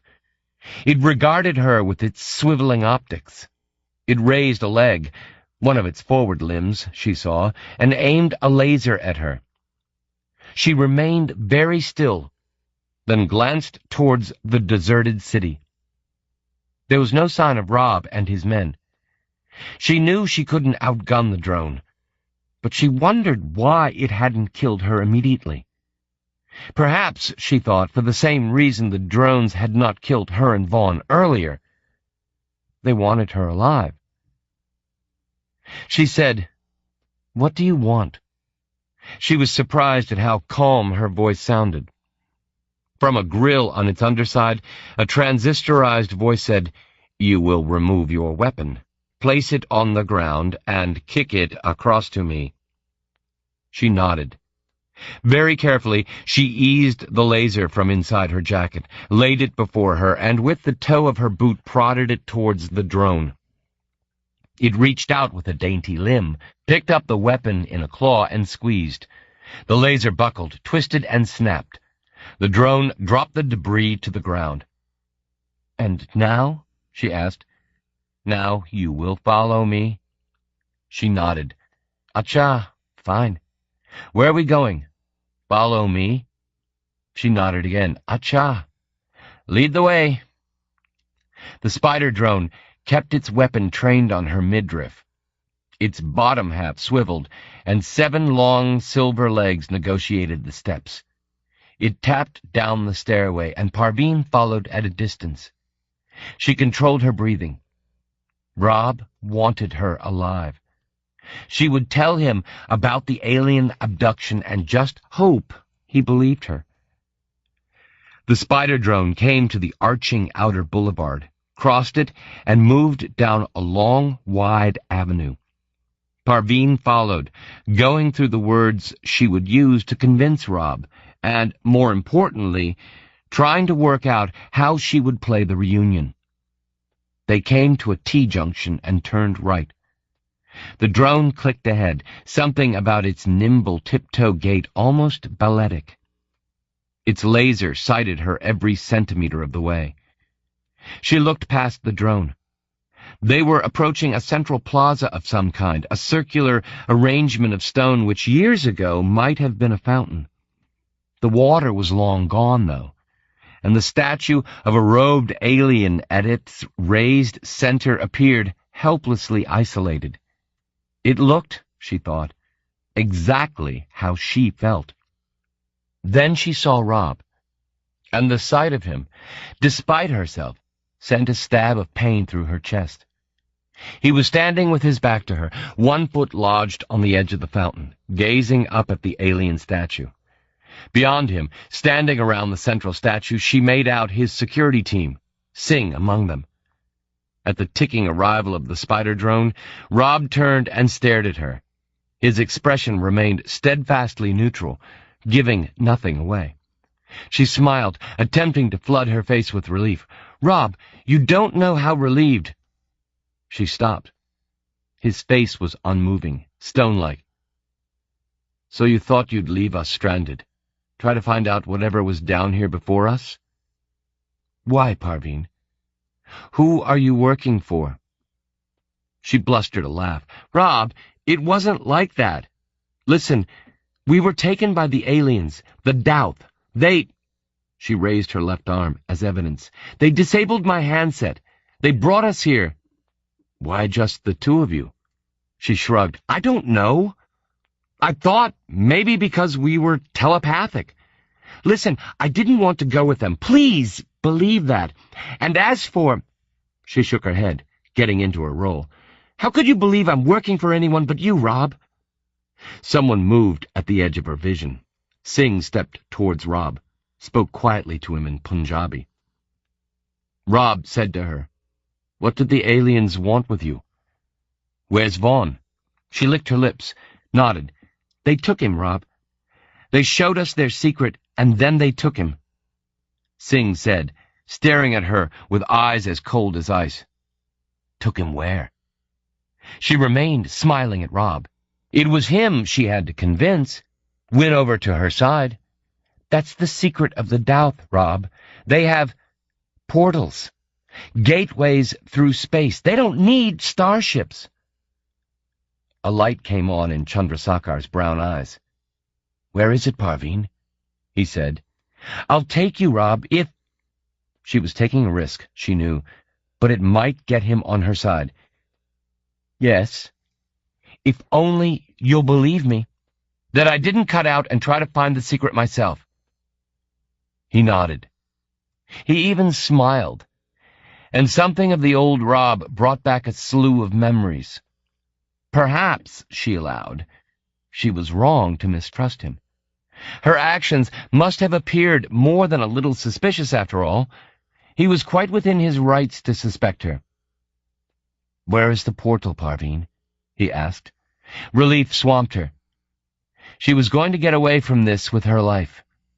She had almost won her passage back to home and safety. She pointed beyond Rob and the buildings at his back, towards the distant rock face. Across it, like a splash of midnight ink, was the crack that gave access to the chamber housing the portal. "It's through there," she said. "I'll take you." She stepped forward, reaching out, and Rob smiled. She found herself wanting to touch him again, to feel his skin.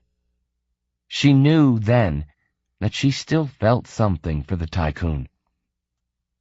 At that second, when she had allowed herself to think that everything would work out fine, Singh moved.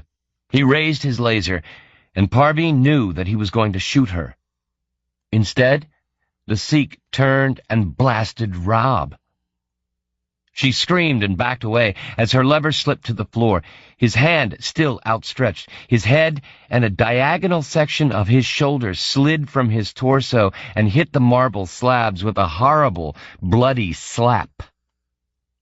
The back of her legs came up against the edge of the fountain, and she almost tripped. She sat down quickly, her back against the cold stone, fingers to her lips in shock. A split second after Singh killed Rob, confirming all her worst fears, he turned and lasered the shocked security personnel behind him.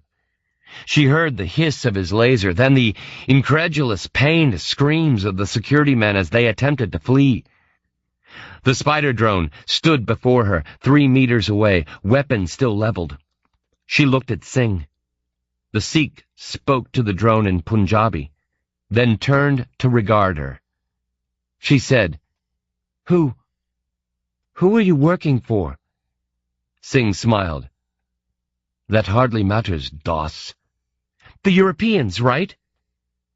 If she could keep him talking, perhaps promise to lead him to the portal. Singh said to the drone, "Acha," and Parveen knew she was dead. The drone fired. She saw a bright flash and felt a sudden leaden blow to her stomach. Singh moved away, out of sight around the fountain. The drone remained watching her, mocking her with its mechanical dispassion. She looked across at Rob's body and wept.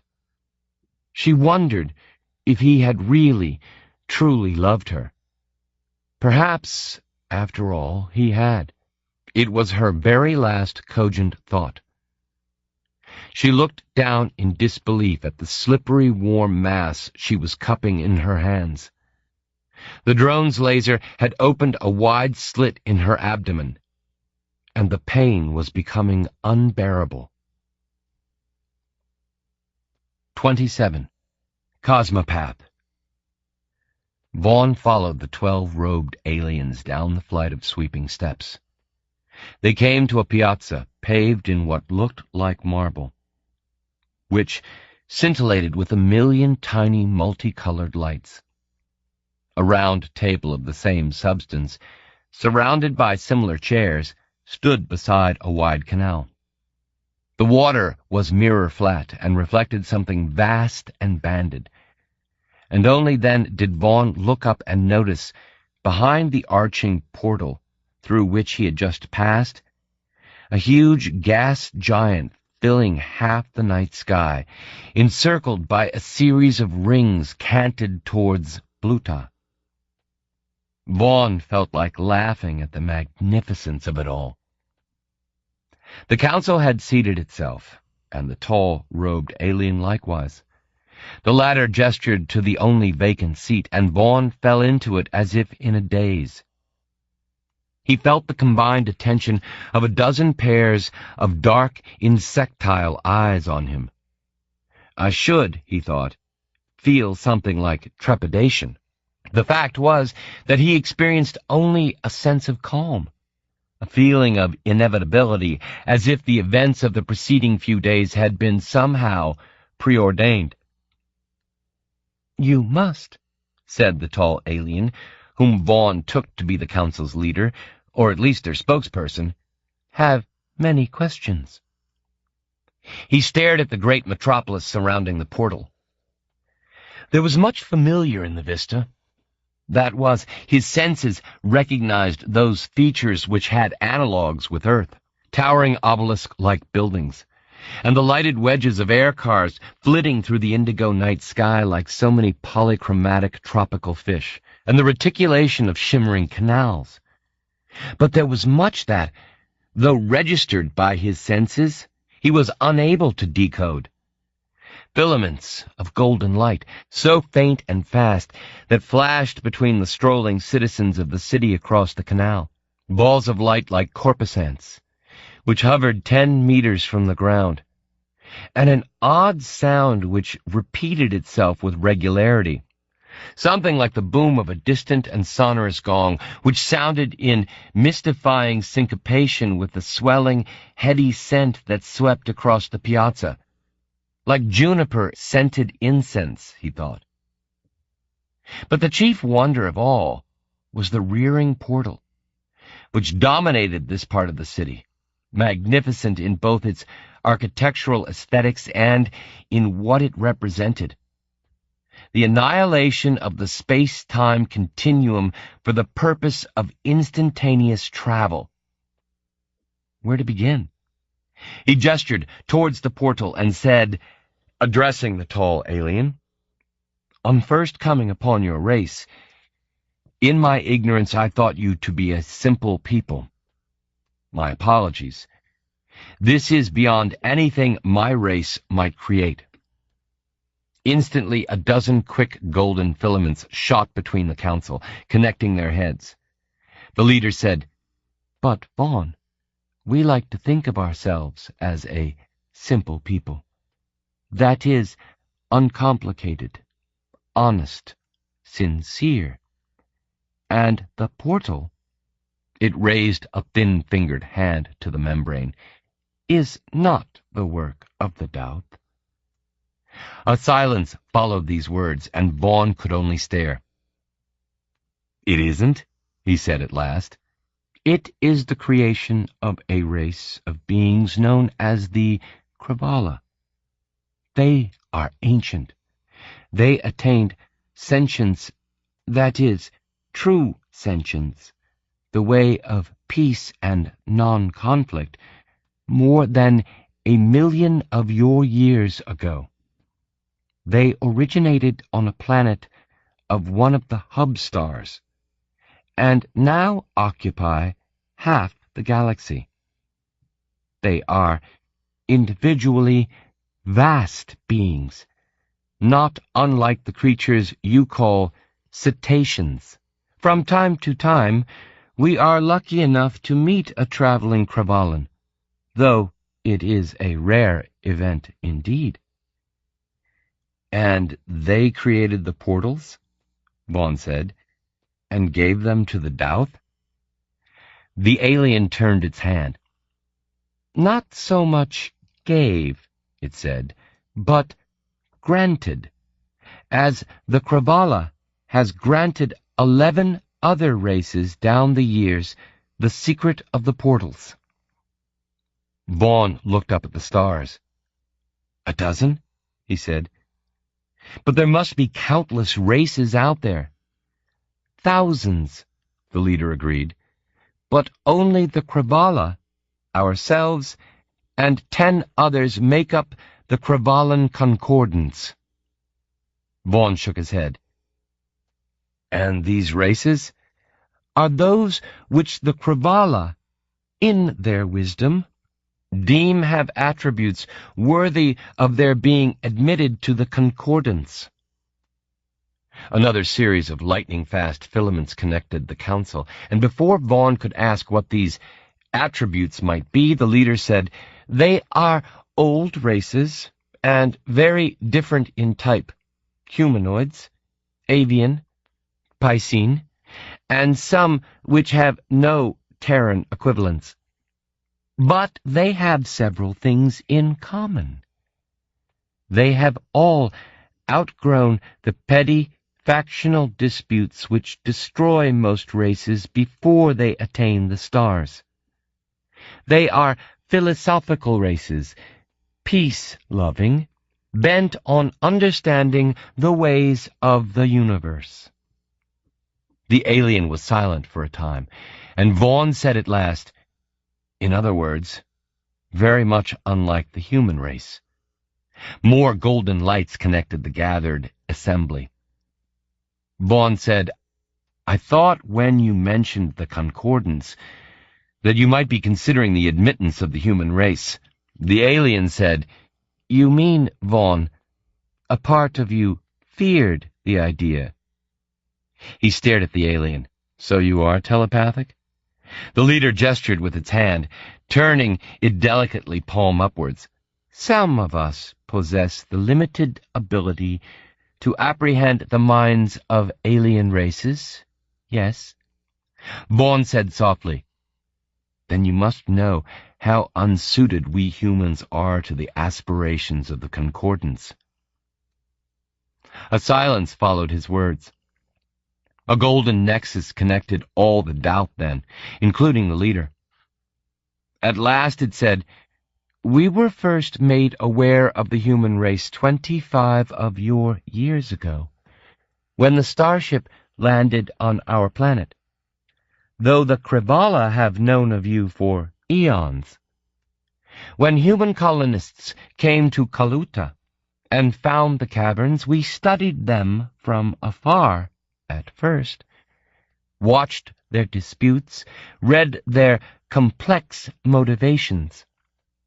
After a period, we contacted the colonists, helped the more peaceful elements in their society gain ascendance, showed them how to farm and maintain the caverns, for without our knowledge they would have perished. Kaluta is a harsh world, as you know." "But you were taking a risk," Vaughn said, "in allowing humans knowledge of your existence." He felt then that if the alien could have smiled, it would have done. "But, Vaughn," it said, "we made contact only with the approval of the Krivala, after we had apprised them of the situation, that the colonists needed our help in order to survive. We made contact and awaited your arrival." Vaughn opened his mouth. "Our arrival?" he echoed. "The Krivala," said the alien, "are wise beyond our comprehension.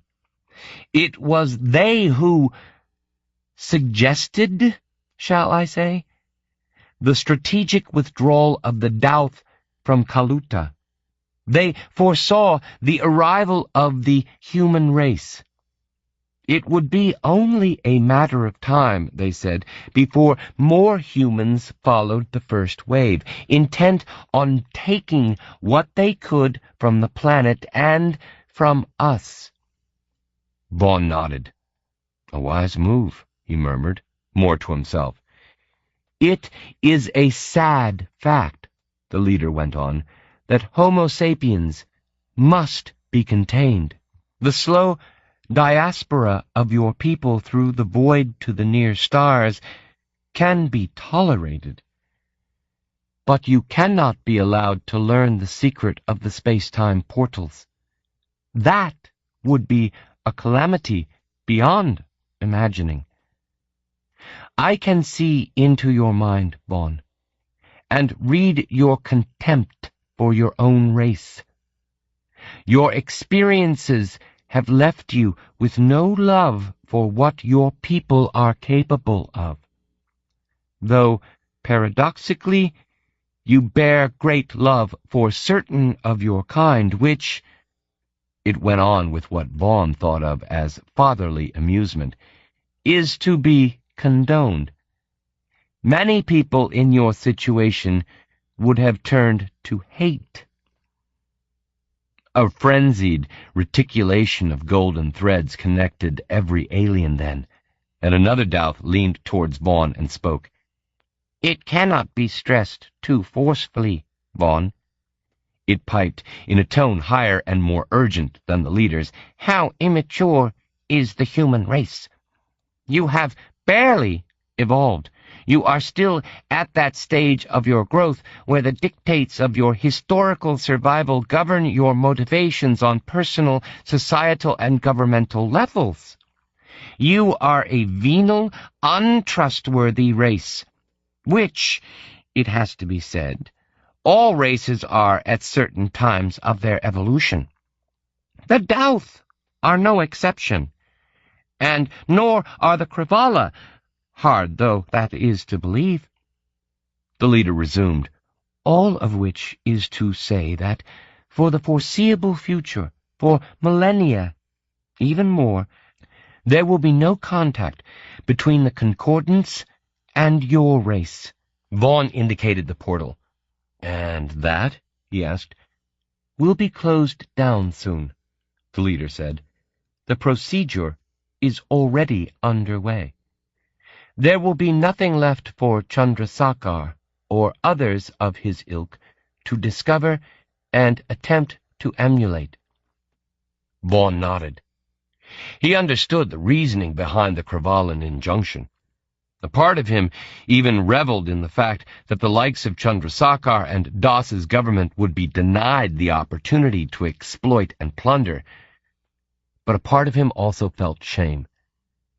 At last he looked up and said, "But why did you bring me here?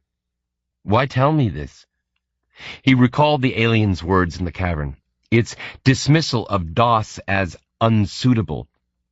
So why was he suitable? Then he thought he knew why. He had no vested interests.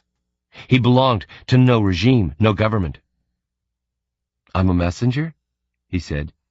"You want me to return to Earth, to tell my people of the Krivala and the Concordants, to warn them off seeking contact?"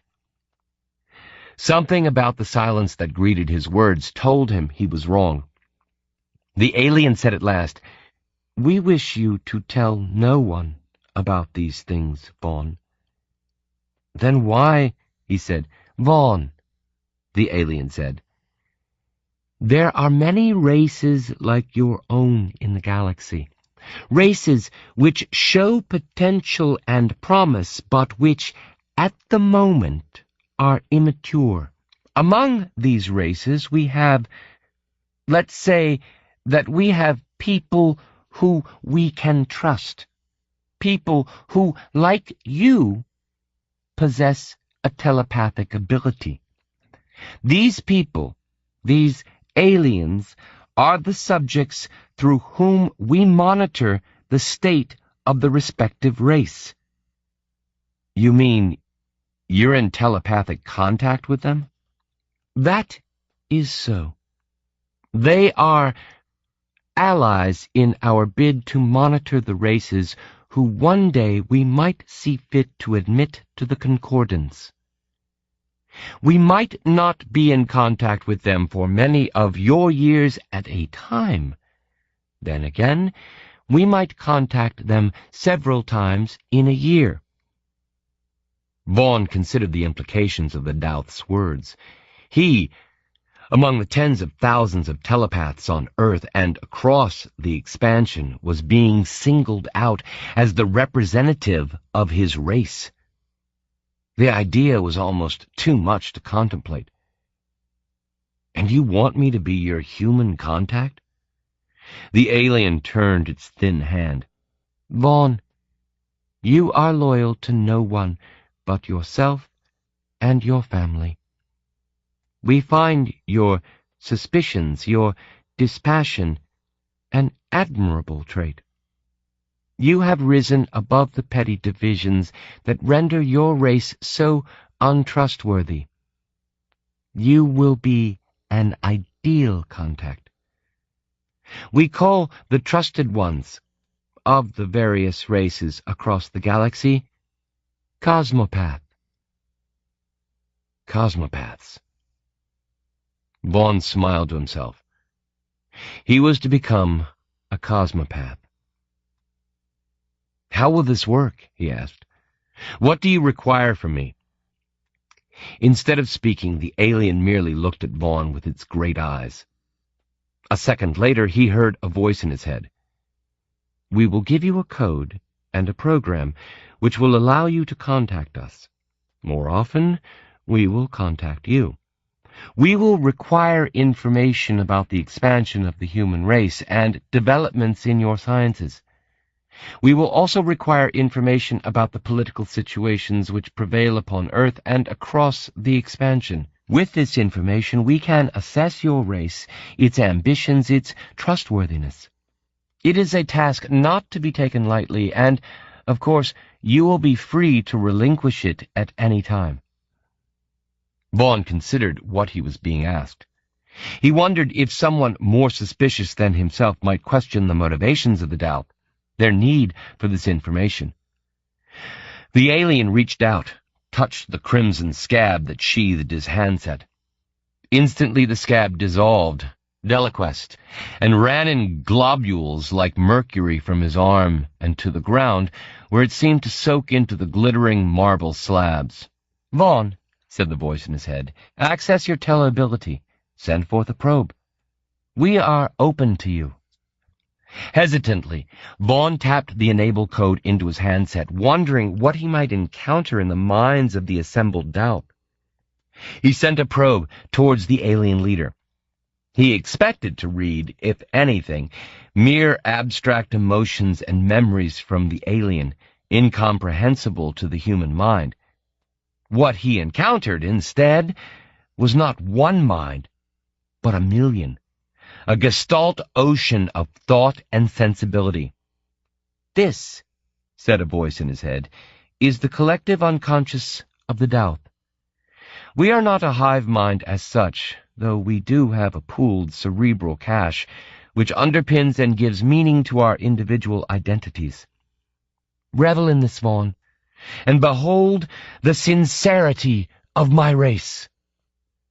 Vaughn found himself sinking into a great ocean of pacific sensibility. Much of it was abstract to him, merest sensations of mentation and emotion, as comprehensible to him as a complex abstract hologram might be to a child. And yet he did sense the sincerity the alien mentioned, the underlying. He almost thought of it as the humanity of the alien race, but rather the underlying sense that its individuals had outgrown such material concerns as personal gain, had banished the demon of the ego. He knew, after just minutes of bathing in this alien ocean, that the Tao could be trusted. He rose, emerged from the alien collective unconscious, and took possession once again of his own identity. He disabled his teleability and felt suddenly, oddly, very alone. The alien said, "You will consent to be our human contact?" Vaughn saw that the head of every council member was turned his way. He felt the regard of a dozen pairs of great black eyes. "I would be honored to be your contact," he said.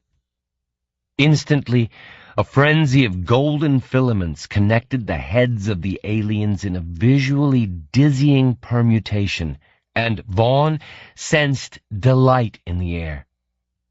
"This is the code," said the alien, and relayed a 6-digit number to Vaughn. "But," he looked at the alien, "there are telepaths on Earth who use viral programs. What about the danger that I'll be read? My status as a cosmopath compromised?" The alien said, Do not concern yourself on that account. The Harn, what you call the Crimson Scab, secured your program with a shield which cannot be bypassed. Any knowledge you possess will not be read. Vaughn nodded, reassured. A thought occurred to him. The alien said, forestalling his question, "Yes, you can tell Sukara. If you connect your handsets, the Harn will access her program and provide an unreadable shield." Vaughn smiled and looked around the gathered Douth. "Thank you," he said. "We will return you directly to Earth, to Bengal Station," the alien said, "as your standing with Chandrasekhar might now be, shall we say, problematical?" He stared at the alien. "You can do that?" he asked, then smiled at the stupidity of the question. He thought of Sukara and her delight at having him back so soon. Then he considered Parveen Das, back on Delta CPI-7 and facing Chandrasekhar and his henchmen alone. He said, "I need to go back to Delta CPI-7 briefly.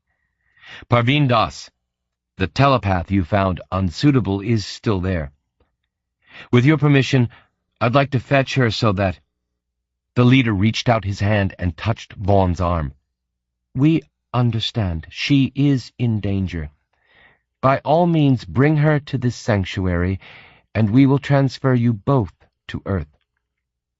The council stood as one, and 11 members moved off along the canal, while the 12th, the leader, gestured Vaughn to accompany him up the plinth of steps to the arching portal. Vaughn climbed the steps, wondering what he might find on Delta CPI-7. Would Das believe him when he told her that they would soon be transferred to Earth? He wondered also what story he might concoct to explain why the Douth had required his presence on Vluta. They approached the membrane of the portal side by side, and Vaughn stared through. The chamber on the other side was empty. There was no sign of Das or Connor. He turned to the alien. One thing. He considered Chandrasekhar's discovery of the colonists, the underground caverns, and what this might mean to their way of life.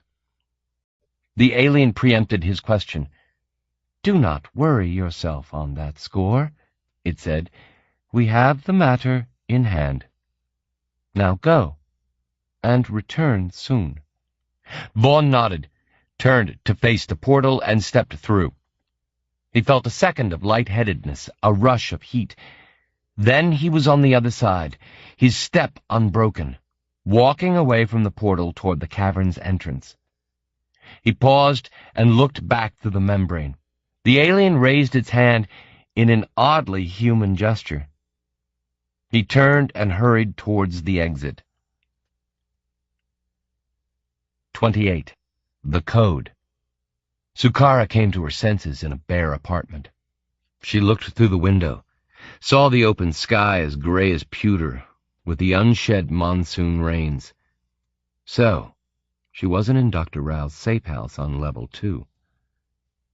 The only furnishings in the small room were the sofa on which she sat and a kitchen chair by the window. The heat was merciless. She was sweating freely, slick rivulets greasing her torso. She tried to move, but her ankles were bound together and tied to the feet of the sofa. She tried to stand, but almost fell forwards. She slumped down into the cushions and looked around. Her cheek throbbed where the bastard had hit her. But more than the pain, she felt an overwhelming sense of dread. They wanted something from her, obviously, but she had no idea what. She recalled the Chink who'd followed her, and wondered if her captors were aware of his death. If they were, then they might not be so careful with her. She lifted her left arm and began tapping the police code into her handset. Shockingly, someone hit her across the back of her head. She fell forward, yelling. She heard someone snicker behind her, and at the same time someone else moved around the sofa and came into view. It was not the chink who'd caught her, but someone else. A grinning, fish-faced bastard with a pudding bowl haircut, the latest fashion among the Chinese on the station. The guy hunkered down before her, just out of arm's reach. He was holding a small enabling pin in his right hand. "You don't think we'd let you get away with that, do you, Sukara?" He was sweating, and gave off an overwhelming stench of body odor, almost animal in its intensity. "Now, I hope you're going to be reasonable." She took a few shallow breaths, trying not to inhale his stink. "About what?" "About," said Fishface, "giving us what we want." This was more than just an abduction and possible rape by a bunch of psychopaths, she thought. "What do you want?" "The code," Fishface said, "that'll connect your handset to Jeff Vaughn." So they wanted, for some reason, to contact Jeff.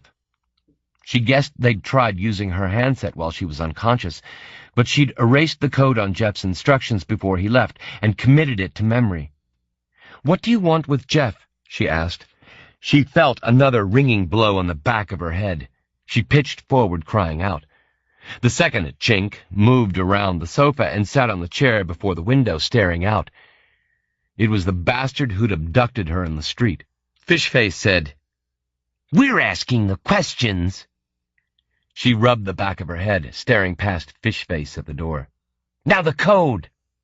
She thought about it, then said, "I don't have a code. I don't contact Jeff. He contacts me." The blow was all the more painful for being unexpected and lightning fast. Fishface struck out, his fist connecting with her jaw, sending a blaze of pain through her skull. She rocked back, eyes wide. "We can play this little game all day, but it'll get a little tiresome. We ask the question, you lie, and then we hurt you. Eventually, we'll get tired of playing the game, and things will get serious." Fishface paused and looked across at his accomplice, who, well-rehearsed, took up the line. "Sukara," he said, without taking his gaze from outside, "there is a bed in the next room, and we've brought enough cord with us to tie your arms and legs." "And we have a knife," Fishface went on. "Snick, snick, and off with your clothes. And after that, we hurt you again." "But," said Fishface, "we hope it won't come to that. We hope you're going to be reasonable about this. Now, the code!" She knew the bastards would carry out the threat, and enjoy doing so, if she didn't give them the code. But they'd probably rape her anyway, code given or not.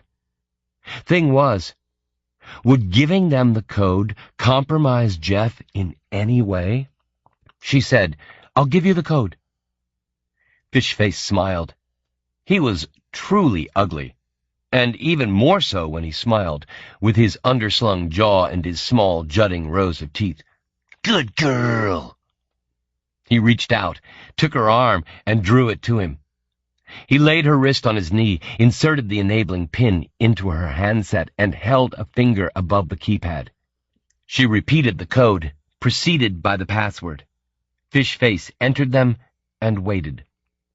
Sukara stared at the screen, waiting for Jeff's face to fill it. She just wanted to see his face again.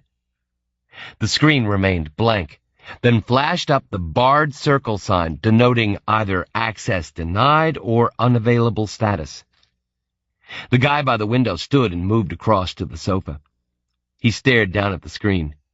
He sounded disappointed when he said, "And I thought you were going to be reasonable." He moved purposefully towards the bedroom door. "That's the code! I swear! Please try it again!" The second guy stopped outside the bedroom door and watched as Fishface re-entered the code. Sukara's heart pounded, counting down the seconds. She stared at the screen, willing Jeff to answer. A second later, the barred logo came up again. Fishface stood abruptly. The second guy said, grinning, "A little fun, eh?" Fishface contemplated, fingering his out-thrust jaw. He smiled. "I have a better idea." He moved across to his accomplice, and they conferred in whispers. The result was that the second guy hurried across the room, opened the apartment door, and slipped out. Sukara briefly saw a flash of carpeted landing before the door closed. She thought of yelling for help, decided against it. "We think," Fishface said softly, "that there might be a better way of persuading you to give us the correct code." "But it was," she wailed. "After all," he went on, "how persuasive can rape be to someone who was raped a dozen times a day for bot?" He moved out of sight, and Sukara heard an interior door snick shut. She sat back and closed her eyes.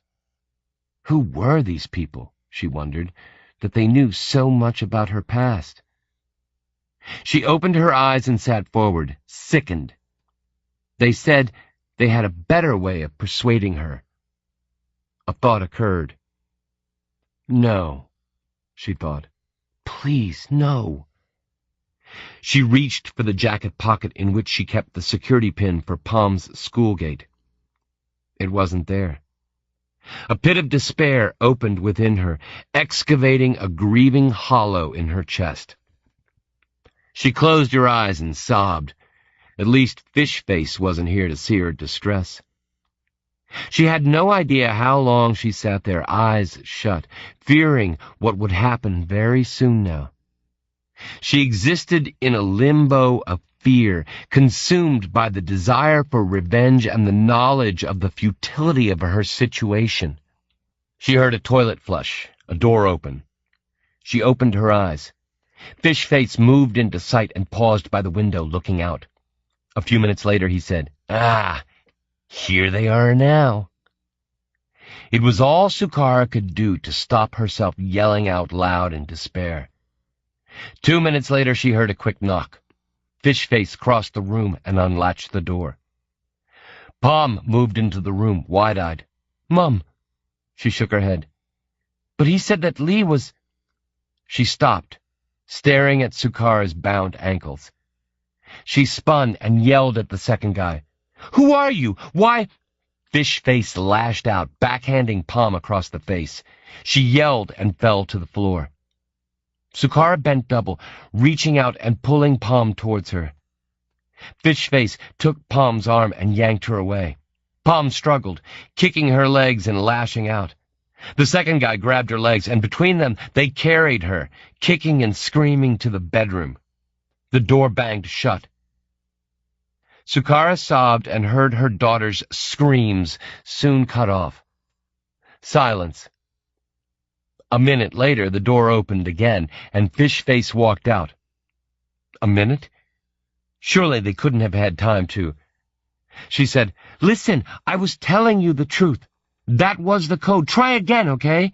She took a breath, then had an idea. "Listen, I kept all the other calls to Jeff stored in here. Maybe if you access them, there'll be some way you can see that the code I used was the one I gave you, okay?" Fishface listened. Without a word, he approached her, knelt and took her arm. He accessed her handset, and she told him how to enable the memory. He tapped at the keypad, then nodded. "Hey, Sukara, it's your lucky day."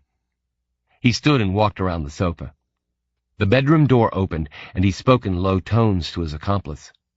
Minutes later, Palm appeared, moved around the sofa, and dropped into the cushions beside Sukara. She was silently sobbing. They said they'd... Sukara hugged Palm to her, while Fishface bent and shackled her ankles to the feet of the sofa. "We'll be okay, Palm," Sukara said over and over. "Keep quiet. Do as they say, okay?" "But what do they want?" Palm whispered. Fishface said, "Okay, we'll try again."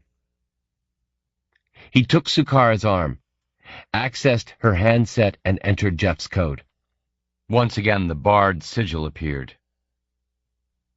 Fishface nodded. "We'll give it an hour, okay? And after that..." He removed the enabling pin from the handset. The two men moved out of sight around the sofa, and Sukara hugged Palm to her and closed her eyes, murmuring reassurances into her daughter's ear. 29. A necessary execution. Vaughn came to the top of the steps leading down to the deserted alien city. He paused, then moved to where the rocks on his left offered some cover. He crouched, enabled his teleability, and probed. Nothing. Absolute silence. He had expected to pick up the static of Doss's mind shield, but he read nothing. He stood and scanned the streets. They appeared empty, eerily silent. He wondered where Doss had gone. Had she been picked up by Chandrasekhar and taken somewhere? His teleability had a range of a little over 500 meters. They could be anywhere beyond that. He decided to head for the cover of the city and move systematically through the streets. He would search for 30 minutes, then return to the membrane. The thought of being reunited with Sukhara filled him with joy. He stood and hurried down the steps, coming at last to the boulevard that encircled the city. He moved into the shadow of a crumbling, brown-walled building and probed. He reckoned he had traveled 300 meters from the top of the steps, but there was still no static from the mind shields of Das or Chandrasekhar and his men. He moved from the building and hurried down the wide streets toward the center of the city, keeping in the shadows of the walls. Part of him wanted to return now, leave Das to her fate and get back to the safety of the chamber. Another part wanted to find Das, save her from Chandrasekhar. He wondered if his motivations in wanting this were no more than the desire to show her that he had overcome the combined powers of her government and the Chandrasekhar organization. He reckoned he had walked a couple of 100 meters from the edge of the city when he detected the first faint signal of the mind shield. It was a patch of static, very faint, on the edges of his perception. He concentrated. It was around 500 meters away, to his right. He came to a turning and slipped along it, and as he did so, the static of the mind shield became stronger. The static was unmoving, and he rapidly covered the distance towards it. Then he stopped, panting, and pressed himself against the rough wall of a windowless building. He detected another 8 mind shields, a little way beyond the first. He calculated that they were all within 400 meters of his present position. They, like the first, were unmoving. He moved forward with greater care, keeping to the cover of walls and buildings. When he judged that the mind shields were no more than 50 meters away, he stopped and considered his next move. He was in the recessed doorway of a building that occupied the end of a row. The door was made of some toughened fungal material. He applied pressure, then a little more, and it gave under his weight. The room was small and gloomy. He ran through it to another, larger room and found what he was looking for. A narrow staircase with tiny steps rose to the second floor. He climbed carefully so as not to put his feet through the ancient material. The room on the upper floor was spacious and overlooked what once might have been a fountain. He moved to the shuttered window, reached out, and carefully eased open the shutter. Light filled the room, momentarily dazzling him. When his eyes adjusted, he peered out, then pulled back quickly, hardly able to believe what he'd seen. He took a breath, looked again. He saw Das first. She was sitting against a low wall, very still, her legs outstretched before her and her hands holding something in her lap. Vaughn saw, with incredulity, that she was embracing the mess of her entrails that had slopped from the wound in her abdomen. Her eyes were still open, staring sightlessly at some point far beyond the confines of the cavern. Only then did he see Chandrasekhar. His body was lying on its back 5 meters to Das's right. His head and shoulders, detached, were a meter away, connected by a long smear of blood. Vaughn pulled back again, heart throbbing, and considered what might have happened. When he looked again, he knew what he was looking for. He saw no sign of a weapon near Doss. He reckoned that she must have been shot where she sat, as there was an absence of blood anywhere around her. Similarly, there was no evidence of a weapon near the tycoon's body. They couldn't have killed each other. He looked beyond their bodies then, and saw the carnage. He counted the static of 6 further mine shields, made out chunks of meat wrapped in blue material. They had been lasered, messily, and their sectioned remains were spread over the wide, sunken area of the empty fountain. He guessed that the security personnel had been running when the lasers struck, their momentum careening limbs, heads, and torsos in every direction.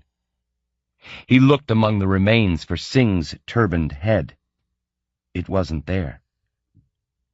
So had Singh killed Chandrasekhar, Das, and the security personnel who had been loyal to the tycoon? Was he now somewhere in the city?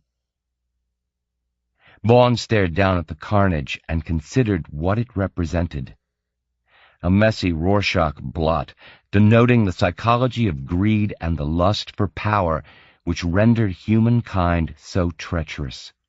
No wonder the Douth and the other aliens had fled before humanity's terrible expansion. He was brought to his senses by the amplified voice of a drone. "We know you are there, Vaughn. Drop your laser and you might live."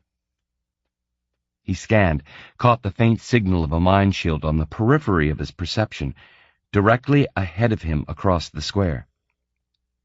Either the bastard was a telepath with a range greater than his own, or Singh had seen him as he made his way through the city. He slipped his weapon from inside his jacket, but he had no intention of dropping it as requested. He rolled from the window. A split second later, a blinding laser vector lanced through the opening and crumbled the far wall. He stood and ran, not for the stairs, but towards the gaping hole the laser had obligingly opened in the thin mud wall. In the next room, he continued sprinting, turned and used his shoulder against the wall. It gave, and he staggered through into the next building. He hardly paused, but launched himself at the next wall. He crashed through, snagged by fibers and choked by dust. His escape might have been unconventional, but it might confuse Singh and buy him time. The next wall, however, refused to buckle, and he tried again, then gave up. He took the stairs 4 at a time and found himself in a small room fronting the street. Rather than risk Singh's lasers in the open air, he barged through a downstairs wall into the adjacent building. A door was situated on the far wall. He reckoned he could exit through this and keep the buildings between himself and Singh. He scanned. Singh was perhaps 400 meters behind him, racing down the street in his direction. He crashed through the door, turned left, and sprinted. Ahead, at the end of the avenue, he made out the rise of steps towards the triangular opening to the chamber. He wondered if he could make it to the top of the steps before Singh reached the corner of the avenue and had him in his sights. But what of the drones, he thought. He expected to be confronted by one of the mincing mechanical spiders at any second. He sprinted, lungs bursting and a shooting pain lancing through his right knee. He tried to recall the code the alien leader had given him in order to initiate mind contact. He'd entered it into his handset, but he couldn't access the code while fleeing. And anyway, he couldn't rely on the Douth to save him now. He came to the boulevard encircling the city, sprinted out into the open, and expected to earn a laser in his back at any second. He scanned. Singh was on the edge of his range, 500 meters away, but he was unable to tell whether or not he'd turned the corner. There was still no sign of the drones, and he wondered how Singh might have deployed them. Why hadn't they shown themselves before now? Seconds later, a blinding laser vector missed him by a meter and turned the steps before him to rubble. He turned quickly, laying down a random pattern of laser fire that would hopefully buy him time. He leapt the streaming debris and raced up the steps, dodging right and left.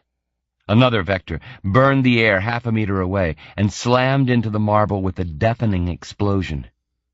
Shrapnel shards of stone tore into his flank, and he cried out in pain.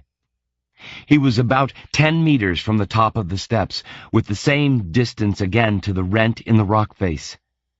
He heard a distant cry and wondered whether Singh was resorting to bargaining with him. Perhaps the fire so far had been warning shots only. It made sense. Singh, whoever he was working for, would want Vaughn alive in order to prize from him that alien's secret.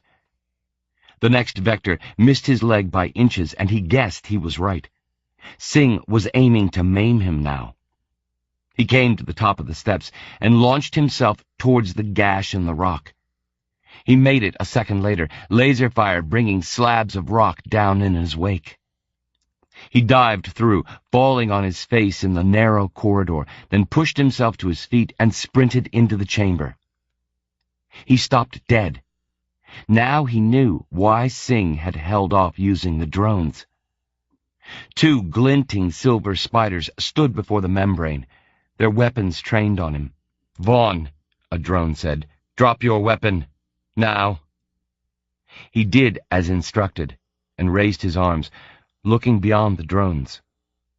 There was no sign of the Douth through the membrane of the portal. He heard a sound behind him and turned.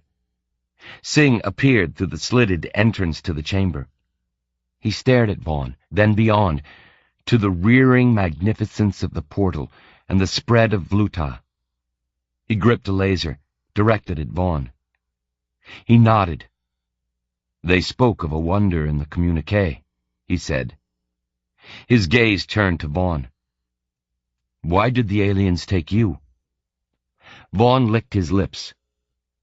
"You wouldn't believe me if I told you." Singh snapped a command in Punjabi. Behind him, Vaughn heard the quick ring of metal feet on stone. He turned. A drone was before him, its laser in his midriff. Singh said, "If you don't tell me what this is, what the aliens wanted with you, then I'll give the order for your execution." Vaughn turned to the Indian and managed a smile. "And do you think that'll bring you any closer to finding out what that is, Singh?" The Indian spoke to the drone, and it raised its laser to Vaughn's head. "Tell me," Singh said. He nodded, and was considering what he might tell Singh when a voice spoke in his head. "We have the situation under control, Vaughn." He started, then thought, "What do you want me to do?" "Tell Singh to get the drone away from you. Tell him that then you might tell him what he wants to know." Vaughn glanced at the Indian, wondering what the Douth intended. "Okay, I'll tell you. But first, get this bastard away from me, okay?" Singh spoke to the drone. Seconds later, the spider lowered its laser, then retreated nimbly to where its companion stood before the membrane. "Right," Singh said. "What the hell's happening here, Vaughn?" "We are a compassionate people, Vaughn," the voice spoke in his head. "Do not judge us too harshly for what we are about to do. Singh would have no compunction about killing you, once he had removed your shield and read your mind." So he was a telepath, Vaughn thought. A second later, 3 silver spokes of light lanced from beyond the membrane. They struck the drones and Singh simultaneously, reducing the spiders to slag and drilling the Indian neatly through the forehead. He remained upright for several seconds, his expression almost incredulous, then crumpled to the ground. "Please, Vaughn, join us." Vaughn turned from the corpse, considering the Douth's words and their actions. He retrieved his laser, then stepped around the shattered drones and hurried toward the arching membrane of the portal. A robed alien, he was unsure whether it was the same one who had spoken to him, approached the membrane and raised a hand in greeting. He passed through the membrane, feeling a surge of heat race across his flesh, and staggered towards the Doubt. The alien raised an arm, and seconds later the membrane flickered. The scene in the cavern wavered like the image on a faulty holoset. Then it vanished, and in its place stood a giant empty frame through which Vaughn saw the distant orb of the gas giant. He was 30,000 light years from Earth, and safe. Then his handset chimed. 30. The joy of reunion. He accessed the call and stared at the screen. His surge of delight at seeing Sukara was instantly quenched when he looked closely at her face. She was tearful, and his first thought was Lee. "Sue? Jeff, they have me and Palm. They want—" The image on the screen vanished. The screen wobbled, and another face came into shot. This one was broad, pop-eyed, and prognathous. Chinese, he thought, made ugly with urgent intent. Dread settled over him. "What do you want?" "Vaughn? Jeff Vaughn?" "I said, what do you want?"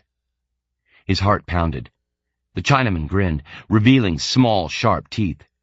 He looked, Vaughn thought, like a particularly predatory carp. "The girl wasn't lying," he said. "We've got her and the kid." "What?" said Vaughn for the third time, with deliberation. "Do you want?" "First, I'll tell you what'll happen to the girl and the kid if we don't get it, okay?" The Chinaman's mugshot vanished, replaced on the tiny screen by Sukara and Palm, their faces pressed together as they hugged each other tearfully. "If you don't give us what we want, Vaughn, we'll kill the kid first. Got that? Right in front of Mummy. We'll drill the little cunt in the gut and let her die slowly. Then, if you're still playing hardball, we'll do the same with Mummy, okay? Only we'll have a little fun first." Vaughn felt his legs give under him. He slumped to the marble floor, staring at the grinning face on his handset. He nodded. "Okay," he said. "I'm listening. What do you want?" In his head, a voice made itself heard, soothing, calming. "Do not worry, Vaughn. We can help you. 1. We want Chandrasekhar dead. Got that? Kill the tycoon." Vaughn nodded, wondering how to play this. It would be a mistake to tell them that the Indian was already dead, he knew. "Okay, and then?" "We know there's something big down there, Vaughn. We intercepted the colonists' message, and we want to know what it is. Got that?" "What if—" Vaughn began. The Chinaman's Piscine mug was whipped away, replaced by Palm's terrified face. Someone, the bastard's accomplice, hit her hard. Her head whiplashed, her expression wide-eyed with pain and fright. Palm screamed. Vaughn heard his wife's terrified sobs. Then the first Chinaman was back, grinning out at him. "No what-ifs, Vaughn. We want to know what's down there." "Agree to their demands, Vaughn. Play for time." Vaughn nodded. "That might take a while. We're still moving through the caverns." The Chinaman grinned. "That's fine by us, Vaughn. We have all the time in the world. When you find out what all the fuss is about, get back to us. In detail. We want to know what's down there and exactly where it is, how it's protected, how many colonists are down there with it. Then you kill Chandrasekhar and his security team, okay?" The bastard showed his teeth again. "And we want to see their heads, Vaughn. Get back to the surface, tell the crew of the Collie that you met resistance, whatever. We'll be waiting for you when you get back to Earth." He worked to maintain his even breathing. "And if I do this, what about Sue and Palm? You'll let them go, okay?" "Only when you're back here. Until then, they're staying put." Vaughn felt something rip within him, despair and hopelessness, and a maniacal desire for revenge. He said evenly, "That's a lot to ask. What makes you think the crew of the Collie will buy my story?" The Chinaman laughed. It's up to you to convince them, isn't it? And it's not as if you don't have the incentive. When you're spinning them the lie, just think of what'll happen to your girls if you blow it. Vaughn nodded. Okay, I'll do it. We'll be in contact in an hour, and every hour after that for progress reports. Vaughn heard a scream, palms, and a second later he saw her tiny fist strike the Chinaman on the cheek. "You bastard!" she cried. The screen yawed. Then the Chinaman cut the connection. What was happening now, thousands of light years away on Earth? He knew that the bastards had to keep Sue and Palm alive if he were to deliver what they wanted. But it was what they might do to the girls in the interim that filled him with despair. The alien was squatting beside him. It reached out, placed a thin hand on his shoulder. "Do not fear, Vaughn. As I said, we can help you." He looked up. "How the hell—" "Come," it verbalized. "I alerted my colleagues when I understood your dilemma. We will open a portal to where your loved ones are being held. We will send you through. The rest, I am afraid, will be up to you." Hardly daring to believe the alien's words, he climbed to his feet and followed it across the marble piazza towards a white-walled building. Several aliens emerged from the low doorway, exchanging bursts of golden light with the leader. "The portal is prepared, Vaughn. Come." Vaughn ducked into the building and saw, as if set flush with the far wall, a shimmering blue portal the approximate size of a coffin. The blue membrane flickered, and a second later he made out a darkened room in what looked like the basement of a tenement block. Pipes filled the room, an old boiler and stacked cartons. "We were able to locate the approximate source of the call from the signal to your handset, Vaughn. This is 2 floors below where they are holding your loved ones." The alien paused, then said, "We know you will succeed." Vaughn stepped forward, feeling lightheaded. He turned and looked at the alien, then beyond it to the others watching him. And then the alien made its calm, turning palm gesture. "And then, in due course, we will be in touch. Farewell, Vaughn. Good luck." He reached out, and the alien realized his intent and matched the gesture. They clasped hands. Then Vaughn turned quickly and stepped through the portal. A dizzy sensation, a rush of heat, and then he was standing in a grubby tenement basement on Bengal Station, Earth. It took him a few seconds to realize the full import of what had just happened, and then attempt to forget that and concentrate on saving Sue and Palm. He would have the advantage of surprise. The last thing the bastards would be expecting was for him to come bursting in through the door. At the same time, he knew there would be no room for the slightest error of judgment. He had one chance only to save Sue and Palm, and he had to concentrate on the best way of going about the rescue. One thing in his favor was that he had plenty of time. He enabled his teleability and probed.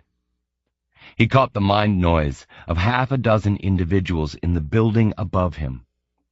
It was midday, he gleaned from the thoughts of an old woman on the first floor. Most of the tenement's occupants were at work. He filtered out the extraneous mind noise and concentrated on finding Palm. Sue had a mind shield implanted in her handset, and no doubt the Chinese pair would be shielded, but Palm was not. Seconds later, he found Palm's cerebral signature, latching onto it with relief and at the same time pain. Palm was huddled on a sofa, clutching Sue and crying quietly to herself. The side of her face still smarted from the Chinaman's blow, and she knew they were capable of killing her and Sue without a second thought. Sue's embrace was a source of comfort and reassurance. They were both shackled at the ankles, their feet tied together, and the cord knotted to the legs of the sofa. Palm was bursting to go to the loo, but was determined not to wet herself in front of the Chinaman. He read, on a deeper level, how much she missed him, how much she wanted to hold him. He felt tears sting his eyes as he saw himself through her perceptions. A powerful figure she wholly loved and trusted, the father she thought she'd never have. He put aside his stepdaughter's emotions and concentrated on what she was experiencing, what she was seeing.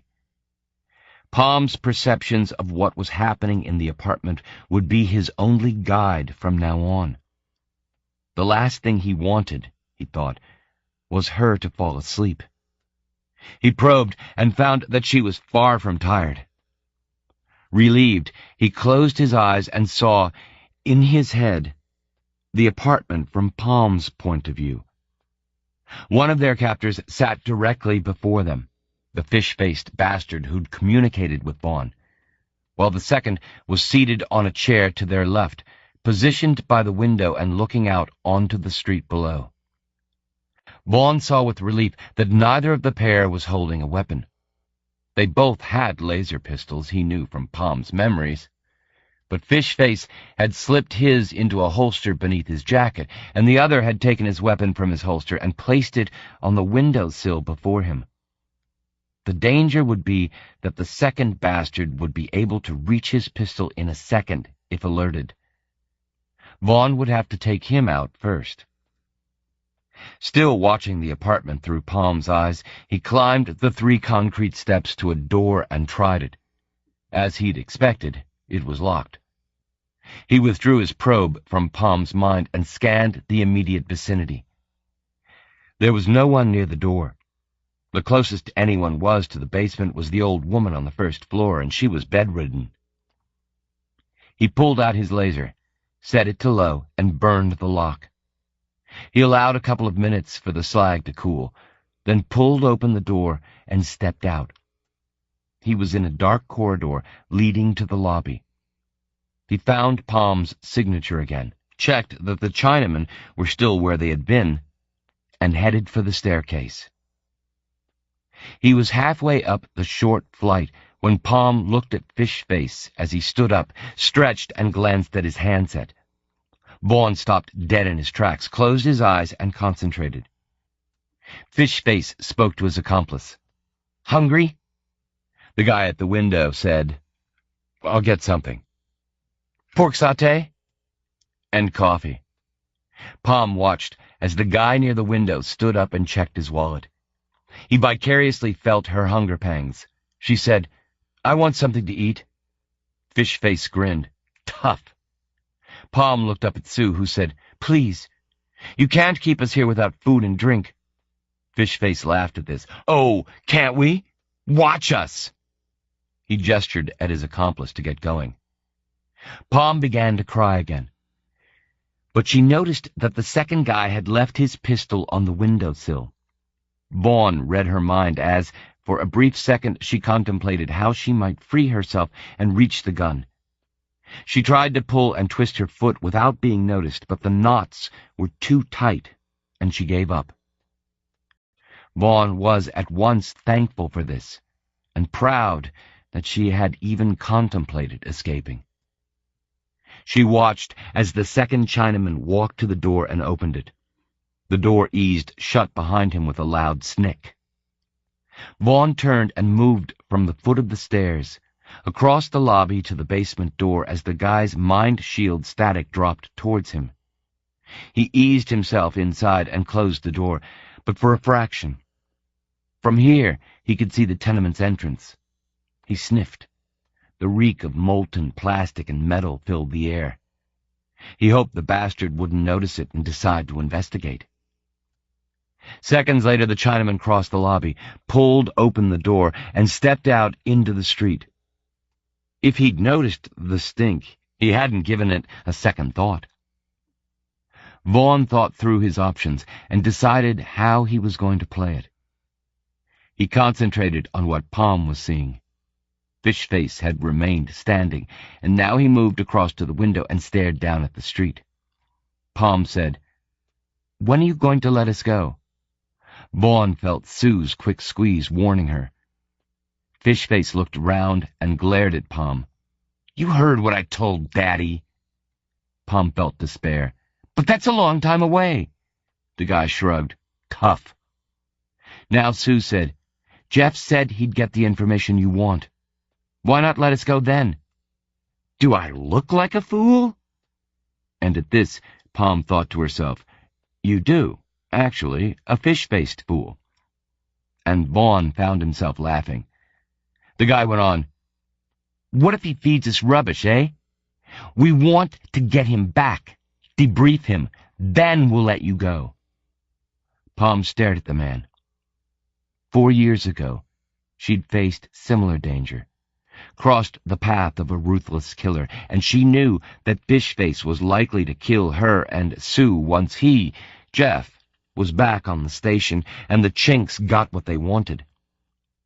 He felt a wave of despair and terror sweep through her, and she fought to control her tears. He wanted to reach out, console her, and relished the prospect of doing so very soon now. He glanced at his handset. The other guy had been gone 10 minutes. He withdrew his concentration from Palm's mind and stared through the gap at the tenement's front door. He set his laser on stun and gripped it before his chest, and waited. 5 minutes later, a patch of mind shield static approached the building. The door opened, and the guy, laden with Chinese takeout, stepped through and crossed to the stairs. Vaughn eased himself from the basement and moved across the lobby. The guy was on the 4th step, his back to the lobby. Without ceremony, Vaughn lifted his laser and gave the guy a quick pulse in the small of the back. He spasmed, gave a short cry, and fell to the floor, tumbling down the steps and mashing the contents of the silver trays beneath his body. He'd be out for 30 minutes at least. More than enough time for Vaughn to do what he needed to do. He stepped over the guy and rushed up the steps, onto the landing and up the 2nd flight. At the top, he paused, concentrating. Palm's cerebral signature came from the 2nd door along. Vaughn crossed to it, stopped, and gathered himself. This time, he decided, he'd let the bastard see him. Vaughn wanted revenge. Wanted the bastard to know that he, Vaughn, had come back to save his family. He probed. He ignored Palm's despair and saw the room through her eyes. Fishface was still near the window. If he'd seen his accomplice coming, then he'd be expecting him at any second. Vaughn slipped his laser into his trouser belt, took a breath, and knocked on the door. Through Palm's eyes, he watched Fishface move from the window, leaving his gun on the sill. He crossed the room, reached out for the door handle, and pulled it open. Vaughn acted before the bastard could register surprise. He grabbed Fishface by the throat and dragged him from the room. With his right hand, he punched him in the face twice, and very hard. Fishface grunted, eyes wide with shock and disbelief. Vaughn thrust him to the ground, smacked him in the face again, breaking his nose. He stopped, then, staring down at the guy's terrified face. "Vaughn?" Fishface mouthed in disbelief. "How does it feel?" Vaughn said. "How does it feel to be helpless and on the wrong end of violence? You enjoyed hitting my daughter." The guy shook his head, either in denial or incredulity at Vaughn's return. "How?" Vaughn grabbed a handful of the guy's shirt, lifted him to the stairs, and pitched him down the steps. He fell head over heels, something breaking with a moist crunch as he hit the concrete landing below. He stared up at Vaughn, panting in pain, his face smeared with blood. Vaughn moved down a couple of steps, standing over the bastard, and drew his pistol. The guy's eyes widened, and he gabbled something at Vaughn, reverting to Mandarin in his terror.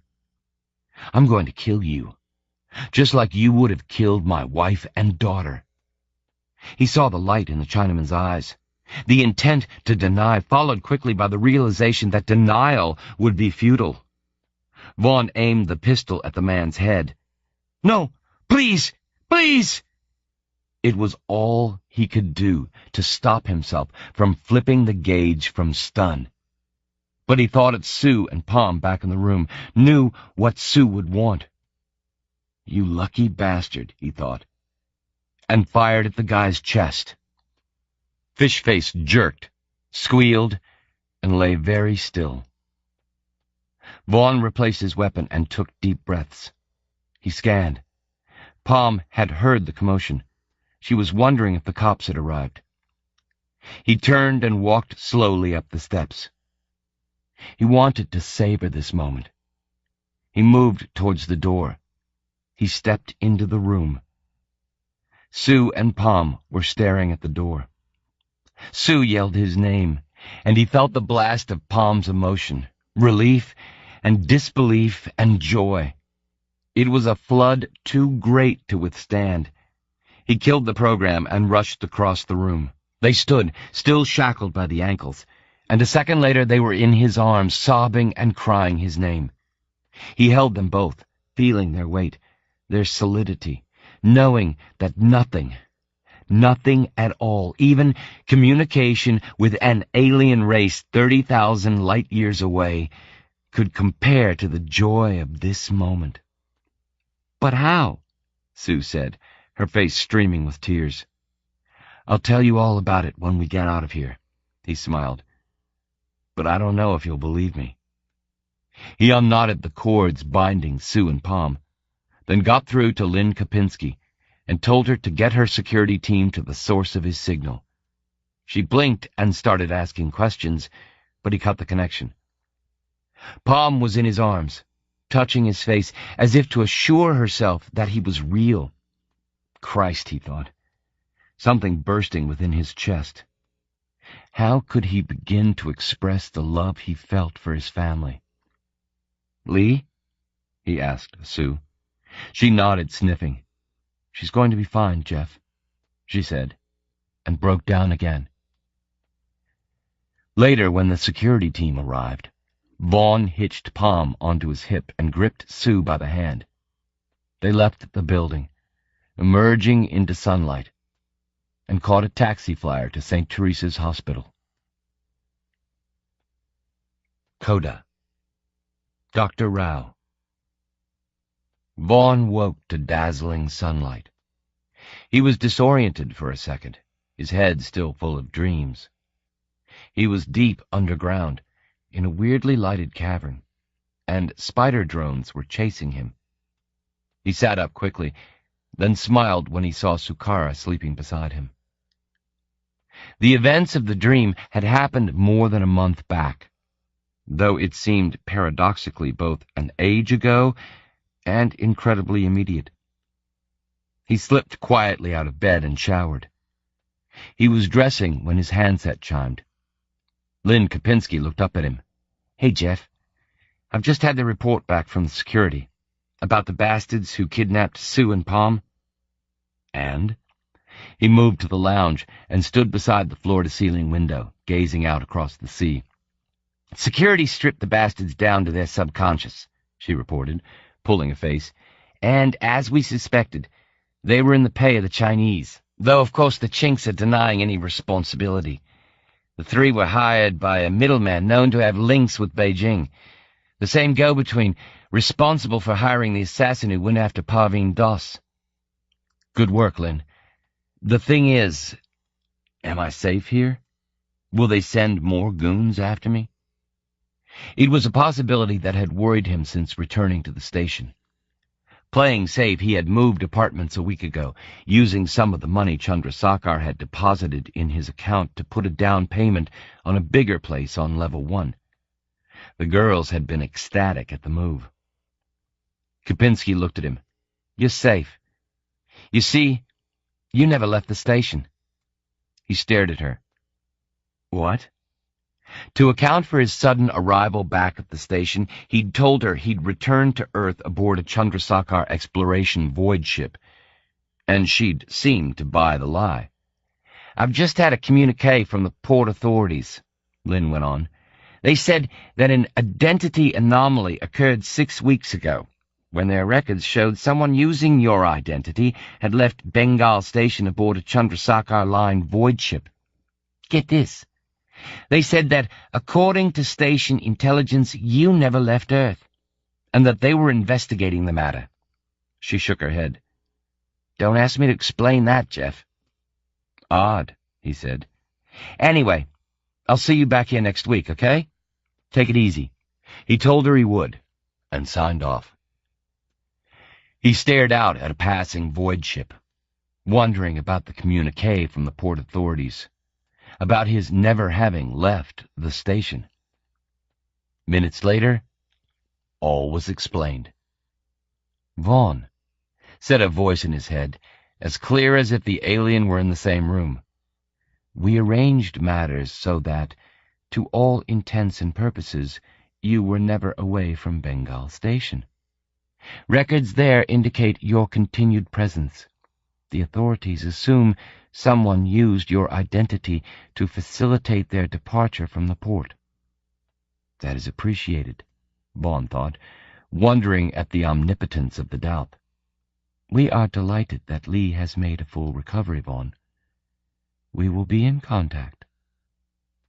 He asked about the status of the colony on landfall, and whether it would now be opened up to extensive colonization and exploitation. His question was met with silence. In the event, he found out later that day. He moved from the lounge and crossed to the girls' room, standing in the doorway and watching Lee and Pom in their pajamas, playing with their doll's house. Pom saw him and smiled. Lee was too intent on her game. He just stood and watched them for a while, then fixed breakfast. Sukara crept into the kitchen and hugged him. "It's Saturday, Jeff. Let's go to the cafe in the park, okay?" "Let's do that." After breakfast, they left the apartment and strolled through the quiet park hand in hand. Pom and Lee raced ahead, inexpertly kicking a football. The air was fresh. The sun dazzled. Yesterday, weeks late, the monsoon season had begun, drenching the station in a refreshing torrent that lasted almost 30 minutes.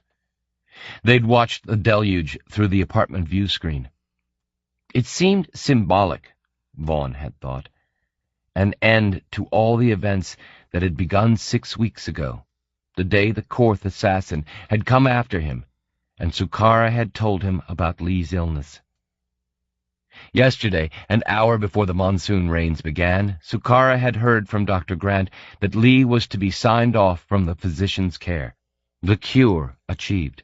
They strolled across the greensward towards the cafe. Sukara tugged his hand. "And how's my Cosmopath this morning?" He laughed. "I've never been happier in all my life," he told her.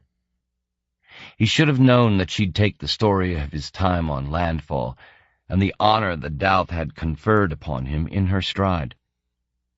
She was a remarkable woman. Her only worry was that he might be called upon to leave Earth again at some point in the future. He'd reassured her on that matter. "Sue, while I was out there, I made a resolution. I'm never going to leave the planet again without you all, okay?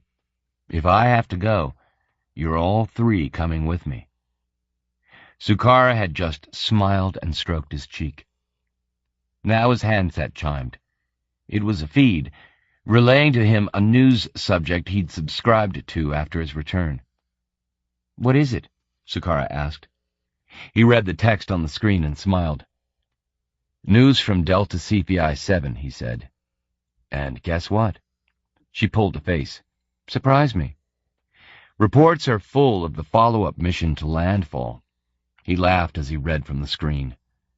"They've discovered an indigenous extraterrestrial race on the planet, living in a vast subterranean chamber." Sukara looked up at him. "So that means He nodded. He recalled what he'd been about to ask the Doubt as he was leaving Bluta.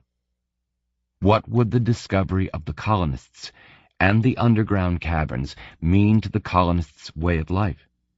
The alien had said before he could voice the question, "Do not worry yourself on that score. We have the matter in hand." He told Sukara, "The Douth left behind a contingent of their fellows. That means, technically, Delta Cephei is a restricted access world. The report says that further colonization and any industrialization is now prohibited." He thought of young Tom and Connor. Their bucolic existence was safe now, thanks to the Douth. "That's great, Jeff." She peered ahead. "Hey, isn't that Dr. Rao?" Vaughn looked across the park, towards the cafe. The reptilian Indian was seated under the canopy, clutching his cane, a salted lassi on the table before him. He raised his cane when he saw Vaughn and Sukara and called out, "My friends, please join me. How provident a meeting." Sukara said, "I ought to tell the old rascal that I'd like to work for him." Vaughn kissed her. "And I ought to thank him for saving your life." Hand in hand, with the girls racing ahead, Vaughn and Sukara made their way towards the cafe.